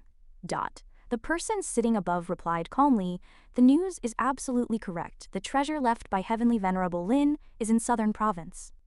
He said solemnly, this time all the major forces have been mobilized. Next, there will be a treasure battle, and that person is the chief disciple of the Sect Supreme of the Supreme Immortal Palace, King Wu Jiang. Qin Zhan continued. However, in order to avoid unnecessary hatred and losses due to the treasure competition, each faction has decided to send a young descendant to compete. Qin Zhan stood up and walked down the steps calmly. Fenger, you will also represent my Wu Jiang royal mansion. A handsome young man standing beside him cupped his hands and replied, Father, rest assured, I will do my best.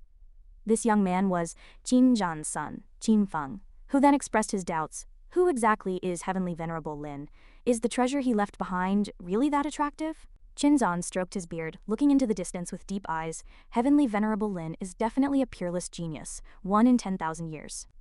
10,000 years ago, he was an invincible figure in the lower realms, unparalleled in his brilliance. He frowned slightly, adding, to be born in the same era as him is truly a tragedy. Although Heavenly Venerable Lin killed our Supreme Immortal Sect's founder, he is still the person I admire most since I began cultivating. Qin Feng knelt to receive the order, his voice filled with determination. Your son will definitely do his utmost to obtain Heavenly Venerable Lin's inheritance and become a legendary figure like him. At this moment, they suddenly saw a golden letter flying from the top of the mountain. Qin Zhan immediately recognized it as the Grand Elder's transmission talisman. The father and son immediately knelt to receive the letter, and the Grand Elder's aura appeared before them, saying, King Wu Jiang, Holy Sun Jun Wuxi has met with misfortune in Southern Province. Since you have arrived in Southern Province, investigate what happened on behalf of your master. Upon hearing this news, Qinfeng's expression changed drastically, and he asked in disbelief, "Junior brother met with misfortune? Who is so bold as to dare kill even my master's son?" Subsequently, Qin Zhan ordered the flying ship to set sail, saying to his son, "Fenger, we will first investigate the matter of your little martial uncle." In the Divine Wind Imperial Palace, Bai Yun and Ling Yun sat at the same table with Zhihe and her husband. Bai Yun and Ling Yun had both moved into Lin Tianhong's residence, disguising themselves as ordinary people unrelated to them. Therefore, they couldn't directly reveal each other's identities. The two began to diligently cultivate the great self-sufficient Guanxian method and the Azure Lotus Sword Song to enhance their strength. Lin Tianhong was also not polite, announcing that he would accept them as his sword-wielding maids to cultivate them. Lin Tianhong generously and frequently guided their cultivation, and with the guidance of Lin Tianhong, the head of the three realms, their strength improved rapidly. That night, Zhihe sat at the dining table and asked her husband, "Husband, what do you think of our queen?" Lin Tianhong ate while raising his head to answer, "I heard that the queen is a genius that appears once in 10,000 years. She has defeated enemies many times. With her in Phoenix capital city, we can live a peaceful life. Of course, I am grateful to her." Zhihe was much happier to hear him evaluate herself in this way. She was only afraid that her husband would have a bad impression of the queen, and would be angry after knowing her true identity. Zhihe continued, "But I heard that the queen is very cruel, and everyone who opposes her is tortured to death. Do you like such a cold-blooded woman?" Lin Tianhong held his rice bowl and kept praising, "Being kind to the enemy is being cruel to yourself. Besides, I like the queen's style of doing things." Zhihe was originally very happy because she knew that her husband would accept her, but the next second she puffed out her cheeks and complained, "HMPH. Since you like that queen so much, go and confess your love. Then your status will be greatly improved, becoming a prince second only to one person and above 10,000 people."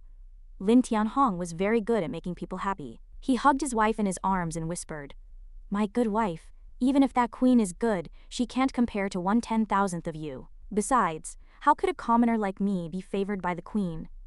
Zhihe couldn't help but smile happily. "That's not necessarily true. Maybe the queen likes someone like you. For example, if I were the queen, I would definitely accept your confession. Make you a prince in the palace."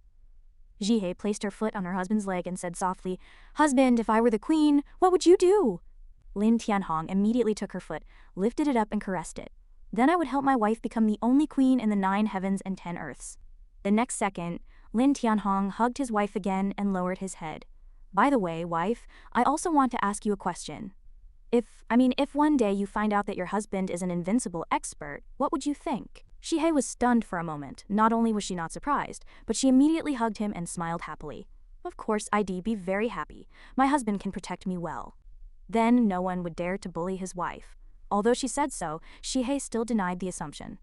"Alas, if my husband were really an invincible expert, how could I be bullied by bad guys every day?" But even if her husband was an ordinary person, she would still love him. In fact, she's very happy now, and doesn't need any experts or queens at all. Having lived for more than 100,000 years in her previous life, she had never been close to any man. She even felt a little disgusted with being with men. The two hugged for a long time, then lingered together in the quiet night, giving each other passionate kisses. Zhihe never thought that she would fall in love with a man, but since she didn't know when, this ordinary man with only the Foundation Establishment realm had made her sink and unable to extricate herself, wanting to be with him forever. Back on Xinjiang and his son's flying ship, Xinfeng asked his father, "Father, where do we start investigating the matter of our little martial uncle?" The servant who protected junior martial brother was a Taoist in the 7th level of the Eternal Life realm. Xinjiang's face was tense and gloomy after hearing this news. "As long as we inquire a little to see if there have been any experts in the Eternal Life realm appearing in Southern Province recently, we can find the location of the incident." Xinfeng cupped his hands and obeyed, replying, "I see, father, then let's go inquire now." King Wujiang wanted to inquire about some news in Heavenly Dragon Imperial City first. But he discovered that since Taoist Heavenly Dragon was killed, and Heavenly Dragon's stronghold was completely wiped out, wars for territory had broken out everywhere in Heavenly Dragon Dynasty. Qin Zhan looked down at the overall situation from a high position, his expression solemn. It seemed that a powerful person had come to Southern Province, and even Taoist Heavenly Dragon was dead. Perhaps this person is also the murderer who killed your little martial uncle. Qinfeng thought for a moment and said to his father, "Father, now that many forces have come because of Heavenly Venerable Lin's treasure, could little martial uncle have been killed by them?" Qin Zhan waved his hand in denial. "No, Qin Zhan was very confident in the reputation and status of the Supreme Immortal Palace. He asserted, "They don't have the guts to offend our Supreme Immortal Palace." Soon after, Qin Zhan received a battle report, the contents of which shocked him. In Phoenix capital city, the aura of the Eternal Life Realm had appeared twice, once from Taoist Heavenly Dragon and the other time from someone whose identity is currently unknown. "Let's go." "Well, go to Phoenix capital city and take a look." Subsequently, the flying ship immediately set sail. Someone in Southern Province was able to kill an Eternal Life Realm expert in the 7th level of the Eternal Life Realm who possessed an 8th grade magical treasure, and the 2 8th grade magical treasures, the Purple Firmament Thunder Pearl and the Kunwu Divine Sword, had also been taken away. In Phoenix capital city, Ling Yun flew through the air on her sword. She drew her sword, her eyes deep, heaven-cleaving sword technique. Immediately, a sword aura flew forward, piercing through a mountain peak. The next second, the mountain peak exploded instantly, with rocks flying everywhere. Seeing her results, Ling Yun stood on the edge of the rock, delighted and satisfied. Success! Bai Yun also flew over with a smile, praising her continuously. "Sister Ling Yun, congratulations on successfully mastering the heaven-cleaving sword technique. Your Azure Lotus sword intent is also now at its peak." Ling Yun blushed shyly and said modestly, "It's all thanks to the Ancestral Master's excellent guidance. Otherwise, relying on my own comprehension, I don't know how long I would have had to wait." At this moment, a small spot of light suddenly appeared in the distance, and the two sisters immediately noticed it, frowning in confusion. "What is that?" The people on the flying ship saw them and immediately shouted loudly, "It's Bai Yun, the Holy Maiden of Zuoxia Academy." Qin Zhan saw the sword in Ling Yun's hand and immediately recognized it, the Kunwu Divine Sword. "It's Junior Martial Brothers' magic treasure." Bai Yun quickly pulled Ling Yun down the mountain, she said. "Sister Ling Yun, run quickly, we are no match for them. Quickly go to the Red Moon wood carving." Seeing them run away, Qin Feng said to his father, "Father, they are running away, let's chase them." Unexpectedly, Qin Zhan shook his head. He had other plans, and then said to his son leisurely, "Don't rush. I want to see who is behind them." The flying ship ascended and disappeared into the bright sunny sky, leaving behind the words, "Let them run," to lure out that expert. At the same time, Ling Yun and Bai Yun had arrived at the place where the domineering male protagonist, Lin Tianhong, was. Bai Yun burst through the door shouting loudly, startling Lin Tianhong so much that his hand jerked, ruining the statue he was crafting. "Brother Lin, Jiang Wang, the senior disciple of Jun Wuxi, is coming to kill us." He turned back, clarifying, "Another one here to die? Then I shall grant him his wish." 2 people entered, shouting, "Bai Yun, where do you think you're going?" Bai Yun mockingly grinned at them, while Lin Tianhong looked bewildered. "Qin Feng, Jun Wuxi's lackey, when did I say I was running? Come and get me if you dare. I'll be waiting." Ling Yun chimed in, jeering, "TCH. All this kid does is talk big." Seeing that he didn't seem particularly skilled, Qin Feng was infuriated and about to attack. "You!" Someone next to him quickly stopped him. "Fenger, step back. You're no match for the Saintess Suo Xia." Then he loudly declared, "Bai Yun, there must be a reason you came here. The expert who killed Elder Qing must be here. That's why you're so fearless." Bai Yun crossed his arms, glaring at him.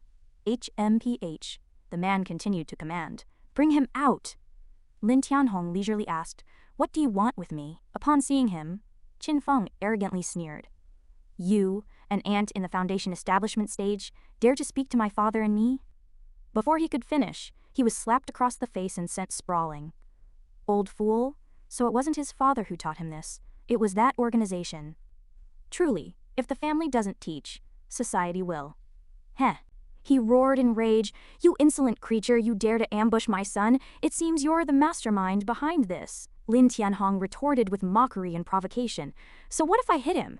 Even if you're the Heavenly Martial Emperor of the Eternal Dynasty, I'd still dare to hit him." Initially, Lin Tianhong stood before the Heavenly Martial Emperor and directly slew that arrogant son of his, and the Heavenly Martial Emperor didn't even dare to utter a word, forced to wear a smile and respectfully see Lin Tianhong off. 10,000 years ago, countless ancient dynasties were razed to the ground by immortal Venerable Lin. It seemed this Heavenly Martial Emperor vaguely recognized the person before him. You are... No. The Heavenly Martial Emperor was the Emperor of the Eternal Dynasty 10,000 years ago, accomplished in both civil and martial arts, one of the most outstanding emperors of the Eternal Dynasty. No, people from 10,000 years ago have either ascended or turned to dust. That's the law of the world. Irreversible. You, sir. You truly don't know the immensity of heaven and earth, daring to insult even the heavenly martial emperor of my eternal dynasty. Then, he revealed a sinister smile, continuing. And my junior brother, Jun Wuxi, is the beloved son of the supreme elder of the sacred land, the supreme immortal palace, and also the holy son of the supreme immortal palace. You killed him. You and your family will all die. Fairy Bai Yun playfully smiled. Martial King Jiang, this is our ancestral master, immortal venerable Lin of Xia Academy. How dare you, seeing an elder and not kneeling down immediately? Elder? That fellow still maintained an attitude of disdain. Bai Yun, your acting is quite good. Do you think I am a pig, to be scared away by your low-grade tricks? Today, none of you are escaping. The Feng kid, with his mouth full of food, said to his father, Father, don't kill Bai Yun for now. Uncle has been pursuing her without success. Surely he'd be regretful. I want to offer her to our deceased Uncle Shao, to fulfill his wish and let him rest in peace. But in his heart he thought, Uncle, since you're dead, I'll take your place and enjoy this Bai Yun. Bai Yun turned to Lin Tianhong, asking, Martial King Jiang, do you really dare to attack my ancestral master? The heavenly martial emperor, seemingly tired of verbal sparring, prepared to attack directly. If his immortal venerable Lin, then I am immortal venerable Lin's father. He lunged at the trio, only to be instantly knocked to the ground by the overwhelming power of Lin Tianhong and his friends. Lin Tianhong said, How dare you impersonate my father? This time he seemed to finally recognize him. Ah, you're really immortal venerable Lin. Then, both father and son immediately knelt and kowtowed, Immortal venerable Lin, have mercy. Bai Yun triumphantly said, Martial King Jiang, I told you long ago, this is my ancestral master. You didn't believe me, thinking it was just a play? Are you scared now? Martial King Jiang's mind raced. To think, even after 10,000 years, the ancestor's name still terrifies them like this. He trembled, stammering incoherently, Immortal venerable Lin, spare me. Lin Tianhong retorted, Spare you? Surely you've heard of my legends? He trembled as he replied, Yes, I have. Immortal venerable Lin is an idol we juniors have always admired. I've heard legends of you since I was a child. Lin Tianhong prepared to make his move, saying to the two, Since you've heard my legends, you should know I never forgive my enemies. The technique was breathtakingly beautiful, yet terrifying. It resembled a fiend ready to devour its prey, bringing them endless nightmares. Before being engulfed, he pulled out a golden talisman. Ah! Disperse Lightning 93. A servant rushed in, looking panicked, and reported to the Grand Elder, Grand Elder, something terrible has happened. The Grand Elder, seeing this, sternly questioned the servant, What's the panic? What happened? The servant opened his hands to show the Grand Elder, then reported, Martial King Jiang's life tablet is shattered. The Grand Elder was shocked. His eyes widened as he asked, What? Send a message. His blood boiled and he secretly gloated, So it's Xia Academy. Good, very good, just wait for the Supreme Immortal Palace's furious revenge. In truth, he didn't know. Martial King Jiang intended to write, Immortal Venerable Lin, Ancestral Master of Xia Academy has descended, please do not retaliate. But Martial King Jiang died at our male lead, Lin Tianhong's hands, just after writing Xia Academy. Martial King Jiang was a member of the Eternal Dynasty's royal family, residing on an extremely treacherous mountain. It seemed they would have to visit the Eternal Dynasty. Meanwhile, Lin Tianhong and his wife Shihei were leisurely chatting by a picturesque canal. The moonlight hung high, illuminating the water and creating a dazzling scene. The distant city glowed with lights, and the surrounding peach blossoms adorned the beautiful couple. His wife, Shihei, softly spoke, Husband, I've been keeping something from you. You won't be angry with me, will you? Lin Tianhong sensed his wife's hesitation. Facing her unparalleled beauty, Lin Tianhong gently smiled and replied, Wife, what is it that you're hiding? However, she didn't answer directly, instead giving him a cute, playful expression. I can't tell you now. When the time is right, I'll naturally tell you. Lin Tianhong, seeing this, still smiled and agreed. All right. Shihei, seeing this, leaned in and affectionately nibbled his cheek, playfully saying, You have to promise me you can't be angry when the time comes. You have to love me like you do now, forever. Seeing their loving scene, I was moved. While enjoying this beautiful moment, Shihei also harbored a faint worry about her future. It's not that I am intentionally hiding things from my husband. I am just afraid it will affect our relationship, and I want to live peacefully with you. Wait for me. Soon, after I attain Tao and achieve immortality, I will reveal my identity to you. By then, I can help you cultivate into an immortal, and we can be together forever, reaching the realm of immortality, transcending the mortal world, and using my past life's means to help you cultivate. Empress Jihei, from a mortal body, defied the heavens and walked the path of the heavenly emperor. I have the confidence to help my husband cultivate into an immortal, even to become an immortal emperor, immortal lord, but I wonder if revealing it will affect our relationship. It will also be difficult to live such a peaceful life again. After all, mortals have short lifespans. How can I bear to watch my husband die of old age? So before I attain Tao and achieve immortality, I don't want to reveal my identity. I just want to spend these last ordinary days as husband and wife with him. Her heart was filled with conflicting thoughts and lofty responsibilities, but Shihei was also just a young woman, and she needed happy times, immersed in sweet love. She leaned into Lin Tianhong's arms, as if to pour out all her troubles, pressures, and worries.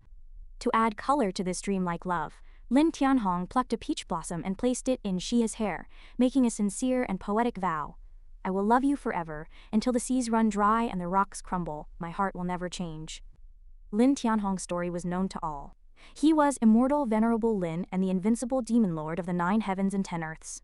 Countless excellent fairies and goddesses admired him, but Lin Tianhong never wavered, not even bothering to glance at them. It wasn't until he met this mortal wife that he felt the stirrings of love for the first time. He fell in love with her uncontrollably, knowing that this woman was the one he would protect for the rest of his life. Resting her head on Lin Tianhong's lap, Fairy Shihei smiled and replied, I know, I've always known. Their hearts were in perfect harmony, their eyes only for each other. Under the bright moonlight they poured out their hearts, their love overflowing. With hearts united they could break through any obstacle, reluctant to part. The world seemed to merge into one, as if nothing could separate their feelings. The sweet scene ended, and in the Skyvine mountain range a countless number of young cultivators had arrived, led by a peak Eternal Realm expert. Among them were scions of ancient clans, true disciples of sacred lands, followers of divine sects, descendants of primordial exotic species, and princes of imperial dynasties. A burly man with dark skin declared majestically, I've heard that before immortal Venerable Lin ascended, he left a treasure in these mountains. Back then, immortal Venerable Lin swept through countless primordial divine sects, ancient sacred lands, and bandit kingdoms. Another man stood on a large tree branch, and beside him, a person in a purple robe smiled and said, Haha, as long as we obtain immortal Venerable Lin's treasure, we can make rapid progress. A trident slammed into the ground, and a man in fish-scale attire stood on a giant purple octopus-like creature, declaring aggressively, HMPH, immortal Venerable Lin's treasure is mine. Don't even think about taking it. He was a descendant of the ancient sea clan, Haitian.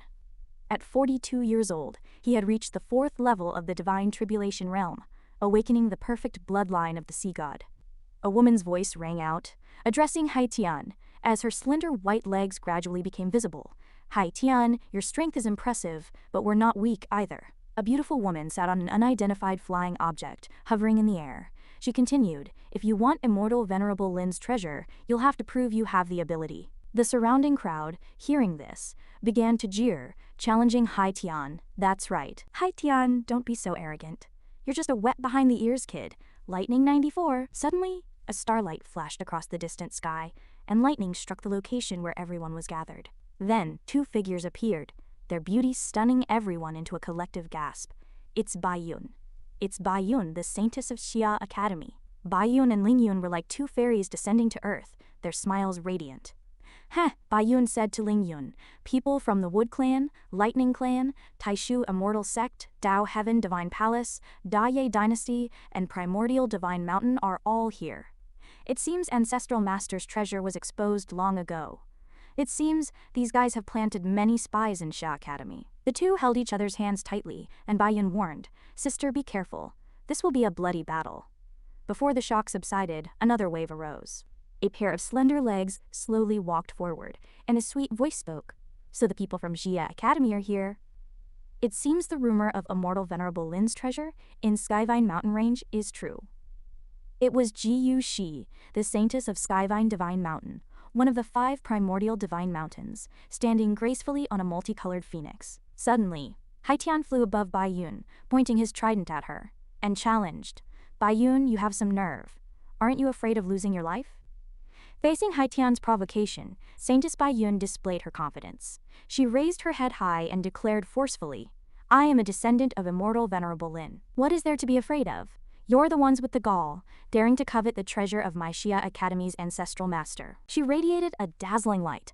Bai Yun, the Saintess of Xia Academy, was already at the half-step eternal realm. Her talent was simply heaven-defying.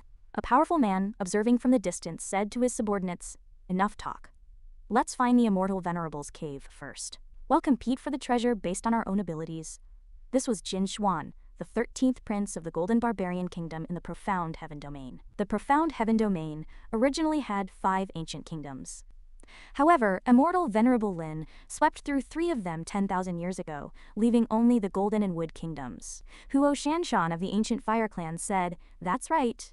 Let's find the immortal Venerable's cave first. According to the rules, we young ones will compete, and the others won't interfere." Bai Yun, seeing this, smiled and said, "No need to look. I know where Ancestral Master's cave is. Follow me." Huo Shanshan had no choice but to agree. "If you know the place, that's great. Well, save ourselves some wasted effort."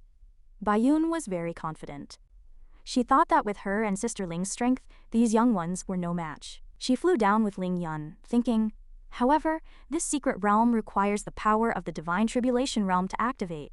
Otherwise, we wouldn't have waited 2 years in Phoenix capital city instead of searching for the treasure." Bai Yun arrived before a talisman sealing the entrance and, with her superb skills, opened the cave's entrance. The crowd, seeing this, rushed in like ants, as if they had found a treasure, leaving the 2 girls to sigh helplessly. "Ha ha, the cave's activated! Charge!" "Ling's sister, let's go in together," Bai Yun said softly to Ling Yun.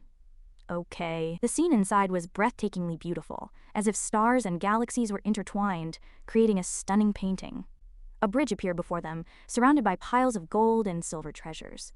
The crowd could no longer restrain themselves and rushed forward to snatch them. "This 8 treasures magical artifact is mine. Heavens, this is the immortal soup left by the immortal of the ancient immortal Medicine Valley. It is said that just 1 sip can increase your magical power. This is the top-grade heaven and earth spiritual treasure, Blood Bodhi." From arguing to roaring, people completely abandoned their self-respect and began to fight. "Snatch it! It's mine! Whoever dares to take it from me, I'll kill them." The scene was extremely intense and bloody. Seeing this chaotic scene, the 2 girls leisurely ate watermelon. Ling Yun innocently asked, "Big Sister Bai, what do we do now?" Bai Yun also innocently replied, "Eat watermelon first." After finishing the watermelon, the 2 ignored the melee and walked down the steps. Bai Yun smiled and guided, "Ling Yun, follow me. Immortal Venerable's cave is huge. The treasures here are just appetizers. Powerful immortal artifacts, immortal-grade treasures, the essence blood of purebred immortal beasts, and immortal pills are all hidden in the Immortal Palace. That's where the real treasures are. It can be said that Ancestral Master was the wealthiest person in the entire lower realm back then. I don't know how many forces he robbed." The 2 ignorant girls walked and chatted, seemingly discussing the male protagonist. However, Bai Yun's goal was not these immortal-grade treasures, but the center of the Immortal Palace. Refining the Immortal Abode key meant the entire abode was, in fact, an exquisite immortal artifact, on par with the Grand Emperor Bell. Refining the key would allow one to claim ownership of the Immortal Abode. At that moment, 2 women were walking, with the Sea Heaven King and his group closely following behind. The Sea Heaven King exclaimed, "Haha, just as I expected. Bai Yun knows a secret we don't, and this token must be the key to controlling the entire Immortal Abode. HMPH, my Immortal Abode key. Bai Yun, come out here." With that, he launched an attack, charging straight at Bai Yun. Bai Yun moved as swift as lightning, disappearing into the Immortal Abode before the Sea Heaven King and his group could react. Ling Yun had intercepted the attack with his sword and declared loudly, "Your opponent is me." Bai Yun has already entered the Immortal Abode. The Sea Heaven King's eyes blazed with fury. Bai Yun, the Jixia Academy, has fallen into decline. "Hand over the Immortal Abode key, and I'll spare your life," he threatened. "Hand over the Immortal Abode key. Hand over the Immortal Abode key." The other Chengsheng Taoists, outwardly calm, were inwardly seething. The appearance of an immortal artifact was a rare event, and had it not been for their prior agreement, they would have likely already tried to seize it. The Sea Heaven King continued to shout, Bai Yun, hand over the immortal abode key. The Changsheng Taoists echoed his sentiments. Your Jixia Academy is in decline, unworthy of possessing immortal Venerable Lin's treasure. Surrender it or face death. Seeing their unsightly behavior, Bai Yun taunted. If you dare, come and take it. Stop your empty threats. Ling Yun joined in, further enraging the group. Exactly. Are you dogs? Why are you barking so loudly? Come on, fight! If you can beat us, the immortal abode key is yours. The big, dark fellow, infuriated, swung his massive fists at the two women, seeking death. Bai Yun and Ling Yun stood back to back, ready for an intense and entertaining battle. The people of Jixia Academy are here. It's a pity they lack the strength to protect their ancestor immortal Venerable Lin's treasure. By the 95th round, Bai Yun and Ling Yun were embroiled in a fierce melee with the Changsheng Taoists. The big, dark fellow charged first. Bai Yun confidently spread her arms, forming a faint golden aura, and taunted, "You're the one seeking death." She unleashed a slap, a golden lightning bolt aimed squarely at her foe. The big, dark fellow flew away like a broken kite, stunning everyone around him. Ah, that disciple of the proud heaven divine sect, who just survived the fire tribulation, was sent flying with a single slap. Bai Yun is too powerful. Seeing the big, dark fellow utterly defeated by Bai Yun, the Holy Maiden of Heavenly Venerable Mountain could no longer conceal her excitement and disdain. She conjured a small blue orb of light, hovering in the air, ready to launch it at Bai Yun. HMPH. Bai Yun is only 26. I refuse to believe she's that strong. Bai Yun manifested a golden phantom, with 1,000 hands and 1,000 eyes, its radiance illuminating the entire area, while challenging her opponent. Such petty tricks, daring to show off before me. She then conjured 49 enormous hands, raining down on the Holy Maiden of Heavenly Venerable Mountain as a decisive response. Faced with this overwhelming power, the Holy Maiden of Heavenly Venerable Mountain was like an egg striking a rock, spitting blood as she was defeated. The onlookers were awestruck. I can't believe even the Holy Maiden of Heavenly Venerable Mountain is no match for Bai Yun. How is this possible? Bai Yun stood before them, radiating arrogance. With such meager strength, you dare covet my ancestors' treasure? The Sea Heaven King, unwilling to yield, surged forward on a wave, shouting, Bai Yun, don't be so smug. Watch this. Bai Yun, fearless, prepared to confront him. Come on then! The object in her hand caused everyone to gasp. The heaven-shaking seal! Isn't that King Wu Jiang's magical artifact? How did Bai Yun get it?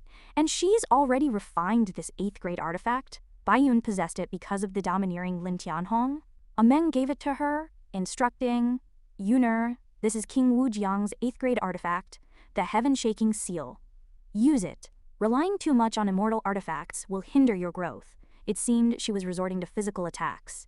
Bai Yun didn't use any immortal techniques. Instead, she smashed the heaven-shaking seal directly into the Sea Heaven King's face, knocking his teeth out. You little thief, die! At this point, the crowd was no longer just marveling and surprised, but utterly shocked and terrified, mouths agape and eyes wide. Heavens! Even the Sea Heaven King was defeated. Just how strong is Bai Yun? 2 years ago, she was just a divine fire realm cultivator. What happened this year? Realizing the situation had spiraled far beyond their expectations, Huo Shanshan and Jin Xuan could no longer remain bystanders. She's right, one-on-one we're no match for Bai Yun. We need to attack together. Jin Xuan agreed with Huo Shanshan's plan. Exactly, let's all attack at once. We can fight amongst ourselves after we've seized it. Bai Yun and Bai Ling were already standing shoulder to shoulder. The two were even more focused, their intent and resolve clear. Sister Ling, let's join forces and unleash havoc. All right, Sister Bai. Standing together, they simultaneously unleashed a technique called 3 heads, 6 arms, preparing to fight against the crowd. Ling Yan, meanwhile, conjured a massive golden longsword, using the heaven-cleaving sword technique, swinging the great sword at an enemy. The man's eyes widened in terror. What is this? She's only holding a small sword? He and those around him were utterly shocked by Ling Yan's immense power and skill. The unfortunate victims, battered and bruised, groaned in agony. No, how is this possible? An old man observing from afar, along with 2 attendants, commented, We thought Bai Yun was a monster, but it turns out the girl beside her is also a monster. A group of murderous individuals charged at Ling Yun, some wielding hammers, others axes, and some fans. Their weapons varied, but their goal was the same: eliminate Ling Yun. Kill! Kill! As they all rushed forward, Ling Yun leaped gracefully, dodging every attack. However, one person, wielding a sword, attempted a sneak attack, shouting, "Die!" Ling Yun, slightly annoyed, summoned a golden bell. The bell's piercing chime caused the attacker to squint, struggling to see his opponent through the blinding sound. Ah, the Grand Emperor Bell. It's the immortal artifact of Grand Emperor Immortal Venerable of the Grand Void Immortal Sect from 10,000 years ago. How is it in the hands of a young girl? And she's made it completely recognize her as its master. How is that even possible? At this moment, his eyes were blinded by the dazzling light. Cough, cough, I can't see. The Grand Void Immortal Sect elder, observing from above, couldn't keep his inner turmoil in check. He clenched his fists tightly. The Grand Emperor Bell, the treasure of my Grand Void Immortal Sect, stolen by Immortal Venerable Lin all those years ago. I've been wounded by my own sect's immortal artifact. This is a disgrace. His blood boiled, his heart filled with an unerasable humiliation. This humiliation gnawed at his soul like a worm, a fatal mental wound. Meanwhile, Bai Yun's battle continued to rage. She wielded the heaven-shaking seal, smashing down on her enemies, her presence awe-inspiring. Those behind her, wielding spears, sliced through their opponents like paper, a spectacle both comical and terrifying. Ling Yun, wielding her great sword as if it were a toy, sent enemies crashing down wherever she went. Just as the battle was tilting overwhelmingly in their favor, a command echoed from the high skies. "Hand over the Grand Emperor Bell. We must help the Grand Void Immortal Sect reclaim it." Standing amidst the pile of corpses, Bai Yun roared, "What do you think you're doing? The elders are not allowed to interfere. This is a rule established by all the major forces together. Are you so shameless as to break it?" The elder immediately retorted, "We uphold our word and would never break the rules. However, that girl stole the Grand Emperor Bell, the treasure of my Grand Void Immortal Sect. How audacious." The old man paused, a thought flashing through his mind. If he could retrieve the Grand Emperor Bell for his immortal sect, he would not only erase their shame, but also earn great merit. So he continued, "Today, this old man will surely slay this thief and reclaim the Grand Emperor Bell." Those flying alongside him echoed his sentiments. "We have a deep friendship with the Grand Void Immortal Sect. This little girl stole their treasured Grand Emperor Bell, and today, we must seek justice for them." Ling Yun's verbal barrage reignited as she scolded, "A group of shameless old geezers. Back then, your Grand Void Immortal Sect ancestor, Grand Emperor Immortal Venerable, was simply less skilled and was killed by my Lin family ancestor, Immortal Venerable Lin. Unable to accept defeat, you now resort to such shamelessness, seeking revenge." Enraged by the young girl's insults, the old man pointed a finger at Ling Yun. "You little brat, hold your tongue. It was your ancestor, Immortal Venerable Lin, who stole it first. Today, this old man will seek justice for my ancestor, Grand Emperor Immortal Venerable." Emboldened by his words, the other old men continued their verbal assault on Ling Yun. "This girl is a descendant of Immortal Venerable Lin. She deserves to die even more. We cannot allow the Lin family's bloodline to continue, to erase the 10,000 years of shame on my Grand Void Immortal Sect. Yes, yes, seek justice." The war of words rivaled the earlier battle in intensity. Ling Yun was not one to be easily intimidated, retorting, "If you want to seize it, then seize it. Why waste so much breath? A group of hypocritical old fools." Bai Yun smiled, calming Ling Yun while challenging them. "If you want to fight, then come, I will take you all on. Sister, there's no need to waste words on them. Let's fight." The war of words ended, and now the two sides were directly clashing. On one side were the sisters Bai Yun and Ling Yun, and on the other the elders. The elders revealed sinister smiles, ordering Bai Yun, be wise and surrender, hand over the immortal artifacts.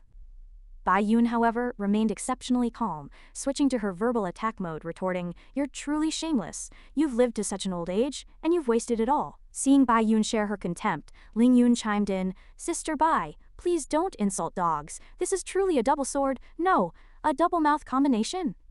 The leading elder, blessed by two children decades younger than him, was seething with rage. He clenched his fists, gritting his teeth. "How dare you? You little brats dare insult us. You won't leave this immortal abode alive today." Bai Yun earnestly tried to reason with them. The rules were established by all the major forces together. You blatantly break them, showing utter disregard for Jixia Academy. This time, she held nothing back. The elder instantly soared into the sky, attacking Bai Yun. As he struck, he roared in fury. Jixia Academy is no longer the premier Holy Land it was 10,000 years ago. Were it not for the protection of the immortal tree, it would have long turned to ashes. The prestige of Jixia Academy doesn't intimidate me. Hand over the Grand Emperor Bell and the immortal abode key. Bai Yun countered, if you don't fear my Jixia Academy, you should fear my ancestor, immortal venerable Lin, right? Fortunately, Bai Yun activated a defensive shield in time, safely blocking the elder's attack. However, that might only be temporary. Bai Yun still tried to explain to the man. 10,000 years ago, he was an invincible figure who swept across the lower realms. Hearing this, the man scoffed. Haha, immortal venerable Lin ascended 10,000 years ago. He might have already fallen in the upper realms by now. Stop trying to scare us with ancient figures. If he's so capable, let him descend and fight us. Upon hearing this, Bai Yun happily revealed an unbelievable piece of news. I don't have the ability to ask my ancestor to descend, but I can bring his portrait. Hearing this, the group of old men engaged in the fierce battle stopped, wondering if they had misheard. They stared blankly, saying, Holy Maiden of Jixia Academy, have we scared you silly? You want to suppress us with Immortal Venerable Lin's portrait? Immortal Venerable Lin was indeed powerful, but trying to suppress us with just his portrait is sheer fantasy. Bai Yun seemed confident of her victory, challenging them fearlessly. You will all regret this. Then she said to Ling Yun, Sister Ling, please bring out Ancestor Immortal Venerable Lin's portrait. The lively girl pulled out a painting from who knows where, her expression adorable. Heya! She unfurled the scroll, and the figure of Immortal Venerable Lin, Ameng, appeared in the painting. Seeing that nothing had happened, the group thought the sisters were putting on a show and burst into laughter, mocking, Ha ha! Why haven't we been suppressed? Ha ha! Can't keep up the act, can you? However, shockingly, Ameng actually stepped out of the painting, descending like a deity, with countless red orbs of light like miniature suns behind him. He looked incredibly cool. In his presence, everyone knelt, as if suppressed by an invisible force, shouting in panic, What?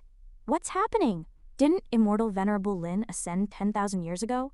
How can he step out of a painting? We're utterly powerless. How is this possible? Lin Tianhong began to interrogate.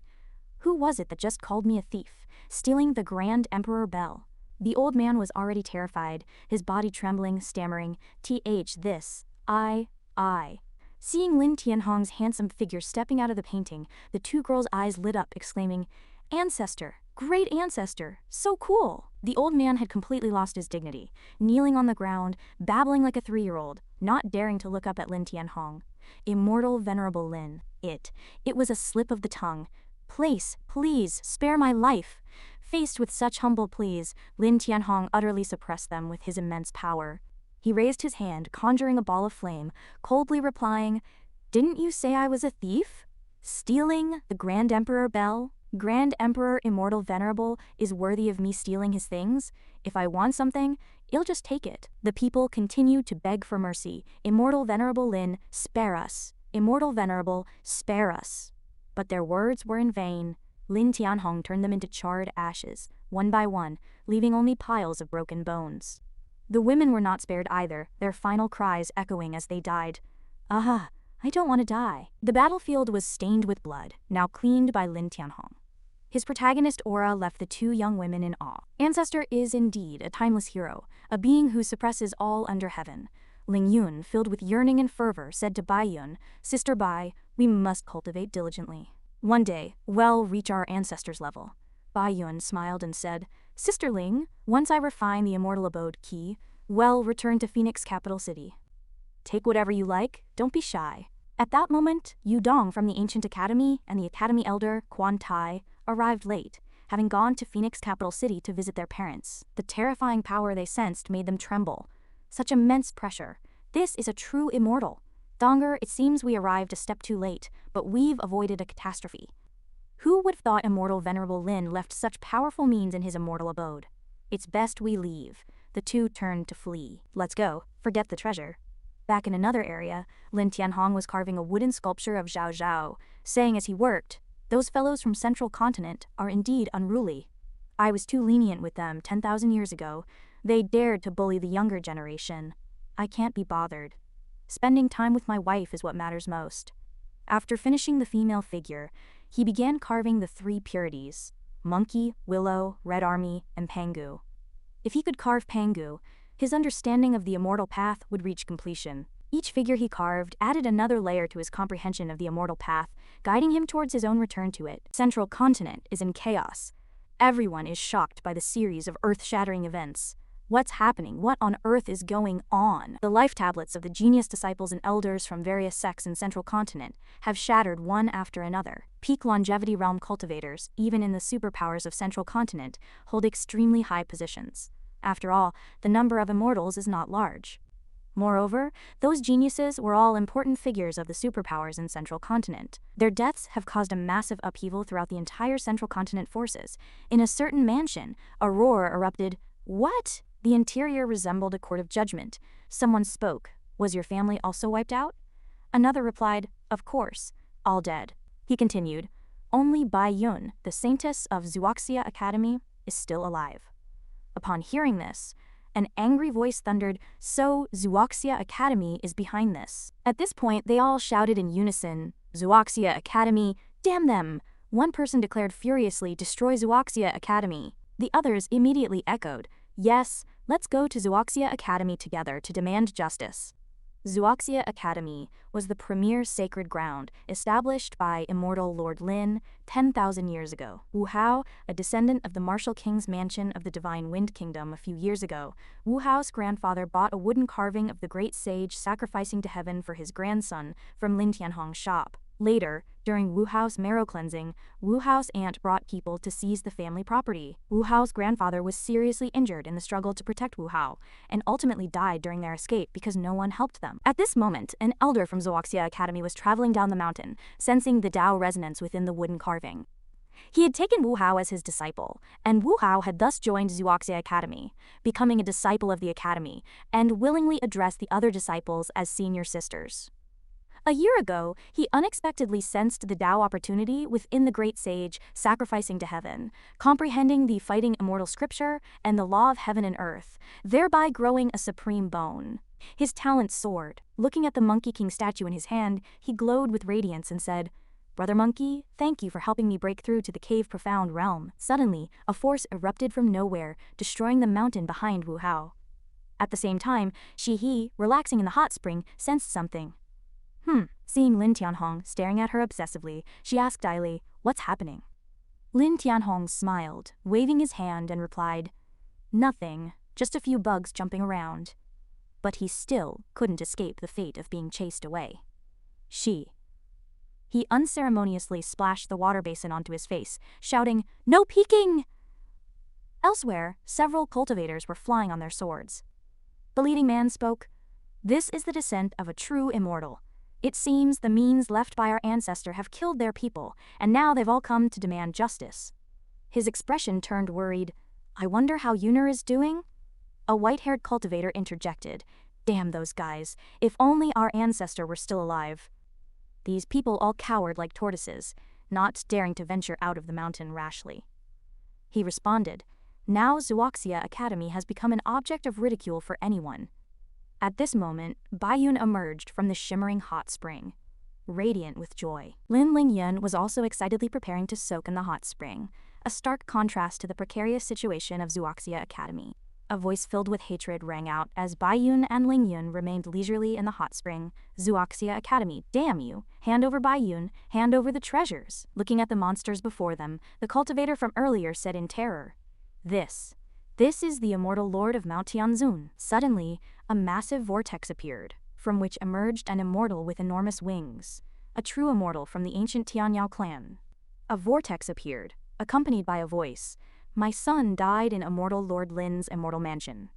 The water flow gradually turned into a tornado, and the person inside said, Today, no one from Zhuoxia Academy will survive. Kill. With that, he wielded a trident, controlling the powerful water currents. Wu Hao's face turned ashen, and he said worriedly, It's over. It's over. Suddenly, huge tentacle-like roots erupted from the ground. Bold! Where do you little thieves come from? The immortal tree said angrily, How dare you run wild in Zhuoxia Academy? The immortal tree of Zhuoxia Academy, an ancient tree planted by immortal Lord Lin, slowly emerged from the ground.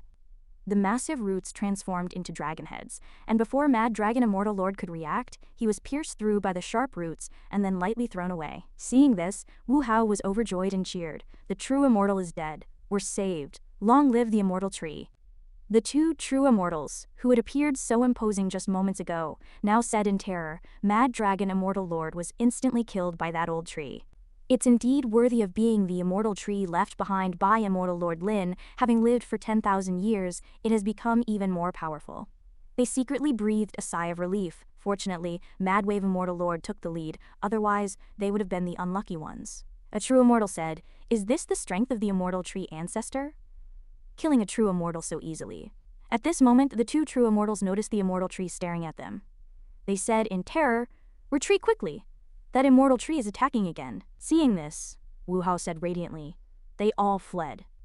After Zooxia Academy was safe, several true immortals came before the immortal tree, thanking the immortal tree for saving Zooxia Academy. The old immortal tree said wearily, "Master, 10,000 years have passed. This old servant misses you dearly. You gave me life, and I promised you to guard Zooxia Academy with my life. But this old servant's life is coming to an end, and there will be no one to guard the academy in the future. If I die of old age, I will no longer be able to protect Zooxia Academy. Let's start implementing the Hezhong plan." He pinched Wu Ha's cheek with his roots and continued, "Hopefully, 1 or 2 Hezhong can be left behind, so that the academy can be rebuilt in the future." The 3 true immortals immediately knelt and replied, "Please give your orders, sir." The old immortal tree slowly said, "Send a message to Bai Yun. Tell her not to come back, and hide the master's treasures well. She and the master's treasures are the hope for Zooxia Academy's resurgence." They replied, "As you command." In the capital city of the Divine Wind Kingdom, Bai Yun and Lin Lingyun walked and laughed. "Ha ha!" Standing before Lin Tianhong, who was lying down resting, the 2 girls said, "Greetings, ancestor. Greetings, great ancestor." He opened his eyes and praised, "Well done." Bai Yun sighed and replied, "Fortunately, ancestor left a divine thought in the painting before he left, otherwise we both would have been doomed." After saying that, both Bai Yun and Ling Yun thought of the same thing. Ancestor's divine thought alone possessed such powerful true immortal might. If it were ancestor's true self, how much stronger would he be? Ling Yun immediately asked, "Great ancestor, what realm has your current strength reached?" Lin Tianyong replied, "Realm? Roughly, it's a state of being unrestrained and unfettered." He continued with a smile, "Free and at ease, where the rules of heaven and earth cannot affect me, that's the kind of realm." Bai Yun and Ling Yun's eyes lit up, and they said in unison, this realm, this is already the ultimate in power, isn't it?" Lin Tianhong looked at the teacup, thinking, "The ultimate? No, it's far from the ultimate. My current true self is still a bit short. If I can achieve the fusion of immortal and demon, I can transcend the 3 realms, reverse the universe, and change the world." Bai Yun, too curious, kept pouring tea while saying excitedly, "The rules of heaven and earth cannot affect me. No wonder great ancestor can descend with his true form." He replied calmly, "Cultivate well, and maybe you can reach my realm in the future." Hearing the answer they wanted, the 2 cheered happily. "We will definitely not disappoint ancestor and great ancestor." He spoke, "Yuner, give me the 10,000-year immortal ginseng you got from the immortal mansion." In the dreamlike city scene of early morning, Bai Yun took out a strange ginseng from her clothes. This ginseng had eyes, a nose, and a mouth, and was covered in whiskers, looking quite lewd. He let out a cry of "Hey!" and then said in an extremely lewd voice, "Little girls, you've finally released this old one?" Bai Yun replied coldly, "Yes." He suddenly burst out laughing, "Ha ha ha! That treacherous Lin Immortal Lord sealed this old one for 10,000 years, and today I finally see the light of day again. Little girls, since you've released this old one, it'll give you a great fortune, and make you my maids." As he spoke, he looked at Ling Yun with a lustful gaze, his mouth uttering filthy words. "This little girl is also destined to be with this old one, it'll take you both. This old one's bathwater can keep you young forever, and you can serve this old one for a lifetime." Seeing his glib mouth constantly moving, Ling Yun felt a chill and pushed him away, shouting, "Get lost!" Bai Yun, seeing this, also sighed helplessly. This old ginseng spirit was truly disgusting, drinking his bathwater to stay young forever. Pah! Dot. Suddenly, Lin Tianhong's voice came from behind, terrifyingly, "Ginseng, how dare you be so presumptuous in front of me?" I regret not destroying your spirit sense 10,000 years ago." The old ginseng spirit trembled in fear, immediately transforming into a fairy ginseng in red clothes. The lewdness on his face vanished, replaced by a solemn expression, and he immediately knelt on the ground. "Master, it's been 10,000 years. I've missed you so much I thought you had forgotten me." Faced with the ginseng spirit's smooth talk, Lin Tianhong was furious, took off his slipper and scolded, "You glib-tongued fellow." He pinched the ginseng spirit's mouth with his left hand and slapped him hard with the slipper in his right hand, and the ginseng spirit only had time to let out a scream. Lin Tianhong continued to scold. "How dare you insult this venerable one?" Then the slipper continued to strike the ginseng's face. "Ouch!" Just like that, Lin Tianhong scolded again. "You even dared to flirt with this venerable one's reincarnation." The sound of the slipper and the ginseng's cries of ouch mingled together. All were damnable sins. Lin Tianhong, holding the slipper, made the little ginseng's mouth swell, and added a few bumps on his head, looking utterly comical. He lay on the ground, tears streaming down his face, constantly muttering "mercy, please," and, seeing his comical and pitiful appearance, Lin Tianhong merely sneered and flicked his finger lightly, shouting, "Change back." The ginseng spirit immediately turned back into an ordinary-looking ginseng. The previous form was truly disgusting. This way, I can deceive my wife and make her think it's just a normal ginseng. The scene shifted to the afternoon. Lin Tianhong excitedly arrived at the Empress room, calling out to his wife in an extremely doting voice. "My dear, guess what good thing I brought for you?" "See," he replied coyly. "What is it? This foolish one can't guess." Lin Tianhong took out the gift hidden behind him. "See what this is." "See," he said blankly. It looked like just a ginseng. Lin Tianhong smiled triumphantly. "That's right." His smug look puzzled the Empress. "Husband, why did you buy ginseng? We don't have that much money." Lin Tianhong became even more smug, holding the ginseng and talking incessantly. "Drinking ginseng soup can keep you young forever. My dear will definitely become more and more beautiful after drinking it, so I bought it." Hearing this, the Empress' eyes welled up with tears, and she chided him. "Are you saying I am not good-looking anymore? No wonder I felt a strand of white hair today. Am I already old?" This made Lin Tianhong feel guilty, and he immediately apologized in a panic. "How could that be? My dear is always the most beautiful, unparalleled." Lin Tianhong's pleading and flattering appearance made he couldn't help but smile, and she replied, "All right, I'll eat it. I'll eat it. I've always wanted to become more beautiful so that my husband will always look at me," she thought, and then she swayed her full hips. This made Lin Tianhong extremely happy, but at the same time he couldn't help but think to himself, "Alas, I can't tell my dear that this is a 10,000-year-old ginseng spirit, or it will scare her." "See?" He looked at Lin Tianhong affectionately, liking him even more. "For my husband's sake, I drink tea brewed with 100-year-old ginseng in the palace every day. Since my husband is so considerate, I can't let him down. I'll happily eat it to make my husband happy." Suddenly, she felt something was wrong with this ginseng. "Wait, this is ginseng qi, that's right. If I hadn't activated my heavenly emperor eyes, I would have almost missed it." Thinking of this, she observed it more carefully. This is a 10,000-year-old immortal ginseng with a restriction placed on it. It's a treasure from the lower realm. The more she thought about it, the more pleased she became. It can really keep you young forever, and greatly shorten the time to break through to the longevity realm. My husband really found a treasure. Lin Tianhong was a little guilty at the thoughtful look in his wife's eyes, and he asked, "My dear, what's wrong?"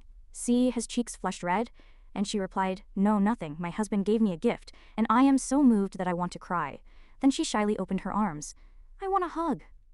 She's adorable appearance made Lin Tianhong unable to restrain himself any longer, and with a cheer, he pulled her into his arms. He secretly thought, with shyness in her heart, "Husband, soon, this concubine will be able to give you a 1,000,000-year-old immortal ginseng to help you achieve immortality on the spot." The scene shifted to night. At this moment, Lin Tianhong and He had entered an intense state, and only deep breaths remained in the room. "Oh my, you're biting me there again. You only know how to bully me." It was unknown what the two were doing, but even the walls were shaking. Lin Tianhong held her hands tightly, and what his other hand was doing was clear to everyone. Then he said indulgently, "My dear smells so good, I'll just take a bite." The Empress said coyly, "You're bullying me. I want revenge. Then she quietly enjoyed herself, taking the time to make noises. Ah, ah, oh, oh, oh. Water splashed everywhere, soaking the floor. Lin Tianhong teased with a lewd smile. My dear, don't be like this. Don't bully me. Are you a little dog? Dot. The next day, outside the Divine Wind Imperial City, in the forbidden area of the Imperial City. Inside the mansion, the Empress was secretly cultivating, surrounded by dazzling light. Before her was the gift Lin Tianhong gave her, the immortal ginseng. She operated a fantastical yin-yang barrier with both hands, entering a breakthrough state. Space cracked, and countless meteorites fell with flames, but were instantly shattered by the barrier. Shihe's inner strength transformed into twin dragons, shattering the meteorites. Seeing the astonishing results of her cultivation, she laughed out loud. Very good, fortunately, there's this old ginseng spirit, otherwise, breaking through the fire tribulation wouldn't have been so easy. Her eyes became even more determined.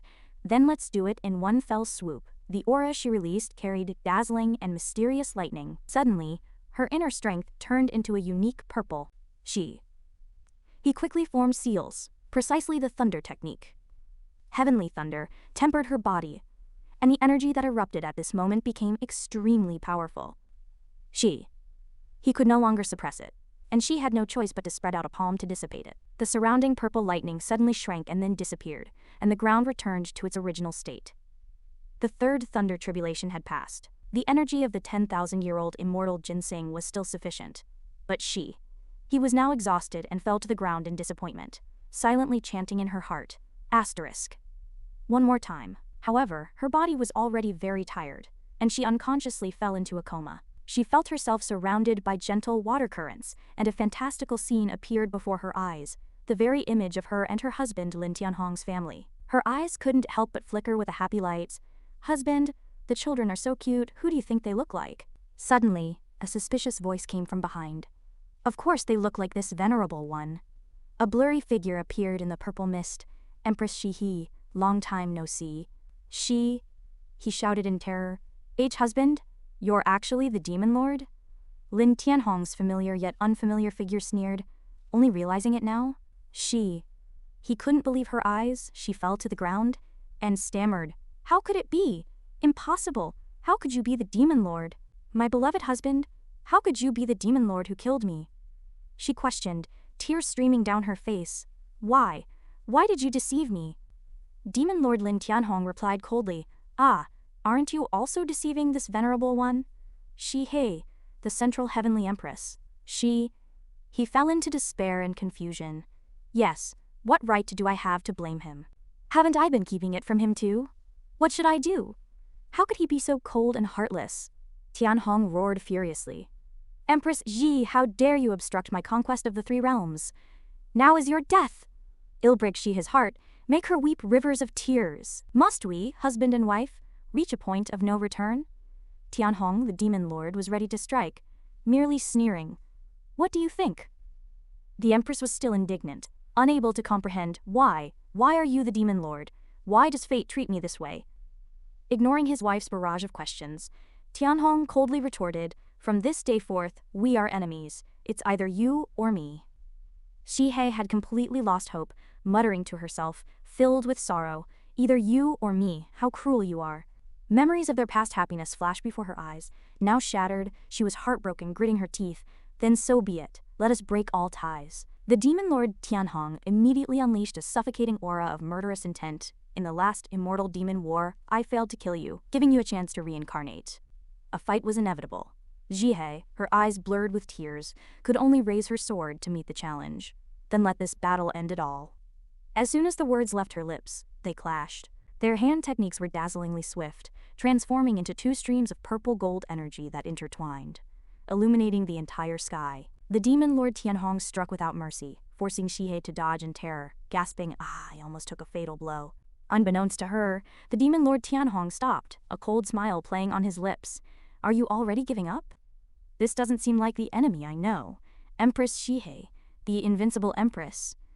It turned out, it was all a ruse.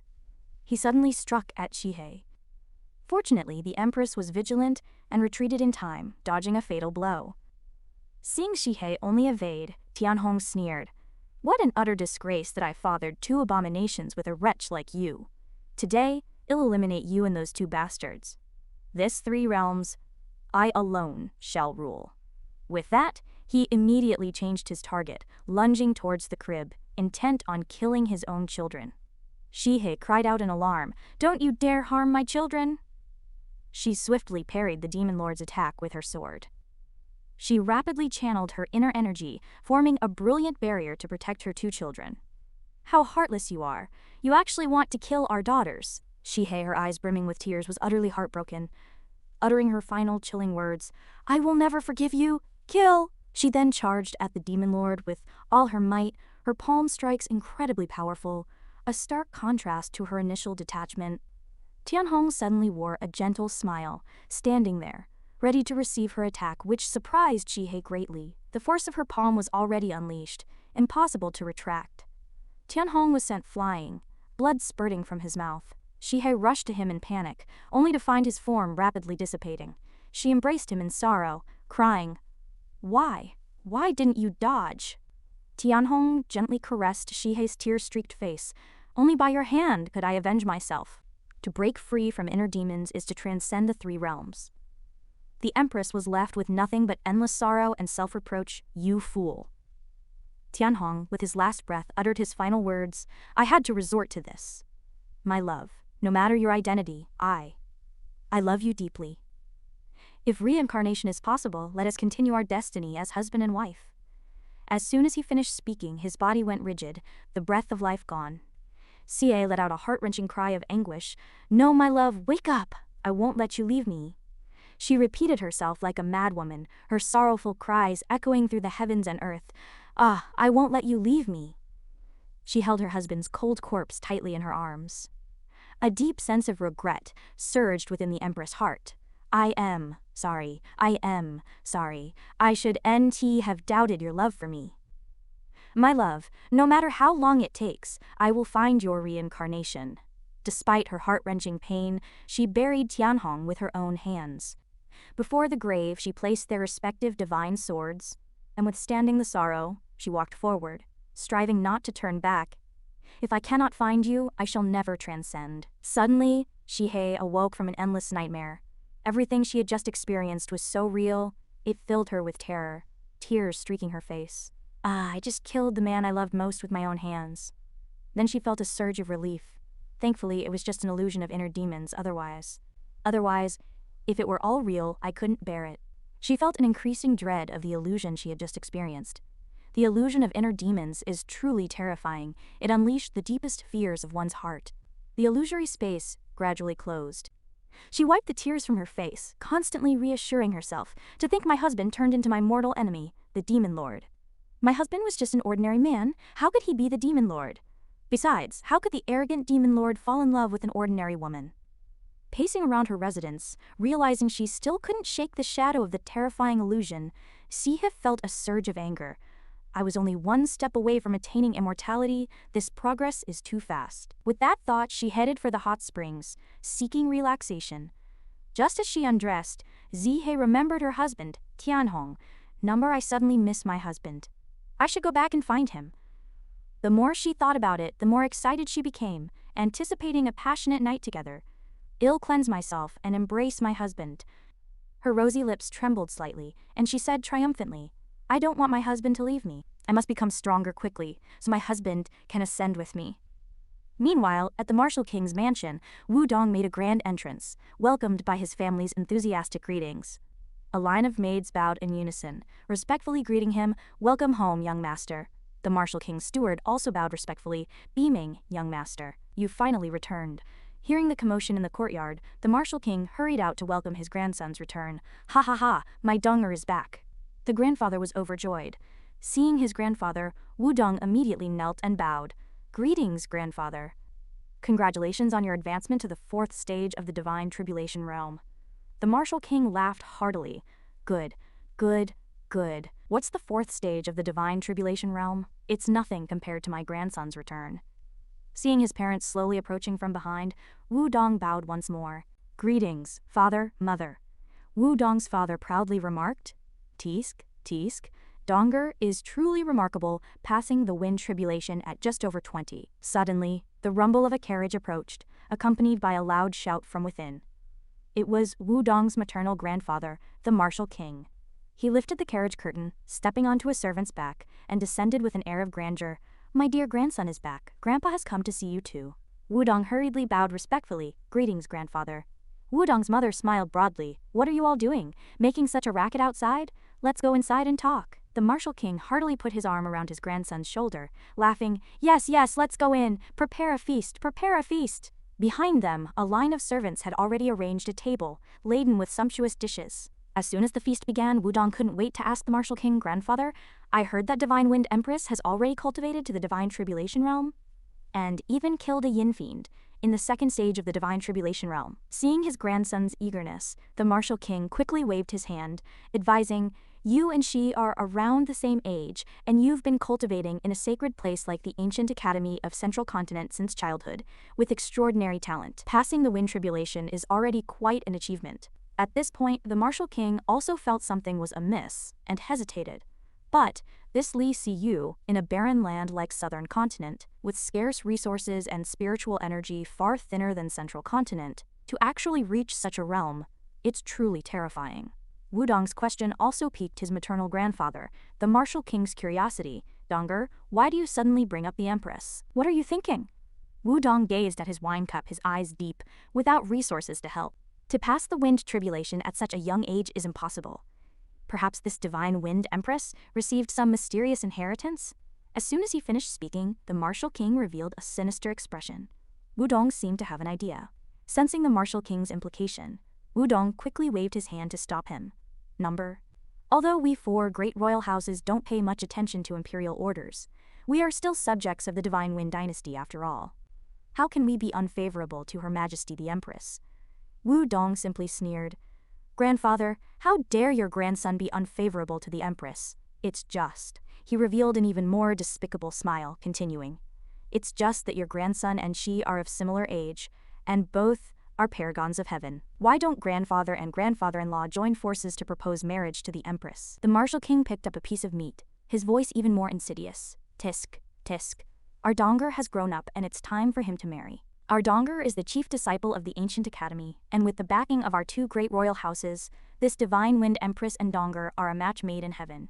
Hearing this, the martial king laughed heartily. "Ha ha ha, what a good idea. The Empress and our Donger are a perfect match." With that, he raised his wine cup and walked to the martial king's side.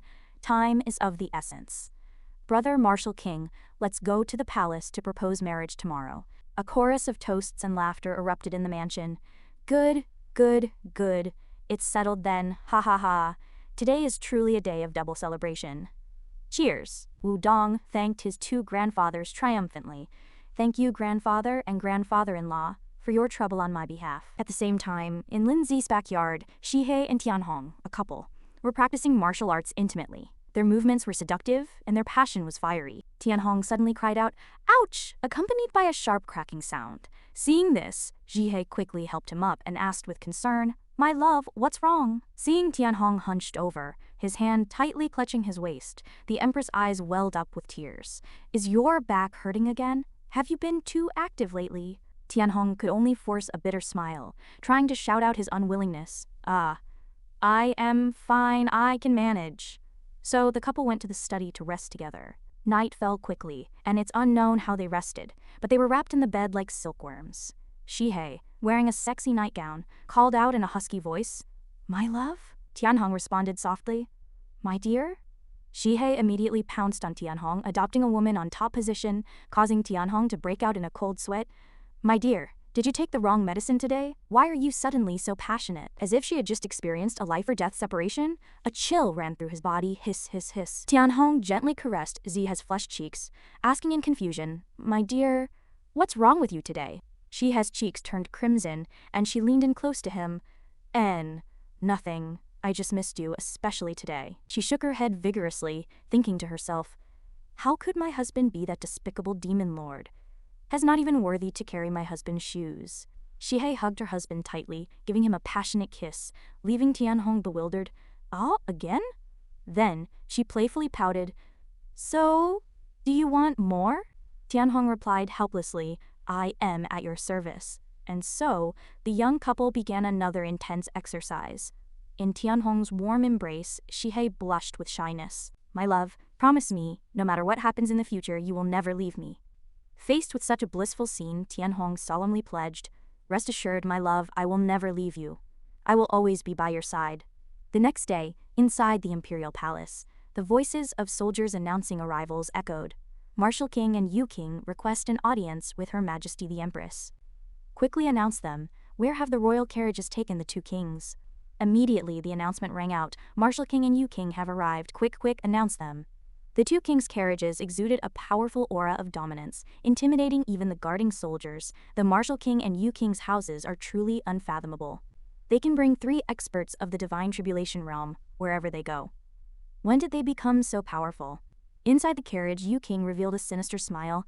This divine wind empress has a fierce personality, willing to wage war against the heavenly dragon dynasty to refuse a marriage alliance. She is not weak. Fortunately, my family has the protection of the evil god, and the Marshal King's family has the ancient academy as their backing.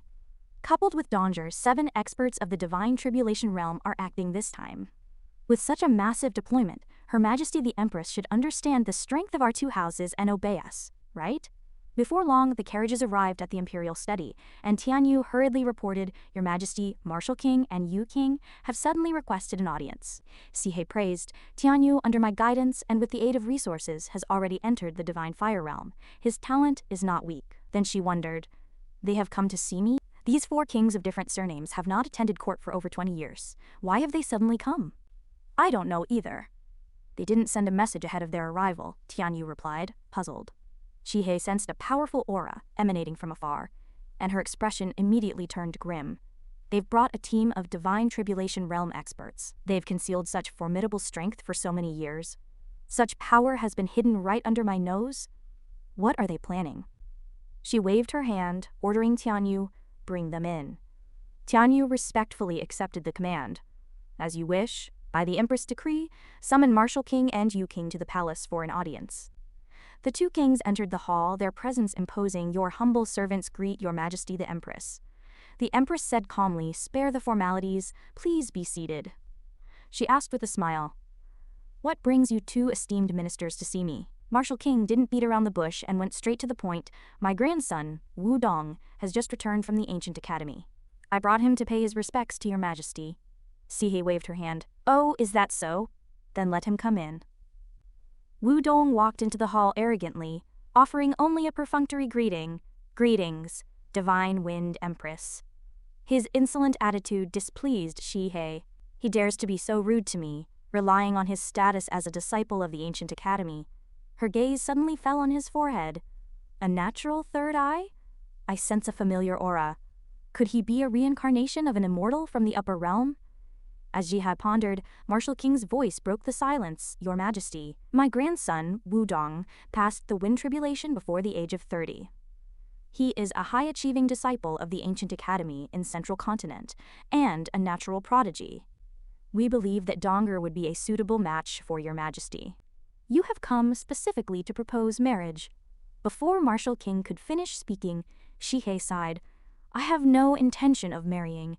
You gentlemen need not waste your efforts. This surprised everyone present. Shihei thought to herself, HMPH, another self-righteous person. In his delusions, he believes anyone but my husband is worthy of me. Yu King hurriedly interjected, attempting to persuade her. The Divine Wind Dynasty has suffered greatly from countless upheavals, its vitality severely damaged.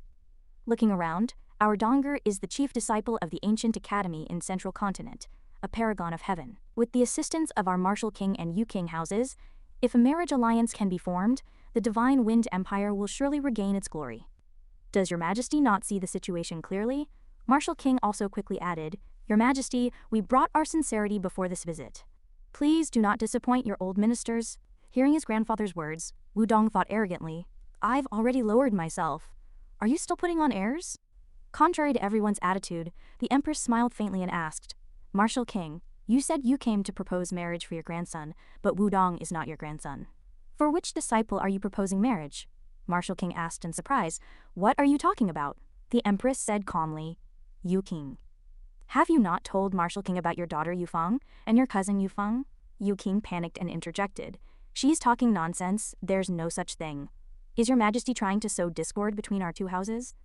Empress Shihei continued to smile provocatively. Tusk, I am not talking nonsense.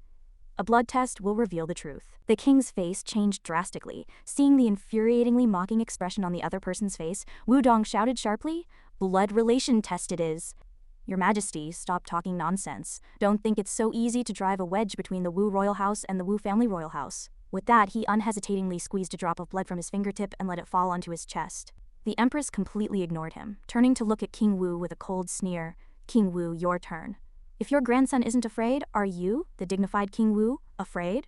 Certain that Wudong was absolutely his biological grandson, King Wu showed no weakness, roaring loudly, "Fine, true gold fears no fire." With that, he also flicked a drop of blood towards Wudong. However, the two drops of blood did not merge, proving they were not related by blood. King Wu was shocked and furious. He lunged at Wudong, shouting, "You damned old thief, I'll kill you." King Wu turned pale, stammering in a plea, "Even though Donger isn't of your blood, he's still someone you raised from childhood. That bond of affection can't be severed so easily." King Wu wouldn't listen to King Wu's words at all, striking out with his palm while roaring, "Today, I'll kill you first, then that promiscuous daughter of yours." Just then, Wudong suddenly launched a sneak attack from behind, striking King Wu with a palm strike, sending him flying several yards away.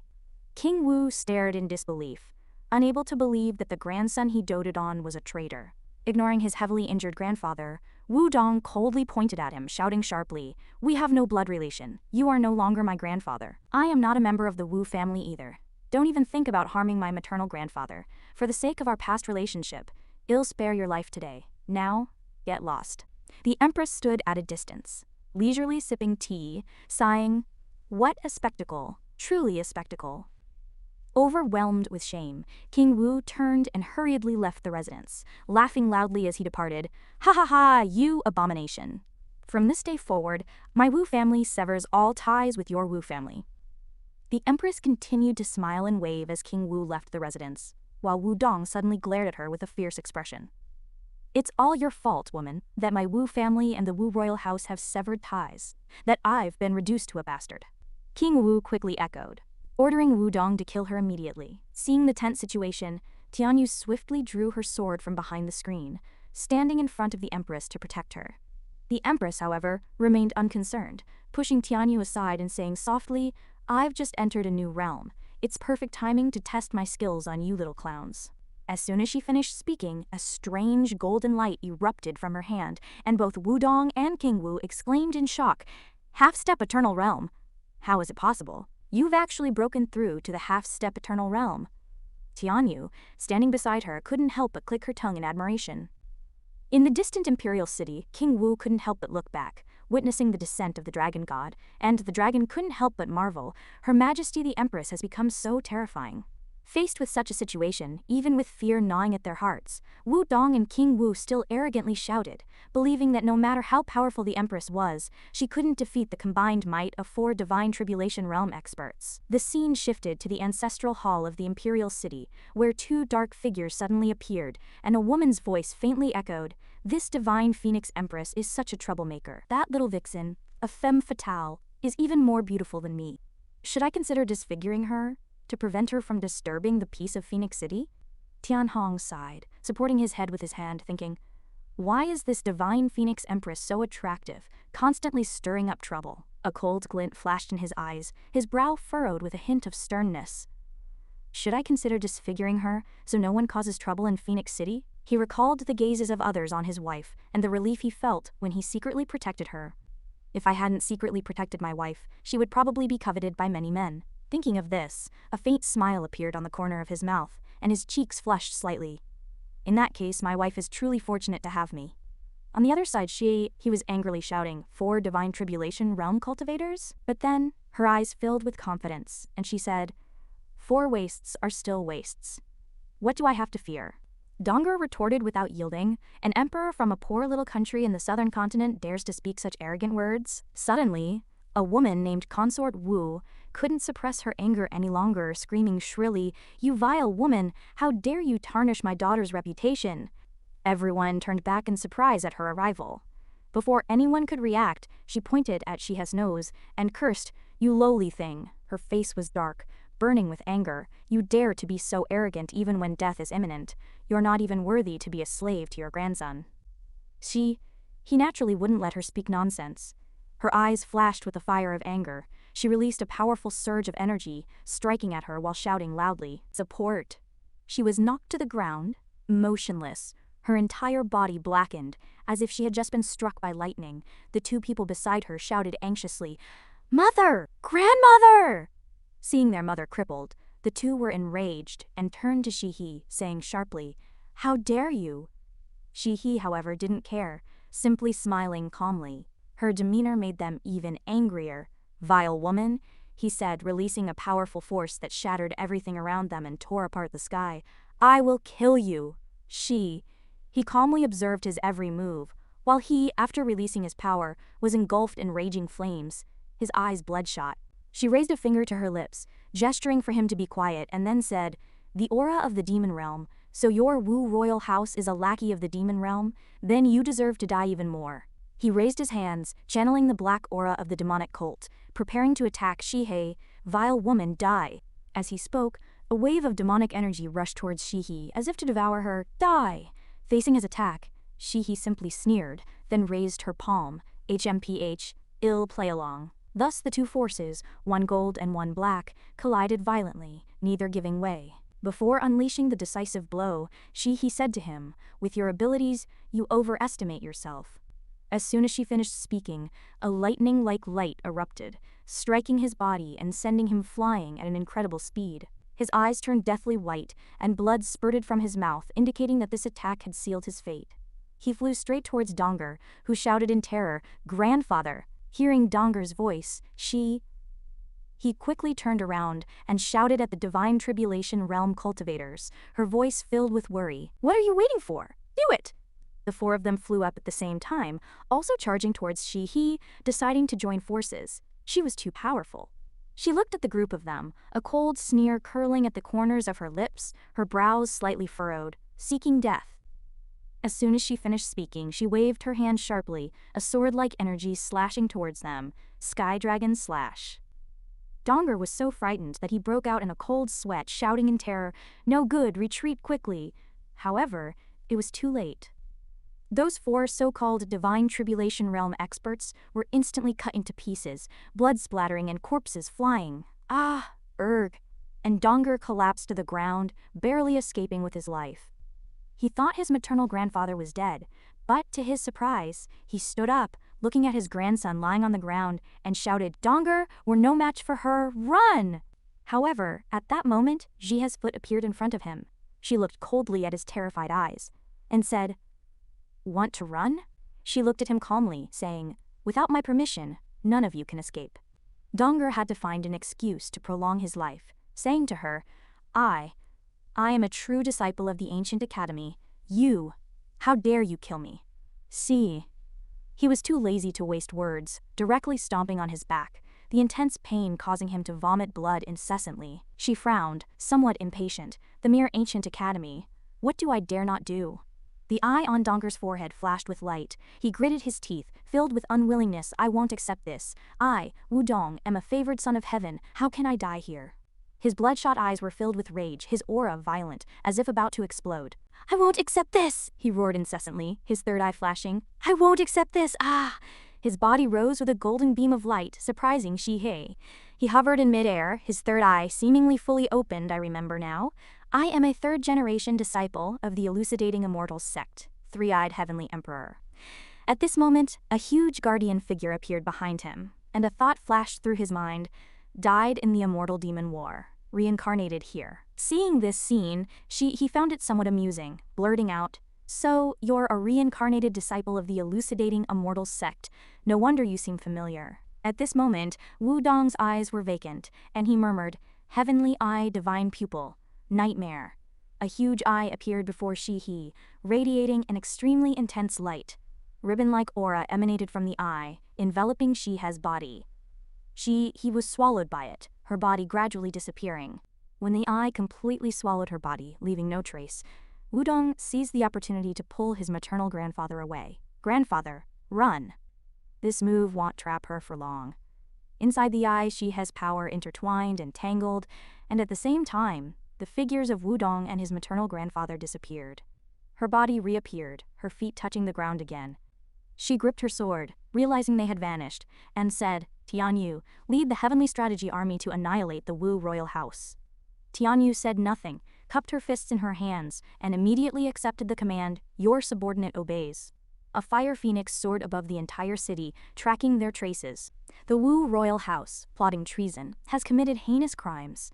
The Empress has issued a decree for the execution of 9 generations as a warning to others. Hidden somewhere in the city, Wudong was burning with anger, while his maternal grandfather tried to dissuade him, Donger.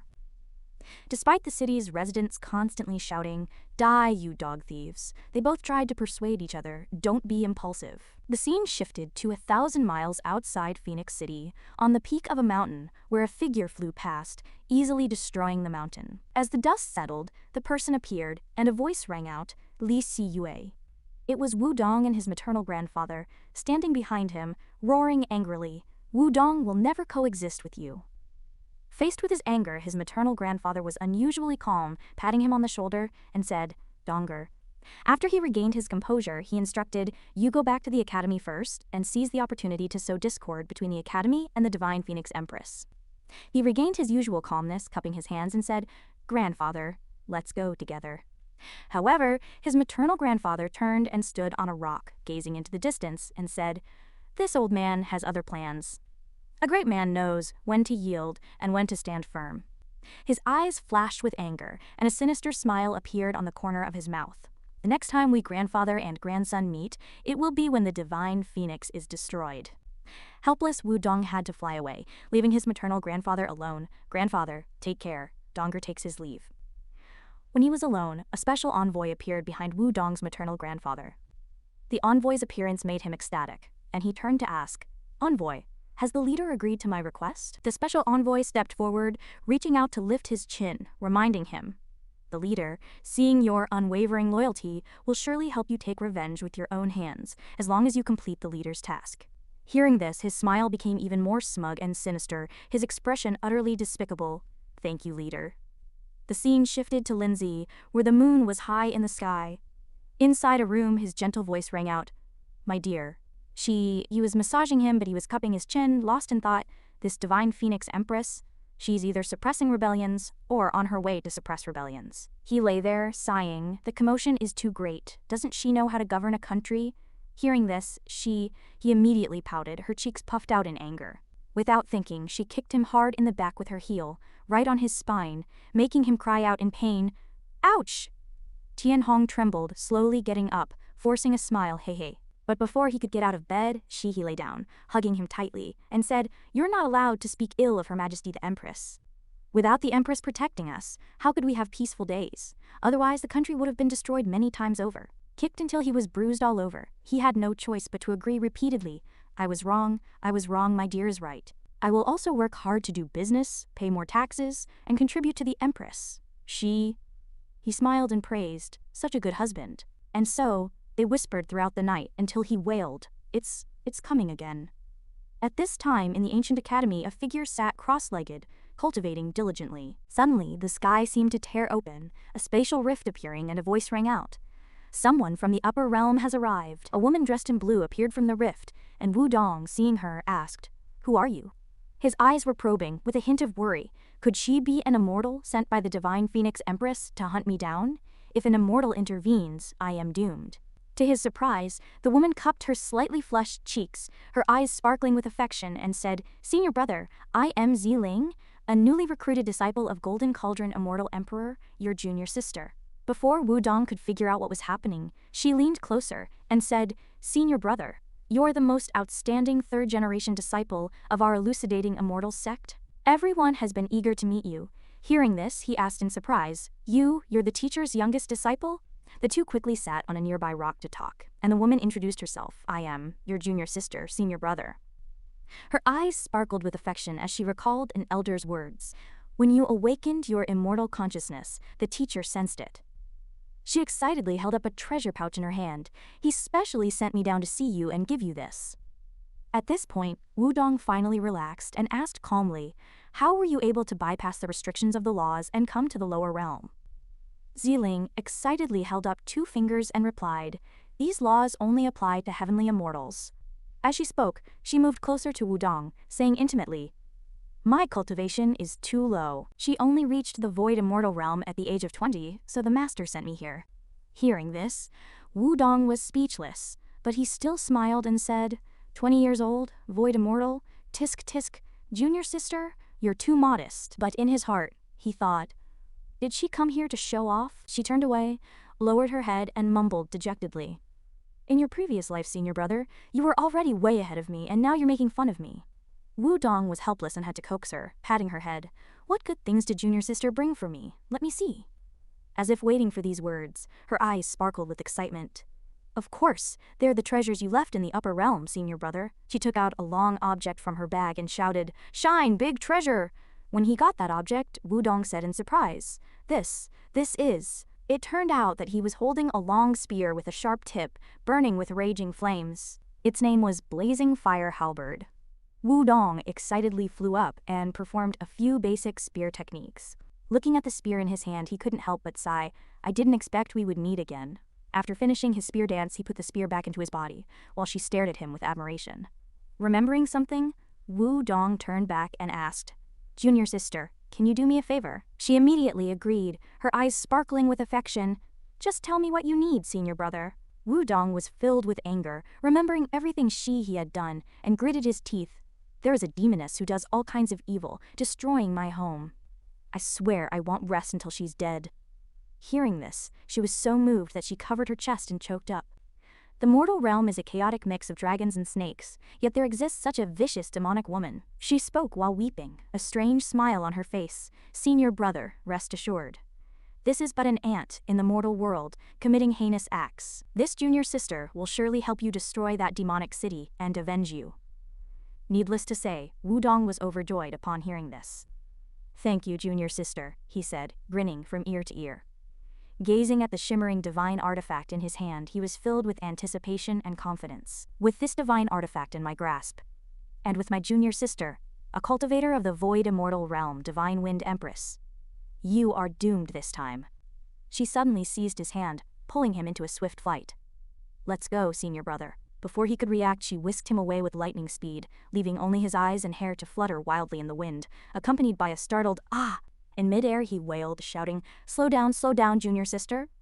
After being repeatedly called, she turned back, looking at him innocently, and asked softly, what are you saying, senior brother? Wudong, of course, couldn't utter a word, and was simply carried away by the wind, leaving only a streak of light in the sky, as their speed was truly astonishing. Meanwhile, in Phoenix capital, a town unusually desolate, Tianhong leaned by the window, bored and listless. Inside the imperial palace, Shihei was also present. In the courtyard, Ling Yun was practicing with fervent enthusiasm. Beside her, Baiyun was tirelessly lifting supersized dumbbells. Baiyun, with a look of disgust, dropped the dumbbells and said, with the resources of the immortal abode, one's cultivation realm truly advances by leaps and bounds. Advancing to the eternal longevity realm was indeed effortless. Suddenly, the sisters sensed an aura, and their hands trembled involuntarily. They exclaimed in terror, What is this aura? It's so icy and piercing. The sisters looked up at the sky with worry, sweat beading on their faces. Is something coming? Looking up from the sky, an aura enveloped the entire imperial palace, as if a barrier had trapped them. Outside the barrier, lightning flashed amidst the purple clouds, striking down incessantly. At the same time, Tianhong was fast asleep by the window, completely oblivious. Even Shihei's expression changed drastically, her face filled with shock. Immortals? Why are immortals coming to kill us? From the purple storm clouds, accompanied by thunder and lightning, a voice boomed, Li Siyu, you vile woman. Upon closer inspection, Wudong and his junior sister stood proudly, their aura menacing. You slaughtered my entire Marshal King manor. Today, I will make the entire Phoenix capital pay for the lives of my clan. Hearing this voice, Shihei immediately recognized it. It was indeed Wudong. Inside the residence, although no one was visible, A furious roar echoed. That damned spawn! It turned out that true immortal Tianji and others had emerged, and upon seeing this scene, couldn't help but shout. They dared to attempt to destroy the city. They intend to leave no one from the Marshal King Manor alive? In the sky, the lightning grew more intense, about to strike and destroy the houses below. How dare you, lowly mortal ants, offend my esteemed senior brother? It was Wudong's junior sister who spoke, her arms crossed, her eyes filled with hatred. Today, this immortal will destroy the city to vent my esteemed senior brother's anger. Upon seeing her appear, Shihei realized with shock that this aura belonged to an immortal. Just then, a massive rock in the sky was about to fall. Shihei watched it, her anger flaring. She thought with frustration, despite all my calculations, I never expected Wudong to summon an immortal from the higher realms. How detestable! The common people below, seeing the falling meteorite, panicked and pushed each other as they fled. Help! Help! Shihei's gaze turned grim. She calculated carefully. If only I had a little more time. I could achieve the Tao of eternal longevity and use my past life's methods to challenge an immortal, even across realms, with ease. However, a wave of despair washed over her, and she covered her face, weeping. Husband, it seems we must part forever this time. In the sky, Wudong's junior sister was about to strike, exerting all her strength before the meteorite. She laughed maniacally. Die, all of you, you ants! Suddenly, a roar echoed from the depths of the imperial palace. You damned lot, why do you always come here to cause trouble? The mysterious figure did not appear, but only a phantom mountain shadow, emitting a dazzling golden light. Since you seek death, this seat shall grant it to you. This unfamiliar voice made Shihei raise her head, her eyes filled with tears and astonishment. The golden light directly collided with the massive meteorite, halting its descent. Soon, the meteorite was shattered into fragments by the golden light. The common people, seeing the meteorite destroyed, asked blankly, "What happened? Why did the fireball disappear? Could there be an immortal here too?" Shihei raised her hand to shield her eyes, asking in bewilderment, "An immortal? There's an immortal in Phoenix capital?" She slowly stood up, recalling what had happened before, and speculated, no wonder. Both Heavenly Dragon Taoist and that powerful dark force vanished inexplicably. It turns out an immortal has been living in seclusion in Phoenix capital. Could this immortal be tired of the higher realms and come here to escape the world? That immortal was none other than Nanzheng Tianhong, who was yawning, still not fully awake. Shihei was overjoyed, her cheeks flushed and her face beaming with smiles. Ha ha ha, my Phoenix capital is truly a wonderful place. Ling Yun and Bai Yun sat leisurely, eating melon seeds and sensing the surrounding aura. That's Grandmaster's aura. That immortal is truly unlucky. Who did they have to offend but Grandmaster? Bai Yun was also delighted, smiling as she said, maybe the ancient academy will be implicated this time. Will Grandmaster let me destroy it? Ling Yun inexplicably put her hands together in prayer, which left Bai Yun speechless. Hail the immeasurable, heavenly venerable, Amitabha, Seomida, dog ears big feet. Bai Yun asked her sister curiously, what are you doing? Ling Yun put her hands together, blinking her mischievous eyes, and explained, I am mourning for that immortal. She's so pitiful. I am praying that she won't offend Grand Ancestor again in her next life.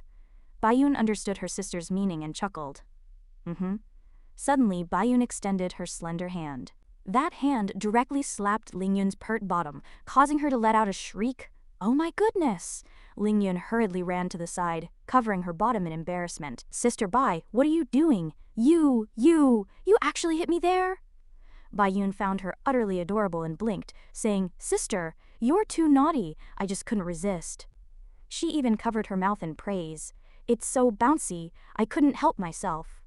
Ling Yun wasn't about to be outdone.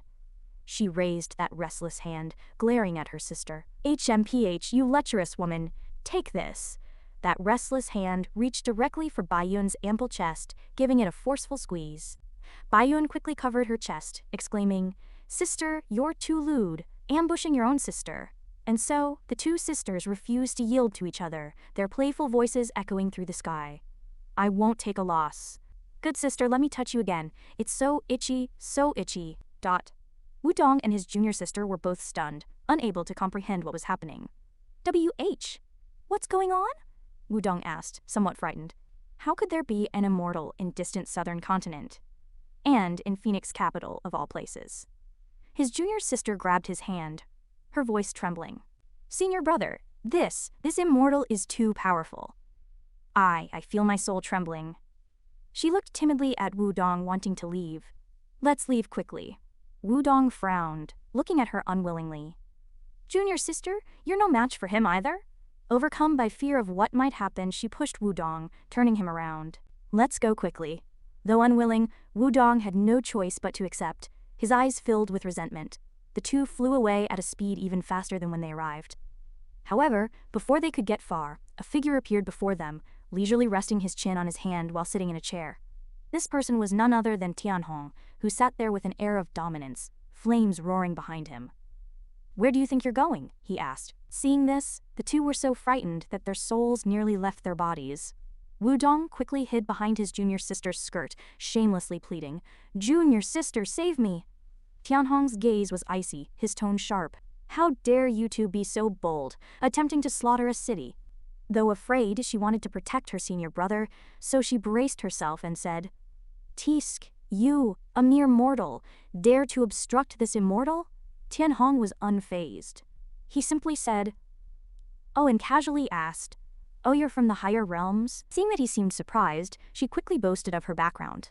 "That's right. This immortal is Xiling, a personal disciple of Golden Cauldron, immortal emperor of the Upper Realms Chan sect." Xiling, thinking she had a powerful backer, wanted to leave quickly.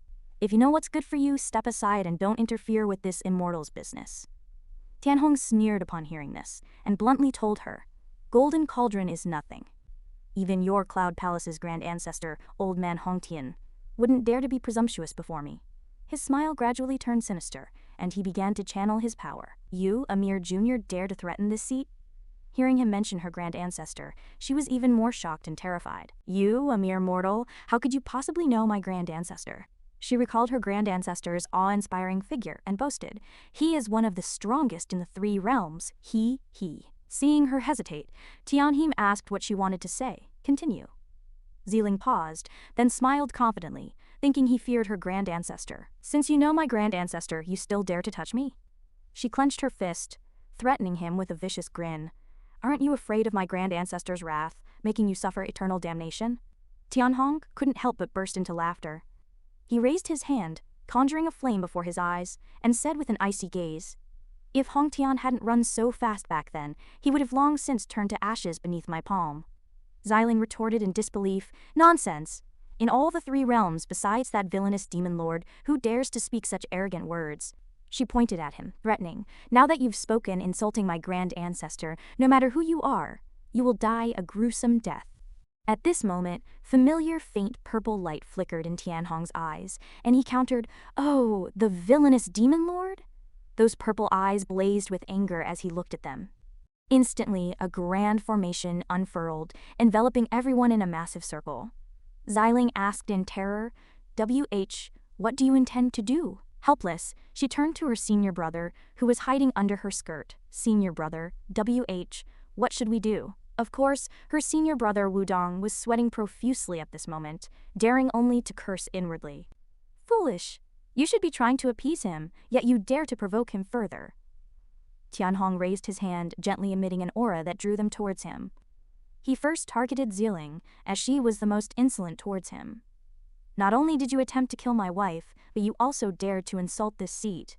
His hand tightly gripped Xiling's neck, her body trembling helplessly. "You will not live today, justice demands it." Only when Xiling was close to Tianhong did she realize he was the demon lord. She could only say through tears, You're not an immortal. You're a demon. You're the demon lord." Tianhong's eyes shifted from purple to an angry red, his voice icy. "In my absence, the Chan sect has bred such useless trash." Wudong, upon learning this, was scared out of his wits, wetting himself in terror. He stammered, "He has the demon lord? How is that possible?" From a distance, Tianhong's formation could be clearly seen, trapping them like a cage. Wudong thought, how could I encounter the demon lord in this remote, mortal nation of Phoenix capital and southern continent? He stared wide-eyed as Tianhong gripped Xiling's neck, filled with utter dread. This is even less likely than me becoming the eternal immortal lord. He asked himself inwardly, why did I have to encounter him? Xiling dared not say another word. having also wet herself in fear, just like her senior brother.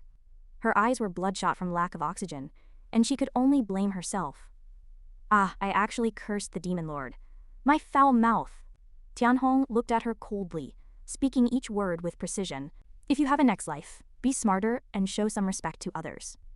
He directly sent a small black orb into her head, despite her desperate pleas for mercy, which might have saved her life. The small orb rapidly corroded her body, and the intense pain consumed her delicate frame until she departed this world. Eventually, within a few seconds, Zilling was reduced to a skeleton, terrifying Wudong so much that he dared not look directly, holding his head and shouting, "No!"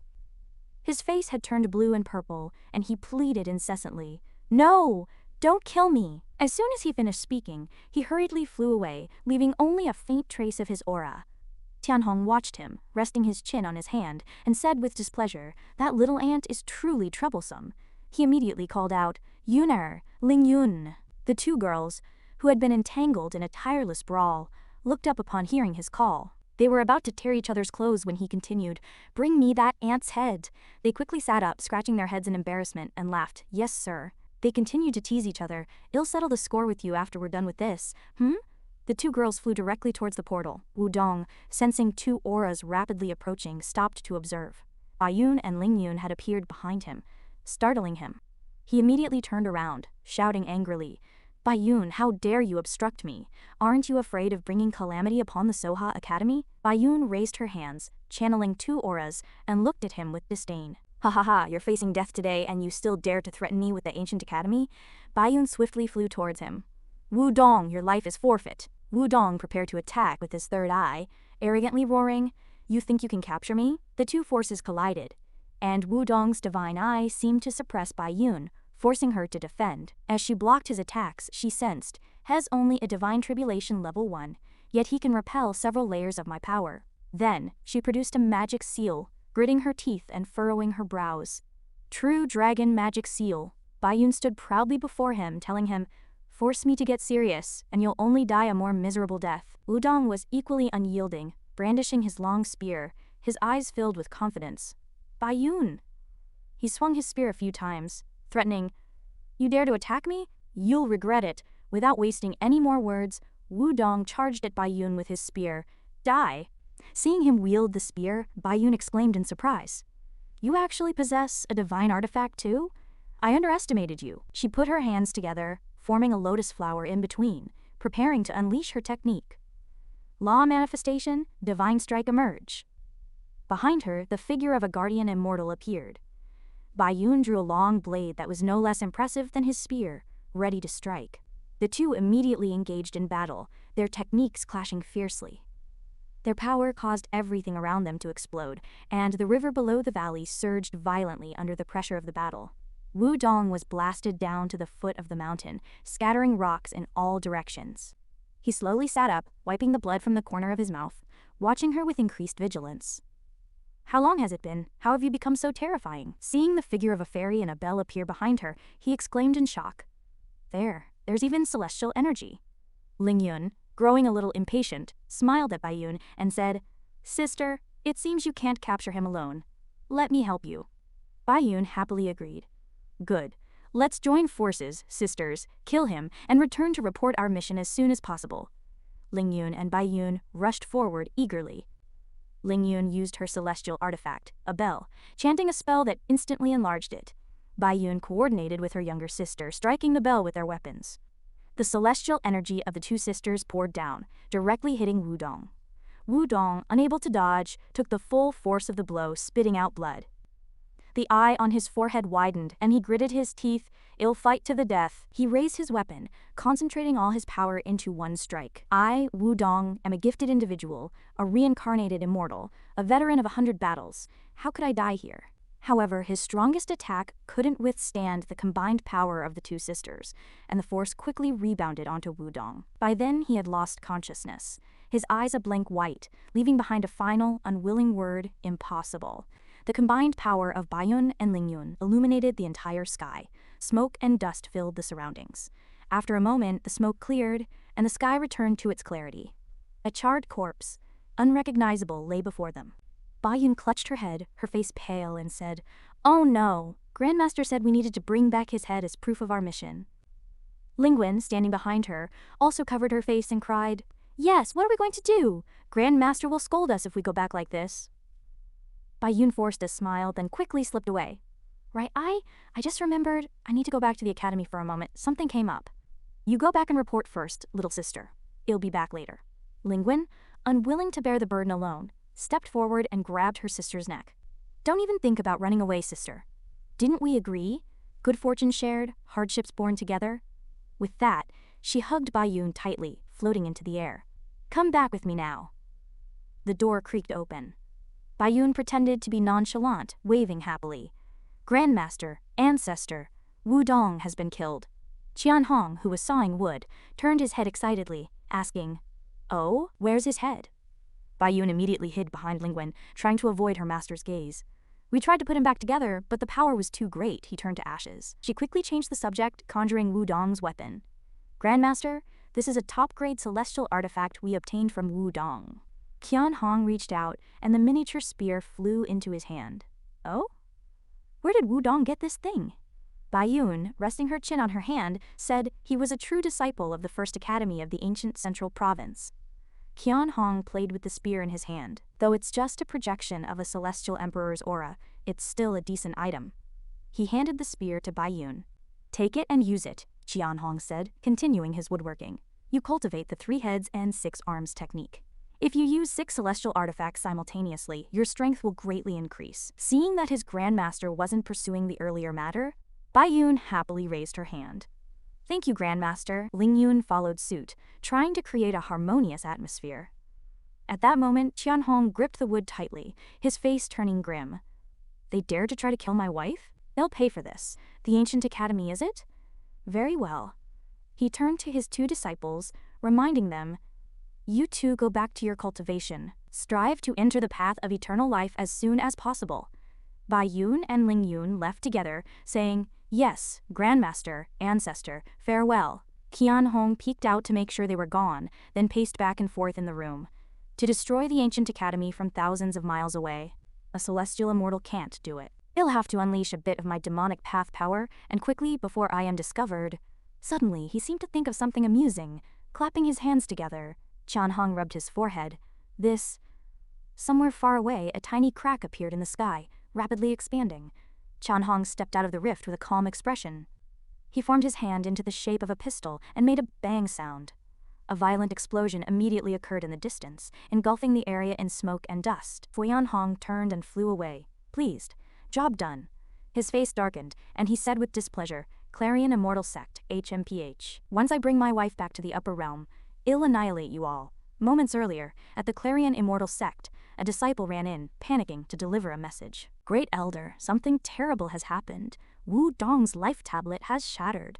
The disciple stammered, He has fallen." The Great Elder of the Clarion Immortal Sect, who was concentrating on his cultivation, was instantly thrown into a panic upon hearing this news. "What?" His eyes turned red, and his face contorted with rage. "Donger is dead? Who did this? I'll exterminate their entire clan." As soon as he finished speaking, he looked up at the sky and saw Qian Hong's magical formation. Qian Hong had even conjured a miniature version of himself, sticking out his tongue and mocking him. This is... A giant hand slammed down towards the Clarion Immortal Sect, destroying everything in its path. In an instant, the once prosperous Clarion Immortal Sect was reduced to ruins. Thunder and lightning clashed, and torrential rain swept across the entire central province. An old monk, holding a broom-like weapon, stood in the rain, saying, "I've never seen such vast demonic energy. What in the world has happened?" Another person stood on the hilt of a giant sword, observing the surroundings. What great deeds has the ancient academy done to attract such a demonic calamity? We must warn our disciples to refrain from doing too many good deeds in the future. Yet another person was practicing calligraphy, gazing out the window with a sigh. Why has power beyond the laws of nature appeared here? Is the Swan Heaven domain coming to an end? At the same time, in a certain courtyard, several people stood outside, shouting loudly, "Quick, activate the escort formation! Activate all defensive arrays! Prepare the sacrificial offerings. All the elders, bring out your best treasures, at the Tao Heaven Divine Palace." A white-haired old man sat quietly in his room. He picked up a turtle shell-like object next to him. What great changes have occurred in the upper realm? His hand trembled. Such a vast calamity has descended. In the ancient tribe, this dark and desolate place was also being ravaged by thunderstorms. Thunder Immortal Venerable sat on a leopard-skin chair, his face grim. Even a great figure from the upper realm couldn't possibly kill someone with a single slap. The ancient academy has 3 true immortals guarding it. Thunder Immortal Venerable immediately issued an order. Thunder Tribe members, if any strangers arrive, be humble and avoid causing trouble. I am going to the upper realm. Meanwhile, our male protagonist, Lin Chanhong, was still hard at work. He performed the final carving steps with great skill and meticulousness. After a while, Chanhong cheered, "Haha, finally finished." He rested his chin on his hand, pleased. My understanding of the immortal path has deepened once more. Chanhong used his power, and golden earth swirled around him. In an instant, exquisite statues appeared. He bent down, admiring them closely. Not bad, not bad. I even gained insight into Nua's earth-shaping technique, scattering beans to form soldiers. Chanhong reached out, creating an imagined soldier. Once I achieve great success in the immortal path, I won't have to bring a horde of demonic children and grandchildren when I go out to fight. Then he smiled triumphantly. Just by scattering beans, I can summon billions of immortal soldiers. How magnificent. After a long period of contemplation, Chanhong wondered, what should I carve next? He rested his chin on his hand, recalling the myths and cultivation novels he had read before his transmigration. A vague figure appeared in Chanhong's mind, and inspiration struck. Ah, I've got it. Not for immortality, but for you waiting in the mortal world to return, the peerless emperor of a generation, the most talented woman of all time. It's her. Without further ado, Chanhong picked up his carving knife, focusing intently, his ego becoming singular, the eternally indestructible, formidable empress. He closed his eyes, concentrating his power on his brow. An image of an exceptionally beautiful woman, holding a sharp sword, emerged. Her determined gaze looked straight ahead, every stroke vividly lifelike. Chanhong transferred his power to his palm, looking at it with a touch of emotion. If not for the primordial origin pearl, even becoming an immortal would have been incredibly difficult for me. 2 opposing images of Chanhong appeared, one demonic, one immortal. Now, having comprehended the unity of all immortal paths, the fusion of demon and immortal, he could transcend the 3 realms, achieving true, eternal indestructibility. He recalled past events, the fall of the heavenly dragon Taoist, of the heavenly dragon dynasty, the cities engulfed in fire. Countless women had hanged themselves, the royal family was destroyed, and now war raged, with warlords vying for power. The blood-red moonlight shrouded the sky, and 1/3 of the heavenly dragon dynasty's territory had fallen into the hands of the evil god kingdom. At the top of a tower, someone shouted, "Worship!" He spread his arms wide. Looking up, his eyes flashed with red light. "Lord Evil God." Suddenly, a subordinate ran up from the bottom of the tower. "Report." The followers began to murmur. The man was furious, his veins bulging. "What? Donger is dead!" He roared to the sky, unleashing his power. "It must be that divine wind empress who did it. It'll kill her!" The followers knelt on the ground in terror, quickly pleading, "Lord Divine Envoy, calm down! Lord Divine Envoy, calm down!" Feng Yu roared impatiently, "I can't wait any longer." He gritted his teeth, his eyes bloodshot, terrifyingly so.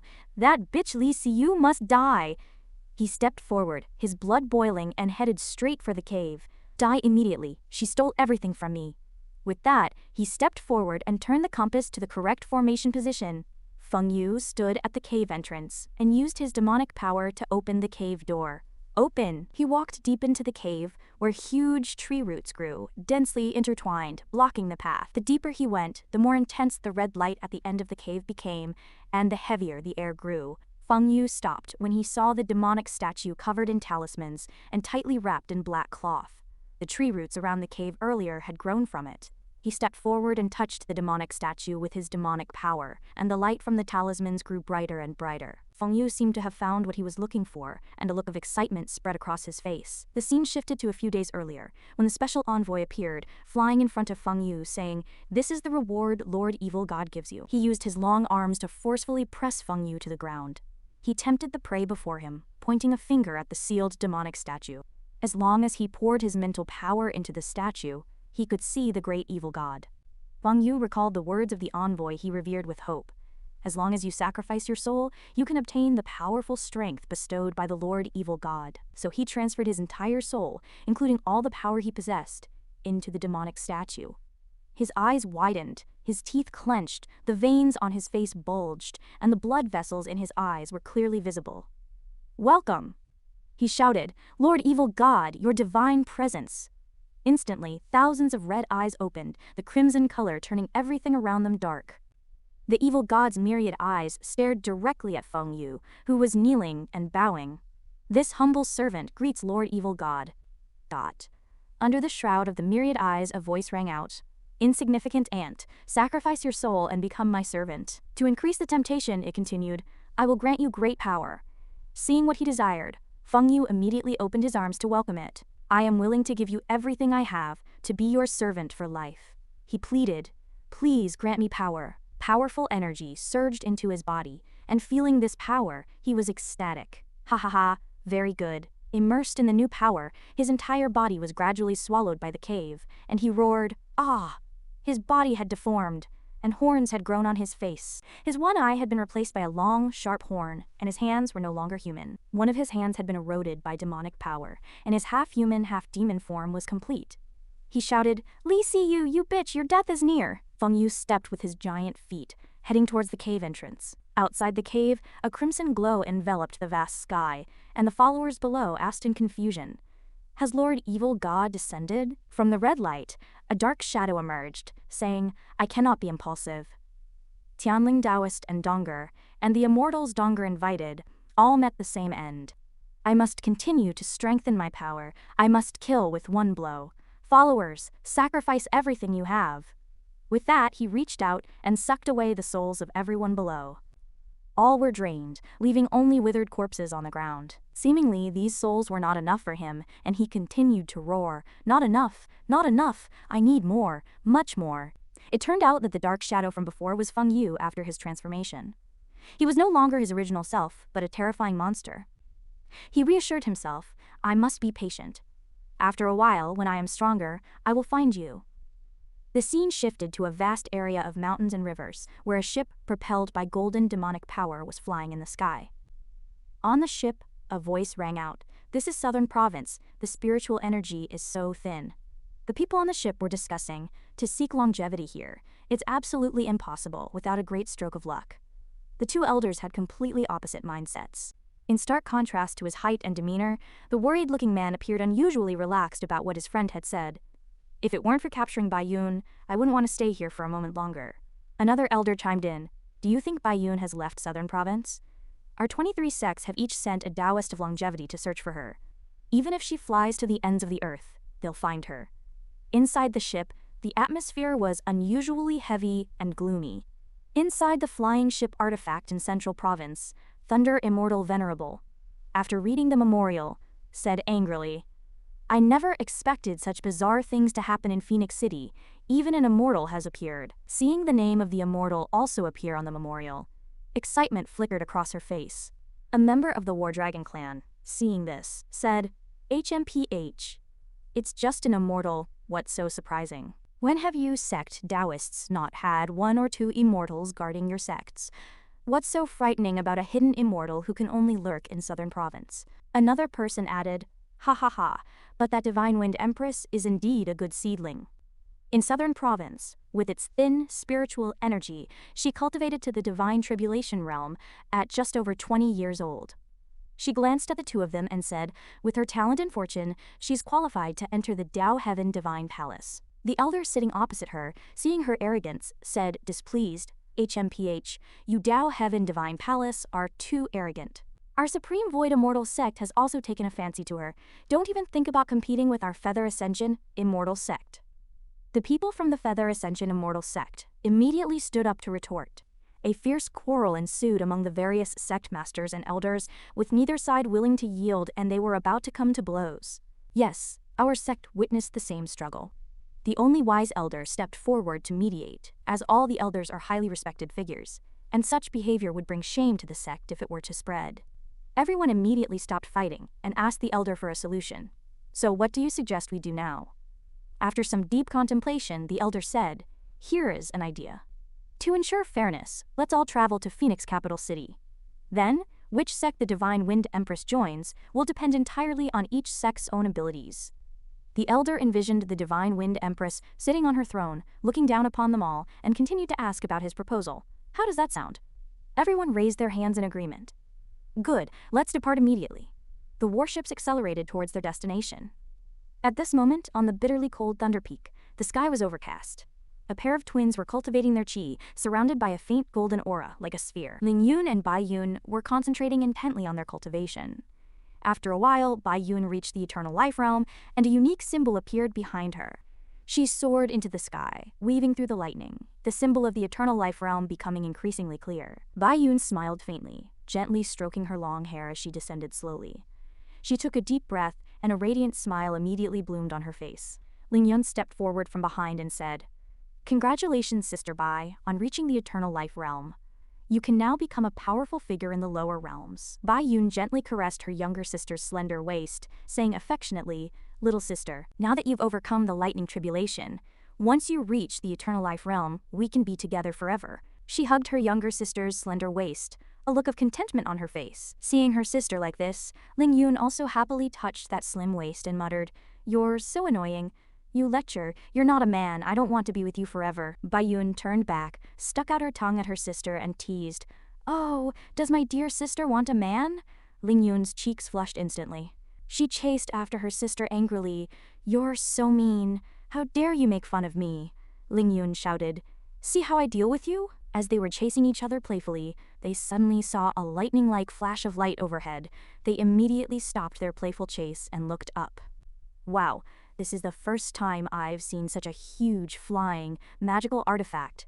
Ling Yun was shocked by the ship's massive size. She immediately put aside her surprise and asked seriously, "Where did that thing come from?" Bai Yun's expression also turned serious. "That's a Central Continent magic ship." Upon hearing this, Ling Yun turned her head in panic and asked, "What? Why are they here?" Bai Yun looked down at her feet and slowly explained. During the battle for the Ancestral Master's secret treasure, almost all the disciples from the various sects were killed or injured. They're here to find my trail. She looked up at the speeding magic ship, her voice a little cold. It seems they haven't given up on the Ancestral Master's treasure. Ling Yun looked worried and gently placed her hand on Bai Yun's shoulder, asking softly, "Sister Bai, what should we do now?" As soon as she finished speaking, Bai Yun immediately grabbed Ling Yun's hand tightly. "Seal your aura. They outnumber us. We can't win." As soon as she finished speaking, she widened her eyes and looked at Ling Yun behind her. "Go quickly!" As they ran, they looked back at the magic ship, chasing overhead, wondering, how did they catch up? Bai Yun said as she ran, "It seems they're not after me," she murmured to herself. Then, "Their target is." At this point, both of them felt a rumble in their minds and looked at each other in unison. The Empress. Bai Yun immediately stopped, and Ling Yun, caught off guard, was a little surprised. She turned around and asked, "Sister, what are you doing?" Bai Yun straightened her body, faced the magic ship, and said loudly, "No, the Empress is our ancestral master's wife. We can't let them take her." After saying that, she immediately turned back and instructed Ling Yun, "I'll hold them off here, little sister. Go and notify our ancestral master." Ling Yun replied, "Sister, be careful." After saying that, she quickly turned and ran. Bai Yun stayed where she was, concentrating on casting a spell. She channeled all her inner strength and shouted, "You old geezers, let me, your grandmother, see what you're made of." Suddenly, a crisp voice came from the magic ship above. "Tusk, Tusk, such ignorant juniors, daring to obstruct us." A woman wearing green clothes with her eyes covered looked down at Bai Yun and said softly, "Oh, isn't this Bai Yun?" On the other side, the elders' eyes lit up when they heard this, and they asked in unison, "What?" Then, they laughed triumphantly. "Ha ha ha! We've searched high and low, and here she is, delivered right to our door. To save us the trouble of searching, you've delivered yourself to our doorstep." With that, the magic ship slowly descended and a command was issued, "Go." Everyone quickly jumped down and landed in front of Bai Yun, threatening her fiercely, "Bai Yun, you're out of luck running into us. Obediently hand over Immortal Lord Lin's treasure, and we might grant you a more dignified death." Bai Yun showed no fear, but instead an air of extreme danger. Her face turned dark and she coldly replied, "I am afraid you're the ones who are out of luck. It's not me who's falling today, but you." Upon hearing this, an elder was immediately enraged, pointing at Bai Yun and cursing, "You arrogant little brat, you killed our Azure Heaven sect's holy son. That's an unforgivable crime. We will not spare you." The other elders chimed in, "Do you think that just because you've obtained the immortal abode's inheritance, you can be so cocky? Open your eyes and see clearly. Standing before you are 23 eternal life Taoists." Bai Yun's lips curled into a disdainful smile. "What kind of trash are you old geezers? Don't think just because you've lived a bit longer, you can look down on us juniors. If you've got the guts, make your move and see if you can beat me." At this moment, Bai Yun was calculating in her mind. The old geezers from Azure Heaven sect were already seething with anger. If one of them fought her alone, she might have a chance, but if they joined forces, she would surely lose. Hearing Bai Yun's provocation, an elder in white robes with disheveled whiskers immediately stepped forward, channeling his inner strength, his body surrounded by azure spiritual energy. He cast a spell without hesitation, roaring, "No one move, it'll take care of her." Instantly, a pair of huge wings appeared behind the elder. Instantly, an azure phoenix appeared in the sky, astonishing everyone. They asked in amazement, "Is that the Azure Heaven sect's bird control technique? It truly lives up to its reputation." Before Bai Yun could react, the elder controlled the phoenix to swoop down on her, reminding her, "Go easy, don't damage the treasure." Seeing this, Bai Yun immediately unleashed her own techniques, fighting back with all her might. Her lips curled into a smug sneer. Then, she swiftly fired an arrow that soared into the sky, grazing the phoenix's tail. As everyone watched in stunned silence, Bai Yun flipped and kicked out. The kick struck the phoenix's vital point, piercing through the azure creature. After the kick, Bai Yun landed in the water, causing a massive explosion and sending water splashing everywhere. The elders were shocked and began discussing among themselves, eternal life realm? She was clearly only in the divine tribulation realm before. At this moment, an elder with antlers and a long beard suddenly realized something, his expression turning serious. "I understand now. It's immortal Lord Lin's treasure." Bai Yun taunted triumphantly. "Hey, old geezer, is that all you've got? You think you can kill me?" The elder was furious, gritting his teeth. He charged at Bai Yun like an arrow, roaring, "I will not be defeated, die!" Bai Yun stood calmly, fists clenched, ready to strike. She immediately raised her hand, turning her palm into a blade, and a dazzling bolt of lightning shot out, striking her opponent. Before he could react, Bai Yun slapped him across the face, knocking out all his teeth. The elders, witnessing the scene, were all terrified, breaking out in cold sweats and staring in disbelief.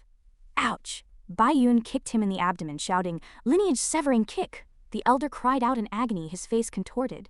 Then Bai Yun roared, "Arrogance-destroying fist." She punched him hard in the face, causing blood to flow from his mouth and his cheeks to swell and bruise instantly.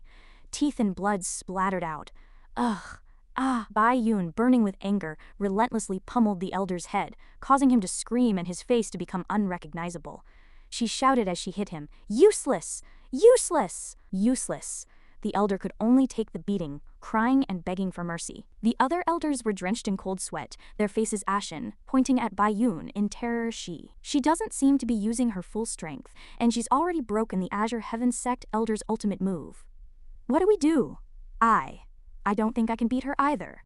At this moment, the elder with antlers hurriedly spoke, and Bai Yun stopped her actions. "Stop!" he shouted angrily. "How dare you be so disrespectful to your elders?" He pointed at Bai Yun and roared, "Everyone, attack her together! Teach this junior a lesson." Upon hearing this, everyone swarmed towards Bai Yun. Bai Yun's heart skipped a beat, and she quickly retreated a few steps, her brows furrowed. "Oh no, these old geezers have no shame, they're actually teaming up." Suddenly, a shout came from behind Bai Yun. "Sister!" Bai Yun turned around and saw Ling Yun approaching. She couldn't help but ask, "Sister, why did you come back?" Ling Yun pouted and said embarrassedly, "Sister, ancestral grandfather said, let the two of us clean up this trash." Bai Yun was stunned by Ling Yun's words, too surprised to speak. She felt like thunder was ringing in her ears. "So we're cleaners?" Then Ling Yun and Bai Yun squatted down at the same time, and cried pitifully to the bewildered crowd in front of them. They murmured softly, "No wonder Master and ancestral grandfather have been giving us intensive training lately. It was for this." Then, they glanced at everyone in unison. "Old geezers, we're not playing with you anymore. We're here to clean up you trash." The antlered elder was furious and pointed at them, shouting, "Do you know what you're saying?" Ignoring the old geezer's words, Bai Yun didn't keep him waiting long. She raised her hand, cast a spell, and released a dazzling golden aura. Then, the golden aura gradually turned into a huge golden cube, incredibly massive in size.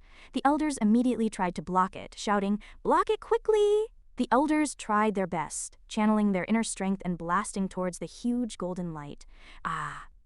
As soon as he attacked, the long-bearded antlered elder realized something. He stared blankly at the object burning with golden light and exclaimed, "That's King Wu Jiang's heaven-shaking seal from the ultimate Dao Immortal Palace and the Immortal Dynasty."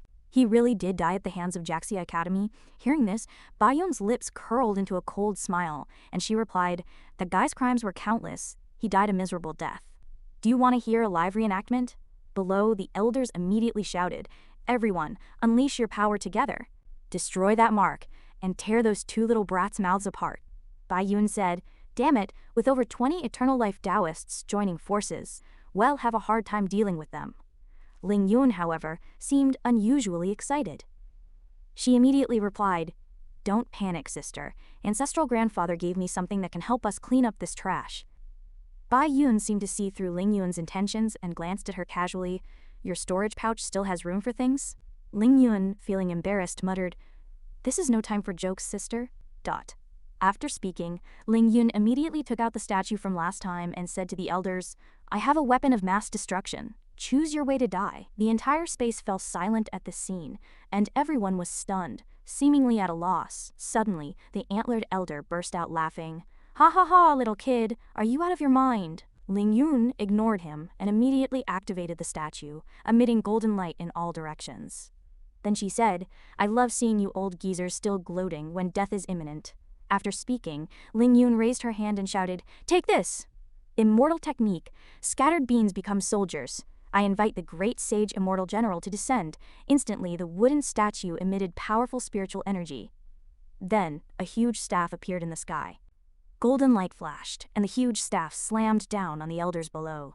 Immediately after, a pair of giant feet descended from the high sky, sending water splashing everywhere. Appearing before everyone was none other than the legendary Monkey King, Sun Wukong. His posture was majestic, his expression stern, leaving the elders only able to utter long ahs.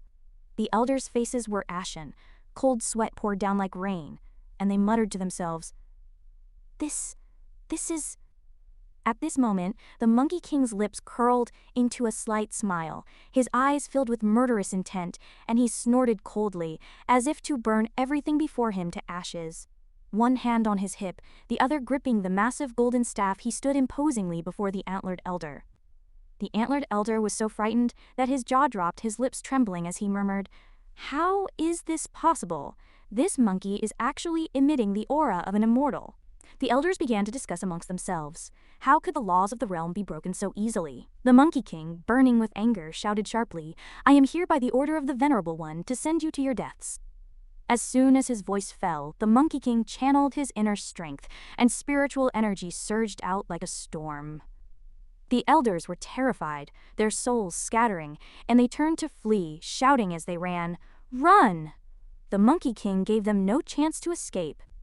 He took a deep breath and then unleashed a dazzling golden beam of light, shooting straight towards the fleeing elders. In an instant, the golden beam engulfed all the elders, incinerating them completely. Only ashes remained. Ling Yun and Bai Yun stared at everything in front of them, pointing in terror and asking tremblingly, Sister Bai, am I seeing things? A group of eternal life Taoists just died like that? How can a wooden carving made by ancestral grandfather in just 3 breaths have power beyond a true immortal?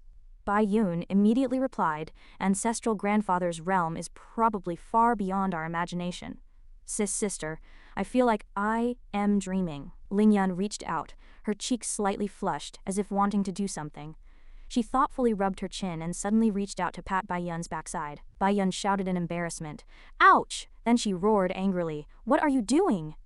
Ling Yun stuck out her tongue and smiled sheepishly. Then she reached up and touched her cheek, giggling. "Hee hee, sister felt the pain, so it's not a dream." As soon as she finished speaking, she reached out again to touch Bai Yun's ample chest. Bai Yun pushed Ling Yun away, saying, "Well, how dare you slap your sister's butt? See how I teach you a lesson?" Bai Yun was so angry, she wanted to swallow Ling Yun whole. But Ling Yun playfully pushed Bai Yun's face away and said, "Sister, Stop fooling around. Let's go check out that magic ship first. After speaking, the two of them rushed towards the magic ship in the sky like arrows. They couldn't wait to see what good things were inside. Ling Yun's eyes were immediately filled with a pile of ancient treasures. Bai Yun said happily, "These are all ancient treasures, good stuff. All famous artifacts from the central continent. Faster than even ordinary immortals, its crafting method is sadly lost to time, making it the only one of its kind in all the realms. Now you two, use your spiritual energy to open the bag," Bai Yun instructed softly. "Stow it, immediately bring the ship into the bag. Once done, turn back at once." Bai Yun glanced at Ling Yun and said, "Let's return and report to our Grandmaster." Ling Yun, hearing this, responded with a smile. At the immortal gathering place in Central Province. At this moment, an elder was hurrying to report. Reporting, the life tablets of all the immortals who went to Southern Province have shattered simultaneously. As soon as he finished speaking, the old true immortal's eyes widened in fury, and he asked, seething with rage, who could have done this? To kill 22 eternal Taoists in an instant? Even we true immortals cannot achieve this. We must send someone to investigate. The servant, upon hearing this, turned pale with fright. Are you kidding me? With such a high risk, who would dare to go? He hurriedly suppressed the news, focusing all his efforts on defense. A shout came from outside Ling Tianhong's house. Grandmaster, Ancestor, Ling Yun and Bai Yun have returned to report. Ling Tianhong turned around, looking puzzled, and asked, "Why do you two have such expressions?" Bai Yun and Ling Yun, cupping their cheeks in their hands, with smiles on their lips and stars in their eyes, looked up, their gazes filled with admiration, suddenly overwhelmed with boundless reverence for Lin Tianhong. Hearing this, Lin Tianhong waved his hand and asked, "Was the trash cleaned up?" Upon being asked, Ling Yun immediately presented the wooden statue to Lin Tianhong, saying, "Ancestor, this is your wooden carving." Without a second thought, Lin Tianhong flicked his finger. Casually he said, "You keep it. There's an immortal technique on it, 72 divine abilities, which I've integrated into it. Once you learn it, you can transform at will." This made Bai Yun's jaw drop, her eyes wide with astonishment, and she exclaimed in surprise, "Ah?" Ling Yun, seeing this, couldn't help but beam with joy, quickly stuffing the statue into his pocket, and said with a smile, "Thank you, Ancestor." Bai Yun, still surprised, glanced at the statue and asked, "Immortal, can immortal techniques be given away so easily?" Then Bai Yun cupped her hands and said, "Grandmaster, those eternal Taoists must have come seeking your treasure. Now they have all been eliminated by us. This disciple wishes to bring back the treasure you left behind to the Shuoxia Academy to help our sect rise again. Please allow it." Hearing this, Lin Tianhong fell into thought, not making an immediate decision. Lin Tianhong pondered for a moment and finally agreed, but did not forget to remind them, go early and return early. Bai Yun, having received permission, was overjoyed and said happily, "As you command." Then Lin Tianhong turned around and suggested, "Let Ling Yun go with you. You'll have company on the way." Bai Yun, hearing this, was delighted and cupped her hands, saying happily, "Yuner understands, I will definitely return early." At the same time, Lin Tianhong immediately handed something to Ling Yun, joining his fingers and infusing it with immortal energy. Bai Yun immediately caught the immortal energy with her immortal peach. At this moment, Lin Tianhong held 2 wooden carvings in his hands and said, "After all, there are still many opponents in Central Province that you cannot handle. I've modified these into immortal energy, which you can use in times of danger, but only once." Hearing this, Ling Yun and Bai Yun happily accepted the immortal energy. Then, Ling Yun cupped his hands in thanks, while Bai Yun, beaming, made heart shapes with her hands, expressing gratitude to their grandmaster and ancestor. Following that, the two walked hand in hand down the street, their faces filled with excitement.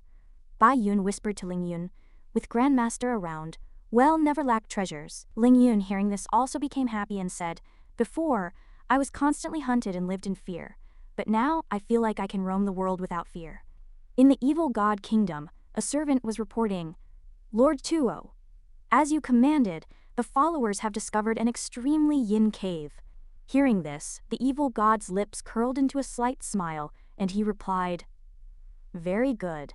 After speaking, he flew away at an incredible speed, leaving the servant kneeling there, looking bewildered. Subsequently, he appeared in the cave, which was filled with dried corpses.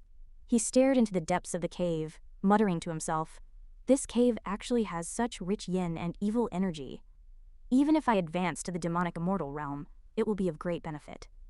Then, he flew into the depths of the cave, where the corpses were arranged in rows. He rushed into the cave at lightning speed, heading straight for the end. The evil god landed, kicking up the surrounding dust. He stood majestically, demonic energy spreading around him. He raised his head and said, "This thing is a great tonic for this king." Suddenly, a huge rock caught his eye, with a golden talisman affixed to it. It was the seal of immortal venerable Lin from ancient times. "Nearly 10,000 years, he muttered, stroking his chin in contemplation. "So the seal is about to fail, which is why it's leaking such a massive amount of yin energy. What's sealed inside?" After a moment of thought, an evil smile spread across his lips. Believing that the enemy of his enemy was his friend, he reached out and placed his hand on the talisman. "Seal, release!" Soon after, a red fireball filled with demonic energy appeared. He raised his hand and shot the fireball into the sky, piercing through the earth in its path. Then, countless vengeful spirits manifested, continuously wailing, "Hatred, hatred, immortal venerable Lin.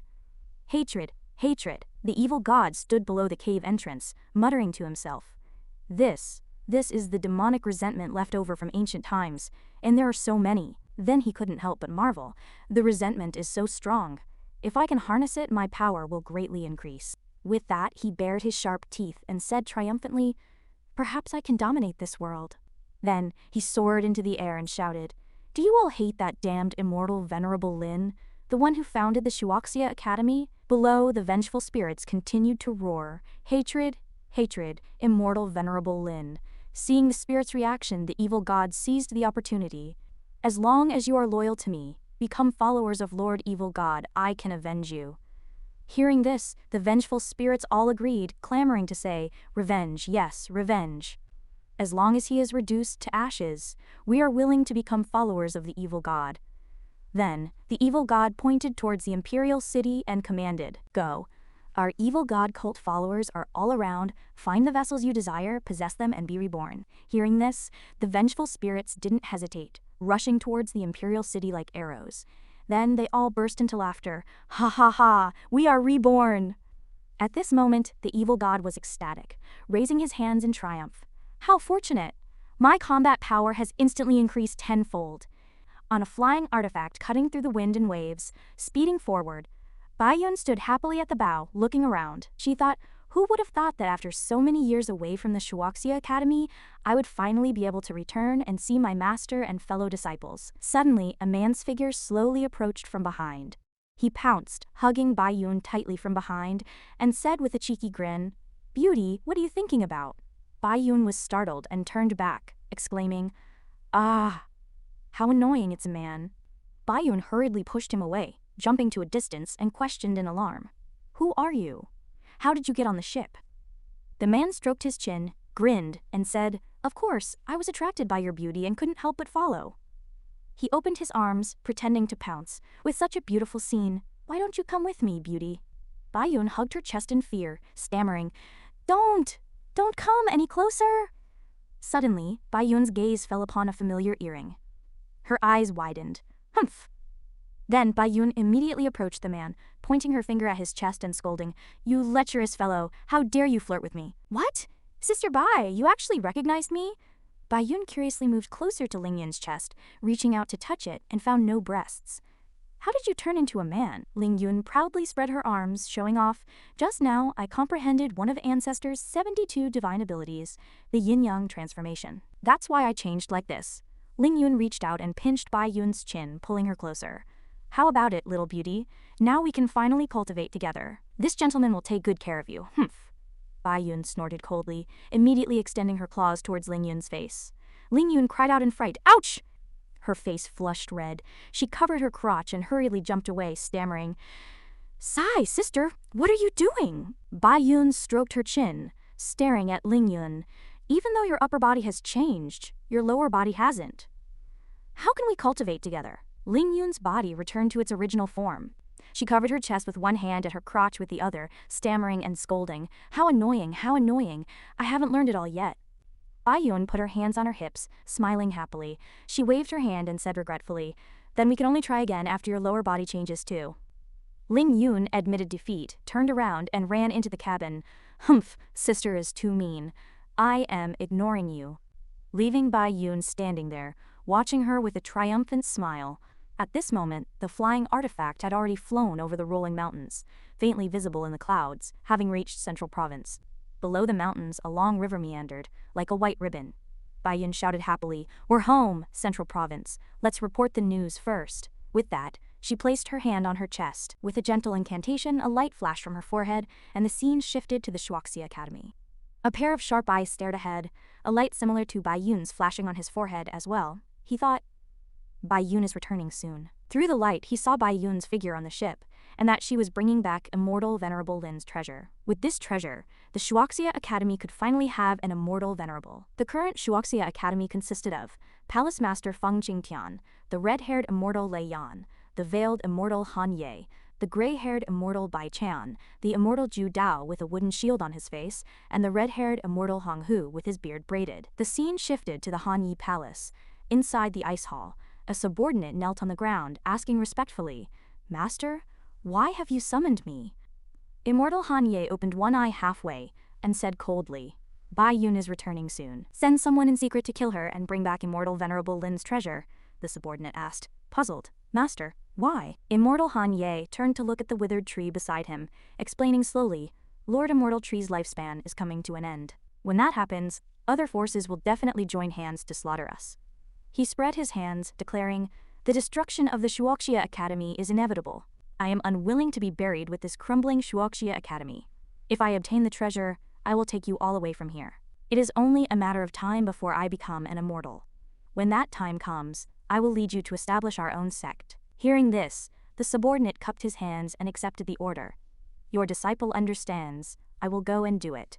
Before them was a long waterfall, as smooth as silk. A massive ship came into view, with Baiyun sitting on it, humming a little tune, enjoying this rare moment of relaxation. Suddenly, a voice called out to her from behind, stopping her. She turned around to see junior sister Baiyun. It was her senior brother Leng Chan. "Senior brother has come to welcome junior sister." Baiyun flew over to them, cupping her hands respectfully. "So it's senior brother Leng Chan. Thank you for coming to meet me." On the surface, she was all smiles, but inwardly she was pondering, her eyes turning cold. Her relationship with Uncle Han Ye wasn't good. Why would he send senior brother Leng Chan to meet her? Leng Chan reached out, warmly reminding her, and stated the purpose of his trip. "Junior sister, you've had a long journey. To prevent the loss of Grandmaster's treasure, please hand it over to senior brother for safekeeping." Baiyun replied with her sharp gaze and stern tone, "No need to trouble senior brother. I will personally hand it over to the palace master." Her refusal made Leng Chan turn angry and he shouted, "Hand it over when you're told."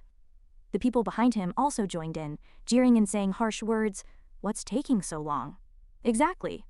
Before Baiyun could speak, a mocking voice came from the ship. "Sister Bai, it seems your senior brother didn't come to welcome you." It was Ling Yun, who flew to Baiyun's side and asked, "Did they come to snatch the treasure?" The fat man said with a lewd expression, "Even if that's the case, what can you two little girls do? Quickly hand over Grandmaster's treasure." Baiyun calmly asked in return, "On what grounds?" They looked at her with contempt, their tone full of disdain. "On what grounds?" "On the grounds that we are eternal Taoists, and you two are just inexperienced little girls." A hint of murderous intent flashed in Baiyun's eyes, and she snorted coldly. A tremendously powerful aura burst forth from Baiyun, surging into the sky like a hurricane. "Eternal Realm is powerful?" This was like a bucket of cold water, splashed harshly on Bai Chan's face, making him panic. Just a few years ago, she was only in the Divine Fire Realm. How could she have improved so quickly? Baiyun raised her hand, confidently preparing to flick her finger, wanting to see who was truly the inexperienced one. In an instant, a beam of light struck the fat man perfectly, sending him flying. Bai Chan, on the other hand, was stunned in place. Her casual move had directly pierced through his body. A hole appeared in his chest, and his face began to contort. He only had time to shout, "So fast!" The remaining two looked at the corpse beside them, trembling in fear. Baiyun, you're so bold. Killing fellow disciples, you deserve to die." Despite their extreme fear, they still threatened her stubbornly. "If we report to the palace master, you." Facing these threats, Baiyun smiled brightly and asked, "Do you still have a chance to go back?" She flew into the air, raising her hand, an aura swirling around her. The aura transformed into a huge seal, pressing down on the remaining two. Faced with this immense power, they widened their eyes and trembled. This is the heaven-shaking seal of King Wujiang. How is it in your hands? The other one knelt on the ground, his face ashen, begging, "Junior sister, spare me." But these were their last words, as the aura had already engulfed their bodies, erasing them from the world. Ling Yun stood aside, looking into a mirror, and shouted, "Sister!" She looked up at the sky and asked, "Who wants to kill you?" It seemed that Bai Yun had anticipated something. She believed that Leng Chan's knowledge of her return and attempt to seize the treasure must have come from Uncle Han Ye, who intended to betray the Shuoxia Academy. Hearing this, Ling Yun put her hands on her hips in displeasure, saying that such a scoundrel would appear in the Shuoxia Academy founded by their ancestor. As they walked and talked, they returned to the spaceship. What should we do? Should we still go back? The Shuoxia Academy is Sister's foundation. Even if it's a dragon's den or a tiger's lair, Sister must return. The scene shifted to the Hanyi Palace at night, covered in a blanket of white snow. A disciple hurriedly ran into the palace, shouting, "Ma, Master." Upon reaching him, he immediately knelt on the ground, hastily reporting, "Senior brother Leng Chan's life tablet has shattered." Contrary to his expectation, the master was unusually calm, saying, "I know." "Step back." A cold glint flashed in his eyes, and he gritted his teeth. "Bai Yun, how dare you kill my disciple?" Though he appeared calm on the surface, with his words, huge blocks of ice continuously emerged, as if to completely destroy the place. This revenge must be taken. The scene changed to the Shuoxia Academy in the morning, where people gathered in the square. Bai Yun and Ling Yun's airship flew in, causing a stir. "Airship, it's an airship." A girl immediately instructed the two disciples behind her. "Guests have arrived. Go and report quickly." From the watchtower, two figures flew out, and the surrounding people immediately recognized them. It's Immortal Red Fox and the Palace Master. What kind of important figures could have alarmed the Palace Master? The Palace Master stood beside Immortal Red Fox and greeted, "Yuner, welcome back." Bai Yun landed in front of them, clasping her hands and bowing respectfully. "Greetings, Palace Master." Her cheeks flushed. She stepped forward to greet him. "Greetings, teacher." Her long unseen teacher affectionately stroked her head, praising, "Excellent, Xiao Yuner. You've actually broken through to the longevity realm." The surrounding disciples gasped. "What? The Holy Maiden has reached the longevity realm? And she's not even 30 yet." They all shouted in unison, "Congratulations to the Holy Maiden on reaching the longevity realm." Wu Hao, standing in the crowd, watched her with adoration, his mouth agape in admiration. At that moment, Bai Yun was like a celestial being in his eyes, his idol. "I want to become a powerful cultivator, as beautiful as her." The Palace Master, however, said to her with a hint of sadness, "Alas, it's a pity our Soaring Dawn Palace cannot protect you. Otherwise, with your talent, you might have been able to replicate the glory of our founding ancestor." Not wanting to dwell on the matter, the Immortal said, "Let's talk in the main hall. Your fellow disciples are waiting." Bai Yun walked straight to a massive ancient tree, where an elder, seeing her return, exclaimed joyfully, "Xiao Yuner is back?" Opposite them stood the elder who had tried to kill her just yesterday, now merely offering a cold snort, unwelcoming. Bai Yun bowed to them. "Greetings, elders." She knelt, as if about to deliver important words. "Palace Master," she retrieved a life token from her bosom and presented it respectfully. "Bai Yun has fulfilled her mission. This is the treasure left by our founding ancestor. I hope it can help the Soaring Dawn Palace overcome its difficulties and restore our sect's former glory." The Palace Master, however, paid it no mind, merely glancing at it. "Forget it. Since you found it, you should keep it. Later, your teacher and I," he hesitated, then continued, "will take you all away from the profound heaven domain." Hearing this, Bai Yun asked in surprise, "Palace Master, why?"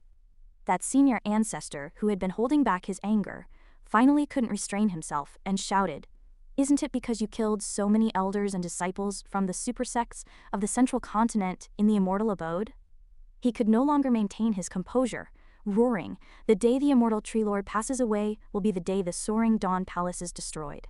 Only then did he voice his long-held question, "Palace Master, why sacrifice the entire Soaring Dawn Palace for Bai Yun alone? I think we should hand over the culprit and use the founding ancestors' treasure to appease them.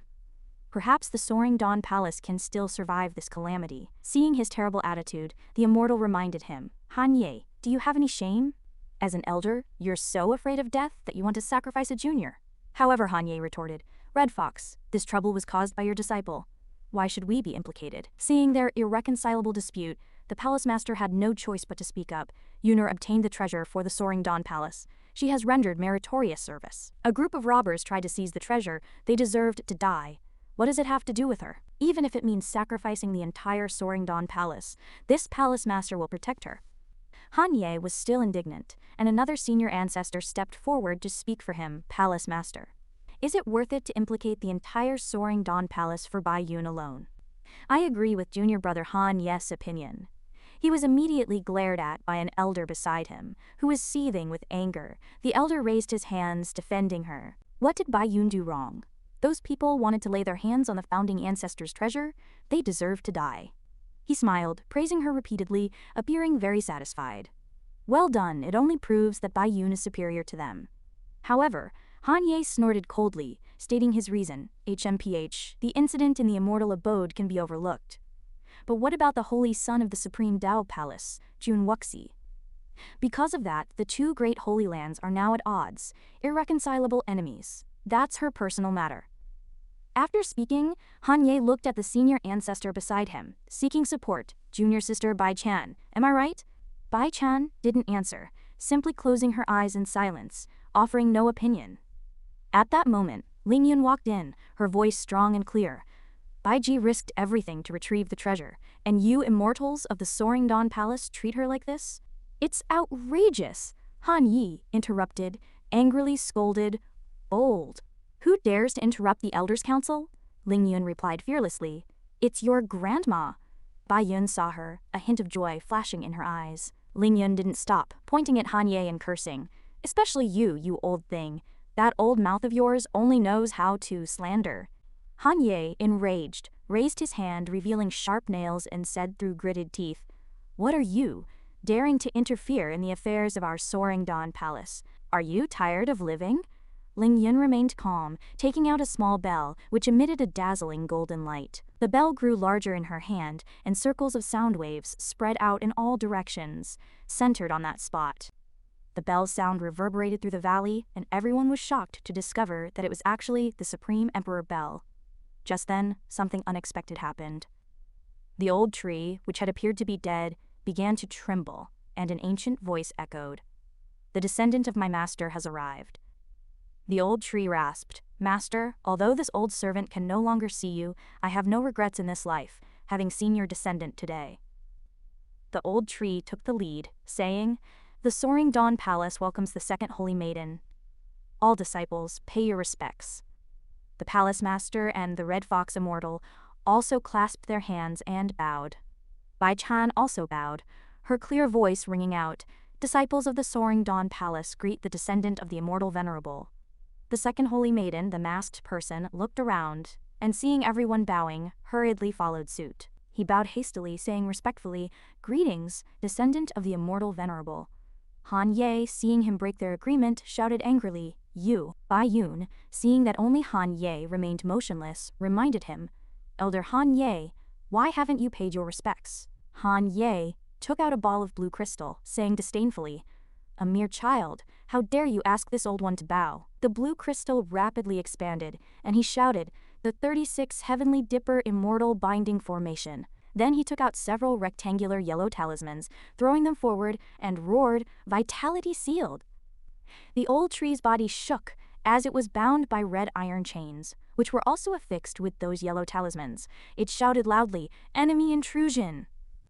The old tree knew that no matter how much it shook, it couldn't break free from the chains, so it had no choice but to remain still. Staring at Han Ye, the red glow immortal pointed at him angrily, scolding loudly, Han Ye, you traitor, ill take your dog's life. Han Ye raised his hand, and the vortex above his head slowly appeared as well.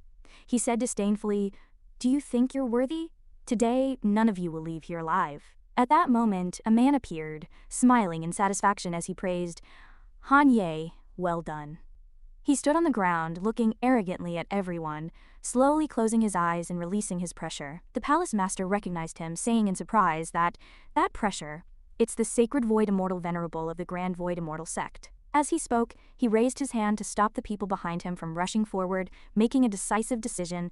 Quick, form the array. Protect the two holy maidens. The Red Glow Immortal, Bai Chan, and the Palace Master simultaneously raised 2 fingers, chanting incantations and forming hand seals. A golden circle appeared on the ground, surrounding them.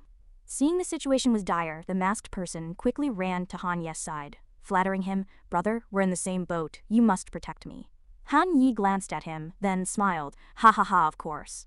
The masked person patted Han Ye's shoulder, flattering him, "What should we do? I'll listen to you."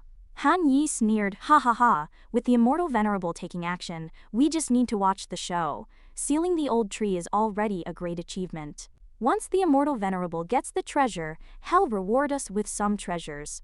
Suddenly, a rift appeared in space. A voice came from the rift. "Feng Qingtian, with your strength, the Immortal Execution Array might barely withstand a true Immortal Venerable." The princess looked up at the rift and a man in armor stepped out. With each step he took, golden tiles emitting golden light appeared beneath his feet. His thunderous voice rang out, "Hand over those 2 girls, and I'll grant you a swift death." The red-haired man, seeing this scene, exclaimed in surprise, "The Golden Light Immortal Venerable of the Supreme Tao Immortal Palace." The old tree also trembled in anger, its leaves falling like rain. It gritted its teeth and said, "You juniors dare to cause trouble in the Soaring Dawn Palace? Are you not afraid of death?"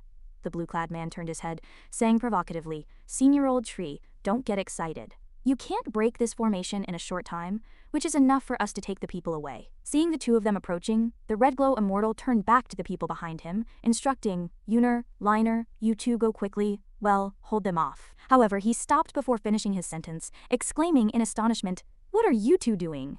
He saw Bai Yun and Ling Yun, who had somehow acquired 2 peaches, leisurely munching on them. Ling Yun said with a hint of disdain, "What's so scary about 2 old dogs?" Her words almost choked the Red Glow Immortal, and Han Ye was even more furious. He cursed, "Ignorant children, daring to insult the Immortal Venerable even when death is imminent." However, Ling Yun merely responded with indifference. The Golden Light Immortal Venerable said, "The Immortal Binding Array won't hold for long." He directly ordered them to seize the people. The Sacred Void Immortal Venerable echoed, "All right, I'll break the array, you grab those 2 little girls, and dig out Immortal Lin's treasure." Seeing this, Ling Yun spread her arms, blocking the 2 old men, and shouted loudly, "Stop!" Seeing this, the Golden Light Immortal Venerable, believing he had victory within his grasp, said, "Little girl, it's over. You killed my grandson, John Wuxi. I want the treasure and your lives. Heh, I'm not afraid of you."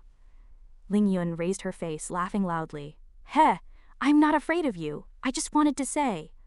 Before she finished speaking, she took out a small bell and took a deep breath. Bai Yun, seeing this, quickly covered her ears, a faint smile on her lips. The others, unaware of what was happening, then heard Ling Yun shout with all her might, "Those scum who want to kill my sister and me, stop hiding like cowards." With the power of the small bell, her shout was incredibly powerful. The 2 Immortal Venerables, seeing this, were shocked, their clothes and hair standing on end. "Immortal Lin's treasure is in our hands. Come out, all of you." This roar echoed in all directions, immediately alarming the Fiery Flame Immortal Venerable of the Fire Clan and the Ocean Immortal Venerable of the Sea Clan, who quickly rushed to Ling Yun and Bai Yun's side. The old palace master, witnessing this scene, was stunned, muttering to himself, "It's over, it's completely over."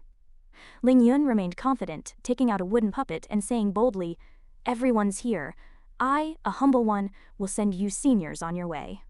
The Ocean Immortal Venerable sneered, "Ha ha ha, has this girl gone mad from fear?" Ling Yun immediately threw the puppet into the air, shouting, "Ancestral Spirit, Immortal Lin is above. Please help me kill these insects who disrespect you." The 2 Immortal Venerables' expressions changed slightly upon seeing the puppet's appearance. Then, the puppet transformed into a handsome young man. He tilted his head back, draining the wine from the jar in one gulp, then drew his sword and adopted a stance, his expression becoming fierce. He loudly chanted, "A long song, a sword's journey to the ends of the earth.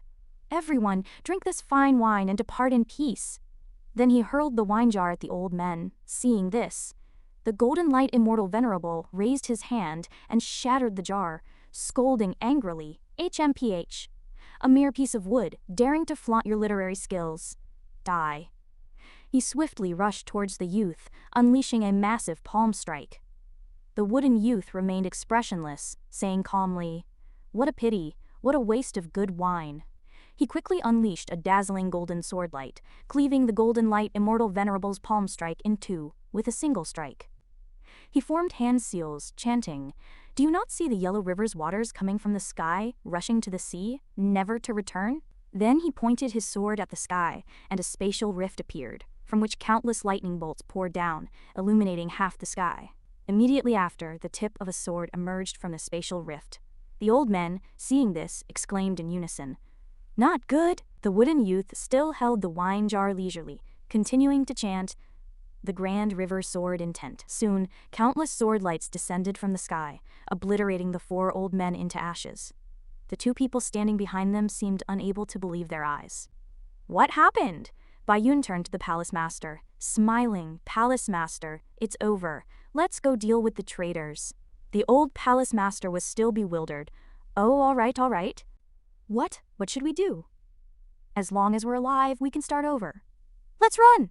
Before they could escape, they were pierced by something. It turned out that the bald man had pierced the chest of the man wearing the hat. The man wearing the hat looked at him weakly, unable to speak. You. The bald man said calmly, "Senior brother, I've killed the traitor. Everyone doesn't need to worry." As the situation became tense, someone suddenly launched a sneak attack from behind. A sword sealing the throat, blood flowing down the blade. The palace master's face was ashen, filled with anger. Shameless! This matter cannot be covered up. Rumors will flood in like a tide, spreading with the wind. The news of Immortal Lin's treasure appearing, and the fall of the four grand true immortals, quickly spread throughout the central continent. Slips of paper flew from the mountains, and the reputation of the soaring Dawn Palace plummeted. The Grand Void Immortal Sect, the Supreme Tao Immortal Palace, the Fire Clan, and the Sea Clan held an emergency meeting in the central continent and reached a consensus. The scroll in his hand closed. "Heavy losses, keep a low profile, do not provoke the soaring Dawn Palace." Bayun bowed in thanks to the person in front of her. "Palace master, teacher, with the founding ancestors' treasure, you can break through to the true immortal realm. When that time comes, the soaring Dawn Palace will surely regain its glory." A boat docked at the shore and she continued, "Your disciple and Sister Lin have important matters to attend to in Phoenix capital city, so well, take our leave." Bayun smiled, bidding the palace master farewell respectfully. "Farewell." Bayun waved goodbye to everyone. At that moment he was fishing. Bayun said, "Founding ancestor, ancestral spirit, we have completed our mission, we have not failed your expectations." Bayun smiled brightly. "The various forces have suffered heavy losses, and won't be able to stir up trouble again in the short term." He recalled his days as a stand-in at the shop, having just caught a fish. Bayun quickly grabbed the net to scoop up the fish, and he said, "My wife and I can finally live a peaceful life." He put the fish in the creel. "You two go play too."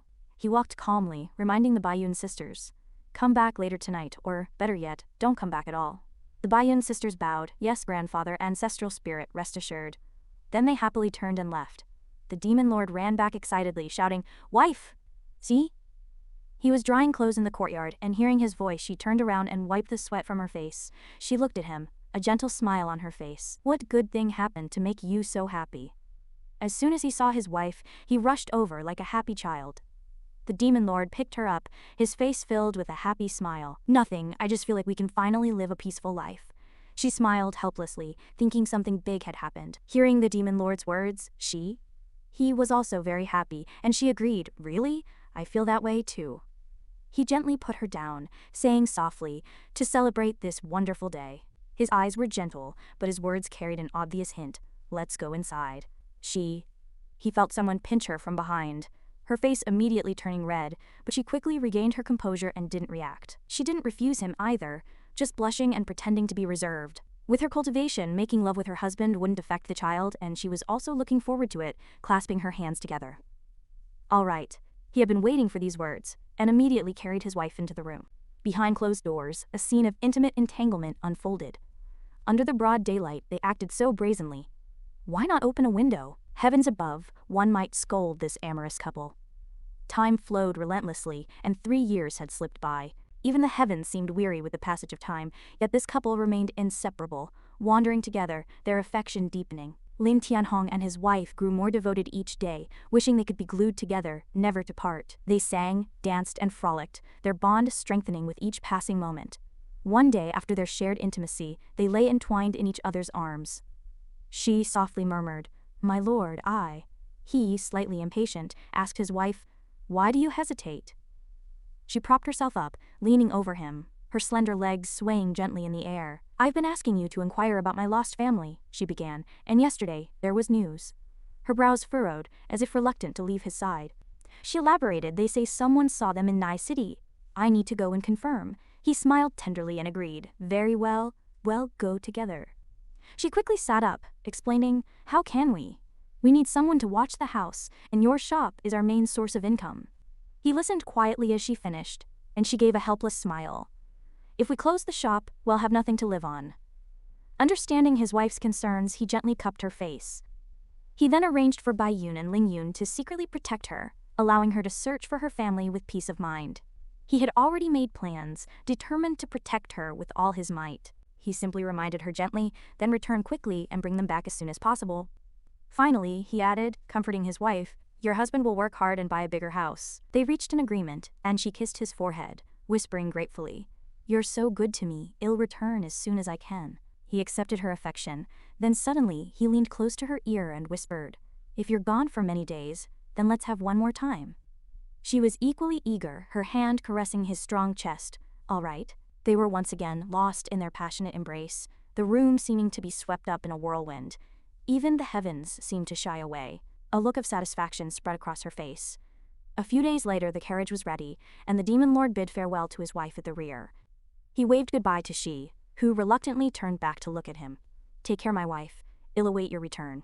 He looked towards the sisters Bai Yun and Ling Yun, hidden behind the trees. "You must protect my wife and do not reveal your identities, do you understand?" The demon lord gave them detailed instructions, as he trusted the two sisters greatly. Bai Yun and Ling Yun accepted his orders. "Yes, ancestor master, great ancestor." Then, they flew away, following Ix's carriage. The demon lord watched them depart, a hint of sadness in his eyes, longing for her return. Meanwhile, she had changed into the solemn attire of an empress. "I must break through to the eternal realm." Ex's expression was serious. "This nation is temporarily entrusted to you two for co-administration. Your subjects obey your decree, and congratulate your majesty on your imminent ascension to the eternal realm and your immortal transcendence." The two generals bowed respectfully. Bai Yun and Ling Yun surveyed the scene from high above. Ling Yun said, "Ancestor Master would never dream that his wife is actually striving to break through to the eternal realm." Ling Yun continued, "I wonder when they'll finally reveal their true identities to each other." "Sister Bai Yun, I really want to see that day. What will they look like?" Bai Yun smiled gently, "Me too." At that moment, she was deep in thought within her residence. "Once I break through to the eternal realm, I'll reveal everything to my husband," she thought. "Then, I can help him break through his realm sooner." She frowned, contemplating. The lifespan of mortals is too short. Only by becoming immortals can we be together forever. A slight movement in her abdomen reminded her. "Oh right, there's also the child." Her face clouded with worry. This child has been gestating for 3 years, yet there's still no movement. Perhaps it's finally time. In the heavenly Yin Fiend cave, deep within a dark and secluded cavern, an intense fiendish aura emanated, howling ceaselessly. A thick plume of black smoke shot into the sky, revealing countless skull-like faces above, each with a different expression. Then, the black smoke morphed into countless independent mouths and eyes, which grinned maliciously. 10,000 years have passed, immortal Lord Lin.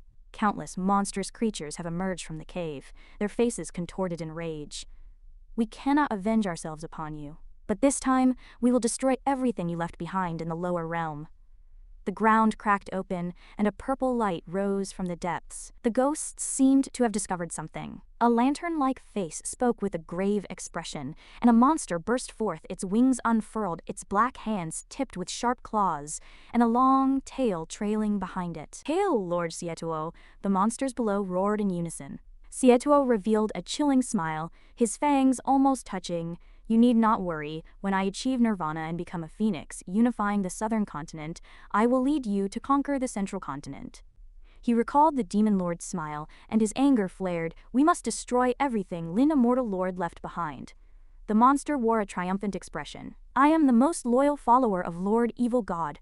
We will surely ascend to the upper realm, and together we will avenge ourselves upon Lin Immortal Lord." The monsters raised their hands filled with awe. "We obey Lord Xietuo's command. We thank Lord Xietuo for his grace." The monster continued to explain, "We, over 100 demons, are all experts of the eternal realm. This power is unmatched in the world." The monsters below listened breathlessly, the black smoke still thick. The monster waved his hand, conjuring a magical artifact. "We respectfully request Lord Evil God's guidance." The artifact pulsed with powerful evil energy. As the artifact appeared, the sky seemed to tear open, and thunder roared. The monster reached out as if pleading to the artifact. In an instant, he transformed into a demonic immortal. "Very well, I am pleased. From now on, you will be my high priest in the lower realm." In the sky, a giant eye looked down at the monster. The eye opened, and a powerful aura spread out. "I grant you 2 gifts." A crimson sword appeared in the monster's hand, and his face was filled with ecstasy. "Lead your followers, and spread my mighty name." The monster's power grew even stronger, and they let out wild laughter. The monster gripped the sword hilt, his smile twisted. "Donger, Fenger, I can finally avenge you." The sword's eye flashed. "Demons, heed my command. Follow the high priest and kill." Xietuo brandished his long sword, the giant eye behind him seeming to lend him support. The monsters below, engulfed in murderous intent, responded in unison. Lin Tianhong was carving a wooden sculpture in his shop. Business was relatively steady. "Do you like it?"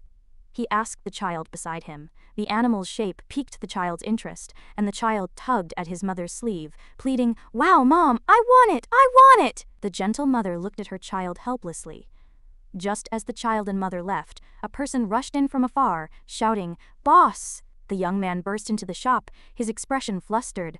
"Boss, something terrible has happened." Lin Tianhong was surprised, startled by the shout, and asked blankly, "This customer looks familiar.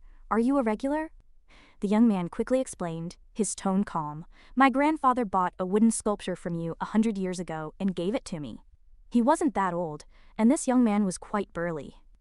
He wasn't particularly surprised, snapped his fingers, as if recalling a scene from the past. "I remember now, 100 years ago. A rare visit from a distinguished guest." "What happened?" The young man nodded with a smile. "You don't know, do you?" The young man asked with a strange expression. "That wooden sculpture. I wonder if it's a problem with the material. It holds a great secret." He said helplessly. "What do you mean?" "Oh," the young man described to him, "when I was comprehending the Tao, my spiritual energy was running wild in my body. At the Sosha Academy, it was like this and like that." "Oh yes, yes, yes," he suddenly understood. "Is that so? Well, that's great." A smile spread across his face. Tesk, it seems this kid is really destined to be with me. He actually joined the Sosha Academy and became my great-great-great-great-grandson. Tesk. This wooden sculpture has such effects. It's a good thing, isn't it? Why are you in such a hurry?" The young man pulled up a chair. "Well, this is a long story." The young man looked serious. "I went down the mountain to train not long ago." Lin Tianhong ate sunflower seeds, listening to the story with curiosity. "I saved a woman on the road, and we traveled together. Over time, we fell in love." The young man held the woman's hand, walking on the rugged mountain road, with steep jungle below. The young man carefully protected the woman. However, the young man's kindness was not rewarded. After she learned the secret of the wooden sculpture, she took advantage of the young man's unpreparedness and snatched it away. The woman left quietly while the young man was asleep. The young man tracked her all the way to a big city located in the continuous mountains. "I lost her trail but found that she came from a powerful force in the Xuanhuang realm." The young man thought that in order to explore the secret, he must become stronger as soon as possible. When he saw the city, he made a judgment. Lin Tianhong interrupted his thoughts, teasing, "You saved a beautiful woman and started fantasizing about a good life, right?" The young man was startled, blushed, and quickly denied. "This is not the time to talk about this." Lin Tianhong turned away slyly, indicating disbelief. The young man took out a storage bag and said to Lin Tianhong solemnly, "Boss, you should run away quickly. Those guys might come looking for you." The young man put down the storage bag and said generously, "Here are 10,000 taels of silver for you to use first. I'll give you more when I have money in the future." This young man really surprised Lin Tianhong, leaving him speechless. Lin Tianhong actually accepted the money, waving his hand. "It's fine, let them come." The young man's face turned pale, and he shouted, "Why?" The young man continued to persuade, "Boss, they are very powerful. If you stay here, you will bring disaster upon yourself. Lin Tianhong just smiled in response to the young man's persuasion. His mind was filled with she, his wife. He said firmly, "My wife is out looking for her family. I have to wait for her to come back." Hearing this, the young man was completely speechless. He shouted, "Fine, since the boss isn't leaving, neither will I." The young man sat down at the door, and Lin Tianhong looked at him helplessly. The young man frowned and said seriously, "I took advantage of you, so let me protect you with my life." Lin Tianhong looked at the young man's sincerity, thinking that this kid had a connection with him. They both possessed supreme bones and had experienced tragic childhoods, so he might as well give him some guidance. The young man was still complaining indignantly. Lin Tianhong smiled and reached for another sculpture. "Kid, we have a connection." Then he threw the other sculpture to the young man. "Then I'll give you another opportunity. If you want to protect me, you have to improve your strength." The young man was stunned, hurriedly catching the sculpture. He frowned, looking at the sculpture, and muttered to himself, "What is this?" Suddenly, a golden light swept him up and took him into a void. Before him was the enlarged sculpture, and he exclaimed, "Great Xia, heavenly pivot, speak louder, what year is it now?" The young man was dizzy, jolted awake by a slap, wincing in pain. That slap sent him sprawling on the ground, and after a brief daze, he woke up transformed. Lin Tianhong made a bold guess, while the young man was already drooling. He actually kept the young man and locked the shop door. "Since I have a connection with this kid, and I am a busybody, why not train him to be my number 3 cleaner?" He smiled and waved the keys as he left. As dusk fell, a light flickered at the shop entrance, startling nearby customers. The young man woke up, feeling incredibly light.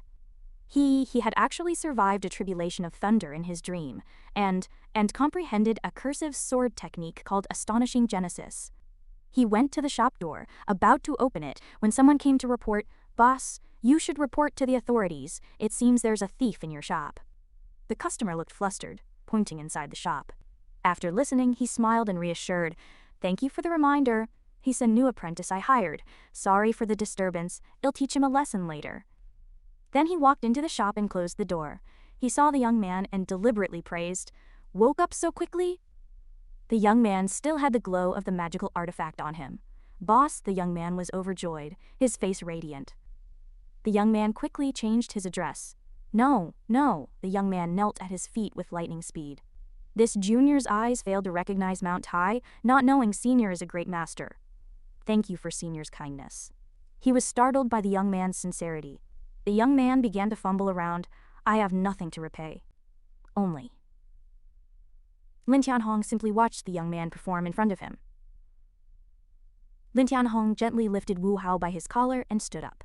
"Let's go. You can be considered my junior, and it's my duty to guide you." Wu Hao was lifted effortlessly, his eyes wide. He raised his hand and asked, "Senior, who are you?" Lin Tianhong put him down and introduced himself proudly. "Have you heard of Immortal Lord Lin?" A beam of light shot from somewhere, shining on Lin Tianhong, blinding Wu Hao. Upon hearing the name, Wu Hao said excitedly, "How could I not have heard of him?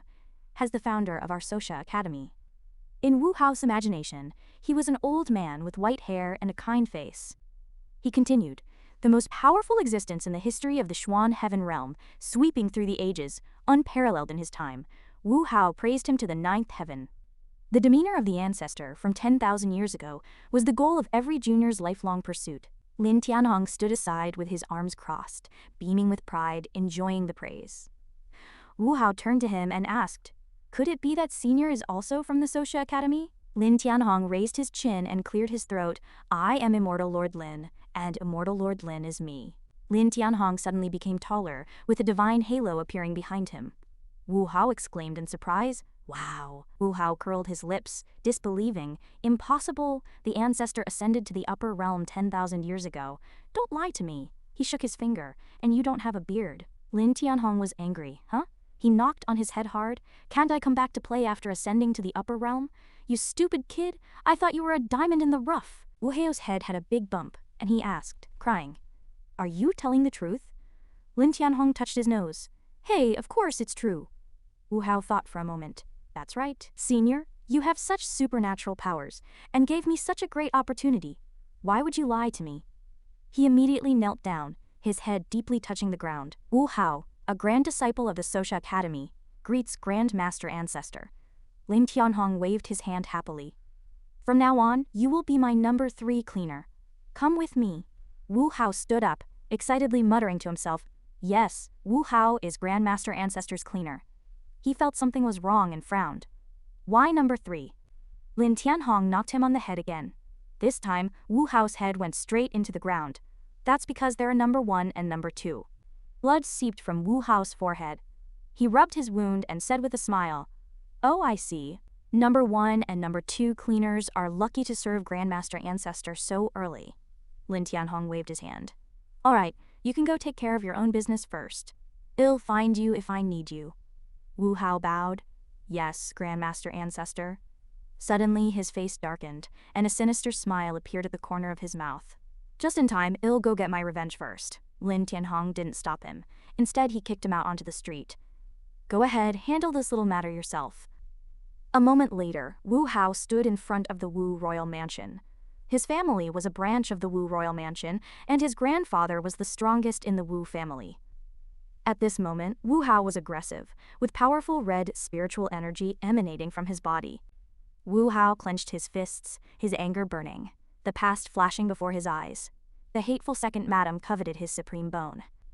Wu Hao's eyes blazed with fire, his heart set only on revenge. He would kill his grandfather, avenge his parents. Had it not been for the rescue by the Soxi Academy, he would have long been dead. A figure stood before the Wu royal manor, and the gatekeeper rushed out, brandishing a club and shouting, You little brat, is this a place for you? Get lost. Wu Hao spoke not a word, but shouted sharply, This is my home, why should I leave? The gatekeeper tumbled several times, blood streaming from his nose, and cried out in terror, Why you? Who are you? Wu Hao said, each word distinct, I am Wu Hao, and today I have returned to settle accounts with the entire Wu royal manor.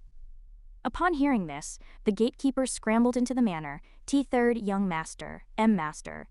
Inside the residence, a long-haired man staggered along, a wine bottle in his hand. He saw the servant running about in a panic and impatiently kicked open the door, roaring, I am drinking, what's all this noise? You want to die? The servant thought to himself, ever since the master was cuckolded, and found out his son wasn't his, he's been like this. He stammered, T3rd young master is back, he says has looking for you. The drunkard swayed, steadying himself against the doorframe and muttered, T3rd young master? What third young master? Oh right, they're all dead, and that woman of mine? Bah, that vixen from the Wu royal manor dug out his supreme bone, poor kid. He drunkenly patted the servant's shoulder. He's not dead. Let's go, I'll take a look at my good nephew. Wu Hao's uncle walked out of the gate with 2 servants. He rubbed his head, still drunk, and said, Wu Hao. He looked at his powerful nephew. You're not dead? Wu Hao replied, Of course not, to your disappointment. He clenched his fists. Uncle, let's fight. Today, I am here to settle accounts. The uncle laughed. Ha ha ha, you little brat dares to challenge me. He looked at Wu Hao with cold eyes, a sneer on his lips. Damn it, I, the eldest son of the Wu royal manor, of such noble status, was cuckolded, and my son isn't even mine. In that case, your branch won't have any descendants either. Thinking this, he opened his palm, gathering power. You escaped by chance back then, but today, I'll eliminate you root and branch. A powerful force enveloped the surroundings, and he floated in midair, while the 2 servants beside him cheered, Lord's divine might, eliminate the remnants. As soon as he finished speaking, Wu Hao's uncle clenched his fist and charged at Wu Hao. Wu Hao naturally wouldn't sit still and wait for death. He lightly channeled his energy, and his right fist struck his uncle's abdomen, sending him flying and crashing into the door. His head slammed heavily on the ground, and he spat out a mouthful of blood. He struggled to sit up, wiping the blood from the corner of his mouth, and said in disbelief, How is this possible? I am at the peak of the divine fire realm. How could he defeat me with a single blow?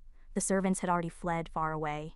They poked their heads out, stuttering, Lord, are you all right? The uncle staggered to his feet, swaying from side to side, as if a gentle breeze could knock him over. Before he could regain his senses, Wu Hao was already in front of him. Only then did he feel fear, raising his hands to block, shouting, You, what do you want? You dare to kill your uncle? Wu Hao gritted his teeth. Even if you are my uncle, I will spare your life. He raised his hand, preparing to cripple his cultivation. But I must destroy your cultivation. The hateful man waved his hands. No, don't do this, I am your uncle. Just as Wu Hao's fist was about to land on his face, a loud shout suddenly came. Stop! Wu Hao paused, and the man, thinking he was about to die, stared wide-eyed at Wu Hao's hand. At this moment, an old man in white rushed over, and Wu Hao quickly jumped back a few steps. The two servants hurriedly bowed. Greetings, Lord Wu. Wu Hao's uncle, seeing his father arrive, breathed a sigh of relief. Father, Lord Wu raised a hand to stop him, smiling. How are you alive? Grandfather is very happy. It was all a misunderstanding. It was all the Wu royal manor people stirring up trouble. Let's forget about today's events. He extended his hand to Wu Hao. It's good that you're back. From now on, you are the heir of my Wu royal manor. Lord Wu thought to himself, Danger is already at the peak of the divine fire realm, yet he was easily defeated by him. How can this child be so powerful at such a young age? The Wu family is about to change. With his help, we can stabilize the foundation. Wu Hao's face darkened. Stop with the lies. When my bones were being ripped out, where were you to stop it? Lord Wu shook his head and sighed. Back then. Wu Hao couldn't bear to listen, shouting, Enough nonsense! He frowned deeply. I won't kill you, but today I must destroy your and your son's cultivation. Seeing his grandson so unreasonable, Lord Wu stopped pretending and roared, Impudence!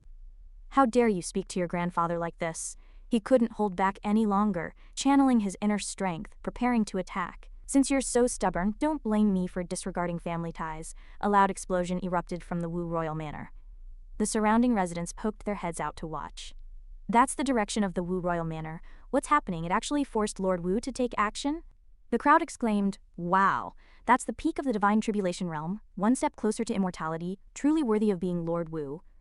Lord Wu soared into the sky, adopting a stance, ready to attack Wu Hao. He concentrated all his power in his right hand, unleashing the false heaven hand. The uncle, still sitting on the ground, became arrogant when he saw his father take action. Father is actually using the false heaven hand on this kid. That's the secret family technique of our Wu royal manor. Does he deserve it? Wu Hao remained calm and composed, facing Lord Wu's powerful force without fear. Two forces, one red and one yellow, clashed against each other. Lord Wu launched the first attack, the red force surging towards Wu Hao like a raging tide. But Wu Hao stood firm as a mountain, displaying his immense power just by standing still. The servants in the manor discussed amongst themselves the power of the divine tribulation. Lord Wu was also shocked. You actually survived the lightning tribulation. Wu Hao raised his hand and chanted, Grassword sword technique. A sword formed from pure energy appeared in his hand, supreme sword art. With a flash of sword light, two sword energies slashed across Lord Wu's body, severely injuring him, blood splattering. Having dealt with the old man, now it was the young one's turn. Wu Hao stood before his uncle. The uncle trembled, crying out, Father, save me!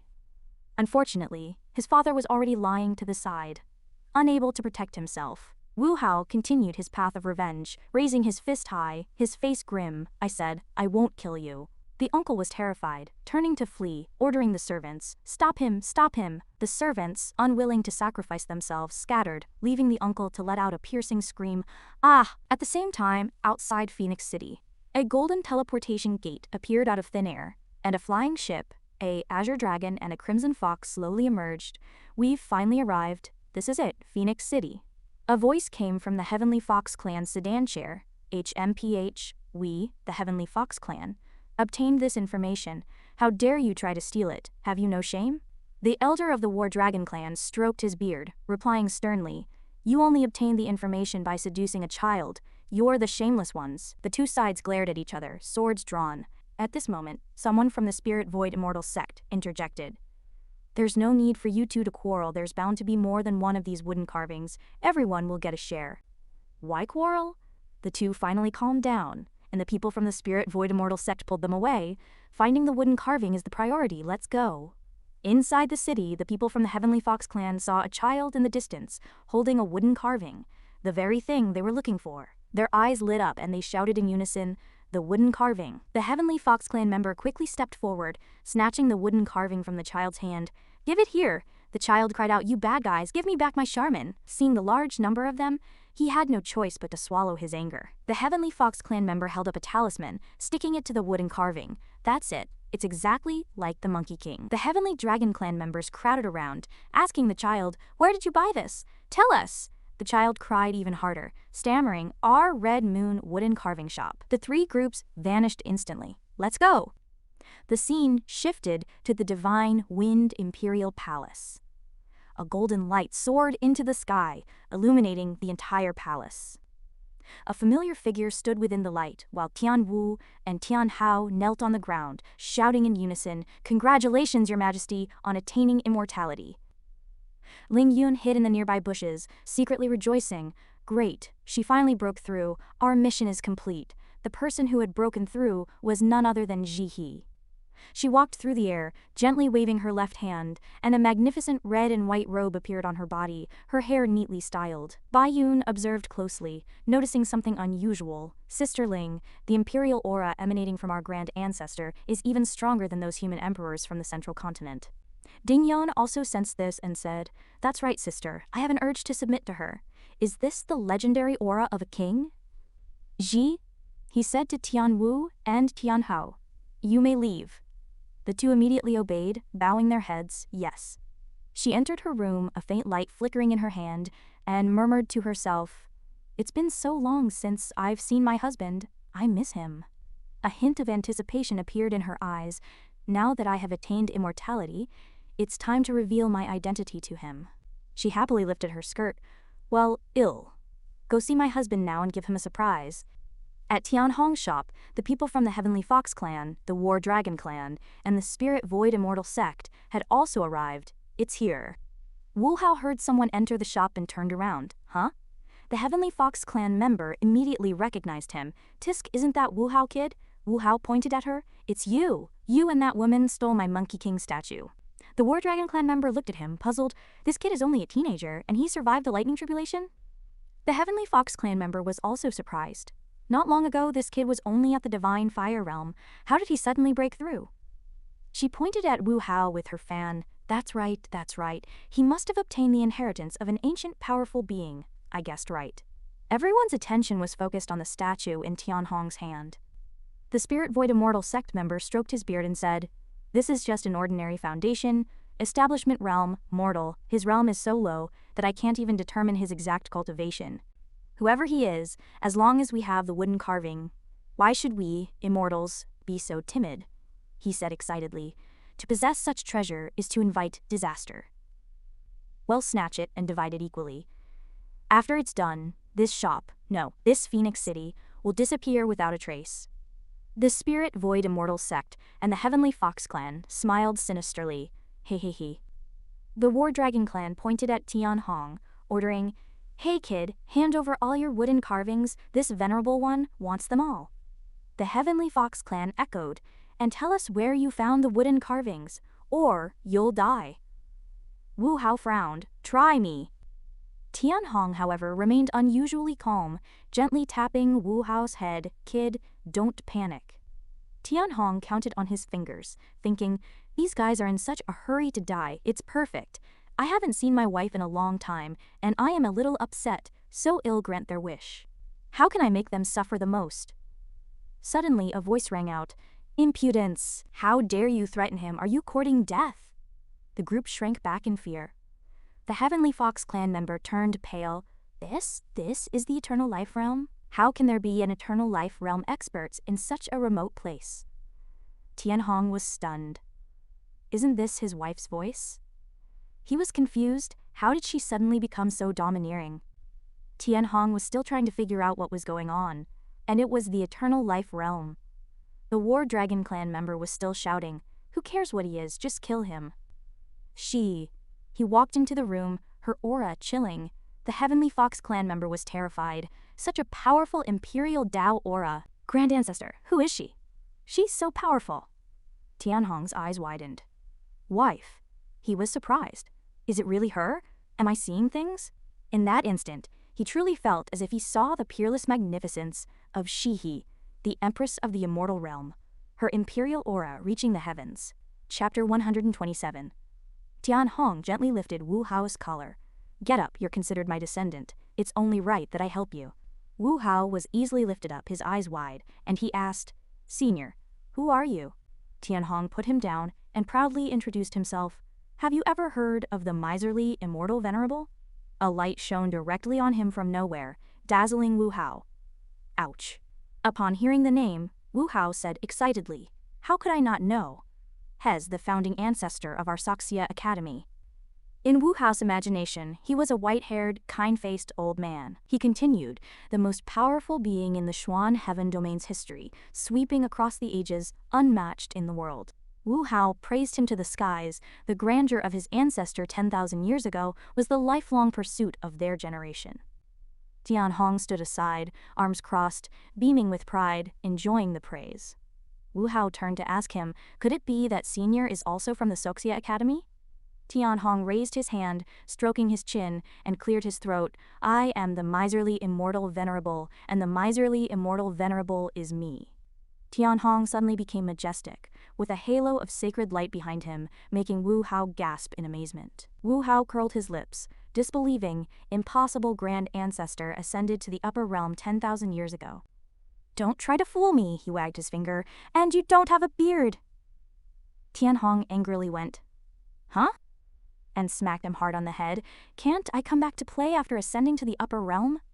You're such a blockhead. I thought you were a good seedling. Wu Hao's head swelled with a bump, and he asked with a mournful face, are you telling the truth? Tianhong rubbed his nose. Heh, of course it's true. Wu Hao nodded thoughtfully. Right, Senior, you have such divine powers, and you gave me such a great opportunity. Why would you lie to me? He immediately knelt, his head hitting the ground. Disciple Wu Hao of the Soxia Academy greets Grand Ancestor. Tianhong waved his hand happily. From now on, you're my number 3 cleaner. Come with me. Wu Hao stood up, happily muttering to himself, yes, Wu Hao is Grand Ancestor's cleaner. He felt something was off. Frowning, he asked, why? Number 3, Tianhong smacked him again. This time Wu Hao's head went straight into the dirt, because there's a number 1 and number 2. His forehead was covered in mud. He rubbed his wound, smiling. Ah, I see. Number 1 and number 2 cleaners are so lucky they get to run errands for Grand Ancestor so early. Tianhong waved his hand. All right, you can go do your own thing. I'll find you if I need you. Wu Hao bowed. Yes, Grand Ancestor. Suddenly, his face darkened, a sinister smile creeping onto his lips. Perfect timing. I'll go take my revenge first. Tianhong didn't stop him, kicking him to the side of the road. Go on, settle this little matter yourself. A moment later, Wu Hao stood before the Wu royal mansion. His family was a branch of the Wu royal family, and his grandfather was the strongest member of the Wu family.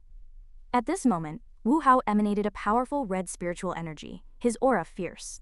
Wu Hao clenched his fists in anger, recalling the past. The hateful second madam's gaze upon his supreme bone filled him with rage. Flames ignited in Wu Hao's eyes, his heart set on revenge, to kill his grandfather, who had murdered his parents. Had it not been for the Solstice Academy's rescue, he would have been dead long ago. Seeing someone standing before the Wu royal mansion, the gatekeeper rushed out with a club, cursing, You brat, is this a place for you? Get lost. Without waiting for a move, Wu Hao retorted sharply, This is my home. Why should I leave? The gatekeeper immediately tumbled to the ground. His nose was bleeding, and he cried out in terror, You! Who are you? Wu Hao emphasized each word, I am Wu Hao. Today, I've returned to settle accounts with the Wu royal mansion. Upon hearing this, the gatekeeper scrambled into the mansion. T3rd, young master. Master. Inside the mansion, a long-haired man, holding a wine bottle, staggered about. Seeing the servant running in panic, he kicked open a door in annoyance. I am drinking. What's all the racket? Trying to die? The servant thought. Alas, ever since the master was cuckolded, and his son turned out not to be his, has become like this. He stammered. T3rd young master has returned. Says has looking for you. The drunken man swayed, steadying himself against the doorframe. T3rd young master? Is the 3rd young master here? He stumbled towards the gate. Ah, right, the whole family's dead. And my wife? Spit. That bitch from the Wu royal mansion, she took his supreme bone. He swayed, patting the servant's shoulder. He's not dead. Let's go. I'll go see my good grandson. Wu Hao's eldest uncle emerged from the gate with 2 servants. His head was throbbing, and his face still flushed with drink. Wu Hao? He looked at his nephew, who was surrounded by a powerful aura. You're still alive? Wu Hao replied, "Of course I am, to your disappointment." He clenched his fists. "Uncle, let's fight. Today, I am here to settle the score." The eldest uncle laughed. "Ha ha ha, you little whelp dared to challenge me?" He narrowed his sharp eyes at Wu Hao, a cold smirk on his lips. "Damn it, I, the eldest son of the Wu royal family, with my noble status, was cuckolded, and my son isn't even mine. In that case, your branch won't have any descendants either." With that thought, he spread his palm, gathering power. "I let you escape by chance back then, but today, I'll eliminate you root and branch." A powerful energy swirled around him, lifting him into the air. The two servants beside him cheered, "Master, divine might, kill this remnant." As soon as they finished speaking, Wu Hao's eldest uncle clenched his fist and charged at Wu Hao. Wu Hao, of course, wouldn't stand there and take the blow. He gently gathered his power in his right hand and punched the eldest uncle in the abdomen, sending him flying back towards the gate. His head slammed into the ground, causing him to spit out a mouthful of blood. He struggled to sit up, wiping the blood away with his hand. How is this possible? I am at the peak of the divine fire realm. How could he knock me down with a casual blow? The servants had long since retreated to the side, peeking out and stammering, "Master, are you all right?" The eldest uncle swayed as he stood, his body rocking back and forth, as if he would collapse with the slightest touch. Before he could recover, Wu Hao was already in front of him. Only then did he feel fear, raising his hands to block and shouting, "What? What do you want? You dared to kill your uncle?" Wu Hao gritted his teeth and said, "Even if you're my uncle, I'll spare your life." He raised his hand, assuming an attack stance. "But I must cripple your cultivation." The wretched man flailed his hands. "No, don't do this. I am your uncle." Just as Wu Hao's fist was about to connect with his face, a loud shout rang out, "Stop!" Wu Hao paused his movement. The man, thinking he was about to die, widened his eyes, staring at Wu Hao's hand. An elderly man in white robes rushed over, and the two servants hurriedly bowed. "Greetings, Lord Wu." Wu Hao's eldest uncle, seeing his father arrive, breathed a sigh of relief. "Father, Lord Wu raised a hand to stop him, smiling. "You're alive." "Grandfather is very happy. There have been misunderstandings between our families, all caused by those within the Wu royal mansion. Let's write off today's events." He extended his hand towards Wu Hao. "It's good that you're back. From now on, you are the heir of my Wu royal mansion." Lord Wu thought to himself, Tang is already at the peak of the divine fire realm, yet he was so easily defeated. How can this child be so powerful at such a young age? My Wu family has suffered setbacks. With his help, we can stabilize our foundation. Wu Hao's face was grim. "Spare me the false words. When my bones were taken, where were you to stop it?" Lord Wu shook his head and sighed. "Back then." Wu Hao interrupted, shouting, "Enough nonsense!" He frowned. "I won't kill you, but today I must cripple the cultivation of you and your son." Seeing his grandson's insolence, Lord Wu dropped the pretense. "Impudence! How dare you speak to your grandfather like that?" He could no longer bear it, and he channeled his true chi, preparing to attack.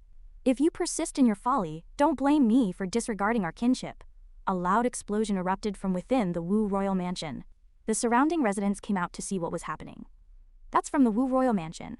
What's going on? To make Lord Wu act?" they exclaimed. "Wow, that's the peak of the divine tribulation realm. One more step, and he could pursue immortality. Truly worthy of being Lord Wu." Lord Wu soared into the sky, adopting a stance to attack Wu Hao. He concentrated all his power in his right hand, unleashing the false heaven hand.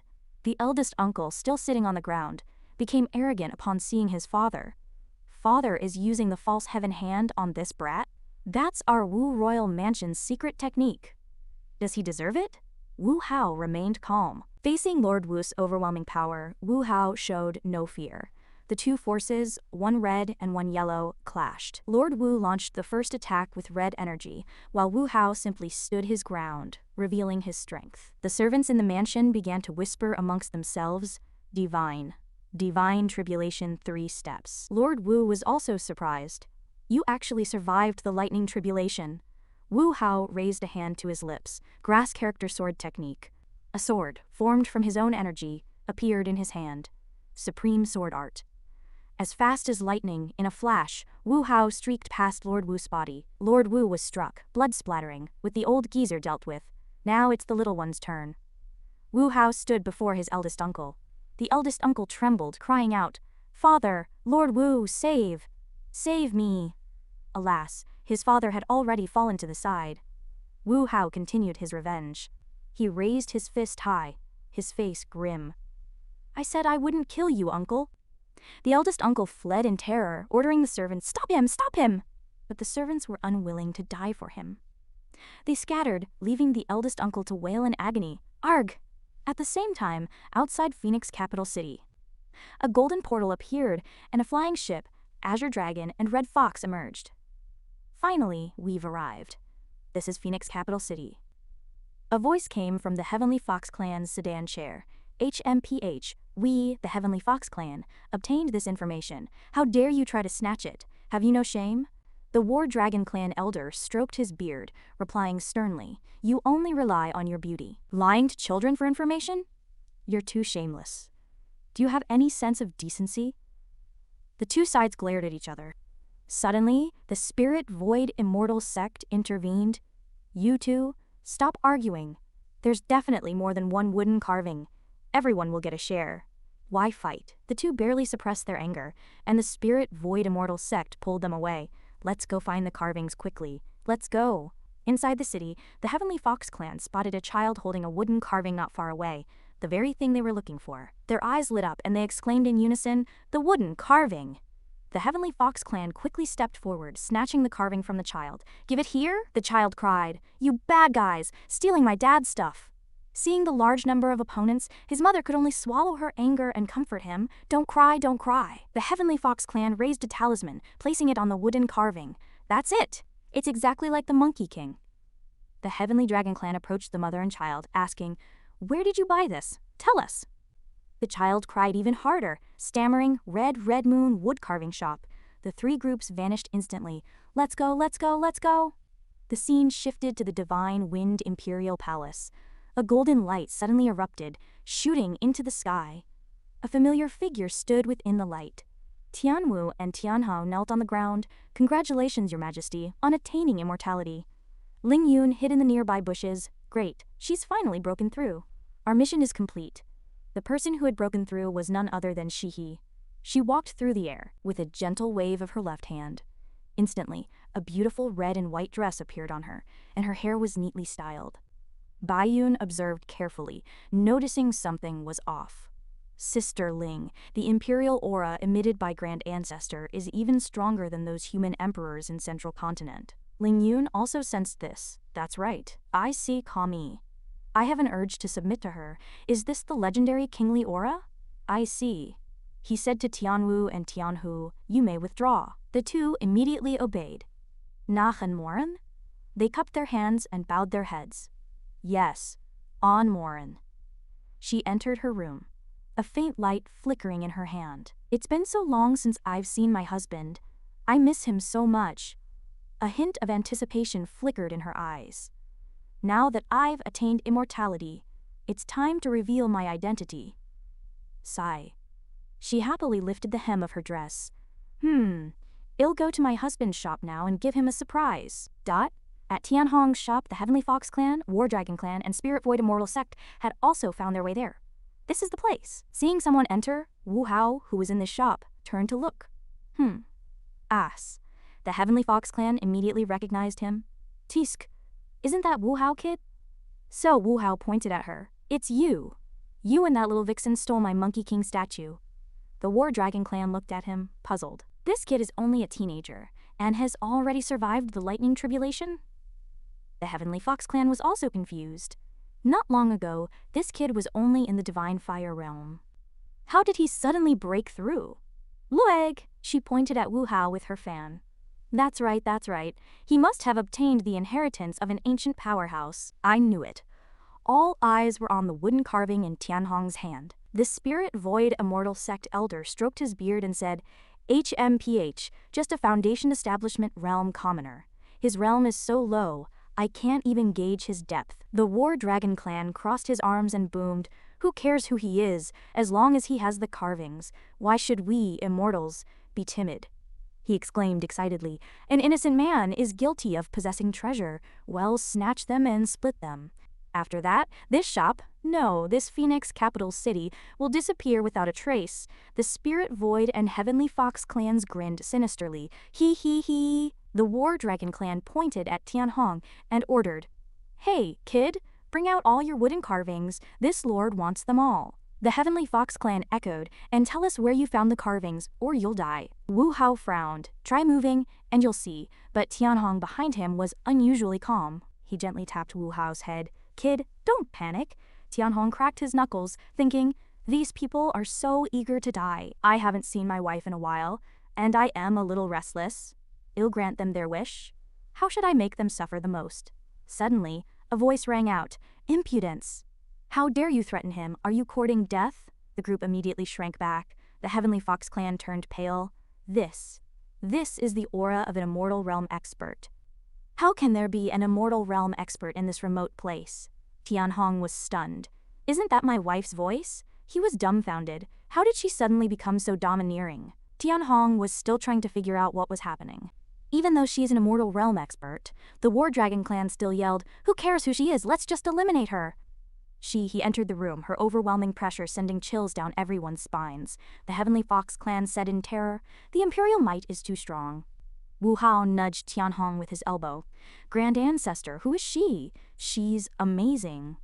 Tianhong's eyes widened. "Wife?" He was surprised. "Is that really her? Am I seeing things?" Oxbay.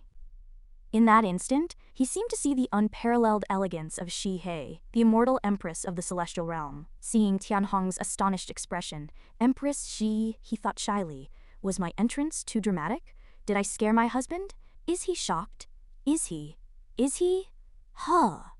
Overwhelmed by the empress' immense power, Tianhong could only force a wry smile. "I finally remember. My wife often said she had a secret to tell me. Was this it? So she plays with alternate identities too." Seeing Tianhong's strange expression, he couldn't help but wonder, what's his reaction? Will my husband distance himself from me because of this? Was I too reckless? But this was something I had to face sooner or later. Seeing Jihe's shy and charming demeanor, Tianhong had a mischievous thought. My wife looks so beautiful in this outfit. She kept this from me for so long. I'll have to repay her properly tonight. Wu Hao, standing beside him, could only advise, "Grand Ancestor, you're drooling." Tianhong looked forward to the romantic evening even more. Tianhong became increasingly intoxicated, to the point where everyone else was baffled. Seeing Tianhong completely ignore them, the Heavenly Fox clan grew angry and shouted, "Hey, are you done yet? Can't you see me?" What? Before she could finish, the Empress interrupted her. "How dare you touch him? How do you want to die? I'll give you a choice." The Spirit Void Immortal Sect Elder calmly waved his hand. "Although this young lady is quite charming, she's just someone who's newly entered the Immortal Realm. In front of us, who are at the peak of the Immortal Realm. Where do you get the audacity to be so presumptuous?" The Empress didn't care, confidently declaring, "Because I am the Divine Phoenix Empress Li Shiyue. How dare you touch my man? You're courting death." Her unwavering resolve moved Tianhong to tears. Recalling the past 10,000 years, he had always been alone, surrounded by powerful enemies, forced to fight alone.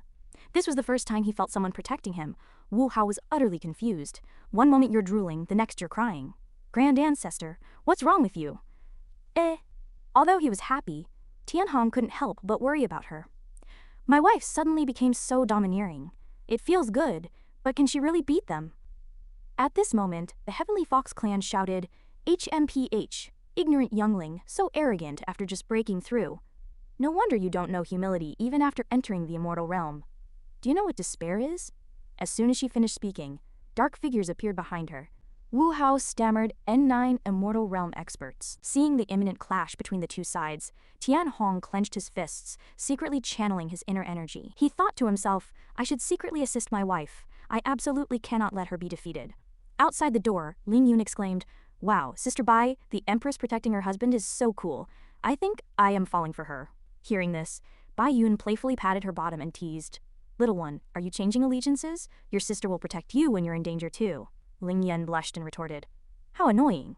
Then the two sisters continued watching the battle. At this moment, The Fox clan leader unleashed her power with a palm strike, shouting fiercely, "A mere junior dares to be so arrogant, giving you the respect of a 9-person encirclement. This old woman will send you to your grave." With that, a fiery sword aura directly attacked the Empress. The overwhelming force even astonished Wu Hao, who was watching from afar. Tian Hong also felt a bit worried. The opponent's first move was a deadly strike. This old hag is truly courting death. It seems I'll have to intervene personally. The Empress immediately channeled her energy, and a dragon god's radiance enveloped her, effortlessly neutralizing the Fox clan leader's palm strike, her form remaining completely still. Seeing she has power, Lin Tianhong's mind wandered to the intimate moments he imagined sharing with her after the battle tonight, and he couldn't help but chuckle to himself. The appearance of the dragon god's radiance shocked everyone. What kind of technique was this to break the Fox clan's supreme legacy? Tianhong was also very puzzled. Was that celestial magic just now? My wife can use celestial magic right after entering the Eternal Realm? I never expected that by living in seclusion in the lower realm, I'd end up marrying the human Empress. It's complicated. Remaining completely still, the Empress shifted from defense to offense. You made your move first, now it's my turn. This terrified the Fox clan leader, who hastily retreated, exclaiming in disbelief, "You! How could you possibly break my sword technique?" Before she could finish her sentence, he appeared in front of her, striking with a palm that shattered a nearby wall and sent her flying dozens of yards. Lin Tianhong let out a wry smile and shouted, "That's our shop, that spendthrift wife."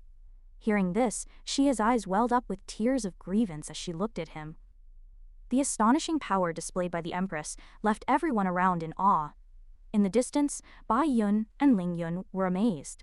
Grand Ancestor is too powerful. Without celestial artifacts, I wouldn't stand a chance against a 9th-level Eternal Realm cultivator. Could it be that Grand Ancestor is giving her special attention?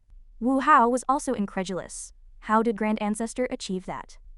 The two from the War Dragon clan and Spirit Void Immortal sect were sweating profusely, quickly reminding the Fox clan leader, "Hey, you're being too careless, going too easy on a junior." They had thought the Fox clan was formidable, but it turned out to be useless. The Fox clan leader roared, channeling her power. "I was being careless just now. You forced me to go all out. I'll obliterate you." With that, she gathered all her strength and unleashed a palm strike at Shihi. The Empress remained calm and composed. She raised her hand, and a flash of light effortlessly neutralized the Fox clan's attack, severely injuring her and sending her crashing to the ground. The two subordinates, seeing this, rushed forward in a panic, shouting, "Clan leader! Z!" He scoffed with disdain. "Is that all you've got?" The people from the War Dragon clan and Spirit Void Immortal sect were indifferent to the Fox clan's safety, instead gloating and laughing, "Ha, the Fox clan is finished. There will be fewer people to split the wood carvings with." The Fox clan members gritted their teeth in anger, "You bastards." Seeing their internal discord, Shihi became even more confident. "Against a united front of 9, I would indeed be outmatched. But these old fools are each harboring their own agendas and are too arrogant. This is the perfect opportunity to pick them off one by one, driving them into desperation." The two Fox clan subordinates suddenly launched an attack, unleashing countless eerie palm strikes toward Shihei. The War Dragon clan members exclaimed in surprise, "Wind-slaying blades, soul-guarding worms. These subordinates know such vicious martial arts." The Fox clan actually cultivates such evil techniques. Soul-guarding worms specialize in devouring cultivators' souls. They're difficult to deal with. Wu Hao asked worriedly, "Grand Ancestor, should we intervene?" Tianhong leisurely replied, "Don't rush. My wife's face remains unchanged. She clearly has a plan." As the two subordinates' palm strikes arrived, Shihi immediately unleashed the Divine Punishment Heavenly Thunder technique, instantly reducing them to dust. The Empress' series of moves shocked Bai Yun and Ling Yun. Wasn't that Elder Qing's 8th grade spiritual treasure? Is that the Primal Chaos Jade? In Grand Ancestor's hands, the power of this treasure far surpasses its original strength. Ling Yun could only sigh helplessly. It seemed the gap between them and Grand Ancestor was like heaven and earth. The situation grew more tense, and Bai Yun and Ling Yun quickly moved to support the Empress. "Sister, we're here to help you." To her surprise, she asked, "Little sisters, what are you doing here?" The appearance of Bai Yun and Ling Yun made the people from the Spirit Void Immortal sect even more uneasy. 2 more little girls? One in the Eternal Realm, one in the half-step Eternal Realm. Are Eternal Realm cultivators so common now that they're blocking our way? Bai Yun playfully held Shihe's arm, acting cute. "We couldn't stand seeing our sister being bullied, of course. We had to come to the rescue." With her sister's help, the Empress became even more confident. Little Bai, little Ling, help me hold off one person, and I'll take care of the remaining 4 wastes. Just waiting for those words, the 2 sisters replied, okay, no problem. Then they immediately used their martial arts to engage in battle. He glared at the people from the War Dragon clan and Spirit Void Immortal sect, shouting, you 4, I'll send you to your graves. With that, they immediately engaged in a chaotic battle. The War Dragon clan and Spirit Void Immortal sect people launched surprise palm strikes, but he channeled her energy in time, rising into the air, leaving them to watch helplessly, exclaiming, HMPH. The War Dragon clan member roared in anger, how dare you provoke me, I'll tear you limb from limb. Then he gathered all his strength and launched a fierce attack at the Empress in the air. As a result, his body was suspended in mid-air, causing him immense shock. What kind of spell is this? I can't break free! The surrounding powerful enemies were also confused, their terrified screams filling the air. What's going on? The dazzling light made Tianhong sweat profusely as well. Although it was far from 1/10,000th of Empress Shihi's power, it was actually a spatial domain. Even he had to rely on the primordial origin pearl to activate his cheat and successfully cultivate it. Just what kind of monster was his wife? The people from the Spirit Void Immortal sect tried their best, but couldn't break free from the Empress spell, shouting in terror, what kind of evil magic is this? What have you done? In contrast to the enemy's panic, Shihe's gaze was cold, and she said disdainfully, dare to insult my husband, I'll ensure you have no burial place. Die. Before she finished speaking, she struck with a palm and flames erupted, instantly engulfing the enemies. She turned gently to her sisters, asking with concern, are you finished? Ling Yan, who had been itching to fight, heard her sister's question and immediately finished off the remaining wailing enemies. Spare me. Then, she excitedly claimed credit to Shihi, finished. With the battle over, the Empress hurriedly returned to Tianhong's side, stammering, who? Husband. She thought, what should I do? Did I scare him just now?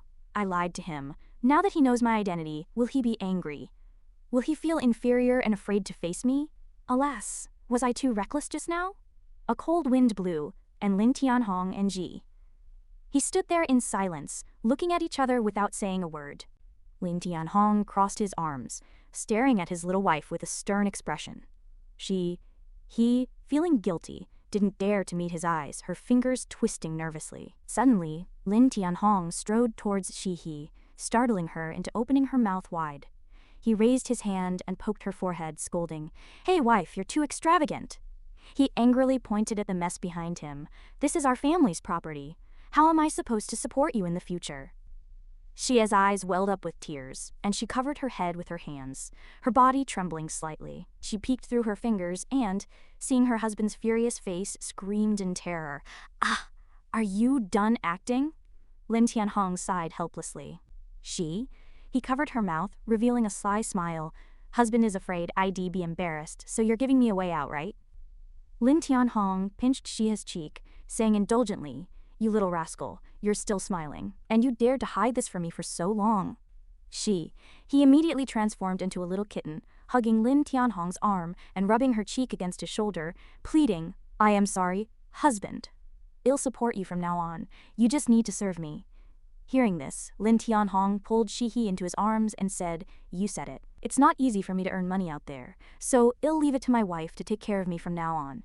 Don't complain about my spending then.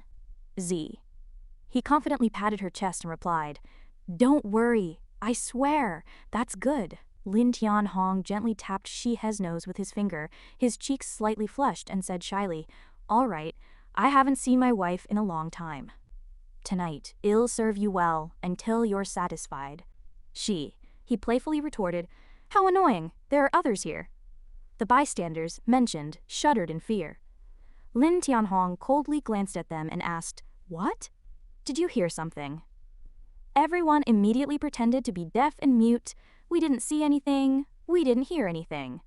Wu Hao squatted in a corner, trying to minimize his presence. I am just a kid. I don't understand anything. Lin Tianhong was speechless. Too lazy to bother with these little guys, he happily took Shihe's hand and left. Let's go, wife. You must be hungry after the fight, right? I'll cook for you today. He asked in surprise. You can cook?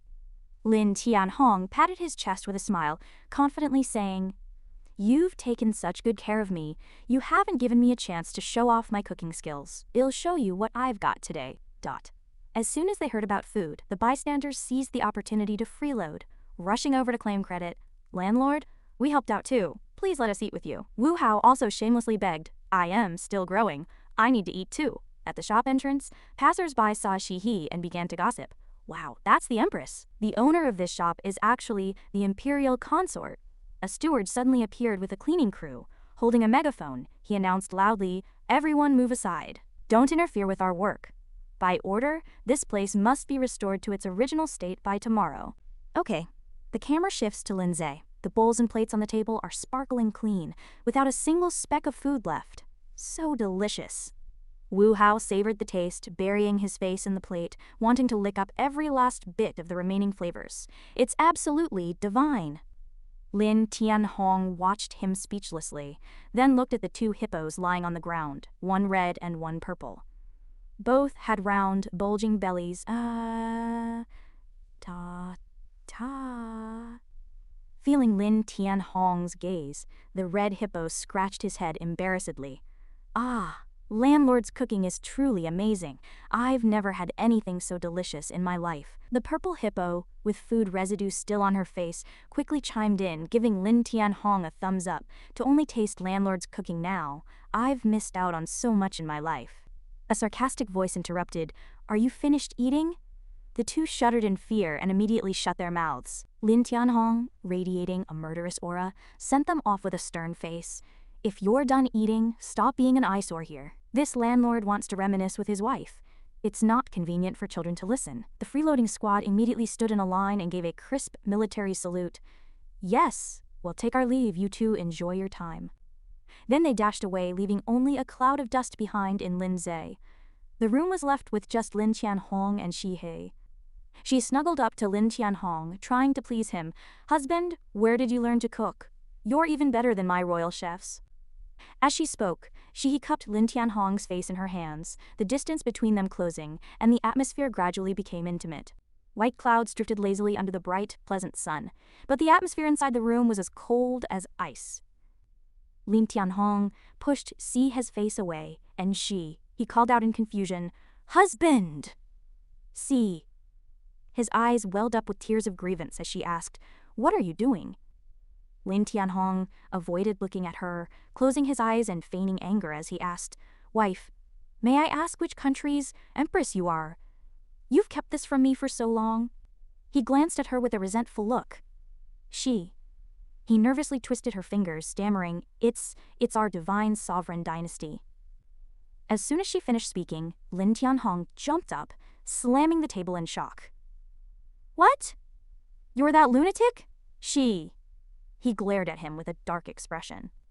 Realizing he had misspoke, Lin Tianhong retracted his accusatory tone and awkwardly corrected himself, mysterious. The divine sovereign empress. Lin Tianhong's heart was breaking. My goodness! All the times I cursed that divine sovereign empress as useless, I was cursing my own wife. Wait! He suddenly remembered something and slapped his own face, startling Ji He behind him. Lin Tianhong hugged his head in despair, sighing inwardly. No wonder my wife's face was swollen when I sent resources to the divine sovereign empress before. I was the one who did it. He stepped forward, patting his shoulder and asking with concern, Husband, what's wrong? Lin Tianhong snapped out of his daze, scratching his cheek embarrassedly, and replied, No, nothing. I just breathed a sigh of relief, knowing I won't have to work hard to earn money anymore. He plunged into Shi He's embrace. Face to face, they happily said, I'll rely on my wife to support me from now on. He contentedly cupped his face, hugging him even tighter, and cheered, All right, you've taken care of me for so long, it's my turn to take care of you. She thought to herself, Great, I didn't expect him to accept it so easily. Next, I need to design a cultivation technique suitable for his useless physique to help him become an immortal and be with me forever. She has cheeks flushed, and she pinched Lin Tianhong's face, hinting haltingly, Husband, it's been several days since we were intimate. She hugged Lin Tianhong, whispering softly in his ear, or or else. Lin Tianhong immediately understood her meaning, and he stood up, sweeping her into a bridal carry. Let's go. I was thinking the same thing. The two rushed off, seemingly in a hurry, even leaving Jihe's shoes behind. After a long time, the room shook violently, and the sounds of their passionate love echoed throughout the courtyard, even making the moon blush. In the following days, Lin Tianhong closed the shop. He went to court during the day to handle government affairs, and after her husband fell asleep, she racked her brains to design a cultivation plan for him. The camera shifts to Phoenix City, where towering courtyards stood in rows and the streets bustled with people. Suddenly, dark clouds rolled in, and the sky instantly turned gloomy, with a strange purple glow. The pedestrians on the road looked up in terror. At this moment, he also noticed the anomaly. Two young girls who were picking out sachets looked up at the sky in fear. Lin Tianhong, who was sweeping the courtyard, was also stunned. A deep entrance suddenly appeared in the pitch-black sky, surrounded by endless clouds and purple light. A low voice echoed, "Phoenix City, this lord has finally returned." A head emerged from the entrance in the sky. It opened its mouth, revealing sharp teeth, and roared angrily, "Li Siyu, you vile woman, Donger, Fanger, and the great feud of the Marshal King's mansion. Today, I will make you repay your blood debt." As soon as the words fell, it rushed towards the barrier of Phoenix City. Tianyu and Juefeng also came out to observe. Tianyu said in shock, "How is this possible? Among these countless auras, there are actually hundreds of pressures from the eternal realm, and an evil and powerful aura. Could it be a demonic immortal descending?" Jihe clenched her fists worriedly, cold sweat dripping down her forehead. "It's terrifying. Even if I can fight 8 eternal realms alone, I can't withstand the siege of hundreds of people." A glimmer of hope suddenly flashed through her mind. That's right, if the reclusive immortals hidden in the Imperial City take action, it's not without a chance. But would they risk it for Phoenix City? That's uncertain. Thinking of this, she stepped towards the front of the main hall and announced, "All divine children, leave quickly." After speaking, she activated her spiritual power and flew out, leaving only one sentence, "I will do my best to resist," in a courtyard. Li Tianhong and his 3 disciples were having a gathering. Seeing Shihe's figure flying over, she rushed in and shouted urgently, "Sister begs you a favor, please take my husband away, leave here quickly, escape, because I will stop them with my life." Li Tianhong suddenly stood up after hearing this, and the air was filled with the aura of a storm. He replied with a smile, Husband and wife are of one mind." Li Tianhong stepped forward and hugged Shihe, looking at her affectionately. "How can I abandon you and leave alone? This husband wants to be with you." Ling Yun and Bai Yun also waved their arms in agreement. "Well, stay too." Shihe sighed worriedly. "Forget it. We husband and wife will live and die together. We have no chance of winning. If the reclusive immortals in the city are willing to take action, plus the 3 of us, there might be a glimmer of hope. Let's hope that the esteemed experts can lend a helping hand." Li Tianhong held her hand tightly, expressing deep sympathy. "Wife, you're right. We'll follow each other in life and death. We'll face everything together." Purple light had enveloped the entire Phoenix City, and soldiers were standing by in front of the city gate. On the city wall, Shihe ordered, "You all leave quickly." Everyone was surprised to hear this.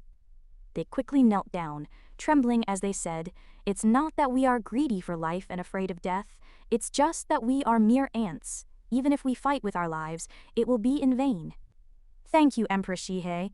Shihe didn't answer, just looked up at the sky, where there were thousands of strange ghost faces. She thought to herself, with such a large formation, could the demon realm have some shocking conspiracy in the lower realm? In the center of the demons, there was the largest face, its eyes flashing red light. It grinned, making a kaka-kaka laughing sound. Shihe was a little surprised. She frowned and muttered to herself, "Is this the mysterious demonic immortal? Why does it feel so familiar?" Over at Li Tianhong's side, Wu Xia was clutching his head and screaming, "My goodness, that head is huge." Bai Yun was a little scared and said cautiously, "With this aura, I am afraid ordinary immortals won't be a match, right?" She secretly glanced at Li Tianhong, who was standing leisurely behind them, looking relaxed, and her heart settled down. With Grandmaster here, what do I have to worry about? But if Grandmaster takes action, wouldn't his identity be exposed? Bai Yun thought of this and found it amusing, giggling as she asked, "What will happen then?" Li Tianhong looked at the situation before him, smiling inwardly. This is that evil god's aura. This demonic immortal must have been cultivated by his little pet, right? But even if Hayes from the demon realm, daring to bully my wife is courting death. In the sky, the demon god roared angrily at Shihei, "Li see you?" 3 years apart, I didn't expect you to have broken through to the eternal realm. Shihei asked in confusion, "Who are you? What relationship do I have with you?" The demon god's face twisted, showing great impatience, and he roared again, "Relationship? We have a blood feud. Repay us for the lives of everyone in the Martial King's mansion." Shihei finally remembered, and she tentatively asked, "You? Are you the Martial King? How did you become a demon?" Shihei clenched her fists in surprise. The Martial King sneered, "As long as I can kill you, what does it matter if I become a demon?" Shihei smiled slightly and replied in a contemptuous tone, "Poor puppet, willing to sell your soul to the demons of the upper realm for power." The Martial King opened his mouth wide and asked in horror, "How do you know?" Shihei stood there proudly, declaring, "There's a lot I know. You dare to be arrogant when death is imminent." As soon as he finished speaking, he opened his bloody mouth, and a group of small heads poured out of his throat. G. This lord and hundreds of Eternal Realm demon soldiers, as well as hundreds of thousands of demon troops, will leave you no place to be buried.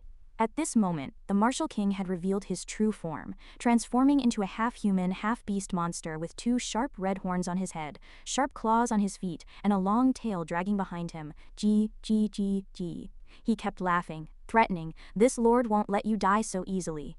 Shihei turned to look at Li Qianhong, gently instructing, "Husband, when the fighting starts, don't rush to the front. I will use the divine shocking array to protect you." Li Qianhong smiled brightly and comforted her, "Don't panic, wife. These demons are so ugly, I think that Immortal will definitely take action at this critical moment." Shihei lowered her eyes and said, "I hope so." But she was thinking, "If we fail, I will still take you away safely, husband." Ling Yun, listening to the two of them showing their affection, playfully stuck out her tongue, while Bai Yun whispered disdainfully, "Grandmaster is really worrying, still putting on airs in front of Grandmaster's wife."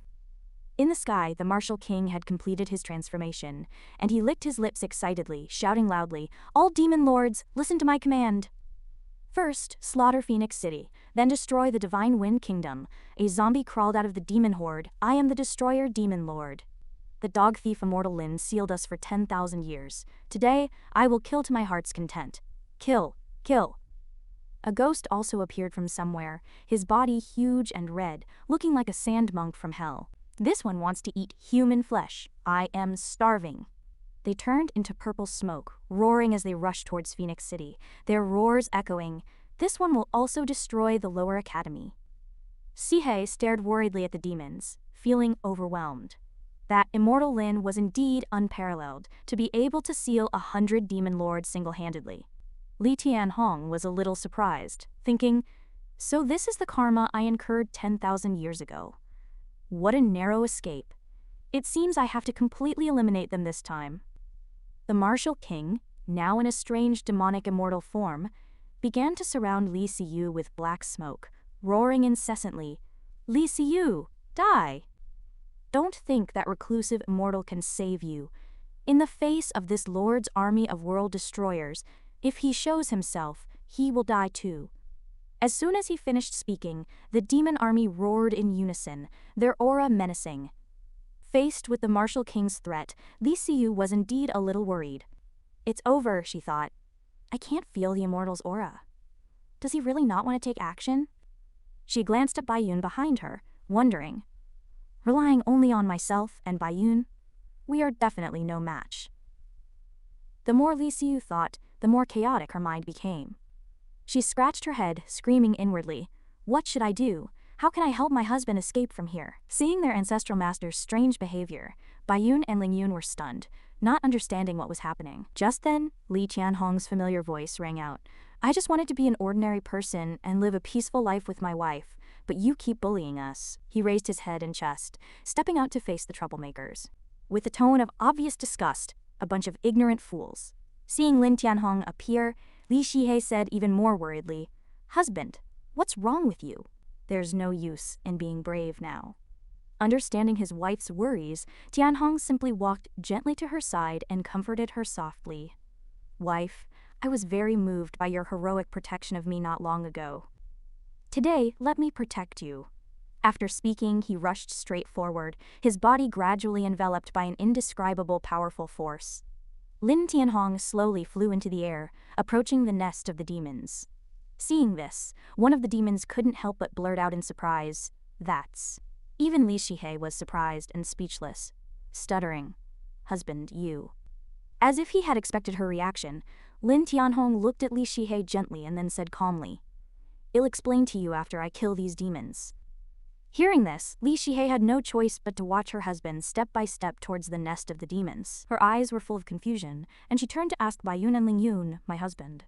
But Lingyun had already quickly turned around, pretending not to know anything. Suddenly, a bold idea flashed through Li Shihe's mind, so she stuttered, pointing at Lin Tianhong, and asked Baiyun again, "Immortal?" Seeing that Li Shihe had finally discovered this secret, Baiyun covered her mouth and giggled. "It's true that birds of a feather flock together, hey hey." At this moment, Lingyun also chimed in with a mischievous look. Empress and great ancestor both wanted to pretend to be ordinary people and play family games. After getting confirmation from the two of them, Li Shihe was stunned, and a feeling of numbness washed over her. After figuring out what had happened, Li Shihe began to erupt like a time bomb. She shouted angrily, "Good heavens, so you all knew long ago, and you kept it from me for so long." After venting her anger, Li Shihe sternly questioned Baiyun and Lingyun. "What is your relationship with my husband?" Hearing this, Baiyun hurriedly waved her hands to explain, No, don't misunderstand. Immortal Venerable is my grandmaster, we're just his errand runners." Lingyun scratched her head awkwardly.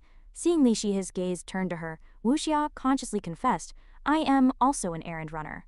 Returning to the tense atmosphere on Lin Tianhong's side, seeing him approaching aggressively, the demons began to discuss among themselves, "Something's coming." They asked each other curiously, "It seems to be a person." After carefully observing Lin Tianhong, the demons sneered mockingly, "This person's aura is weak, he must be scared out of his wits, coming to die." But at this moment, one of the demons seemed to remember something, muttering to himself in confusion, "That's not right. He seems a bit familiar." At the same time, the other foolish demons cheered excitedly, "I am hungry, let's use him to sharpen our teeth first." A hideous tentacle monster took the lead in attacking. It opened its bloody mouth, revealing sharp teeth, seemingly wanting to swallow Lin Tianhong in one bite. Facing the fierce attack of this hideous demon, Lin Tianhong remained fearless. He calmly focused his spiritual power and stared at it. In an instant, a huge magic seal appeared in front of the tentacle monster, gradually crushing its body. Then, a deafening explosion rang out, and the tentacle monster's body was blown to pieces. Witnessing this scene, the remaining demons were stunned, unable to speak. Only then did they realize in horror who was standing in front of them, and they screamed in unison, "Immortal Lin! It's the dog thief Immortal Lin!" Hearing this, more demons rushed out angrily. "What a narrow escape! 10,000 years! I want revenge! I want revenge! Let's go together, eliminate Immortal Lin." The commotion above also surprised Li Shihe, and she thought, "My husband is actually the unparalleled genius Immortal Lin who swept across the lower realm and then ascended 10,000 years ago?" The more she thought about it, the more excited she became, cheering in her heart, "Great! I thought my husband was just an ordinary person, but I didn't expect him to be Immortal Lin, with even better talent than me. My husband is truly a hidden dragon. Oh no. I seem to be even more infatuated. At this critical moment, I actually want to consummate our marriage. Am I becoming strange?" Thinking of this, Li Shihe quickly shook her head, analyzing seriously, "However, it's too strange. How can my husband's true self descend to the lower realm, ignoring the laws of heaven and earth? Could it be that my husband is in the immortal Lord realm?" She looked at Lin Tianhong while asking herself, "But before the immortal demon war, I had never heard of this person." Seeing Li Shihe walking and daydreaming, Lingyun couldn't help but tease, "Grandmaster's wife, what's wrong with you? The great battle is imminent, and you're actually spacing out?" Baiyun echoed, "Yes, grandmother." Wuxia asked innocently, "Great grandmaster's wife, are you all right?" Hearing them call her grandmother and great-grandmaster's wife one after another, Li Shihe felt extremely awkward, so she shouted impatiently, "Don't call me that. I am not that old. Just call me sister or senior, understand?" At this moment, Baiyun and Lingyun shouted excitedly in unison, "Yes, sister." Li Shihe said with satisfaction, "That's more like it." Back to Lin Tianhong's side, he was surrounded by demons, but he still said arrogantly, 10,000 years ago, you were still demon lords above the eternal realm, and you were all sealed by this venerable." Speaking of this, Lin Tianhong confidently challenged them, "Now you are just reanimated trash. What can you do to me?" The demons were speechless by Lin Tianhong's words. They looked at each other, stammering, "This." While they were still stunned, Lin Tianhong had already set up an array. Seeing the shining magic circle he created and the familiar ancient characters, the demons screamed in horror. Peerless swordsmanship, Sword 23. One of the demons shouted to remind his companions, "Run!" But Lin Tianhong didn't give them a chance to escape. He gave a cunning smile and said, "Too late." Then he waved his hand, releasing hundreds of huge iron chains that shot towards the demons at lightning speed. One by one, the demons were tightly bound by Lin Tianhong's powerful iron chains. The arrogance on their faces had long since disappeared, replaced by expressions of fear and shrill screams. Seizing the opportunity, Lin Tianhong, with his terrifying power, charged straight towards the demons. Witnessing this, Li Zizi couldn't help but open her mouth wide in surprise.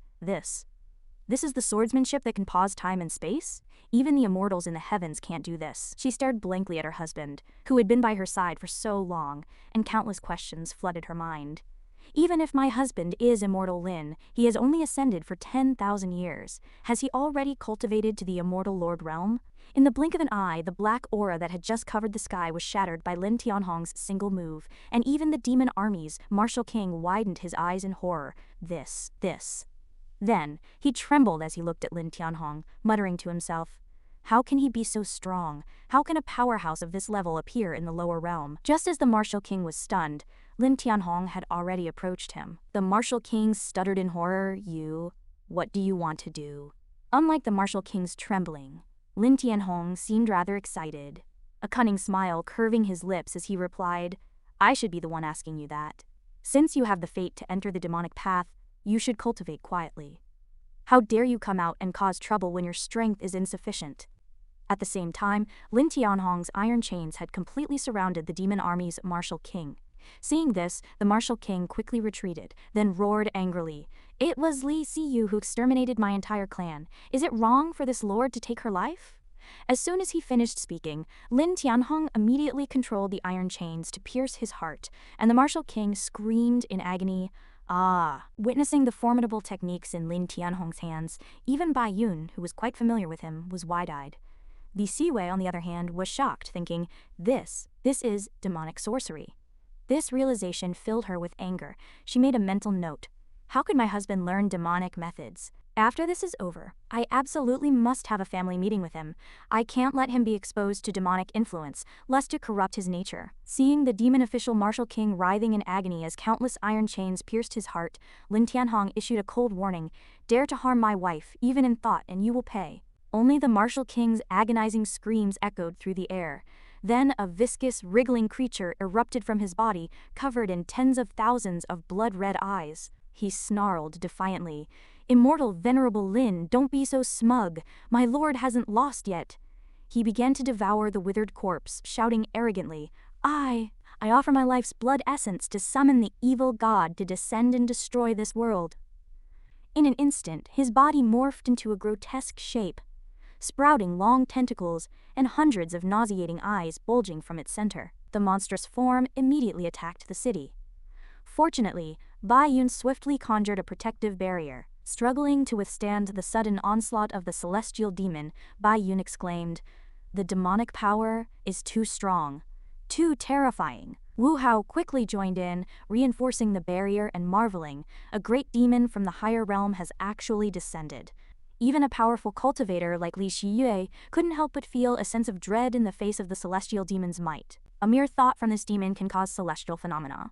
It seems this fiend holds a high position in the demon realm. Can my husband handle him? So she immediately called out to Lin Tianhong, "Husband, this demon holds a high position in the upper realm. Can you handle him?" Faced with his wife's concern, Lin Tianhong immediately dismissed the terrifying demon and cheerfully responded to Li Shiyue, "Don't worry, my dear. I'll capture it for you to vent your anger in a moment." Hearing this, Li Shiyue excitedly shouted, "In that case, husband, catch it for me. I want to give it a good beating. The aura of the demon realm is utterly repulsive to me." Li Shui's sudden declaration left Lin Tianhong speechless. He thought to himself, feeling wronged, but I am the leader of the demon realm. My wife hates demons so much. Will this affect me? Never mind, making my wife happy is more important. With that thought, Lin Tianhong firmly shouted, Don't worry, my dear. I'll capture it for you to vent your anger in a moment. Seeing Wang Wu respectfully address the grotesque monster behind him as Lord Evil God, Lin Tianhong thought seriously, I'll have to investigate the demon realm when I have time. Who was the fool who dared to anger my wife? They must be severely punished. Just then, the evil god charged towards Lin Tianhong with a menacing aura, extending its massive tentacles to ensnare him. Its tone was filled with rage as it roared, "Insects from the lower realm, how dare you harm my people?" As soon as the words left its mouth, the evil god's body vanished, taking Lin Tianhong with it to another dimension.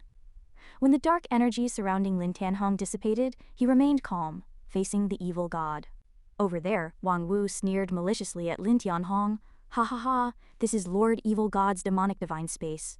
Only immense power of faith can create miracles here. You're doomed." Hearing this, the evil god spoke in surprise. "You're actually a celestial immortal." But then he switched to a mocking tone. "But even a celestial immortal will have to accept their fate in my territory." Faced with the evil god's arrogant attitude, Lin Tianhong showed no fear. Instead, he taunted him. "You, a mere being from the demon realm, dare to run wild in the territory of the immortal path? Aren't you afraid the immortals will settle accounts with you?" Hearing this, the evil god burst into laughter, saying disdainfully, "In the immortal demon war, our demon realm emerged victorious. Even Empress Huozi was felled by the great demon lord. What are immortals worth?" Seeing his arrogance, Lin Tianhong's lips curled into a sly smile. "Little evil one, you're quite bold. You even dare to try and kill me." Hearing Lin Tianhong's words, the evil god was enraged. "Who do you think you are? Only my master and the demon lord are allowed to call me that." Nearby, Wang Wu gleefully fanned the flames. "You're doomed, you're doomed. You've angered my lord. You're courting death." At that moment, Lin Tianhong revealed his true form, the very demon lord whom the evil god revered. He exuded suffocating pressure, threatening in a stern voice, "Blind fool. After decades, you can't even recognize me?" Lin Tianhong's entire body radiated dense demonic energy, and thunder shook wherever he went. Lin Tianhong reiterated, "Your foolish master taught you poorly. Make him, along with those 10,000, kowtow 10,000 times in all directions. You multiply that by 10. Witnessing this terrifying scene, the evil god stammered, "Demonic energy?" Having said that, he quickly shrunk his body and obediently ran to Lin Tianhong, wailing and begging, "Lord Demon Lord, this lowly one was blind." Seeing his once high and mighty evil god kneeling at Lin Tianhong's feet, even slapping himself and knocking out his fangs in apology, Wang Wu asked blankly, "This?" At this moment, Lin Tianhong exuded a majestic aura, warning the evil god, "Consider today as if you never saw me. If I hear any leaks of information in the lower realm, the consequences are known to you." Hearing this, the evil god hurriedly kowtowed and replied, this lowly one will absolutely keep my mouth shut. Lord, Demon Lord, please rest assured." Then, Lin Tianhong continued to question him. "The evil god cult dared to make a move against my wife. Do you know what to do?" Hearing this, the evil god immediately kowtowed repeatedly, admitting his mistake. I know. Daring to offend the demon empress. Even being turned to ashes is not enough. They must be thrown into the endless blood prison." Seeing this scene, the demon official Wang Wu said in horror, "Lord Evil God, I can give my life for you." But before he could finish, Lin Tianhong waved his hand, sending him flying towards the horizon. After dealing with Wang Wu, Lin Tianhong turned coldly to the evil god, threatening, "Also, someone in the demon realm offended my wife, causing her to have a prejudice against the demon realm. You will secretly investigate and report to me." Saying this, he revealed a sinister smile and announced, "I will definitely deal with him." Seeing this, the evil god trembled and replied, "As you command." Having dealt with everything, Lin Tianhong summoned a spatial gate, preparing to leave. Before leaving, he sternly instructed the evil god, "Also, my wife has something to ask you. Cooperate obediently later, understand?" The evil god followed closely behind Lin Tianhong, answering meekly, "This lowly one will cooperate fully with the demon empress." After a while, the two finally returned to the outside space. As soon as he saw Li Shiyue, Lin Tianhong excitedly announced, "It's all settled." While the evil god hid nervously behind him, hearing this news, the four embraced each other, cheering happily, "We won!" A wave of joyful cheers erupted throughout the city. "We survived again. Long live the Empress. Long live the immortals. After being severely lectured by Li Shiwei, the pitiful evil god could only squat in a corner, silently shedding tears. Seeing that Li Shiwei didn't seem to have any intention of letting the evil god off the hook, Bai Yun and Ling Yun quickly stepped forward to dissuade her. Lin Tianhong also asked helplessly, "My dear, have you vented enough? This guy's from the upper realm after all. Let him go back for now, lest we attract even greater trouble." Hearing this, Li Shiwei finally let out a heavy sigh and ordered, "Much better. Now get lost, and never let me see you again." The evil god, feeling as if he had been granted amnesty, replied hurriedly, "This lowly one obeys. This lowly one obeys." After dealing with the evil god, Li Shiwei immediately grabbed Lin Tianhong's ear and questioned, "So you've been hiding the fact that you're immortal venerable Lin from me all this time, making me worry about you? I've been acting like a fool. I'll settle accounts with you when we get home." Lin Tianhong immediately resorted to his charm offensive, rushing forward to hug Li Shiwei and pleading, "My dear, please, no violence. There are still people watching. I'll explain everything properly when we get home." Not explaining, punishing. Bai Yun also tactfully pulled Wu Hao and Ling Yun away. "We have something to do. The crisis is over, we'll go handle it first." But the naive Wu Hao asked, puzzled, "What do we have to do?" Bai Yun and Ling Yun didn't say much. They simply grabbed Wu Hao's ears and dragged him away, saying anxiously as they walked, "Nonsense, of course we do. And it's urgent. Let's go." Li Shiwei was amused by their actions. Then she happily said to Lin Tianhong, "Husband, you've been hiding your identity as immortal venerable Lin from me for so long." Hearing this, Lin Tianhong retorted, somewhat annoyed, "HMPH, didn't you hide it from me for a long time too? Divine Fragrance Empress?" Then, the two embraced each other tenderly again. Li Shiwei said affectionately, "No matter who you are, you're my best husband." Lin Tianhong replied happily, "And you are mine." As he spoke, he suddenly bent down and picked up Li Shiwei, making her blush. She said shyly, "What are you doing?" Lin Tianhong looked at her with loving eyes and said gently, "Your Majesty, your humble servant concealed his identity, deserving of death. This time, I'll return and let my wife punish me as she pleases." Hearing this, Li Shiwei tiptoed and lightly kissed his nose, whispering, "You said that. I've thought of many ways. Can you handle it?" Lin Tianhong exclaimed excitedly, "Your humble servant will gladly endure it. Let's go now." As soon as he finished speaking, the two vanished instantly, heading off for execution, leaving Ling Yun and Bai Yun watching them leave with great interest, giggling, while Wu Hao, with his eyes covered by Ling Yun, asked curiously, "What are you looking at?"